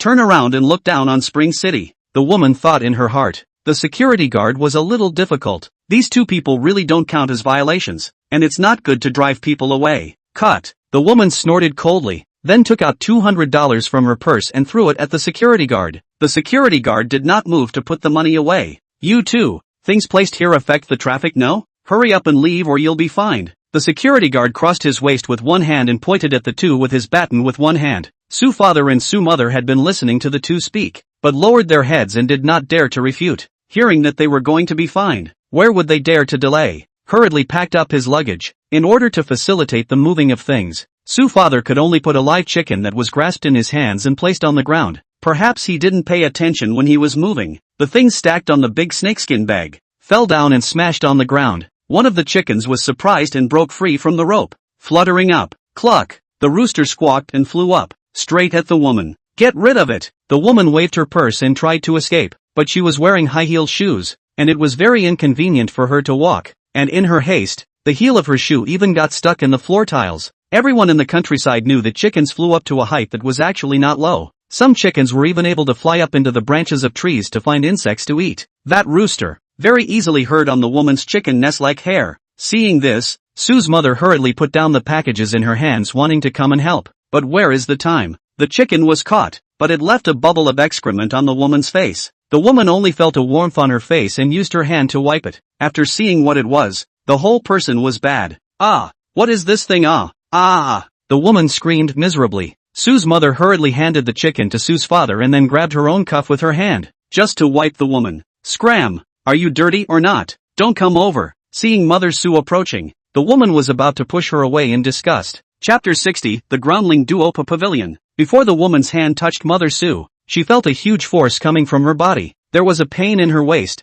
and then her entire body flew out. The heel of her shoe, which was stuck on the floor tiles, also broke with a sound. The one who kicked her was no one else. It was Suja, who had rushed to pick up his parents. Suja saw his parents from afar, like they were arguing with someone. So he accelerated his pace and walked over. Suja's car only has 2 seats. He came by taxi. Seeing the woman trying to shove his mother, Suja naturally would not give her face. This kick could be described as powerful. After Suja kicked the woman off, he didn't bother with her. Instead, he hurriedly helped his mother over, worried that she would fall. I'm sorry, Mom. I should have come earlier. It's fine. Su's mother looked at Suja, who she hadn't seen for a long time, and was a little too excited to speak. Son, you've lost weight. Su's father put down the things in his hands and carefully looked at Suja. Suja heatedly smiled. After really seeing his parents, he didn't know what to say. He could only let his parents care about him, but such a cozy moment. On the contrary, someone wanted to disturb it. The woman who had been kicked off,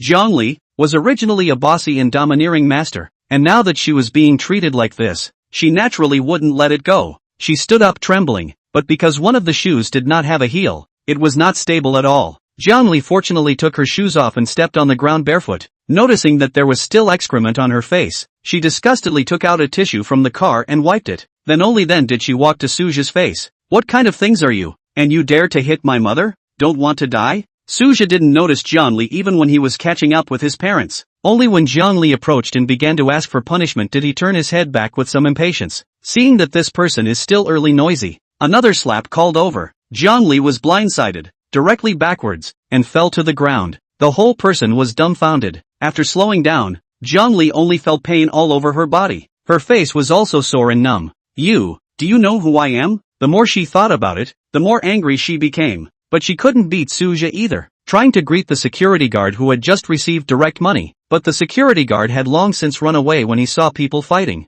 Zhongli became more and more helpless and cried, "You wait, I want you to look good. Don't you go." She moved to the side of the car and took out the cell phone in the car. Leaning on the car, while looking viciously at Suju and the others, she began to make a call. She also had something to fall back on. Her boyfriend is Li Fei, the young proprietor of the most famous antique store, Duo Bo Gu, in the area of the Spring City railway station. Antiques. This line of work recognize the 3 religions and 9 streams of people are also more. Li Fei brought Zhongli, met a lot of so-called people on the road. The boyfriend has money in people. Zhongli is also getting more and more arrogant. Suja naturally not in fear. He would like to see what kind of people Zhongli could call, but his parents would not think so. Xiao Mom is fine. After all, we hit someone else. Why don't you apologize and let's hurry? Apologizing is not enough. I'm afraid. Su's father clenched his teeth, then said, why don't we pay some money? Don't worry, we haven't touched much of the money you gave the family last time. Suja looked at the 2 old men with some heartache. Originally, he said clearly on the phone, to the 2 old people chartered a car to come. Unexpectedly, they still did the train in order to save money. Parents in addition to clothes, with all their favorite food. Looking at their somewhat aged faces, Suja felt a little guilty. This woman could not be spared even more. You guys don't worry. Originally she did wrong in the first place. We are in the right, and I have earned a lot of money now. Mom and Dad, my son has made a fortune now. Suja's words carried confidence. Su's father and mother also found that their son had more ideas than before. At that moment, they also slightly let go of their hearts. Su's father nodded. Okay, my son has grown up. Then we will listen to you. Originally, Su's mother was still a little hesitant, but when she saw Su's father say this, she didn't say much, just still worriedly looked at Suja. Suja saw all of this in his eyes. He also did not point out, began to pull the 2 old men to chat about family life. Although they are some neighbors' Zhang family marriage, the Li family marriage and other things, but Suja still listened to a lot of interest. Soon, the rewarded helpers arrived. Doppelganger was originally not far from the train station, and it was originally established here because of the high flow of people and convenience. A Mercedes MPV drove up, and he was followed by a large gold cup. The MPV stopped, and the driver hurriedly got out and pulled open the door of the rear car. A man in his 30s walked down. The man's neck was wearing a jade no matter what sign. His arm was wrapped with a circle of strings, and his eyes were with a rack of sunglasses. This man was none other than Zhang Li's boyfriend, Li Fei. With Li Fei off the car, the gold cup behind him, also crowded down a gang of people. These people are all big and tall. Early fall, everyone is wearing a jacket, waist bulging, needless to say no, this is with a guy thing. The tall men, all of them were even more unable to walk, twisting and turning, as if they thought this was very handsome. They all followed behind Li Fei. Li Fei walked to Zhang Li's side with his head held high, and saw his girlfriend's messy appearance. Her shoes were gone, her makeup was spent, and her clothes were dirty. Li Fei angrily took off his sunglasses and held them in his hand. Xiao Li, why are you like this? Li Fei's voice was a little rough. I'd like to see who is impatient with life and dares to bully my people. Li Fei waved the sunglasses in his hand continuously. Seeing her boyfriend, Zhang Li looked like she had a backbone. The whole person stuck to Li Fei's body. It's all these people. They bullied me. She pointed at Su Zhou and the others with a miserable voice. Su Zhou also laughed out loud. He had already asked his parents what happened. This woman really deserved to be beaten. It's you, kid? Li Fei walked to Su Zhou's body and pointed at him with his sunglasses. The accomplices behind him also followed Li Fei's footsteps and moved forward together. Seeing Li Fei like this, they also cooperated by pulling out the things on their belts. Wrenches, cones, baseball bats. All of them were legal and powerful deterrents. Su Zhou looked at these people calmly. Then he reached out and slapped off the sunglasses that Li Fei was pointing at him. Ha! Li Fei stared angrily at Su Zhou. He didn't expect this kid to dare to resist. My parents were standing on the side of the road, and your girlfriend spent money to bribe the security guard to drive my parents away. Then my family's chicken flew out. My mother kindly came over to help. This woman doesn't know what's good for her. She actually tried to push my mother. I'm not the one to cause trouble. You tell her to apologize to my parents and this is over. But if you really want to help this woman out today, then I'll have to ask for a word with you. Su Zhou indifferently stated the truth of the matter. Chapter 61, The Deterrence of the Supervisory Envoy. Old me cares what's going on with you. Li Fei also froze for a few seconds after hearing Su Zhou's words. But he didn't care about these things. He had money and power. And Zhang Li was not an ordinary woman to bring out with a brand name. Naturally, he couldn't let it go like that, much less let her apologize. It would be too humiliating to say it out. My woman, no matter what, is right. Li Fei ruffled his hair and made a pose that he thought was handsome. Zhang Li also ate this up, tracing her fingers on Li Fei's chest and saying daintily, Darling, I know you feel sorry for me. Name, Li Fei. Age, 28 years old. Identity, young proprietor of Duo Baogu. Personality, overbearing. Reckless. Multi-treasure pavilion? Su Zhou looked at Li Fei's identity information. This was being within his own jurisdiction. This kind of antique store. In fact, more or less stained with a little bit of fake goods. It is inevitable that there are times when you look away. As long as one is attentive to check, They definitely can't run away from being sealed. The young proprietor of the multi-treasure pavilion? Do you believe me or not, I'll make your store unopen. Suja mockingly looked at Li Fei. Originally his fighting strength was not something that these few punks could compare to, and now he was even more unafraid. Yo ho, you kids still stop mad knowing that I'm from the Duobao Pavilion? You still dare to be like this? Brothers, together. Li Fei waved his hand. The imagined scene of his men going up side by side did not appear. He looked back in confusion. It turned out to be his own driver cum secretary stopping the group behind him dead in their tracks. Can't go on Don't ever do it. Zhang Lei desperately tried to stop the group of punks. He knew that once he made a move, Duo Bao Gu would be finished. Zhang Lei was an old man of multi-treasure pavilion and had been entrusted by the boss to watch over the young proprietor who liked to cause trouble. At first, he didn't recognize Su Zhe, but when Su Zhe called out the name of multi-treasure pavilion, Zhang Lei realized that things were not good. This wasn't the newly appointed inspector general. These people in their line of work had their own exchange group, and as soon as Su Zhe took office over here, the group over there received the news, because it was taken by a cell phone. Some of it was blurry, and Zhang Lei didn't recognize it at first. What's going on? Zhang Lei, you eat my use my. Why are you still elbowing your way out? Li Fei disliked this person because it was sent by his father to take care of himself. Saying that, he was actually spying on himself. Zhang Lei was aware of Li Fei as a person. Looking at him with a frown and an impatient look, Zhang Lei was clear that if he didn't explain, there was really no way to end it. He made sure that the group of punks would not impulsively make a move before running to Li Fei's side. Young master, this person is the newly appointed Inspector General. What the hell, Inspector Envoy? Inspector Envoy, I'm afraid of. What?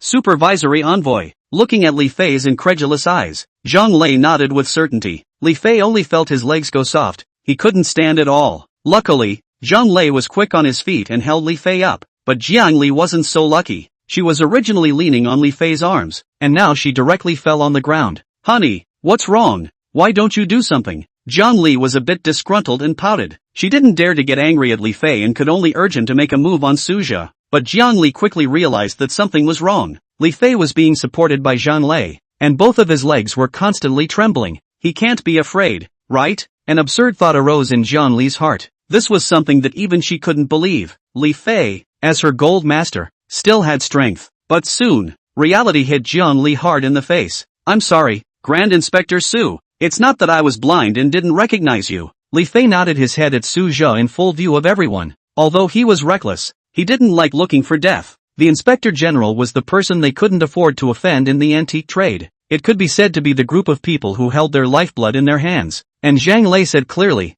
this Su Zhe, behind but Tian Lao, temporarily bowed, can be a lifetime rich second generation. If you still want to face, that's not necessarily come, all come and meet Grand Inspector Su. Quickly, all bow. The gangsters that Li Fei brought with him didn't know why Li Fei's transformation was so great, but Li Fei couldn't even afford to offend them, let alone them. Greetings to the Inspector General. A group of people bowed to Su Zhe. Su Zhe was like looking at a clown as he looked at this group of people. He glanced meaningfully at Zhang Lei. Li Fei's transformation was so great, all because of this man's words. Zhang Lei noticed Su Zhe's line of sight and only felt a chill on his back as he also bowed along with the gangsters. Su Zhe waved his hand, signaling them to get up. Supervisory Envoy? Little Zhe, you're not on the wrong path, are you? Su father looked at the group of punks and bowed to Su Zhe like a mobster in a TV drama. Looking at his father and mother's worried appearance, Su Zhe only felt a warmth in his heart. Hey, you two don't know. The supervisory envoy is a serious official. Li Fei was not far away from Su Zhe and naturally heard him clearly. He hurriedly walked forward and bowed to the two old men.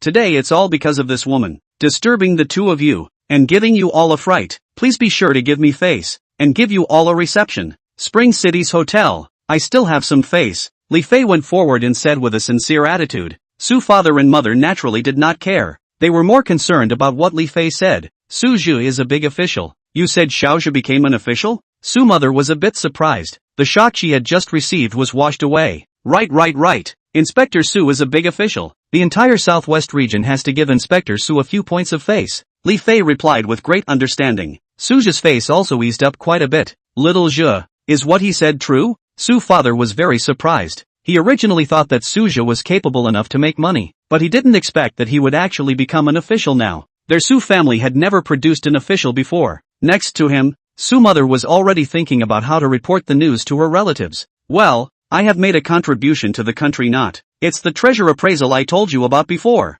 Hearing Su Zhe's answer, Su's father was also finally happy. Seeing his father and mother full of smiles, Suja's mood was also much better. Inspector General, look, is it too late for me to roll now? Li Fei knew that he had done the right thing and carefully looked at Suja. When Suja glanced at Li Fei hurriedly continued, this woman, in the future, I will not have any relationship with her. She is here to apologize to the two old men. Hearing Li Fei's words, Suja nodded slightly. Go, let's go. Li Fei was like an amnesty, bowed to Suja, and hurriedly led the people away. The head did not even return. The crowd of gangsters also hurriedly followed. Zhang Lei also finally breathed a sigh of relief. Chapter 62 Waiting to Serve Master. Zhang Li only felt that everything in front of her was like a dream. She was almost 30 years old this year. When she was 24 years old, she graduated from the film academy, and was very longing to devote herself to the film and television industry, expecting to become famous in one fell swoop. But the reality is cruel. Her origin is not bad, otherwise it cannot maintain her art examination into the film school, but it is not a rich and powerful family. By chance, at a drinking game, Zhang Li met Li Fei. One has money, one has a face. The two soon saw eye to eye. The sky thunder hooked the earth fire. Later, under Li Fei's financial investment, Zhang Li also finally had the opportunity to act as one of the main characters. It is also more and more famous. Li Fei is also very satisfied. Go anywhere with Zhang Li. There is no other way. There is just face. Zhang Li has always been dead to Li Fei, because she knows that her current position is all given by Li Fei. But today, her own backer actually left her behind just like that. Zhang Li knew in her heart that she had hit an iron plate. She was also considered insightful. Seeing this situation in front of her, she did not apologize to Suja. Instead, she walked to the front of the two old men. The acting skills that had been exercised for many years came in handy. Uncle and aunt, today is all my fault. I was in too much of a hurry, so I spoke out of turn. You guys just forgive me.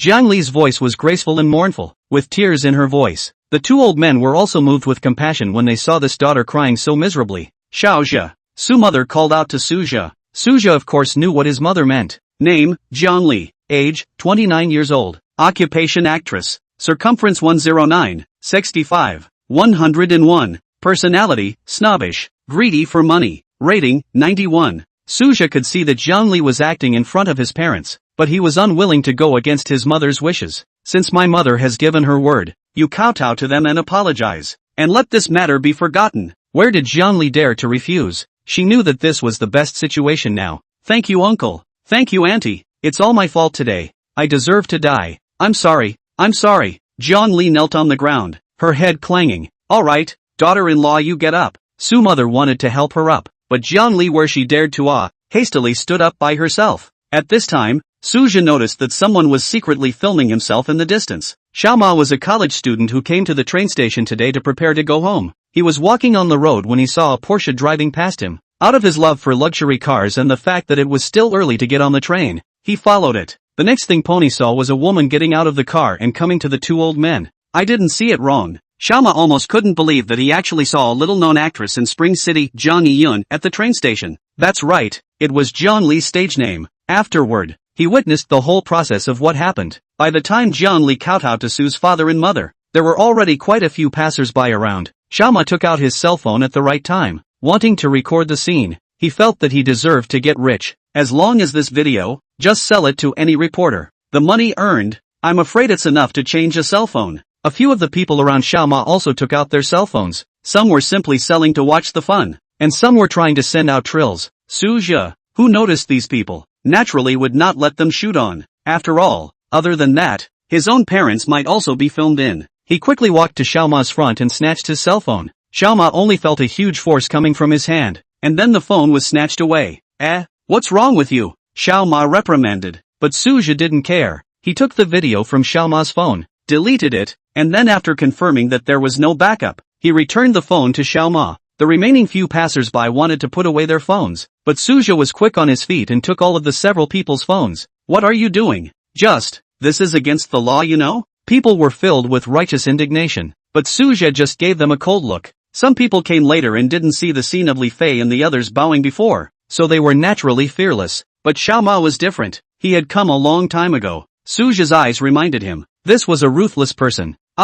Just now a group of people didn't dare to make a move. You guys quickly stop talking. Xiaoma hurriedly helped Suja stop these people. Your cell phone wasn't robbed too. Why are you still helping him? That's it. Looking at the crowd that was chastising him, Xiaoma didn't get angry. It began to patiently explain. Suja didn't care about this at all, checking up their cell phones one by one. By the time Xiaoma finished, the remaining few passers-by also knew how powerful Suja was. They shut up one after another. Only 2 people muttered in a low voice, "Then you can't rob the cell phone. I'll just delete it myself." Suja returned the phone to them after checking it. "What happened today? Don't say anything, otherwise, there will be consequences. Guess if I can find you guys. Sun Hongbin, Chao Yuxiang, Zheng Xinghua." Suja reported the names of several passers-by in turn. The crowd was shocked. One after another said that they would keep it a secret. After getting their cell phones, they immediately dispersed. Jiangli was so focused on pleasing Suja's parents that she didn't notice for a moment that someone was secretly filming.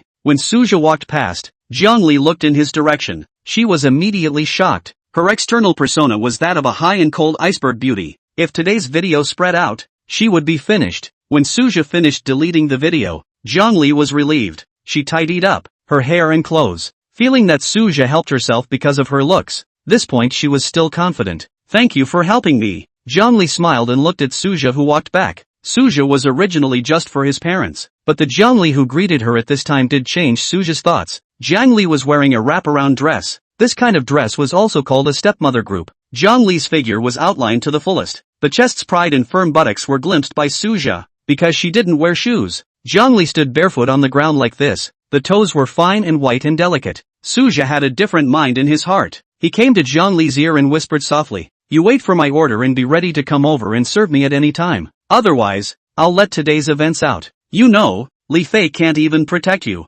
If you dare to disobey me, I'll make it impossible for you to mix." Suja doing this also had the meaning of punishing Jiangli in it. Jiangli heard Suja's words and her head was dizzy. She already regretted coming to the train station today. Chapter 63, Luxurious New Residence. "Tell me to do it." After greeting Suja, Chuanan politely greeted the 2 old men. Where had Su father and Su mother seen this before? They were a bit at a loss for words for a while. "You guys just treat her as a nanny, right?" Chuanan smiled and nodded. Mother Su looked at this little girl, polite and good-looking. She could be her own daughter-in-law. Chuanan instructed the property to move up the luggage that Su's father and mother had brought with them. Then she led the crowd to visit the house. Suja was also here for the first time and also looked interested, saying it was a villa. It was actually more like a small manor. Entering the courtyard, the first thing that caught their eyes was a stone pathway, which was paved with cobblestones. On both sides of the path is a wide lawn, obviously just groomed, very flat. There were also flower beds on the lawn, but they were empty without flowers. The previous owner's flowers were eradicated by the people I ordered. "What kind of look do you like and tell me? I'll contact someone to plant them now," Chu Anan explained. Suja nodded with satisfaction. He could see that the courtyard had been carefully arranged by Chu Anan. In addition to the flower beds, there was also a wigwam flowing pond on the left side of the path. There were also small fish in the pond that surfaced from time to time. Su father Su mother was very satisfied. The 2 old men looked at each other a little. Both saw the surprise in each other's eyes. Then is to enter the villa. The first thing that caught their eyes was the huge shoe cabinet. The crowd changed slippers and continued to walk. Continuing forward is the semi-open kitchen. Along with the crowd's footsteps, the light automatically turned on. Su father and mother sked. The lights in the whole house are voice-activated plus infrared. As long as there are people, they will automatically turn on and no one will automatically turn off. In addition, I have prepared a variety of dishes. Whatever you guys like, tell me. I'll change it at any time, Chu Anan patiently explained. Further inside was the living room. The lighting in the living room was very good. The sunlight shone through the glass. Sitting on the sofa in the living room, one could even see the scene behind the house. Behind the living room was a glass door, and pushing it open was the backyard. Inside the courtyard wall was a huge swimming pool. For privacy, so the yard wall I replaced with a solid one. Before it was fenced. There's a view of the lake that you can look at. I don't know what you guys like the look of. Suja nodded. This is fine for now. After that was the second and third floors. The second floor was the room Chu Anan had prepared for Su's mother. Su's mother, with its own toilet and check room. On top of that, there was a children's room and 2 guest rooms. The third floor was the master bedroom, which was also equipped with a gym, study room, and gaming room. As for Chu Anan, the nanny room was on the first floor. Obviously, Su's father and mother are very satisfied with this house. Look here, touch there. Xiao Jia, this is going to cost a lot of money. Originally, Su's father was still thinking of buying Suja a house in Spring City to find a daughter-in-law, but he didn't expect Suja to pretend to be one himself. The master spent $50 million on it. My lord, Su's father and Su's mother were a bit unable to accept it for a while. but thinking that Suja had become a big official, he also let go of his heart.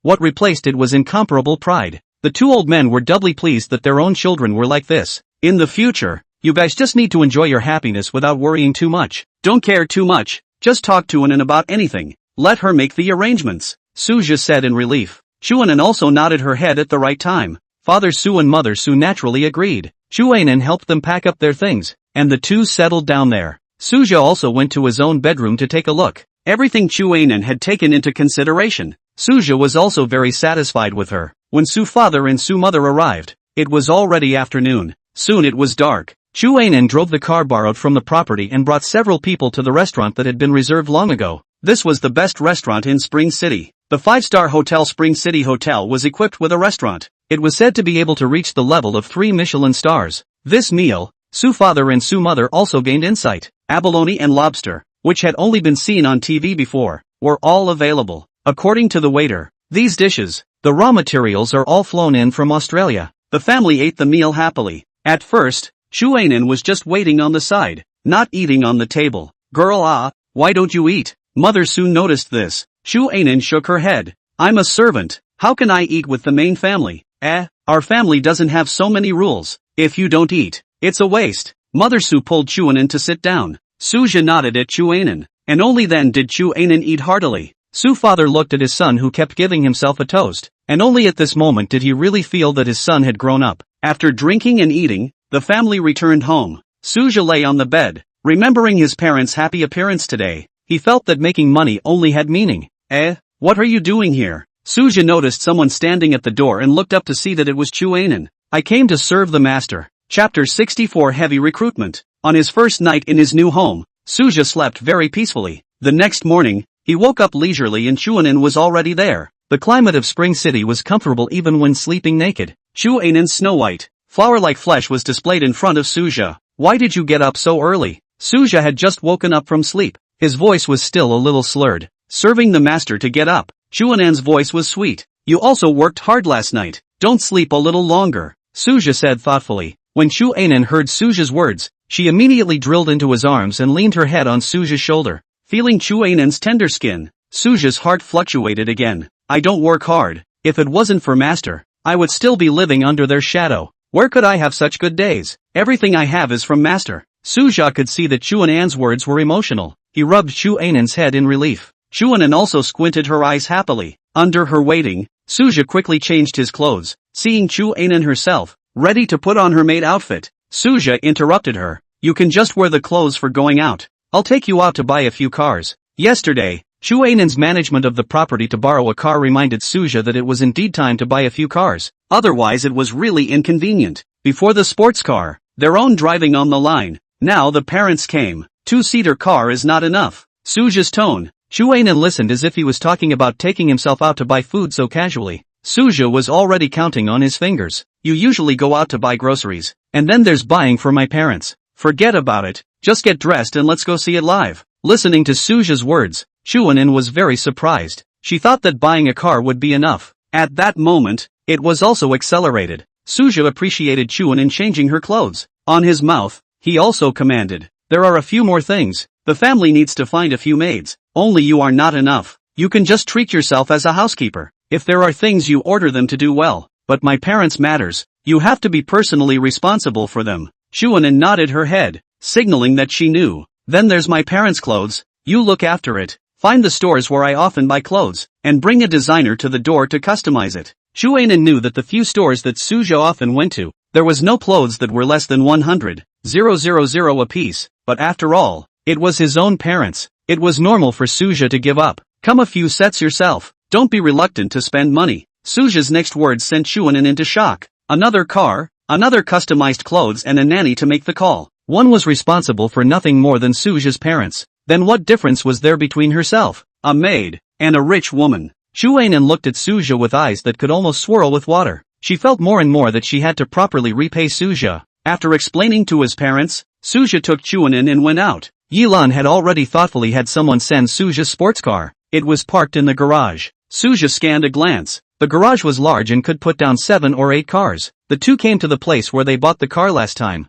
Suja directly dialed Shin Yufei's phone. After receiving Suja's call, Xin Yufei hurriedly put down the work at hand. He saw Suja's red sports car from a long way away and rushed over. Suja, you're here. You are an honored guest. What kind of car do you want to buy today? It's all on me. Xin Yufei waved his chest to guarantee. He looked at Chuanan by Suja's side and was in a trance. However, for a rich man like Suja, it was only normal to have a change of people around him. When he heard Suja say that he was buying some cars for daily use, Xin Yufei was still a little disappointed. However, out of his heart to please Suja, he still dutifully led Suja to look around. Soon, Xin Yufei felt that he didn't quite understand the daily use cars of the rich people in the air. SVP, MPV, off-road vehicle, Beetle. Suja bought 6 cars at once, and all of them are luxury cars. These cars add up to more than $20 million. Xin Yufei roughly calculated that he would be able to get more than $100,000 in commission alone. Mr. Su, you go slowly, you can rest assured.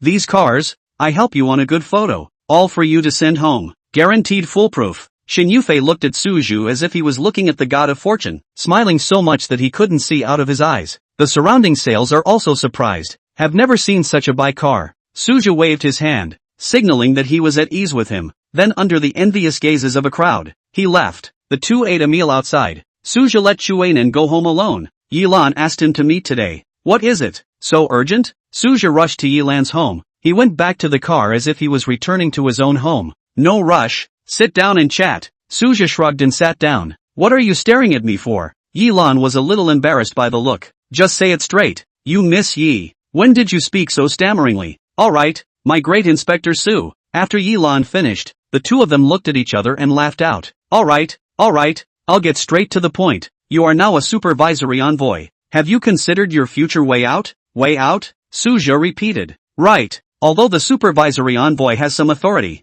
other supervisory envoys have their backs to the big families, which is why their authority has a place to be utilized. You're still a bit inadequate compared to the veteran supervision envoys and other regional bigwigs, Yilan patiently explained. Suja also did not feel that she was underestimating herself. After all, this was the truth. Although the supervisory envoy's power was not small, he simply could not use his power for personal gain. Moreover, Suja was clear that he was pushed up by Tian Lao, so if he did something wrong and was caught, he would also implicate Tian Lao. At that time, Tian Lao was afraid that he would be the first to come out and pursue himself. So although some small antique stores will be afraid of themselves, but the big antique stores really have background, will not be afraid of themselves as a watchdog. Of course, those who really have problems accept. Yilan said so. Suja is also probably guessed her purpose, but Suja didn't say anything and just looked at Yilan quietly. Alright, I admit that I have a purpose. Yilan explained. I want you to join our family. Don't refuse yet. Listen to the offer I'm making you.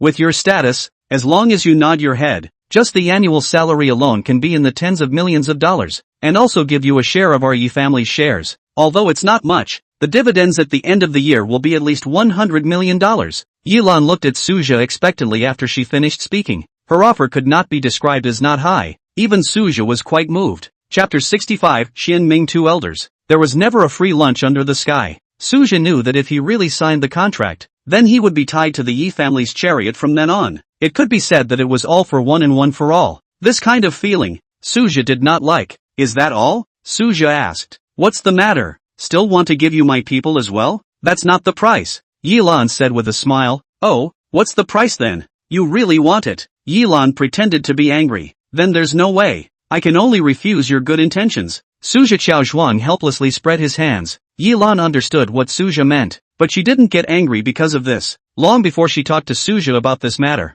she had a number in her heart. The probability was that Suja would not agree, but Yilan still wanted to give it a try. Then, in a few months, for my family's old man's birthday, you and I will go together. Yilan pretended to be pitiful. Grand Inspector Su's face is not too much to not give, right? Suja was very surprised at Yilan's invitation. The Yi family's old man had an unusual status. Even Elder Tian was not enough to look at in front of Elder Yi. At that time, it was estimated that many predators and dignitaries would attend. I didn't expect that Yilan would actually invite himself. Good. Such a grand occasion. Suja naturally would not let go. After things were all chatted up, Suja did not stay longer than necessary. He had promised his parents that he would go back to eat dinner together. He was just about to say goodbye to Yilan. However, a clamor came from outside the house. Hearing this familiar voice, Yilan could not help but frown. This person, she already knew who it was. Good you Yilan, Isn't this the Yi family's place? What's going on? I, Yi still, am not a member of the Yi family anymore?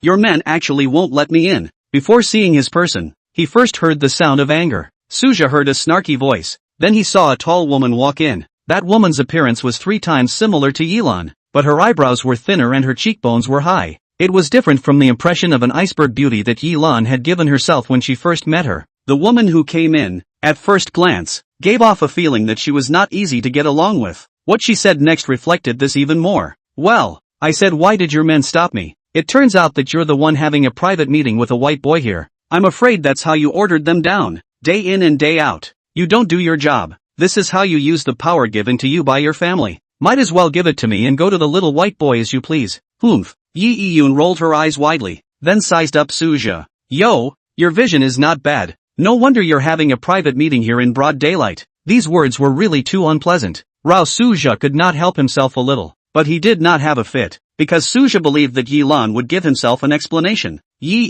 Yun, what are you babbling about? This is the Southwest Region's Suja, Inspector General Su. I am here to talk about things with Inspector Su. You're a mouthful of private meetings. Beware that if Inspector Su gets angry, second uncle won't be able to protect you. Yilan stood up from his chair. He directly rushed to Yi Yun's face. Yi Yun was so scared that she backed up, but Yilan didn't make the next move and just looked at Yi Yun with a cold smile. Guess why the family left most of the things to me? Yilan's next words were not just for the sake of sarcasm. Yi Yun, it was also meant to be said to Suja. You've been inferior to me in everything since you were a child. Your grades were no better than mine, and you didn't learn well in treasure identification. Even more so, you followed your second aunt, always contacting those people of the 3 religions and 9 streams, and learned a whole lot of bad habits. Let me tell you, as long as I, Yi Lan, am in the Yi family for one day, there is no business for you in this Yi family. Suja was also aware of Yi Yun's identity from their conversation. The daughter of the second oldest member of the Yi family had been at odds with Yilan since she was a child.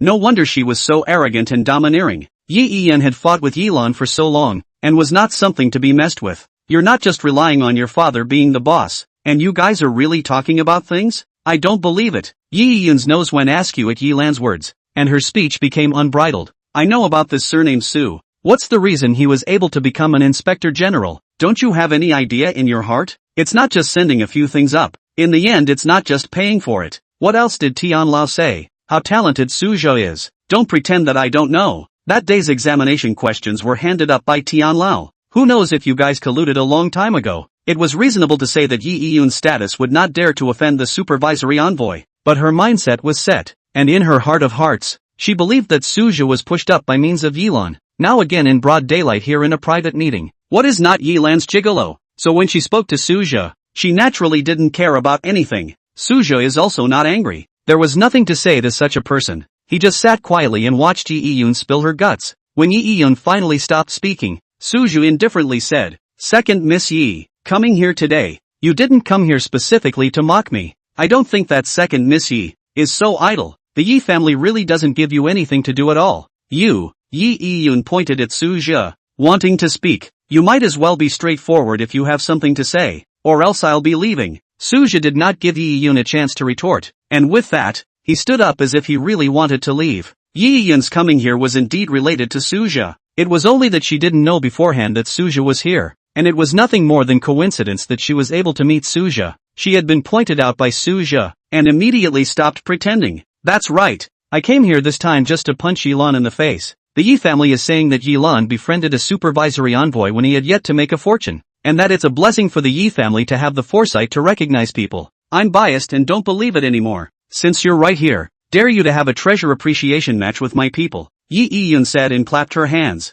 The 2 old men waiting outside the door walked in. Compared to Yi Yun, the 2 old men appeared much more composed, dressed in a Tang suit, one black and one white. They walked unhurriedly. The aura was full. Interestingly, the 2 men looked almost exactly the same except for their clothes. It was clearly a pair of twin brothers. Yilan was dumbfounded as soon as he saw the 2. These 2 were the Yi family's top appraisers, Lin Xian and Lin Ming. Because they were brothers, they were called the Xian and Ming duo by people in the industry. The level of appraisal was evident. Moreover, there were only a few top appraisers in the Yi family, and she hadn't expected that Yi Yun would actually be able to recruit these 2. Yilan turned her gaze for help to Suzhou. She was also unable to force Suzhou to answer the battle, but now she could only rely on Suzhou. Chapter 66, The Betting Battle. How about Supervisor Su? Elder Xian Ming is a renowned appraiser in the industry. Didn't you, Supervisory Envoy Su, rise to power with your own appraisal skills? Do you want to compete with them? You wouldn't dare, would you? Yueyang looked at Suja provocatively, her eyebrows rising and the corners of her mouth crooked, afraid that Suja would not see her own complacency. Yilan looked at Suja nervously. She had the intention to help Suja stop the bet, but the people under her own hands were indeed inferior to the Xianming two elders. Suja ignored Yilan's gaze. Compare with them? There was disdain in Suja's voice, not to mention whether or not these two people were worthy of competing with himself. Moreover, this kind of laborious and unappealing thing, why would he want to do it? Was it because one was too idle? Why should I compete with them? Suja rejected Yueyang. Yueyang's originally arrogant face revealed an expression of disbelief. Even the second elder of the Xiandi was a little surprised. There were few people in the industry who would refuse another appraiser's betting match. For one thing, every betting fight could learn something and complement one's strengths and weaknesses. For another, the reputation of avoiding war was not a good thing to say. Why don't you compete with them? Yueyang questioned. Why should I compare? Suja was simply speechless. Aren't you afraid that the reputation of avoiding battles will spread out unpleasantly?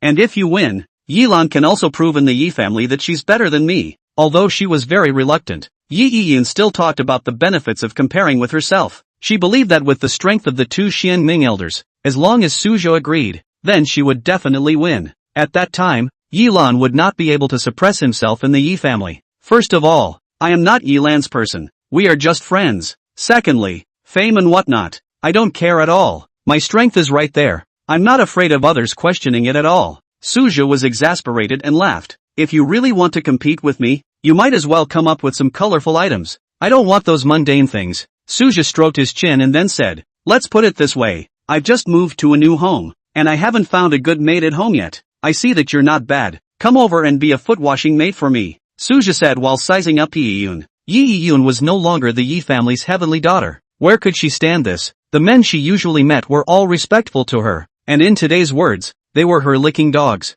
Yueyang gasped, pointing her finger at Suja. Unable to speak, Yilan did not resent Suja's words. Looking at Yueyang's defeated appearance, she was also somewhat happy in her heart. After all, for so many years, Yueyang had always annoyed her, and even Yilan was somewhat annoyed with this cousin. You wouldn't dare to be able to invite the Xianming two elders. You don't want to be so timid. And Suja is right. People just have the strength. They don't need to prove it. We're like you. Looking for Suja is not why to prove that you can. Yilan still understood Yueyang. Her last sentence was like a fuse that completely set off Yueyang. Yilan, you. Yueyang just wanted to slope her mouth to curse, but twisted her head to look at the two Xianming elders behind herself. What am I afraid of? The two Xianming elders are so powerful. They are the ones who should be afraid. Yueyang thought to herself. After figuring this out, Yueyang couldn't help but sneer. Right now in her eyes, Suja was only slightly capable, but certainly not enough for the Xianming two elders to look at. Now, the reason why he dared to say this couldn't be a provocation, so that he wouldn't dare to continue mentioning the matter of the gambling match. As for Yilan, he was also helping Suja. People, especially self-centered people like Yueyang, once they convinced themselves, they would be convinced. The more Yueyang looked at Suja, the more she felt that he was vain. Alright, I'll bet with you. Yueyang looked at Yilan and Suja as if she was watching a play, wanting to see the changes on their faces. But she was disappointed. Suja and Yilan remained unperturbed by the ancient waves. There will be a time for you to cry. Yueyang spoke the rules of the match. Our Yi family recently spent a large amount of money to acquire a batch of things, but they have not been carefully appraised. You and second elder Xianming go to the warehouse and each pick 3 pieces out, and the highest bidder wins. Yueyang sized up Suja instead. If I lose, I'll be your foot-washing maid, but if you lose, you'll be my slave and servant girl. Saddling up, hearing Yueyang's words, Suja agreed without even thinking. It was impossible for him to lose anyway. By the way, accepting a maid would also help Yilan get rid of this annoying spirit. Yueyang saw Suja nod his head and couldn't wait to see Suja make a fool of himself. She had already made the decision that as long as Suja lost, she would instruct Suja to kneel down and put on her shoes, and film it then. That would be Suja's biggest handle. At that time, no matter whether it was sent out to make Suja lose his reputation or to make Suja do things for himself, it is not a good choice. Yueyang, who didn't want to wait a moment, led Suja and the others to the Yi family's temporary warehouse. The warehouse was located in Yilan's technology park. A group of people in great numbers, Yi family's 2 daughters, Yilan Yueyang, the industry's famous Xin Ming, two old men, and the newly appointed fiery and hot Inspector Su Jia. These few people together quickly attracted the attention of quite a few people in the Tiangui Association. Those who didn't have things on hand, or things that weren't important, couldn't help but follow a few people, wanting to see what was going on, especially Yi Yun, as she was self-conscious of her victory. When she was surrounded, she even kept greeting people to follow her. Supervisor Su is going to have a match with my men. You guys can come along to see and learn. Yi Yun greeted with a smile on her face, coupled with Yilan and Su Jia's acquiescence. Those who were originally too embarrassed to follow followed. Some even called out to their friends. By the time they reached the warehouse, there was already a huge crowd of people around. Yi Yun opened the door of the warehouse. Here densely placed more than a dozen shelves of goods. Because it was acquired from the hands of a collector, the Yi family did not carefully appraise it. After all, that collector's reputation was still worth protecting. Hua, what some treasures? Yeah, it's worthy of the Yi family. Our Yi family collects these things up every quarter. Do you guys know how to compete? I came early. I know. It seems to be picking antiques and finally comparing prices. There were more people and more murmurs. People from the Yi family and people from the Tiangui Association mingled together. While people were surprised that the Yi family was strong, they also quickly figured out what was going on. Everyone knew that Su Jia was going to compete with the Xianming second elder. Those who watched the spectacle didn't mind what was going on, and although they didn't know the stakes, they all looked at Su Jia and the others expectantly. Chapter 67, A Great Victory. Both of you, please. At the entrance of the warehouse, Su Jia and the Xianming second elder nodded to each other. Su Jia and second elder Xianming did not have a stake in the matter. They were merely doing an errand for Yi Yun. For the seniors, Su Jia was still very respectful. The warehouse was originally closed without the slightest bit of bright light. This was also for the preservation of quite a few antiques. But as the warehouse door opened, the intense light made the warehouse as bright as day. The two Xianming elders were worthy of being professional masters, and they looked at the objects very quickly. In this kind of competition, in addition to judging the value of the objects, one also needed to know how to make trade-offs. After all, one could only take a total of 3 objects, and one could not put them down after picking them up. This was also the reason why Yi Yan dared to take up the fight. After all, there were 2 of the Xianming two elders, and Su Jia, who appraised the objects, was definitely more than Su Jia, but neither of them obviously knew that Su Jia's speed was faster than the 2 of them combined. With just a glance, Su Jia's pupil art was already displaying all of the items' information, and I don't know if it's an illusion. With the use of the pupil art, Su Jia felt that this pupil art used, the more comfortable, and the range of use has also become much larger. Unlike the nervous and anxious appearance of the 2 Xianming elders, Su Jia almost idly put his own label on top of the 3 items. Yi Yun had planned ahead, and these were prepared in advance. Quickly look, Supervisory Envoy Su has already finished choosing. So fast, worthy of being Inspector Su, but being fast doesn't necessarily mean you can win. The competition is still about price. That's right, second elder Xianming is this in the industry. The person who said this said and gave a thumbs up. The crowd quickly murmured. Su Jia, on the other hand, walked out unhurriedly. How was it? Yilan asked about the results in a relational manner. Su Jia nodded his head. He had already chosen the 3 pieces with the highest value from the warehouse. For the remaining items, the Xianming elders could pick them at random, and they would definitely not exceed their own prices.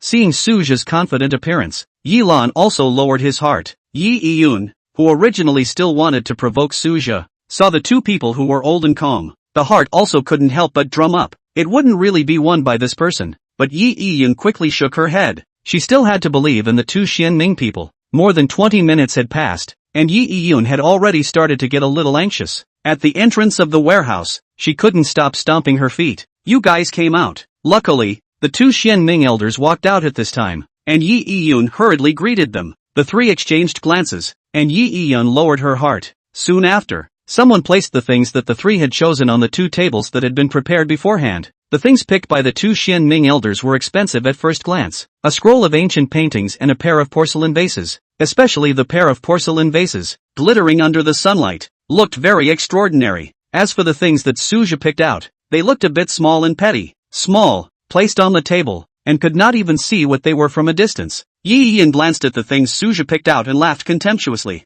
We don't need to look for a referee. We are all people in the antique trade. Su Jia, you first offer the things that the 2 old men picked, and also let you lose. Yi Yun also had a small mind in it. If Su Jia said the wrong price, or intentionally understated it, he didn't have to go on to compare it. He could also properly humiliate him. Su Jia didn't think that much and nodded, pretending to go up and watch it. In fact, He had already used his pupils to look at the price of the item. Name, Familrose 9 Suns Climbing Peach Pattern Vase Pair. Age, Ming Dynasty Jiajing. Value, 1.7 million. Name, Red Tree Autumn Mountains Zheng Daqian Imitation. Date Republic of China. Value, 1 million. This pair of porcelain vases is probably from the late Ming Dynasty. The pattern is very festive. 9 sons picking peaches, meaning many children, many blessings, many lives, and it's a pair of them. It's very valuable to be able to save it until now. Unfortunately, one of the vase, the mouth slightly bumped, so I value this pair of vases, 1,800,000.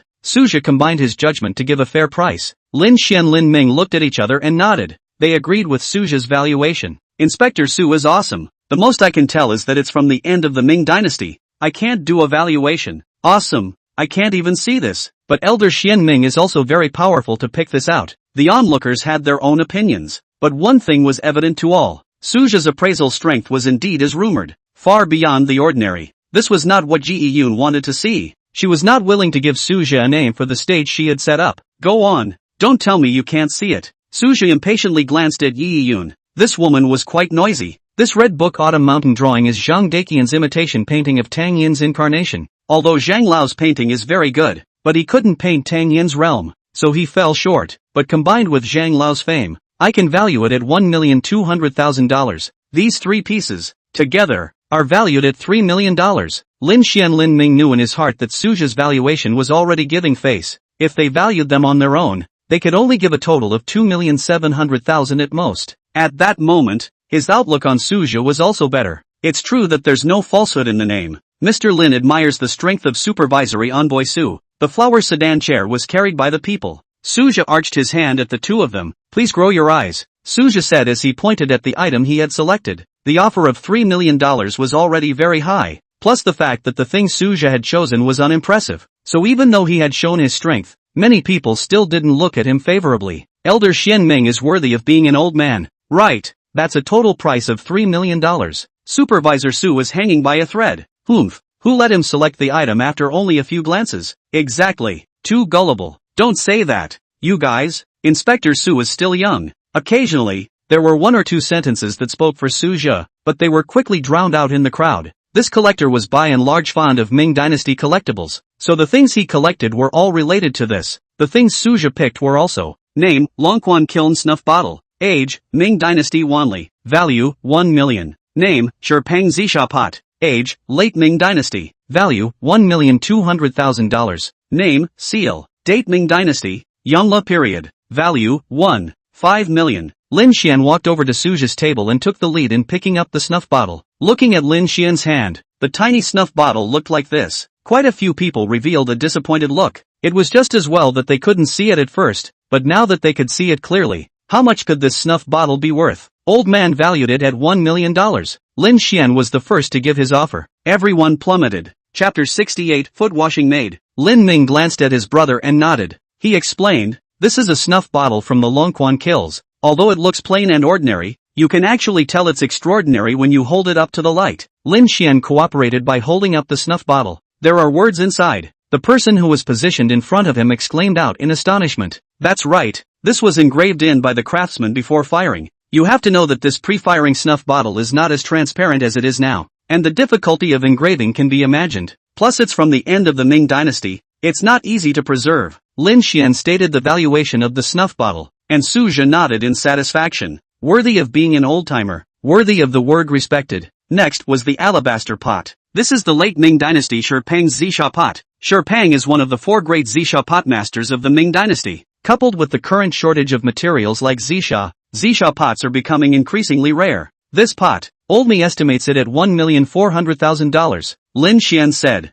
This had already exceeded Suja's estimation. After all, Lin Xian's bid had also referenced the actual situation at the moment. That makes it $2,400,000. In that case, as long as that last item exceeds $600,000, wouldn't second Miss Yi lose? Someone in the crowd spoke out. Yi Yun's face was very unpleasant, so gloomy that water could drip out of it. But she still had a chance. The last thing that Suja picked was black and unremarkable. Even she could tell that it wasn't worth anything. Lin Xian picked up the long strip of stone and was initially a little disappointed. After all, the things Suja had chosen before were already pretty good. This last one, it really wasn't outstanding. Lin Shan could see that it was just an ordinary piece of black stone carved out. It could be found almost everywhere, but professional ethics made him pick up the seal and watch it. At first, Lin Xian's face was as normal, but when he saw the bottom of the seal, Lin Xian's face changed, revealing an expression of surprise. Lin Yiyan's heart thumped. Lin Xian greeted Lin Ming and came over to look at it as well. The two old men got together and discussed for a long time. The onlookers also revealed curious expressions. Suja. Yilan pulled on the corner of Suja's coat. Suja knew what she wanted to ask, but just smiled and didn't say anything. I'm afraid this isn't Yu Xiaobao's personal seal. Lin Xian's words caused the crowd to gasp in shock. The Yu Xiaobao in his mouth was no other than Yu Qian of the Ming Dynasty. Yu Qian. The word Yan was a famous militarist, politician, and national hero of the Ming Dynasty. Almost can be said to hold up half of the Ming Dynasty at that time. This seal was precisely the word Yan. Impossible. Yi Yiyun immediately retorted. She snatched the seal and held it in her hand for a closer look. Could it have been put into production by a descendant? Yi Yiyan looked at the two Xianming elders expectantly, helplessly. Although these two were employed by her, they were not the ones who could give up their bottom line of being human for her. Never. Lin Xian and Lin Ming spoke in unison. The moment those four words came out, Yi Yiyun collapsed to the ground. The onlookers also murmured. In that case, then, there was no doubt about the winner. It was Suja. I'll estimate it at $1.5 million. But for the actual auction, Lin Xian didn't continue because it was impossible to estimate. If it was someone who really liked Yu Qian, he was afraid that he would spend more. Admittedly, Suja was still very respectful to the two. Alas, a hero comes out of a young man. Old me is willing to bow down. Lin Xian had a true realization of Suja's ability. It was indeed above himself. Lin Ming was not good with words, yet he also arched his hand at Suja. The situation was clear at a glance. Just when the crowd thought that it was over, Suja's words caused everyone to stop trying to leave. Missy said that if she loses, she will be a foot washing maid for me. Can you still take it seriously? This was something that Yi Yiyun had not said in public before. Many people looked at Suja playfully. The second miss of the Yi family, washing Suja's feet. Thinking about it for a moment made it rare. It could be said as a talking point. Yi Yiyun also slowed down from her defeat. She first looked at the second Xianming elder with resentment. Why? Wasn't it me who hired you guys? Why are you speaking for this brat? Lin Ming was silent in the face of Yi Yiyun's duty. Lin Xian spoke up.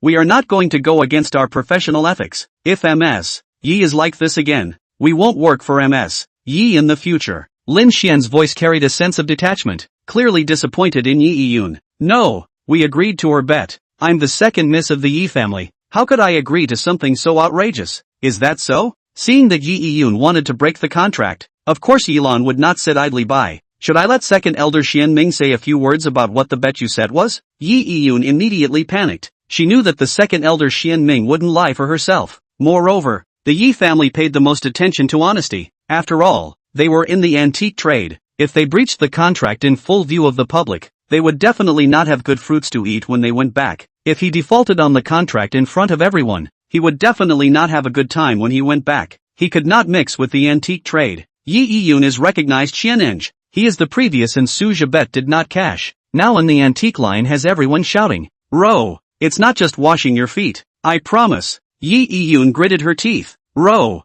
go, my foot washing maid. This scene was no longer suitable to continue watching, especially since quite a few people were still members of the Yi family. The crowd dispersed. With a smile, Yilan said to Suja, congratulations, Mr. Su, for getting a foot washing maid. It's just that this maid is unruly. So Mr. Su has taken a lot of trouble. Although these words were not addressed to Yi Yiyun, at this moment Yi Yiyun's face was on fire, but she could no longer care to retort. Suja was naturally not joking. He brought Yi Yiyun back to the large flat he had previously purchased. Shu Weinan had already cleaned up the place. Originally, Yi Yiyun was still high on Suja's Ferrari. When she arrived at Suja's house, she was opening her mouth to mock. Grand Inspector General Su lives in a place like this? My maid's house is even better than this. Shabby. Hearing Yi Yiyun say this, Suja was not used to her. Maid, go fetch me water to wash my feet. Yi Yiyun hated Suja with a passion, and at this time when there were no outsiders, she also started to play tricks. I just won't go.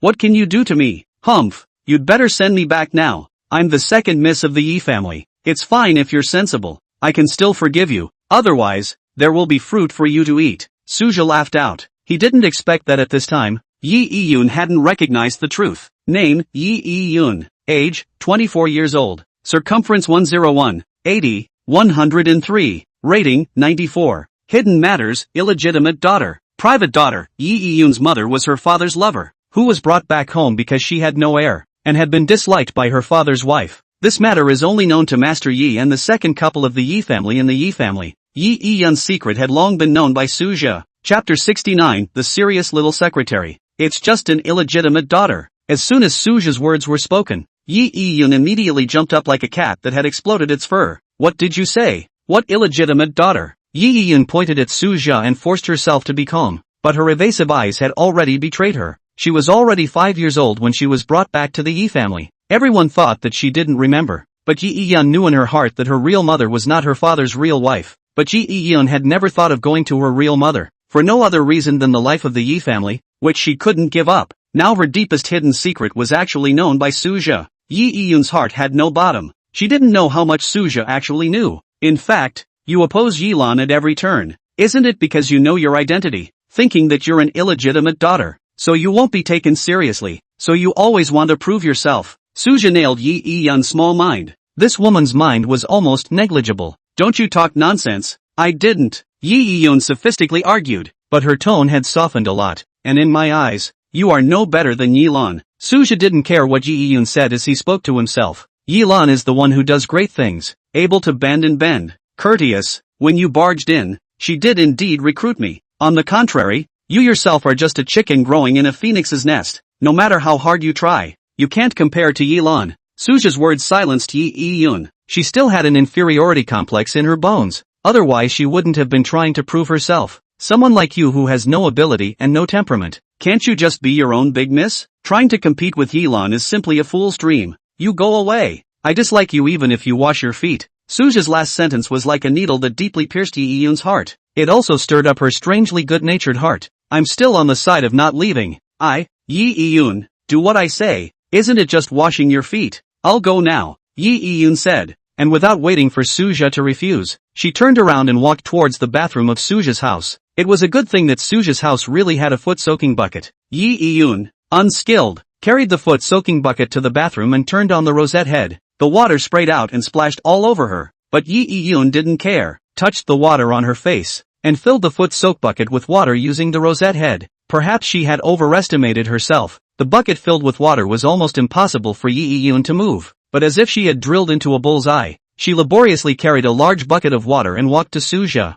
The water spilled all over the place. Looking at Yi Yun's wretched appearance, Suzhou laughed lightly. What are you laughing at? Yi Yun glared at Suzhou. At this moment, her body was drenched in water, and her clothes were tightly attached to her body, because she wasn't wearing a jacket. Her figure, Suzhou could almost be said to have an unobstructed view. Suzhou was a little surprised, not expecting this little girl to be quite material. Yi Yun yanked Suzhou's shoes off his feet, then disgustedly carried Suzhou's socks and pulled them down. After taking off the socks, she hurriedly threw them to the side with a look of contempt on her face. Yi Yun put Suzhou's feet into the foot-soaking bucket and then stood up. That's it? Is this how you wash people's feet? Yi Yun was momentarily speechless. I was just trying to find you a towel. She made an excuse. Row. In the bathroom, the white one. By the time Yi Yun retrieved the towel, she could no longer find an excuse. She could only helplessly squat back down and rub Suzhou's feet in the same way that the maid at home washed her own feet in her memory. It had to be said that Yi Yun was worthy of being a great lady of the 5 bodies. Her hands were smooth and tender. Suzhou was served very comfortably.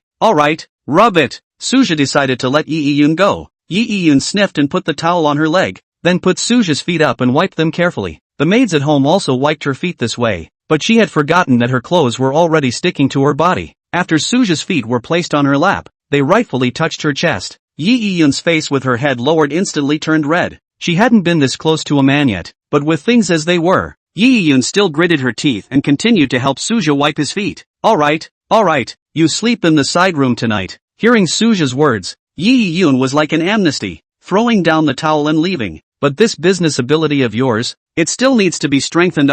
Second Miss Yi family wouldn't even be bad at this. Yi Yun's footsteps lurched, but quickly fled back to her room. In the blink of an eye, 2 days had passed. During these 2 days, Yi Yun performed her duties as a maid very well and served Suzhou to the best of her ability. On this day, Suzhou was preparing to go out. Yi Yun picked up Suzhou's shoes and put them on for him. Although there was still indignation in her eyes, the movements of her hands were already very skillful. Not bad. Now I admit that you're better than Yi Lan in the aspect of washing footmaids. At first Yi Yun was complacent that she was better than Yi Lan, but quickly reacted. I'm not the maid. Looking at Yi Yun's gritted teeth, Suja joyfully laughed. Despite this, Suja still admired Yi Yun in his heart. Although this woman was proud, she was very resilient, taking care of herself for the past few days. She didn't cry out in pain. Of course, these Suja would not say it. Suja's destination today was the Tiangue Association. It was also time for him to report to the Tiangue Association. Previously, because of the formalities, Tian Lao needed some time to deal with it. Now that it was all dealt with,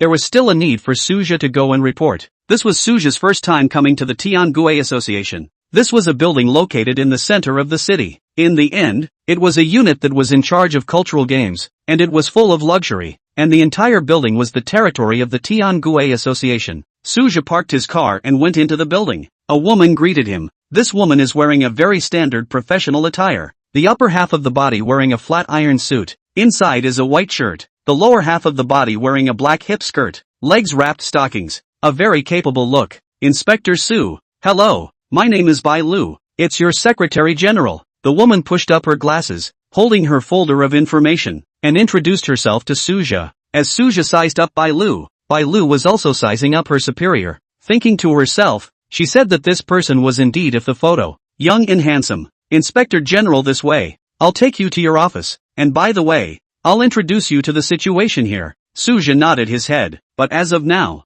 this Secretary General, was still good. Chapter 70, Who's the one who's there? Bai Lu stepped on her high heels and led the way in front, with Suja following closely behind. Although the first floor of the building had an access control, the two went in without swiping their cards. Bai Lu didn't use Suja to open his mouth and took the lead in explaining. Before Inspector General Su came, I had already entered your face into our system, so there is no need for an access card or anything like that. There was no waiting for the elevator on the first floor like everyone else. Bai Lu directly led to a room outside. Inspector Su, you come forward. Hearing Bai Lu's words, Suja stepped forward. The door to the room then opened. Only then did Suja realize that this was not a room. This was an elevator. But unlike an ordinary elevator, this place was extraordinarily large. And there was even a refrigerator, water dispenser and seats. This is something that can only be opened by the face recognition of the 7 elders and the 14 supervisory ambassadors. After Suja sat down, Bai Lu explained. And she didn't sit down. She just stood on one side. The headquarters building of the Southwest Division of the Tiangue Association has a total of 60 floors. The top 7 floors are the office areas of the 7 elders respectively. Regular people are not allowed to be summoned up there. Further down are the ones for the 14 supervisory ambassadors. Bai Lu paused. As one of the supervisory envoys, you are equipped with a living secretary, 3 clerks, and 7 clerks in addition to me, the Secretary General. Right now they are all upstairs waiting for your arrival. Bai Lu's words made Suja look forward to the rest of his life a lot more. He knew that the supervisory envoy had a lot of power, but he didn't realize that he had so many subordinates. The elevator slowly stopped, because it was Suja's face that was recognized. It stopped by default on Suja's floor, the 49th floor. Suja walked out of the elevator. Into his eyes were rows and rows of cubicles. This was not different from an ordinary company, but it was different from the imagination, where everyone was working seriously. These people were chatting in 2s and 3s. What's more, they were watching dramas while knocking down melon seeds. Noticing that someone had come in, they also just looked up and glanced at each other without saying anything. Suja almost thought he was in the wrong place. All come here for a moment. This is the new Inspector Su. Bai Lu's voice was a little cold. She was still considered somewhat majestic. Hearing Bai Lu's words, these people unhurriedly put down the snacks in their hands and slowly stood up. Greetings, Supervisory Envoy Su. Suja thought that they were going to stand in front of him, but these people just bent perfunctorily at their workstations. Then they continued to do what they had just done. Suja frowned, but didn't snap. Walking inside, the innermost room was Suja's office. This place was even bigger than he believed. In addition to the office area in front, there was even a matching lounge connected to it. Suja sat in front of his own desk, resting his chin in his hand. What's going on with these people outside? For now, Bai Lu was still reliable. It's like this, Bai Lu patiently explained. Suja also figured out what was going on. It turned out that the reason why there was a vacancy in the position of supervising envoy was because the previous supervising envoy had been promoted to another region to serve as a 7th elder. Although the person was gone, the influence was still there. Originally, according to the former supervising envoy's realization, the vacancy would have been taken over by one of his people. But Suja's parachuting in disrupted the former inspector general's layout. and this group of people in the office, who were all left behind by the former Inspector General, naturally would not give Suja a good look. Therefore, I'm worried that not only will they be so masculine, they might even trip you up. Bai Lu was worried as she said this. What about you? Whose people are you? Don't tell me you're my people. Suja didn't care about this. As long as he wanted to, there were ways to take those people. Hearing Suja's words, Bai Lu's face remained unchanged, but Suja noticed that her ears were red. I was sent down by Elder Tian to assist you. Oh, then it's Bar my people? Suja continued to ask. It was already clear in his heart that since Bai Lu was sent down by Elder Tian, she was naturally on the same side as himself. You should not joke around. I wonder what you are going to do with these people, Bai Lu said in a serious manner. Just dismiss them. Suja was a bit careless. Those who disobeyed, just don't. This, I'm afraid it won't work, Bai Lu said with some difficulty. She had thought that this supervisory envoy would have some means, but she didn't realize that it was just this. Their establishment, they were properly tested in. If they need to be dismissed, they need to ask for permission from above. Moreover, it's troublesome to dismiss one, let alone all of them. Suja nodded, signaling that he knew. Moreover, these people are all old employees who have worked here diligently for many years. If they really do this, it wouldn't be good to spread the word. Bai Lu was worried that Suja was bent on having his way and continued to advise. I look at them and they don't look like they are dedicated. These people staying in the association are nothing but pests. If I seize the handle of these people and get rid of them, that would be removing the pests for the association. Bai Lu also knew this. She had been in the association for a long time and knew that there were quite a few corpses. But, those who have been in the association for so long, one by one, are all old foxes. It's hard to catch the handle. Elder Tian also tried, but failed. Since they were in the same camp, Bai Lu fortunately spread the word. Just because Elder Tian couldn't do it, doesn't mean I can't do it. Suja was very confident. Inspector Su, Bai Lu still wanted to dissuade him, but was interrupted by Suja. Suja stood up and propped his hands on the desk, leaning his body forward. Originally, Bai Lu and Suja were separated by a desk, and now that this was the case, the distance between the two was very close. Bai Lu looked at Suja, who was close by, and saw determination in his eyes. When I say I can, Suja said word for word. From Suja, Bai Lu felt a great sense of oppression. Suja whirled around and sat down. Bai Lu breathed a sigh of relief. Might as well let's make a bet. If I win you won't call out with one mouthful of Inspector General Su. Ah, Bai Lu froze for a moment. Then, shout what? Just Brother Su will do. Bai Lu nodded with a red face. Suja laughed out in triumph. Alright, let's go. Let's go meet them. Make them roll away. As Suja said that, he stood up and prepared to walk out. Bai Lu didn't even react. Now, in her consciousness, even if these people were to be dismissed, wouldn't they still have to follow the investigation and look for evidence? Suja clearly had no intention of giving Bai Lu an explanation. Bai Lu looked at Suja's departing back, gritted her teeth, and also followed. Suja returned to the office area. These employees are still playing each other. Obviously, it is to treat this place as a retirement home. Chapter 71, Cleaning Up the Scumbags. You guys now, you can pack up and leave. Suja was a king bomb when he opened his mouth. He also didn't call out to these old greaseballs to come over, so that when the time came, no one would pay attention to him. As expected, it was not what Suja expected. After hearing Suja's words, those people who originally seemed to be immersed in their own world, one by one immediately stood up. They didn't chat anymore, nor could they get high on melon seeds. All of them walked up to Suja. How old are you? A clerk who was nearly 40 years old stood out. These people all seemed to look up to him. Name, Wang Tong. Age, 46 years old. Personality, greedy for money. Cautious. Hidden affairs, acting as an umbrella for a bunch of antique stores such as Duo Baoxian,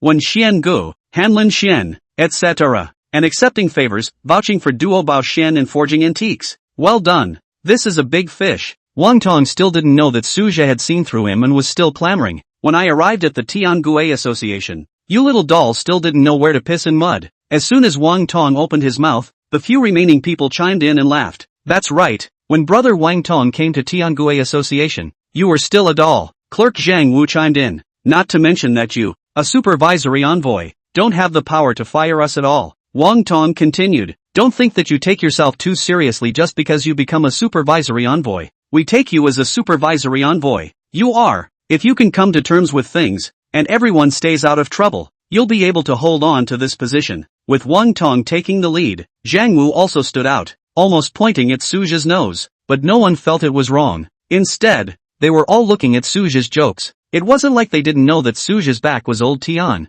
But so what? They also had the 7 old men behind them. Don't say you can't do it, even if you can drive us away. That's no different from taking your own life. I can guarantee that no one will come here. Name, Wang Wu. Age, 37. Hidden affairs, cheated for someone while invigilating an exam. Helped his relative enter the Tiangue Association. Suja shook off Wang Wu's hand. This is my territory. Everything is subject to me. Looking at Wang Wu's defiant appearance, he seemed to want to continue walking up. Suja kicked him away. Now you guys leave by yourselves. I can still give you decency. If you don't leave, don't blame me for taking things to the extreme. Wang Wu was kicked and fell to the ground. But fortunately, he was helped up by Wang Tong and another clerk. Li Tu. Suja. Ut. Seeing Wang Wu rushing up, Suja pointed his finger at him. You stand there. Don't think that no one knows about you helping your cousin cheat and enter the Tiangue Association. As soon as Suja's words were spoken, Wang Wuzhen stood in place. He looked at Suja in astonishment. What are you babbling about? Do you have evidence? This matter Wang Wucheng hadn't said anything to anyone. Only the examiner who had swapped exam rooms with him to supervise the exam vaguely guessed a little something. Suja didn't bother with him either, but instead turned his head to Wang Tong. Duo Bao Xian. When Xian Pavilion. Hanlin Xian. Suja slowly read out the names of the stores that Wang Tong acted as an umbrella. With each additional one, Wang Tong's face grew somber. Every time the Tiangue Association inspects, you notify them in advance to call it quits. Over the years, the amount of money coming and going is afraid to be more than $50 million. Wang Tong, the account book you hid under your bed. Do you really think no one knows about it? Wang Tong's eyes widened. You don't leave either. Wait for the prison report in a while. Su, Grand Inspector Su, just treat me as a fart and release me. Wang Tong flopped down on his knees. Suja's words could almost be said to be killing him. This crime was enough for him to be shot 10 times. Humph. What did you do earlier? Bai Lu saw Wang Tong's appearance and knew that what Suja said was not a forgery. Immediately, he called out for security. Wang Tong didn't run either. He knew he couldn't run away. Looking at Wang Tong, kneeling on the ground in despair, the surrounding clerks, all of them rose a feeling of a rabbit dying. One by one, they had an iron face and did not dare to speak. On the contrary, Bai Lu stood calmly behind Suja. Although in her heart, she already had mixed feelings. With this appearance, Suja had obviously made preparations a long time ago, and yet, she herself had been speaking demoralizing words. Looking at the way Suja was pointing, Bai Lu felt that in his eyes she must have just been ridiculous. A security guard soon came and took away Wang Tong and Wang Wu.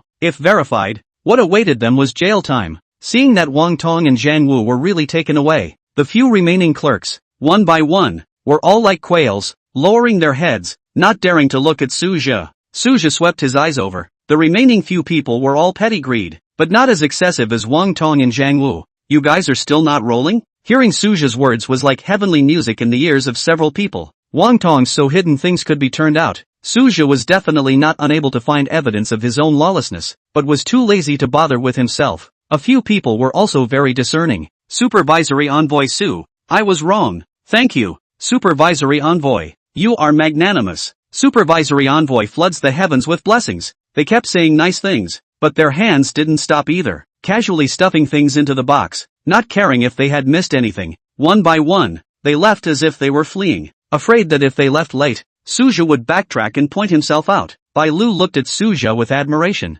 Now that there were only the two of them here, Bai Lu spoke without regard. Brother Su, you finished your investigation a long time ago, right? You said it earlier, and you're still teasing me. Bai Lu looked at Suja with some grudges. If she had known this, she would not have advised Suja. But, although it's like this, I'm afraid there's still big trouble behind. Brother Su, after all, Bai Lu had been in the Tiangue Association for a few years, and she still understood the nature of some people. They were afraid that they wouldn't let Suja off so easily. Soldiers come to block, water comes to cover. Suja was not afraid at all. Things were just as Bai Lu said. Those people had just left when someone walked in. The person who came was a young man in his 30s, wearing a suit. Inspector Su, Elder Tian wants to see you, he said respectfully. Hearing that it was old man Tian calling out to him, Suja naturally had to make a trip. After all, a respected senior like Elder Tian, Suja was still very respectful. Lead the way in front. The man brought Suju on the exclusive elevator to Tian Lao's floor.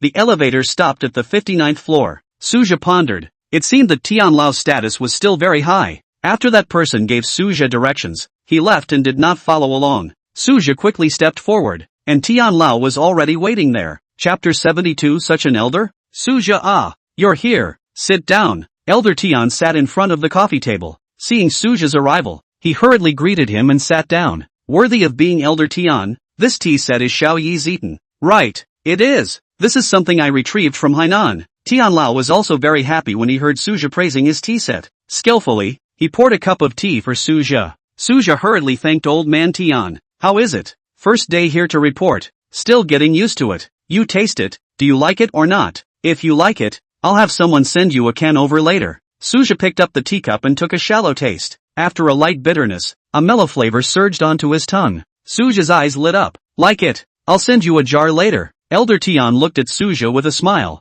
as if he was an elder. Thank you, Elder Tian. What's the point of being polite? Turn around and let Xiaobai change your face recognition. Just come up more often to accompany me as an old man when you have time. Suja nodded. Since Elder Tian didn't pursue the matter of dismissing people, he wouldn't take the initiative to mention it either. The two of them drank one cup at a time like this. During this time, Tian Lao showed Suja a variety of his tea favorites. It was the first time Suja had seen such a Tian Lao, just like an old child. Suja, do you still remember that Ripley Square E from before? Old Tian brought up the matter from last time. I remember. Didn't you say that it was a foreign imitation? Right, Tian Lao sighed. What I was most worried about still happened. That batch of imitations has already been circulated in the market, because they were smuggled in from South Vietnam. They are especially abundant in our market in Spring City. South Vietnam was close to Spring City. Fortunately, with you identifying it in public last time, many people have grown a heart. Otherwise there would have been even more people who fell for it. Looking at Tian Lao's worried appearance,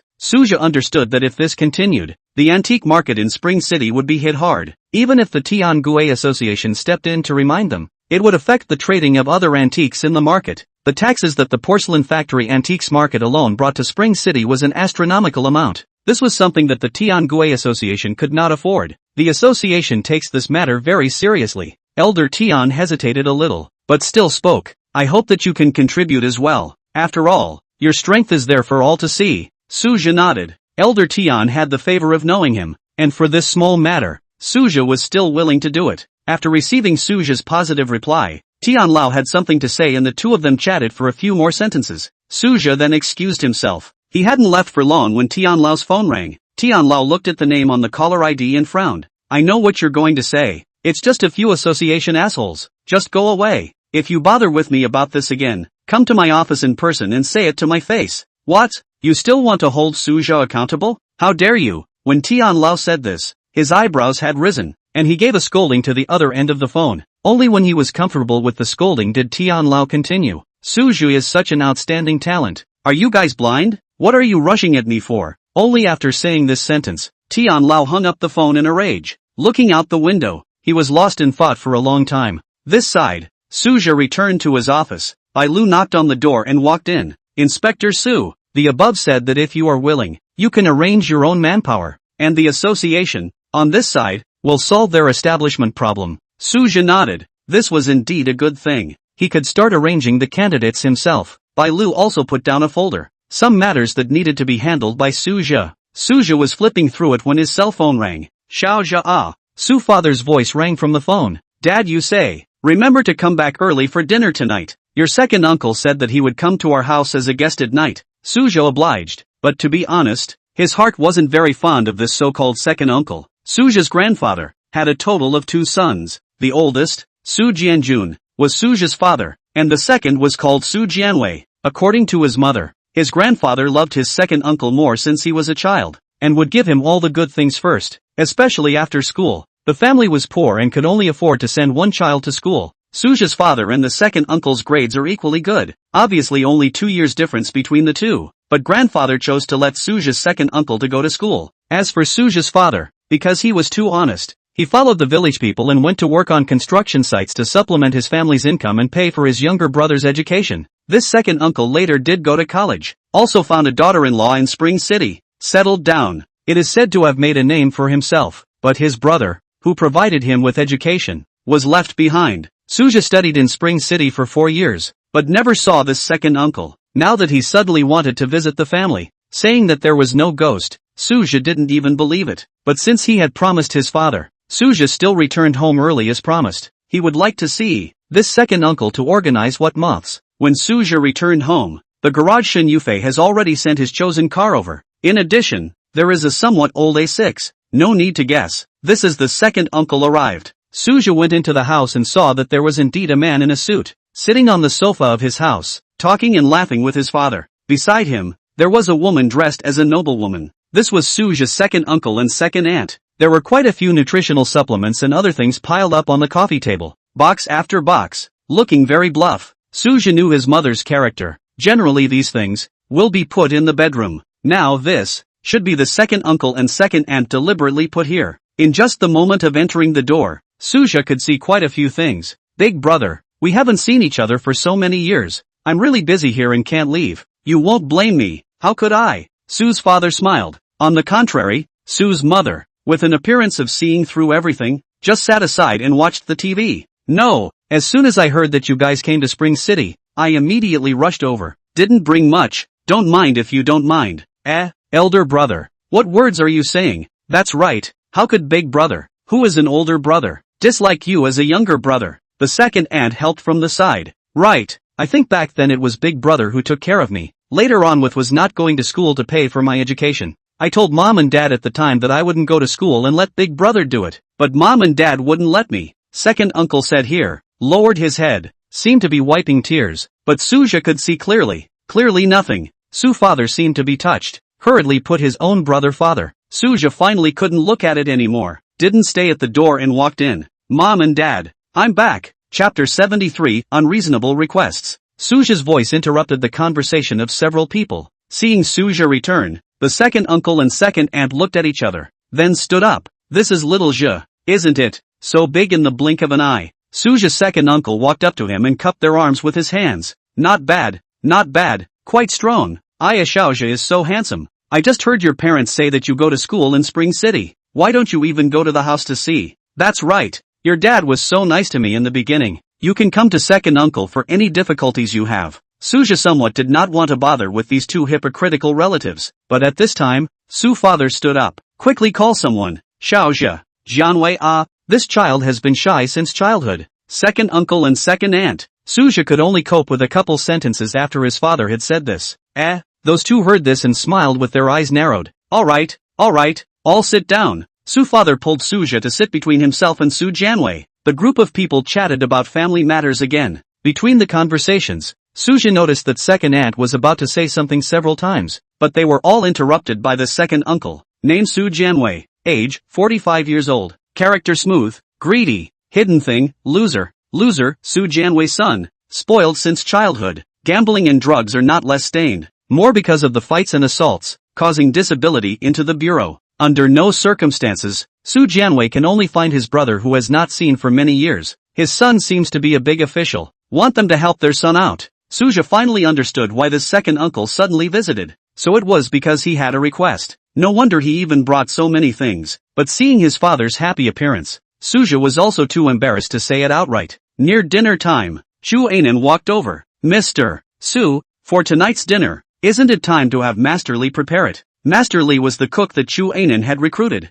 No, just have Spring City Hotel send it over directly. Yes, in front of outsiders, Chu Anan still behaved decently. The Spring City Hotel was the place where Suja received his parents. Hearing Suja's words, Su Jianwei's eyes lit up. Because he was in business, he often needed to treat his clients to meals, and he was even a frequent guest of the Spring City Hotel. But even so, it wasn't always possible to book a table at the Spring City Hotel. Not to mention, it was also possible for Spring City Hotel to deliver it to his home. Big brother is Xiaozhe talking about the biggest hotel in Spring City? It should be. We ate there last time. Or the manager there personally received us. Su father did not know. He only thought that the manager was Suja's friend. But Su Jianwei was aware of it. Being able to have the manager receive him was not something an ordinary person could do. Little Zhe I haven't seen a takeaway from the Spring City Hotel. How much does this have to talk? Suja's second aunt asked. This should be the normal price, but they don't seem to deliver to the general public. This needs some connections,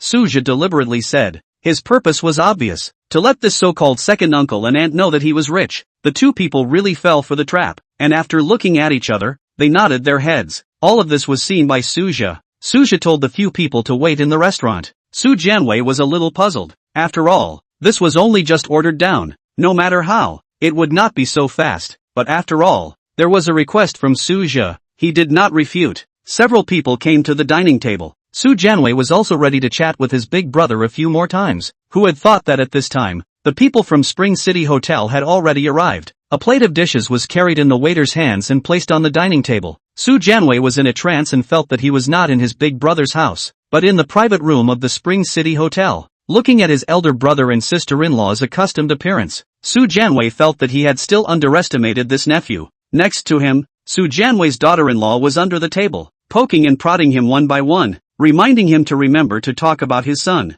She saw the hope of her son being saved here. Su Jianwei signaled him to be at ease. Boiling water cabbage, oyster egg soup, 3 treasures duck, seed roasted skirt. Su Jianwei looked at the dishes on the table, many of which he usually couldn't afford to order. Suja called out to Chu Anan. Chu Anan understood. This was what Suja had explained beforehand. 4 or 5 beautiful young girls walked in, wearing the same uniform. These were the nannies that Chu Anan had recruited. All of them had gone through professional training and needed to take a rigorous exam before graduating. Su Jianwei was surprised to find that this little girl standing behind himself. As long as he glanced at the dishes on the table, without having to open his mouth, she knew what he wanted to eat. Then she would thoughtfully clip the dish to her own plate. As for Suja, it was Chu Anan who served him personally. Su Jianwei was stunned. Such a life. He couldn't even think of it before. There were also the wines prepared by Suja during the banquet. A certain Taiwan was naturally, needless to say, the most outgoing wine in Huaxia. All kinds of foreign wines are also readily available, are placed on the wine drive. All were opened. Su Jianwei is also a foreign wine drinker. He knows that as long as these red wines are opened, it won't take long for the taste to be lost. A family like Suja's would definitely not drink it again, so these wines would probably end up being poured out. To spend so much on one meal, if it was like this every day. Su Jianwei shook his head. He didn't dare to continue thinking about it, because at the standard of this one meal, his company wouldn't even be enough for a few meals. After seeing Suja's financial strength, Su Jianwei didn't speak with the same confidence as before. Instead, he became a little fearful. Big brother, this son of yours, this is remarkable. Su Jianwei looked at his big brother enviously. He felt that such an opportunity should not be enjoyed by the son of a rustic crop farmer like Big Brother. The one who should have such an opportunity should be his own son. Of course, he wouldn't be stupid enough to say it. This meal was almost the most restful meal Su Jianwei had ever had. When the wine was full and the nanny took away all the dishes, only then did Su Jianwei say somewhat weakly, Big brother, in fact, I came here this time because I wanted to ask Xiaozhi for a favor. Hearing this, Su's mother revealed an expression that this was indeed the case, but Su's father was patting his chest and said, we are all family, what to beg or not to beg. Su Jianwei looked at Suja. Second uncle said it is. Then second uncle said, your younger brother, my no good son, he committed a crime and went in. Look, Su Jianwei looked at Suja expectantly. Alright, I'll make a note of it. Suja nodded. I told you that Xiaozhi is capable now and won't not help. Look what I said. Su Jianwei didn't say anything, but the second aunt stood up and praised Suja one by one. My ability is not for anyone, only those who have a grudge against me. I will show him a hand or two. Suja looked meaningfully at his second uncle and second aunt. Chapter 74 Late Night Visit. Having obtained Suja's affirmation, Su Jianwei had also achieved the purpose of this trip, and in front of Su Jianjun, he was praising Suja. As for Suja's second aunt, she was more than happy. Because of her son's matter, she had been worried for a long time. After learning of Suja's fortune, she was the first one to drag Su Jianwei here. Suja's father is a person with little heart. In the younger brother and sisters boasting under some forgetfulness, the brothers hadn't seen each other for a long time, and Suja could see that his father was really happy today. When dinner was over, Su Jianwei excused himself. Su Jianjun was still a little reluctant to let his brother leave and asked Suja to give them a good send-off for himself. Because of his father's request, coupled with what Suja wanted to do, he needed the two to feel that he truly wanted to help them, so Suja kept sending the two to the garage. There's no need to send them off, Xiaozhi. Your brothers matter. You take more trouble. Su Jianwei waved his hand at Suja, telling Suja not to send them anymore. Suja thought to himself, it's not like he wanted to send it himself. After witnessing the two of them getting into the car, Suja was about to leave without looking back. The smile on his face also tightened up, not at all as enthusiastic as just now, but before he could exit the garage, he saw an unexpected person. Mom, why are you here? Suja said, also stopping in his tracks. He had long since realized that something was wrong with his mother. When he himself came home, his mother wanted to say something, but because her father was there, she had never opened her mouth. In Suja's impression, since childhood, his mother had always cared about his father. Now chasing after him in the garage, There must be something that she wanted to say behind his father's back. As expected, little Jia, while your father isn't here, I'll say a few heartfelt words to you. Su mother looked at Su Jia and said in a serious tone, your second uncle's family. They didn't come here with any good intentions. You have to pay attention to them. Don't end up harming yourself. If it wasn't for your father, we wouldn't have to give them a good look at all. Su Jia nodded. I know, but today my dad is happy. I can only go along with what he wants. You don't know about my dad. He values his brotherhood with second uncle. Bull asterisk asterisk asterisk asterisk brotherhood. Su Jia was a little surprised to see Su mother explode in foul language for the first time. When you went to college, the tuition fees were not enough. Your father specially called him, but he shrugged it off. At the end of the day, I was the one who borrowed the money from your uncle. Hearing Su mother's words, Su Jia was also taken aback. At that time, he only knew that it was his uncle who borrowed the money to send himself to college, but he didn't realize that it was actually such a thing.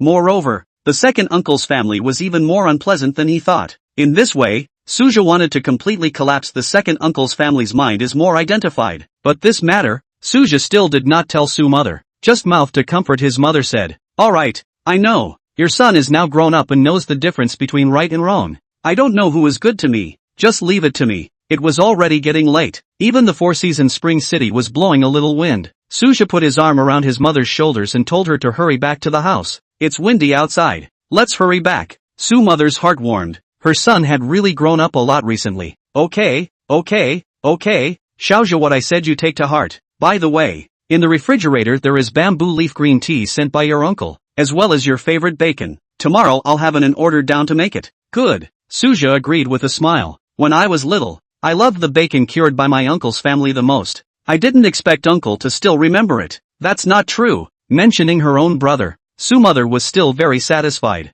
Your uncle has been doing business in Sichuan for the past few years, and all of this bacon was specially cured when he returned to his hometown in the countryside every year. Hearing Su mother's words, Su Jia couldn't help but think of his uncle's old house. He himself had spent a long time there. When he was mischievous as a child and his mother wanted to beat him, it was his uncle and aunt who protected him. Thinking of this, Su Jia also smiled. Unlike the disingenuous second uncle's family, his uncle's family was genuinely devoted to himself. Mom, when you say this, I also kind of miss my uncle. You tell uncle to let their family come and play sometime. Su mother nodded her head. After sending Su mother back to the house, Su Jia signaled that he wanted to go back to live in the large flat in the Tianheng neighborhood. Su mother couldn't help but complain. The house at home is so big. Why do you keep running outside? What's the matter? Now that you're big, you don't love living with us anymore? Su Jia didn't retort and walked away with a smile. The scene shifted, and when Su Jia arrived at the Tianheng neighborhood, there was already someone waiting outside the door. That person was wearing an overcoat with a scarf hat, and it was impossible to see who it was. But Su Jia knew in his heart that it was Jiang Li, the actress who had offended him that day. Seeing Su Jia's arrival,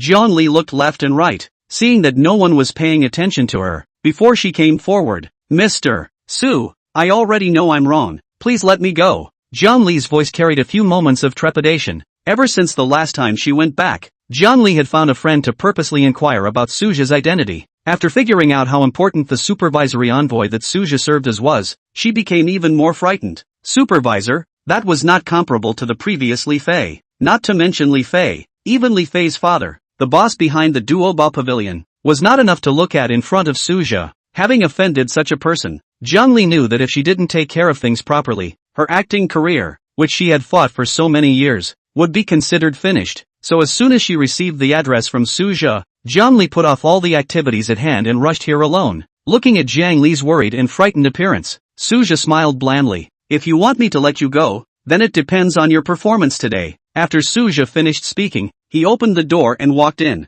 Seeing this, Jiang Li gritted her teeth and followed. After Jiang Li entered the house, she was shocked by the mess in the house. After this place was ransacked by the ghosts last time, Su Jia hadn't let anyone in to clean it up. Even when he brought Yi Yiyun, the two of them had only packed up the 2 bedrooms. Although she was surprised, Jiang Li still didn't show it. She had been in the entertainment industry for a long time, and had seen how outrageous things were, and had long since stopped making a fuss. As for Su Jia letting in his house, Jiang Li had already vaguely guessed what would happen, but she didn't care at all. Su Jia was young and handsome. Following Su Jia was much better than following those old and frail directors and producers. Go change your clothes, you can do your job later. Hearing Su Jia's words, Jiang Li would smile. Sure enough, it was what she thought. Chapter 75 Actresses Doing Housework. Hearing Suja's words, Zhongli ambiguously laughed out. But after seeing the clothes Suja told her to change into, she was dumbfounded. Is this the clothes? Zhongli asked uncertainly. She originally thought that Suja was making himself change clothes for the sake of flirtation. After all, many men have strange fetishes. But when she saw the clothes, Zhongli was dumbfounded. It wasn't just an apron. Right. You help me clean the house. Don't you wear an apron? Suja was a little unsure. Zhongli looked at Suja's serious appearance and then looked at Suja's messy house, and was speechless in her heart. It seemed like she really had to do the housework, but she didn't dare to resist and honestly took off her jacket. Zhongli had gotten used to disguising herself when she went out. Otherwise it was inconvenient to do anything. She took off her sunglasses and scarf, revealing an exquisite face. Before she came, Zhongli spent a full hour just putting on makeup. Next was the wide trench coat. After taking off the trench coat, Zhongli revealed the clothes inside. It was a close-fitting dress with stockings on her legs. Zhongli looked at Suja with some anticipation. She was dressed up so exquisitely. Suja couldn't bear to really let herself do housework, but she miscalculated. Suja remained indifferent. Zhongli can only helplessly put on a scarf, put on gloves, just like from just the city beauty transformed into a housewife. Suja looked at Zhongli's current appearance, very satisfied. But when Zhongli really started to do her housework, Suja stopped her. What's wrong? What are you going to do? You're a big star. It's not easy to do a chore without sending out a microblog? Zhongli was dumbfounded. If it was usual, sending a tweet would be fine. It could still enrich her persona and attract fans or something. But now it was already 12 o'clock in the middle of the night. If this 10 minutes was sent out, hell knows what those netizens would say. Seeing Zhongli's difficult look, Suja asked, "What? This is unwilling?" No, how could I? Zhongli quickly agreed. Her professionalism was still very high. Early Suja's living room turned around and soon found a good angle to take a selfie on her cell phone. You wait, I'll fix a picture. Zhongli took the glove off one hand with her mouth and operated it on her cell phone. A beautiful weekend. No poems in faraway places. Only cleaning. Go for it. Zhongli edited the copy, followed by matching the selfie she had just taken. Gritting her teeth, she clicked send. It really is afraid of what will come. Although it was 12 o'clock, there were still a lot of netizens who stayed up late to amuse themselves online. Many of them were Zhongli's fans. Li Koan was one of them. He was a student at Chuncheon University, and initially noticed Zhongli only because both of them were from Chuncheon. Later on, he was attracted by Zhongli's face value. Li Koan, look at Weibo. Your favorite star tweeted. Li Koan's roommate reminded him to. Li Koan hurriedly clicked on Weibo and saw the photo Zhongli posted. In the picture, Zhongli was wearing an apron and gloves, comparing a heart to the camera. There was a little stain on her face, which she purposely wiped on herself, and it really looked as if she had just finished her housework. Worthy of being my wife. Still doing housework in the middle of the night. Li Koan laughed and saved the photo with a demented look. Pull yourself together. Who does housework in the middle of the night? And is this her own home? I'm afraid she didn't run away to someone else's home. Li Koan's roommate mocked too. Of course, he didn't realize that his words were already very close to the truth. Roll. Li Koan scolded his roommate, but his heart was still a little shaken.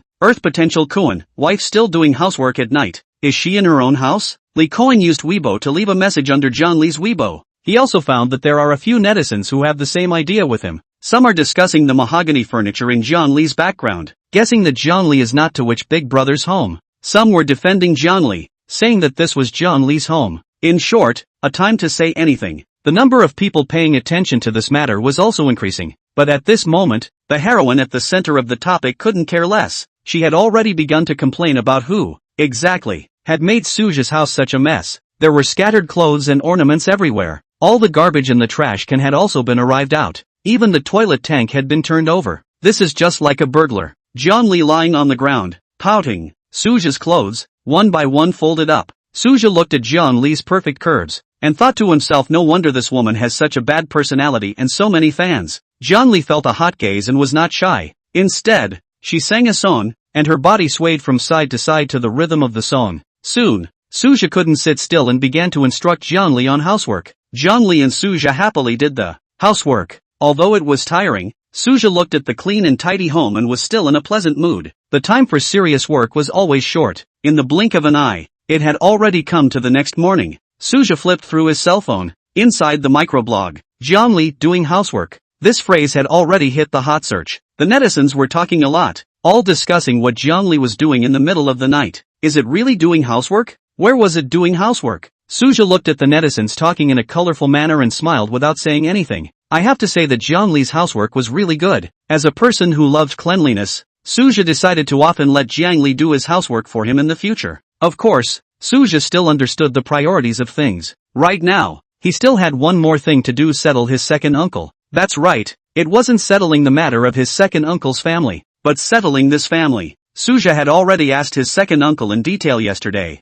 His own brother's fight with someone was actually a small matter. If it was an ordinary person, he would have spent some money to get out, but the one he hit was the son of a noble family. Suja purposely went to look at that nobleman from afar to figure out his likes and dislikes. Only then did he make an appointment to meet with the second uncle. Chapter 76, Suja's Calculations. Suja's Villa. At this moment, Suja's parents were taken out shopping by Chuanan, and the servants in the house were also sent away by Suja. In the villa, there was only Suja and his second uncle, Su Jianwei, and his second aunt, Yan Zhenqing. Suja calmly drank the bamboo leaf green tea sent by his uncle. It had to be said that this tea was really good. As for Suja's second uncle and second aunt, although there was also tea in front of them that Suja had made, they did not have the heart to appreciate it. Suja called them here, saying that he had already investigated. But when they came, Suja was the only one in the house. With his brother away and Su Jianwei not close to this nephew, it was inevitable that he would cower in his speech. Yan Zhenqing constantly poked Su Jianwei with his hand under the table, but Su Jianwei acted as if he hadn't noticed his wife's gestures and didn't move. Drink! Second uncle and second aunt. Suja pretended to be surprised as he looked at the two. This is a specialty from the Sichuan side. It's quite good. Seeing that her husband did not open his mouth, Yan Zhenqing really could not help it. Little Jia, you called us here. Is it because your brother's matter has an answer? Right, Xiao Jia. Su Jianwei could only exit to help out as well. I'm just calling out to you all to have a chat. Didn't you guys say before that relatives should visit each other more often? Suja pretended not to understand. He held back his laughter as he looked at the two men. Sure enough, when they heard Suja say this, both of them were a bit dumbfounded. However, Suja quickly continued, but that matter of my brother, I really did look into it with all my heart. An expression called surprise appeared on the two people's faces. It could really be described as a great ups and downs. Xiao Jia, speak quickly. Second uncle is in a hurry. Su Jianwei was not calm anymore. Seeing that the two were so anxious, Suja also did not hang on to the two. My brother's matter. It can be done, but it's just a bit troublesome, Suja said slowly. Su Jianwei and the two were anxious, but they didn't dare to rush. Second uncle, I helped you find a channel that can get your brother out, but this matter, I have no way to get my hands on it. It's up to you guys to do it yourselves. You quickly say Xiao Jia, that's your own brother. Yan Zhenqing was anxious. Actually, the thing that my brother committed is not complicated. It was nothing more than a fight at a nightclub with that nobleman's son. Although he was arrested, as long as that nobleman can forgive him and sign a letter of understanding, the younger brother will be released, and it won't leave a stain. But if the person doesn't forgive, then it's not as simple as detention, but he'll go to jail. The file will also follow him for the rest of his life, dragging down 3 generations. Suja was telling the truth. All of this was what he had seen with his pupil magic. I have inquired that nobleman likes calligraphy and paintings, so if you guys really want to get your brother out, go find 2 paintings and send them to the nobleman. Then promise to bring your brother to the door to make amends and apologize. This way, face and face, people have both. Naturally, they won't blame. Suja said very pertinent. This was indeed the solution to the problem, in order to make the second uncle believe. So far, what Suja said was the truth, but the second uncle Su Jianwei was in trouble. Suja said all the right things, but his own family background is only average. If you really want to fish out his son, I'm afraid that you have to sell your family's car and house in order to get the money to buy the calligraphy and painting. Yan Zhenqing is also aware of his family's background. If she took out this money, she would have a hard time in the future. Her mother's family also had a small surplus of money, but she could not afford to pay out of her own family's pocket. Yan Zhenqing's eyes rolled and he had a plan. Xiao Jia, you have to save this brother of yours, Yan Zhenqing suddenly called out, startling Su Jianwei beside him. We can't get that much money. What can we do about this? In the end, she was a woman who cried when she said she would. Yan Zhenqing looked at Suja with tears in her eyes. Suja was a little embarrassed. Second uncle and auntie, as you can see, I just bought this house, so how can I come up with the money to help you? You guys have to think of a way quickly. Otherwise, if the case is decided in a few days, there will be no room for change. My poor brother. Suja pretended as if he was real, as if he was really heartbroken for his brother. Yan Zhenqing kept mentioning Su Jianwei under the table, signaling him to quickly borrow money from Suja. But Su Jianwei knew in his heart that the money of his brother's family was all earned by this nephew, and his brother Su Jianjun didn't have any money. Now that his nephew refuses to borrow money, Su Jianjun also has no way. Su Jianwei hurriedly pulled Yan Donying away, saying that he was going to get the money together. What are you doing? Pulling me away for what? I'll mill around for a little while longer. Maybe I'll be able to borrow the money. As soon as she went out, Yan Donying put away her tears and reprimanded Su Jianwei. It's fine if you don't ask yourself. You're still stopping me when I borrow money. He has said that he refuses to borrow. If you keep pushing, I'm afraid he won't help us. Humph. What a little white-eyed wolf. That's his brother, the seed of your old Su family. Damn it. Right. Little white-eyed wolf. Su Jianwei also chimed in and cursed. They thought they were out of the door and Suja couldn't hear them. Unbeknownst to them, Suja's 5 senses were superb, and they heard their conversation clearly. Suja was infuriated and laughed. When the two left, Suja also went out. He also had to go and walk around, for the things behind him, to lay out some things. The place Suja came to was the curio store of the porcelain factory. It was the store of Wang Donyang that he had saved last time. As soon as he saw Suja, Wang Donyang, who was originally sitting in the store, welcomed him out. Su old brother, long time no see. As soon as Wang Donyang's words left his mouth, he felt that something was wrong. He knew that Suja was now a supervisory envoy and couldn't be like this before. I'm sorry, supervisory envoy Su. I'm a fast-talking person. Wang Donyang looked at Suja in fear.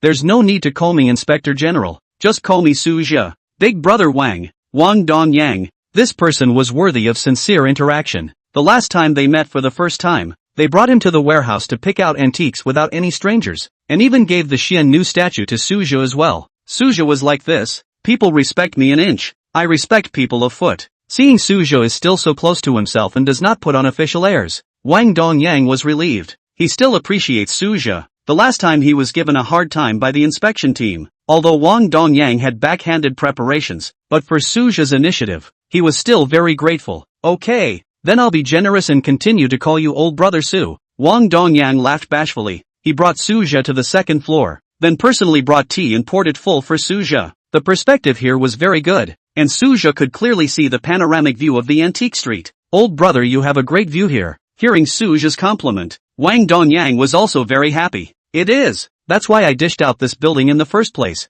Chapter 77, Touching the Tiger's Ass. Suja and Wang Donyang chatted while drinking tea upstairs. The two men's knowledge of antiques and insights are far beyond the ordinary. Wang Donyang has seen a lot of strange counterfeiting techniques. Suja is because of the pupil art of identification has its own unique insights. The more they talk, the more they get along. Of course, Suja's eyes are always watching downstairs. After waiting for a long time, Suja finally saw two familiar figures appear in his line of sight. He had a few smiles on his brows. Brother Wang, actually, I came here, but I still have an ungrateful request. It needs your help. Oh, little brother Su, tell me. Wang Donyang was curious. With Suja's status position means insight, he actually had a need for his help. Suja realized that Wang Donyang brought his ears over. Wang Donyang complied. Suja whispered a few words. Wang Donyang nodded. Brother Su, don't worry. Just this small matter. My Wang Donyang's face. They still have to give it. After Wang Donyang heard Suja's words, he patted his chest and assured him. Suja's request might be more difficult for others, but Wang Donyang and the porcelain factory store also have a decade or 8 years. People in bold love to make friends. 8 out of 10 people here have received their favors. After promising Suja, Wang Donyang took out his cell phone and sent a few sentences in the WeChat group before nodding to Suja. It's done. Then thank you, old brother. Suja didn't expect things to go so smoothly, and his own unintentional actions in the beginning had actually brought such great convenience in the future. Wang Donyang, on the other hand, waved his hand carelessly. He was really making this friend. The two continued to talk to each other. The figures Suja saw were none other than second uncle Su Jianwei and second aunt Yan Donying. The two did not dare to delay after coming out of Suja's home. Su Jianwei used his connections to mortgage the family's house and car. In their hands, the mortgage money, plus the previous savings totaled 3 million. After raising money, the two rushed non-stop to the antique market of the porcelain factory. You still keep telling me that your big brother is good to you. Look now. They made a fortune and didn't help you out. I see that new home of your big brother's. It's going to be a big tens of millions of dollars at least. Yan Donying walked while complaining to Su Jianwei. Su Jianwei's eyes were also filled with resentment. The house and car that he had struggled for so many years to have was just mortgaged out like this. It was really an unwillingness. Don't worry, when we get our son out, I'll go find big brother. Let him help us redeem the caravan. If he doesn't agree, I'll go to the old man to make trouble. Su Jianwei gritted his teeth. Yan Donying then nodded with satisfaction. The two of them didn't know anything about antiques, so they didn't dare to go to the porcelain factory stalls to buy paintings and calligraphy. They could only go to antique stores that were slightly more expensive, but had guaranteed quality. This was also the reason why Su Jia knew that he would definitely see the two men on that street of the curio store. But Su Jianwei and Yan Zhenqing did not know that because of Su Jia's words, their fate was completely changed. The two entered a curio store, and the shopkeeper of the curio store was looking at his cell phone. Seeing the two men enter, his eyes lit up. Yo, these two honored guests, look at something. This store has just imported a batch of paintings and calligraphy, all old objects from before the Tang Dynasty. Hearing the words of the shopkeeper, Su Jianwei and Yan Zhenqing glanced at each other. Both of them knew that they had come to the right place. Ahem, we'll just take a look. Su Jianwei was still old-fashioned. He didn't immediately say what he came for. Instead, he led Yan Zhenqing around the store. He also intentionally made an appearance of knowing his stuff and commented on the things in the antique store. This one is good. It's old enough. This one is almost interesting. Su Jianwei nodded his head for a while, shook his head for a while, pretending to be very much like him. The shopkeeper looked at these two and forced a smile. If he hadn't received the information beforehand, he would have really been bluffed by this person. The shopkeeper thought to himself. Seeing that it was almost time, Su Jianwei frowned and looked like the shopkeeper. Coming. The shopkeeper suppressed his heartbeat. Boss, did you just have another batch of paintings and calligraphy? Show them to me. I'm not too keen on these things in your store. The shopkeeper's heart was secretly happy, but did not show it. Alright, you two wait upstairs. I'll have my buddy go get it. The shopkeeper personally led the two upstairs. Su Jianwei had no doubts and only felt that he had bluffed the shopkeeper. Yan Zhenqing also looked at her husband with admiration. The shopkeeper brought the two of them to the private room and sat down, personally busy pouring water.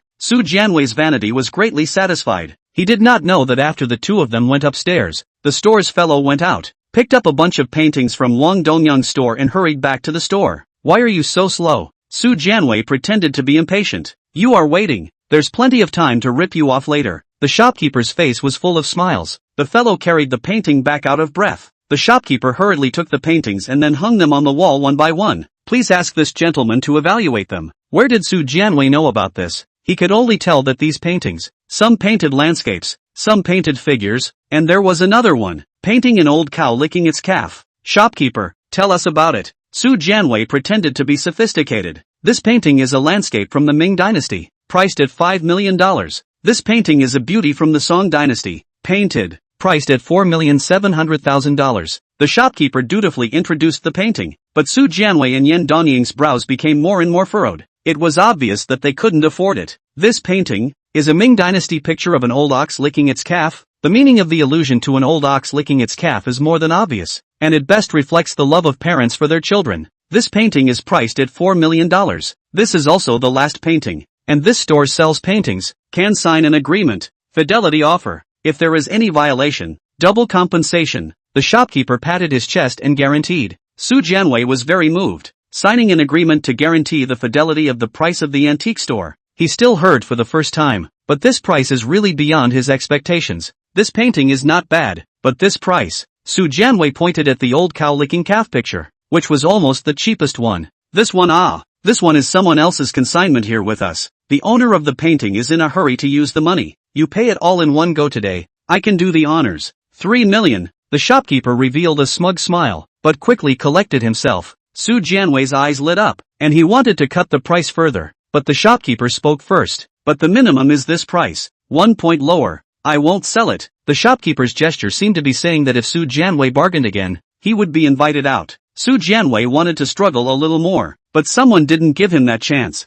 Chapter 78 Borrowing a Knife to Kill. You go out and ask around. Dare to guarantee that it's really just this one store of ours. The shopkeeper shouted, pointing out the door. These words were like the last straw that crushed the camel. We'll buy it. Yan Zhenqing didn't wait for Su Jianwei's reply before handing the bank card in his hand to the shopkeeper. How refreshing. The shopkeeper was afraid that Su Jianwei would back out, and hurriedly asked his fellow to pack up the painting. Finished the transaction with them. He also signed a contract with them in front of them. With things having come to this, Su Jianwei had no better choice. In order to save the child, he could only do this. He took the painting and the contract, brought his wife, and left the curio store. After they left, the shopkeeper of the curio store looked at the back of the two people leaving and revealed a meaningful smile. Su Jianwei, who got the ancient painting, didn't want to wait a moment longer, and spent so much money just to save his son out. the sooner he offers the painting and apologizes, the sooner his son can come out. The two took a taxi to the address given by Su Zhe, which is the big brother's courtyard.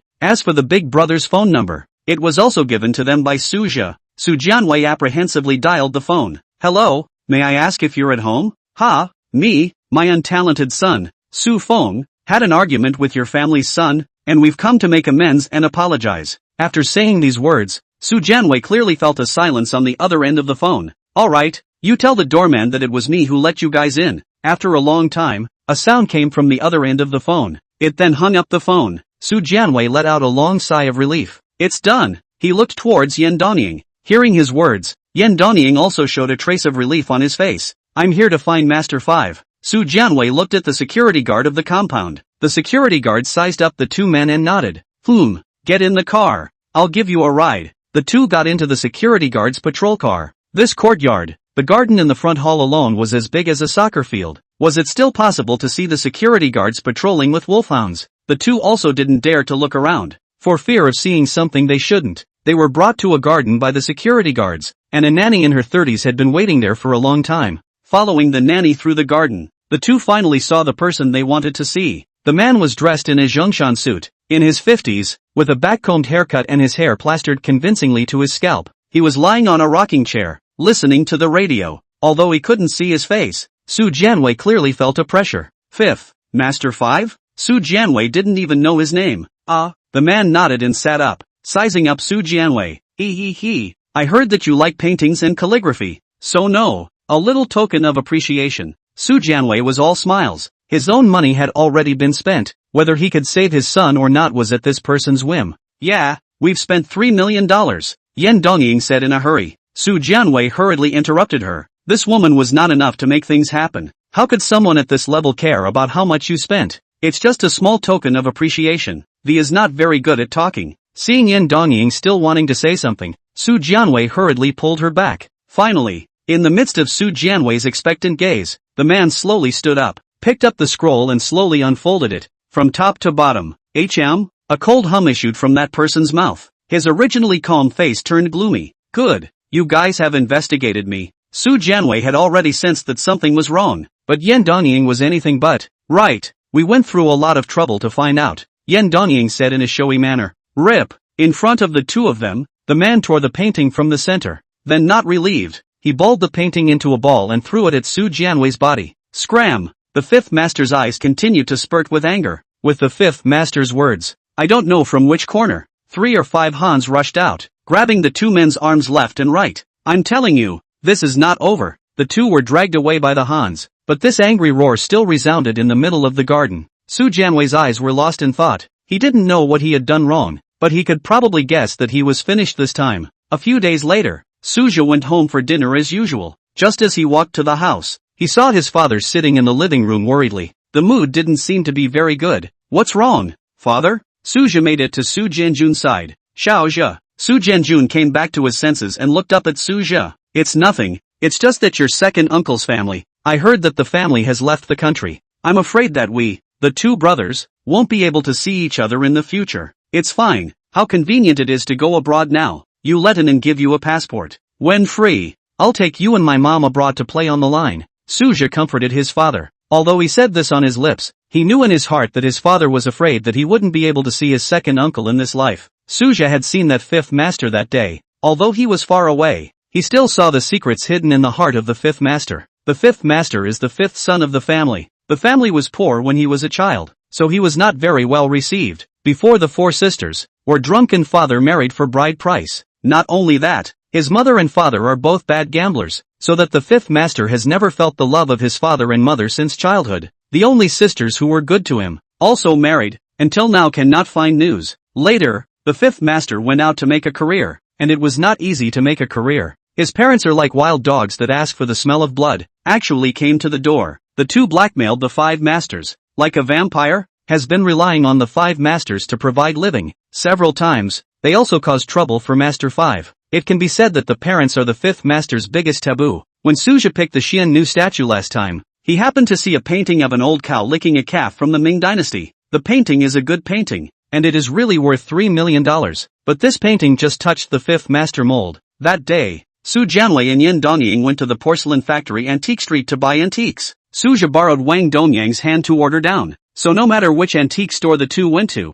at the end of the day, what they bought was this painting. Wang Dongyang and the antique shop, these people and people like, they do not lose money, can sell the painting, but also sell a personal favor. Where will refuse? Of course, in addition to Wang Dongyang, no one knows that the black hand behind the scenes is Suja. Of course, Suja did not lie to the second uncle. Their son was indeed released, but the price was that the family was sent to North Burma by the fifth master. They were afraid that they wouldn't be able to return in this lifetime, even if they come back one day. It's hard to say if they are all the same. This hand, Suja used is no trace. Su Jianwei can't even dream of figuring out where he went wrong. Chapter 79 Giving Cousin a Whole Establishment. Spring City Airport. Li Jingchu's family of 3 followed the crowd, slowly walking towards the exit. Your cousin is really something. He has to come to pick us up. Just make a phone call. Wang Jilan complained. It's so far away. We can just take a taxi. We have to waste time. Okay. Xiaozhi is also kind. Li Zhengchu knew that his wife was distressed about his nephew. Okay mom, let's go. Li Ying hugged her mother's arm and pouted. Wang Jilan couldn't do anything about her daughter and followed forward. Li Zhengchu followed right behind the duo, smiling as he saw them. These 3 people were none other than Suja's uncle's family. After Suja and his mother talked that day, he realized that he hadn't seen his uncle for a really long time. After his mother married over, it was only when Suja was small that she brought him back to her mother's home for a period of time. Later on, the 2 families communicated with each other through phone calls and mailed items. Suja knew that his mother was eager to live over his brother. Saz personally contacted his uncle's family and helped the 3 of them buy air tickets so that they could come and play. The uncle's family also really loved the nephew. Aunt Wang Jilan was initially against it, claiming that even if she and the others went to play, they could just do the bus. That was more than 9 hours of driving. Suja refused. He now has money. How can he let his uncle's family suffer this kind of crime? Li Zhengchu couldn't argue with this nephew. Finally the family discussed. Really can't. After arriving, give Suja stuff a red envelope. No matter what, we can't let our nephew break the bank. Mr. Suja is aware of the news of the flight. Suja is aware of the flight news. He put off the matter at hand in advance. Driving the family's MPV, he waited at the airport exit. Uncle, Auntie. Suja saw his uncle's family from afar, and fearing that a few people would not recognize his car, he hurriedly got out of the car to greet them. Cousin. Seeing Suja, Li Ying rushed towards him and ran straight over. Growing taller, Suja looked at his cousin. From being a small child, she had already grown into a big girl who was standing tall. Xiaozhi has grown quite a bit stronger. Li Zhengchu was also very happy to see his nephew. The group got into the car with a smile and a laugh. When he saw Suja's MPV, Li Zhengchu was slightly surprised. He recognized the car. The 7-seater MPV was afraid to sell for millions, and ordinary people wouldn't buy this car. Li Ying and Wang Jilan, however, didn't know this and just thought it was a van. And at most, they sighed that Suja had maintained the car very well, and the interior of the car was clean and dry. A group of people talked and laughed. Soon Suja drove the car back to the villa. Cousin, you live here now. Li Ying had just graduated in the end. Looking at the villa in front of her, her eyes were sparkling with little stars. She wanted to be like when she was a child and affectionately embraced Suja. You're a big kid now, and you're still clinging to your brother. Wang Jilan rolled her eyes at her daughter. This girl loved to follow Suja's ass since she was little. There were no outsiders in the house today. Even Xu Weinan was sent away by Suja. Sister. Li Zhengchu looked at Li Lihua, his eyes moist. The two hadn't seen each other for several years. Li Lihua looked at her brother. This big young man from before. His hair was a bit gray. She knew that her brother's family wasn't doing very well. Both he and his sibling were company employees. Li Ying hadn't found a job either. Alright. So much for not meeting today, should be happier. Su Jianjun was understanding of his wife and hurriedly greeted the crowd and sat down. That's so happy today. I'll cook a few dishes for you to try. Suja looked at his aunt. Aunt, you can't stop my uncle from drinking today. Okay. Wang Jilan nodded with a smile. As soon as they heard drinking, the 2 old men came to life. Su Jianjun mysteriously took Li Zhengchu to the family's wine storehouse. Suja covered his mouth and smiled. He knew that his uncle liked to drink and had specially prepared a lot of good wine. Alright mom, I'm going to cook. Suja rolled up his sleeves and prepared for a big day. Mom, aunt, I'll go help too. Li Ying was still Suja's little follower. Suja didn't make a big deal out of it either. It was all home-cooked food, but he was still very attentive, and purposely had Chu Anan prepare truffles to see the hand green. These mushrooms that were a specialty of Spring City. Apart from that, there are some seafoods that are not common in the Yunnan, Guizhou and Sichuan regions.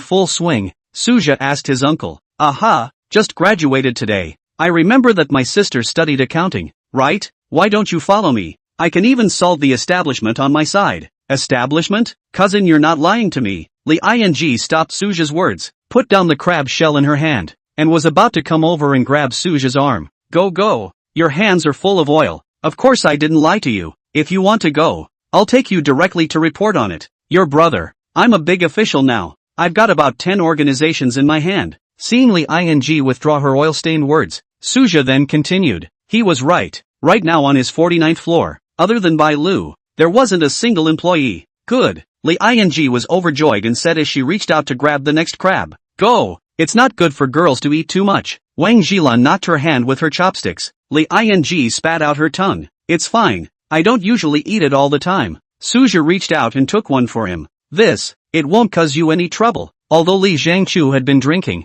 he still had sense. He already knew that Suja had just become a big official, but after all, he had just taken office and was shoving his own family members into it. Li Zhangqiu was inevitably still a little worried. Just rest assured, uncle. My leader specially authorized it. I was worried that I couldn't find anyone. Seeing Suja say this, Li Zhangqiu was relieved. If I say you two don't go, I still have a house in the annex, so you two can cook there and spend more time with my dad and mom. The two of them don't know anyone, so they can take care of each other. Suja said, is a large flat in the Tianheng neighborhood. Li Zhangqiu was somewhat moved. Yating to work at my place. A month's salary plus bonuses is also quite a lot. It can be more than 10,000. Besides, you guys don't feel at ease. Yating is here by herself. Li Zhangqiu and Wang Zhilan looked at each other. They were moved by Suja. Chapter 80, The Villain is in Charge. Early the next morning, Suja brought his uncle's family to the Tiangue Association's building. This was something Suja himself had requested. After all, aunt and uncle only had this one daughter,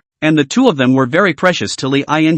It was true that they were afraid of melting in their mouths and afraid of falling off in their hands. Therefore, Suja took the initiative to bring their family to visit the Tiangue Association. Is it convenient? After hearing Suja's proposal, Li Jingqiu's eyes lit up. Although he trusted his nephew, it was always more reassuring to see it with his own eyes. If it didn't affect his nephew, this really couldn't be more appropriate. Several people got into Suja's car. Although there were big cities in Sichuan, 60-story high-rise buildings were still rare. This was the headquarters of the entire southwest region after all, and it still had a brand name. Ling stood downstairs and looked up at the tall building, almost unable to see the top. Is this where I will work from now on? Ling was very surprised. Aha! Suja nodded. He led the way in front, with Li Jingqiu's family following closely behind. Good day, Inspector Su. Along the way, many people greeted Suja. Suja was in his prime, and as soon as he came, he fired all of his men, and he himself acted as if nothing had happened. The entire Tiangue Association knew that Suja was not to be messed with. It was natural to treat him with respect. The members of the association bowed and made way when they saw Suja. Li Jingqiu's family looked at Suja in surprise. They only knew that Suja was an official, but they didn't expect that he was actually such a big official, especially when Suja brought them to his own exclusive elevator. Ling was even more stunned. Wow, cousin, this elevator is bigger than my bedroom. Ling curiously looked at everything inside the elevator room. Are all these drinks available to drink as much as you want? Just take them. Suja looked at Ling, who was rummaging through the refrigerator, with a smile on his face. Soon, the elevator was quite stable. The few people arrived at Suja's floor. Because the employees had all moved out, the place somewhat looked empty. But the computer equipment, the pantry, and all this infrastructure was still there. Li Zhangqiu could see that the environment here was still very good. Ling looked left and right. Is it all up to you here, brother? Suja nodded. Ling felt like she was dreaming. Originally, she was worried that she wouldn't be able to find a job, but now she was actually able to work in a building like this. Little Jala, thank you so much. Li Zhengqiu looked at Suja with some mixed feelings. The little kid who was still peeing in mud in his own house and going up the tree to pull out bird eggs was actually so powerful now. Uncle, you're out of line. How can a family still say two families' words? ING for sure. Isn't it also a favor to me? Right, it is. I can definitely help cousin if I come. Not right, Inspector Su. Li Ing giggled as she finished speaking. Li Zhengqiu couldn't do anything about this daughter. Then Xiao Ting will be in your hands. Take care of him more. Right, don't cause trouble for your brother. You hear me? Wang Jilan tugged on Li Ying's ear. Got it, Mom. Li Ing nodded. She was only so lively now that there were no outsiders. The two of them, Li Zhengqiu, also knew that their daughter knew the importance of lightness. Now that they were also relieved to see the environment here, the two handed Li Ing over to Suzhou and left. Phew, they finally left. Seeing the two who left, Li Ing was relieved again. Let's go. Take you to do the entry procedures. Good. It had been a while since he had been on board, and Suzhou still knew the structure of the association. He brought Li Ing to the personnel department on the 35th floor. The division of labor in the Tiangui Association was still very clear, and there was a specialized person responsible for the onboarding procedures. Knock knock. Suzhou knocked on the door. Come in. A middle-aged man's voice came out. Suzhou brought Li Ing into the office. Hello, I'm Suzhou from the 49th floor, and I've brought someone here today to go through the entry procedures. A middle-aged man in his 40s, with a half-open suit and a beer belly, sat in front of the desk. He kept his head down, playing with his cell phone, not even raising his head. Suzhou? Sorry, I can't do it today. Come another day. Aren't you the one who specializes in getting newcomers on board here? How can you specialize in not being able to do it? Suzhou frowned. If I say I can't do it, I can't do it. Wang Hai put down his cell phone and glared at Suzhou. Are you the personnel or am I the personnel? I said it can't be done. You go. Suzhou had just arrived on the 35th floor when Wang Hai received a message. The indication he received was to jam Suzhou and not to help his people with the entry procedures. With someone behind him, even in the face of the Inspector General, Wang Hai was full of energy. He felt that Suzhou could not do anything to himself. Suzhou also sort of saw that this person just didn't want to do things for himself. He, a personnel commissioner, definitely did not have such a great ability. There must be someone behind him who had signaled. Before he suddenly parachuted in and dismissed all the employees of the 49th floor, he must have formed a bond with the previous supervisory envoy and now the 7 old men. He might not do anything on the surface, but secretly engaging in some small means. He was afraid that it would not be broken. Suzhou was not prepared to endure. If he took a step back today, these people would dare to ride on his head in the future. Suzhou took a step forward, but was pulled back by his sister. Why don't we just forget it? Brother! Li Ing shook her head at Suzhou. She didn't want to make things difficult for Suzhou. Suzhou gave her a look, signaling Li Ing to trust herself. Li Ing hesitated and let go of Suzhou. What? You still want to hit me? Wang Hai looked at Suzhou walking in front of him and also seemed to be unafraid. He held his head high and seemed to be waiting for Suzhou to make a move. Seeing that Suzhou was hesitant to make a move, Wang Hai also became more and more arrogant. Just now I heard correctly. This little girl is calling out for your brother. Right. False publicity for private gain. Supervisor Su fired all of his men. I'm afraid that he's not going to stuff all of his own family's relatives in. Li Ing was timid. She knew she had said the wrong thing. Suzhou waved his hand at her. He really wasn't afraid of people attacking him because of this. You have to get things done for me today, or suffer the consequences. Suzhou was also moved to true anger. He knew that the former inspector envoy had been the inspector envoy of the Tiangui Association in the southwest region for more than 10 years, and now he was even serving as a 7th elder in another region. That person's penetration of power here was naturally not something that could be compared to himself, a newcomer with no roots, but he himself was not made of clay, and these people would have to pay a price. Is that so? I'd like to see what Inspector Su can do to me. Wang Hai staggered to the office door and directly opened the door. Come and see. The new inspection envoy is playing the bully and bullying me. An old man. Wang Hai roared at the outside. Chapter 81 Seek Your Own Death. Wang Hai in the personnel department is also considered an old man, or very appealing. Soon the personnel department many people have walked from their own office not out. Even a lot of people who came to do business also rushed over to join in the fun.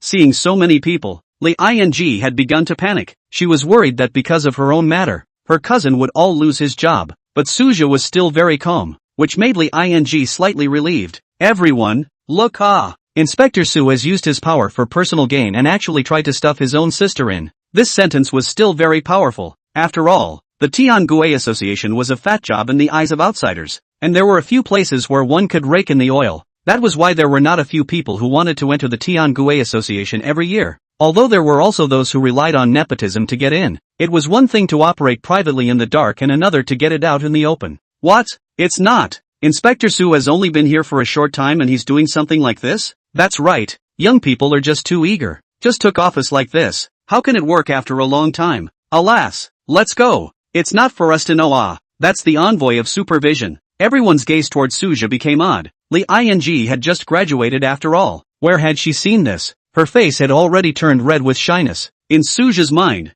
Wang Hai had already been sentenced to death. Name, Wang Hai. Age, 45 years old. Character, lustful. Greedy for money. Hidden thing, unspeakable, hidden in a golden house. Unspeakable secret, Wang Hai's male ability failed after he was 40 years old. Although he visited famous doctors, but to no avail. The golden house hidden Zhao, Wang Hai cannot stand the eyes of his wife's disdain, so he looked for a lover outside, but also specially for her to buy a house. Suja, do things with a clear conscience. The right to appoint my men was given to me by Tian Lao. There is no such thing as using power for personal gain. Suja refuted Wang Hai, although he did not care about his reputation. The clear man is clear, the turbid man is turbid, but after all, his sister Li Ying would have to work and live in the association in the future. Clarification was still needed. On the contrary, you Wang Hai? I didn't realize that you can't even make it, but you're still looking for a lover outside. Suja's words directly poked Wang Hai's pain. No man would like to be told that he can't. Your bull ting. Wang Hai's eyes are red. This matter he has been hiding, but there is no wall in the world that can't leak. Right? Oh, Wang never goes to wash his feet with us. I don't know where the voice came from. The crowd's eyes towards Wang Hai suddenly became strange. When it came to this kind of thing, Wang Hai didn't care. This kind of thing, no one could ask for proof anyway. But Suja's next words, Wang Hai couldn't accept. But I didn't expect you to be like this. But you actually bought a house to keep a lover outside. Playing with enough flowers. Suja looked at Wang Hai playfully. This is something that violates the association odds. Wang Hai, you are a personnel yourself. You can't be unaware of it. After all, the Tiangui Association was an official organization, so it was managed very strictly. Wang Hai panicked. Things like discipline were red lines that could not be touched in the association. He was just about to retort when Suja read out where he and his lover lived, not giving him room to retort. I've already notified the association to investigate, and without any surprises, we won't be able to see you tomorrow in the association. Wang Hai sat paralyzed on the ground when he heard this. He did not beg Suja. After so many years in the association, he also knew what happened to those who stood on the wrong side. Looking at Wang Hai sitting paralyzed on the ground, his eyes lost in thought. Many of the people from the personnel department had the feeling of a rabbit dying. When they heard that Suja had exposed his men to black information and forced them to resign, all of them had laughed it off, only thinking that Suja had investigated his men in advance. But now, Wang Hai was from the personnel department, and for someone like him, the personnel department didn't have 80, but 50. Suja actually understood so thoroughly. In this instant, Suja became someone who could not be offended in their hearts. Now that there were more than just people in the personnel department here, this matter was expected to spread out soon. By then, they were afraid that the entire association would know about Suja's methods. Can anyone else help me with the entry procedures? After dealing with Wang Hai, a stray fish, Suja ignored him and instead scanned the personnel department. After all, the formalities still needed to be done. Seeing Suja's gaze, everyone's hearts were startled. I'll do it. It wasn't until someone took the initiative to step forward that they breathed a sigh of relief. Next, Suja smoothly helped Li Ying complete the entry procedures. After this, Li Ying was a member of Suja's department, enjoying the treatment of a full member of the Tiangui Association. Cousin, you're awesome. After taking the pictures and getting the work permit, Li Ying all felt like she was dreaming. The cousin that she had always worshipped when she was a child was actually so powerful now, easily solving her job problem. And it still came with an establishment. In terms of the importance of the Tiangui Association, Li Ying felt that she could stay here for the rest of her life as long as she didn't make any mistakes. And the treatment and benefits were one of a kind. Li Ying's gaze towards Suja had turned into starry eyes. As he brought Li Ying back to the 49th floor, Suja instructed her on what to do afterward. There are still 6 or 7 cars at home. Turn around and go to Chu Ainan's place to pick 2. One for you to drive and one for uncle. I remember that both of you have a driver's license. Right. Aha! Li Ying nodded her head obediently. Right now,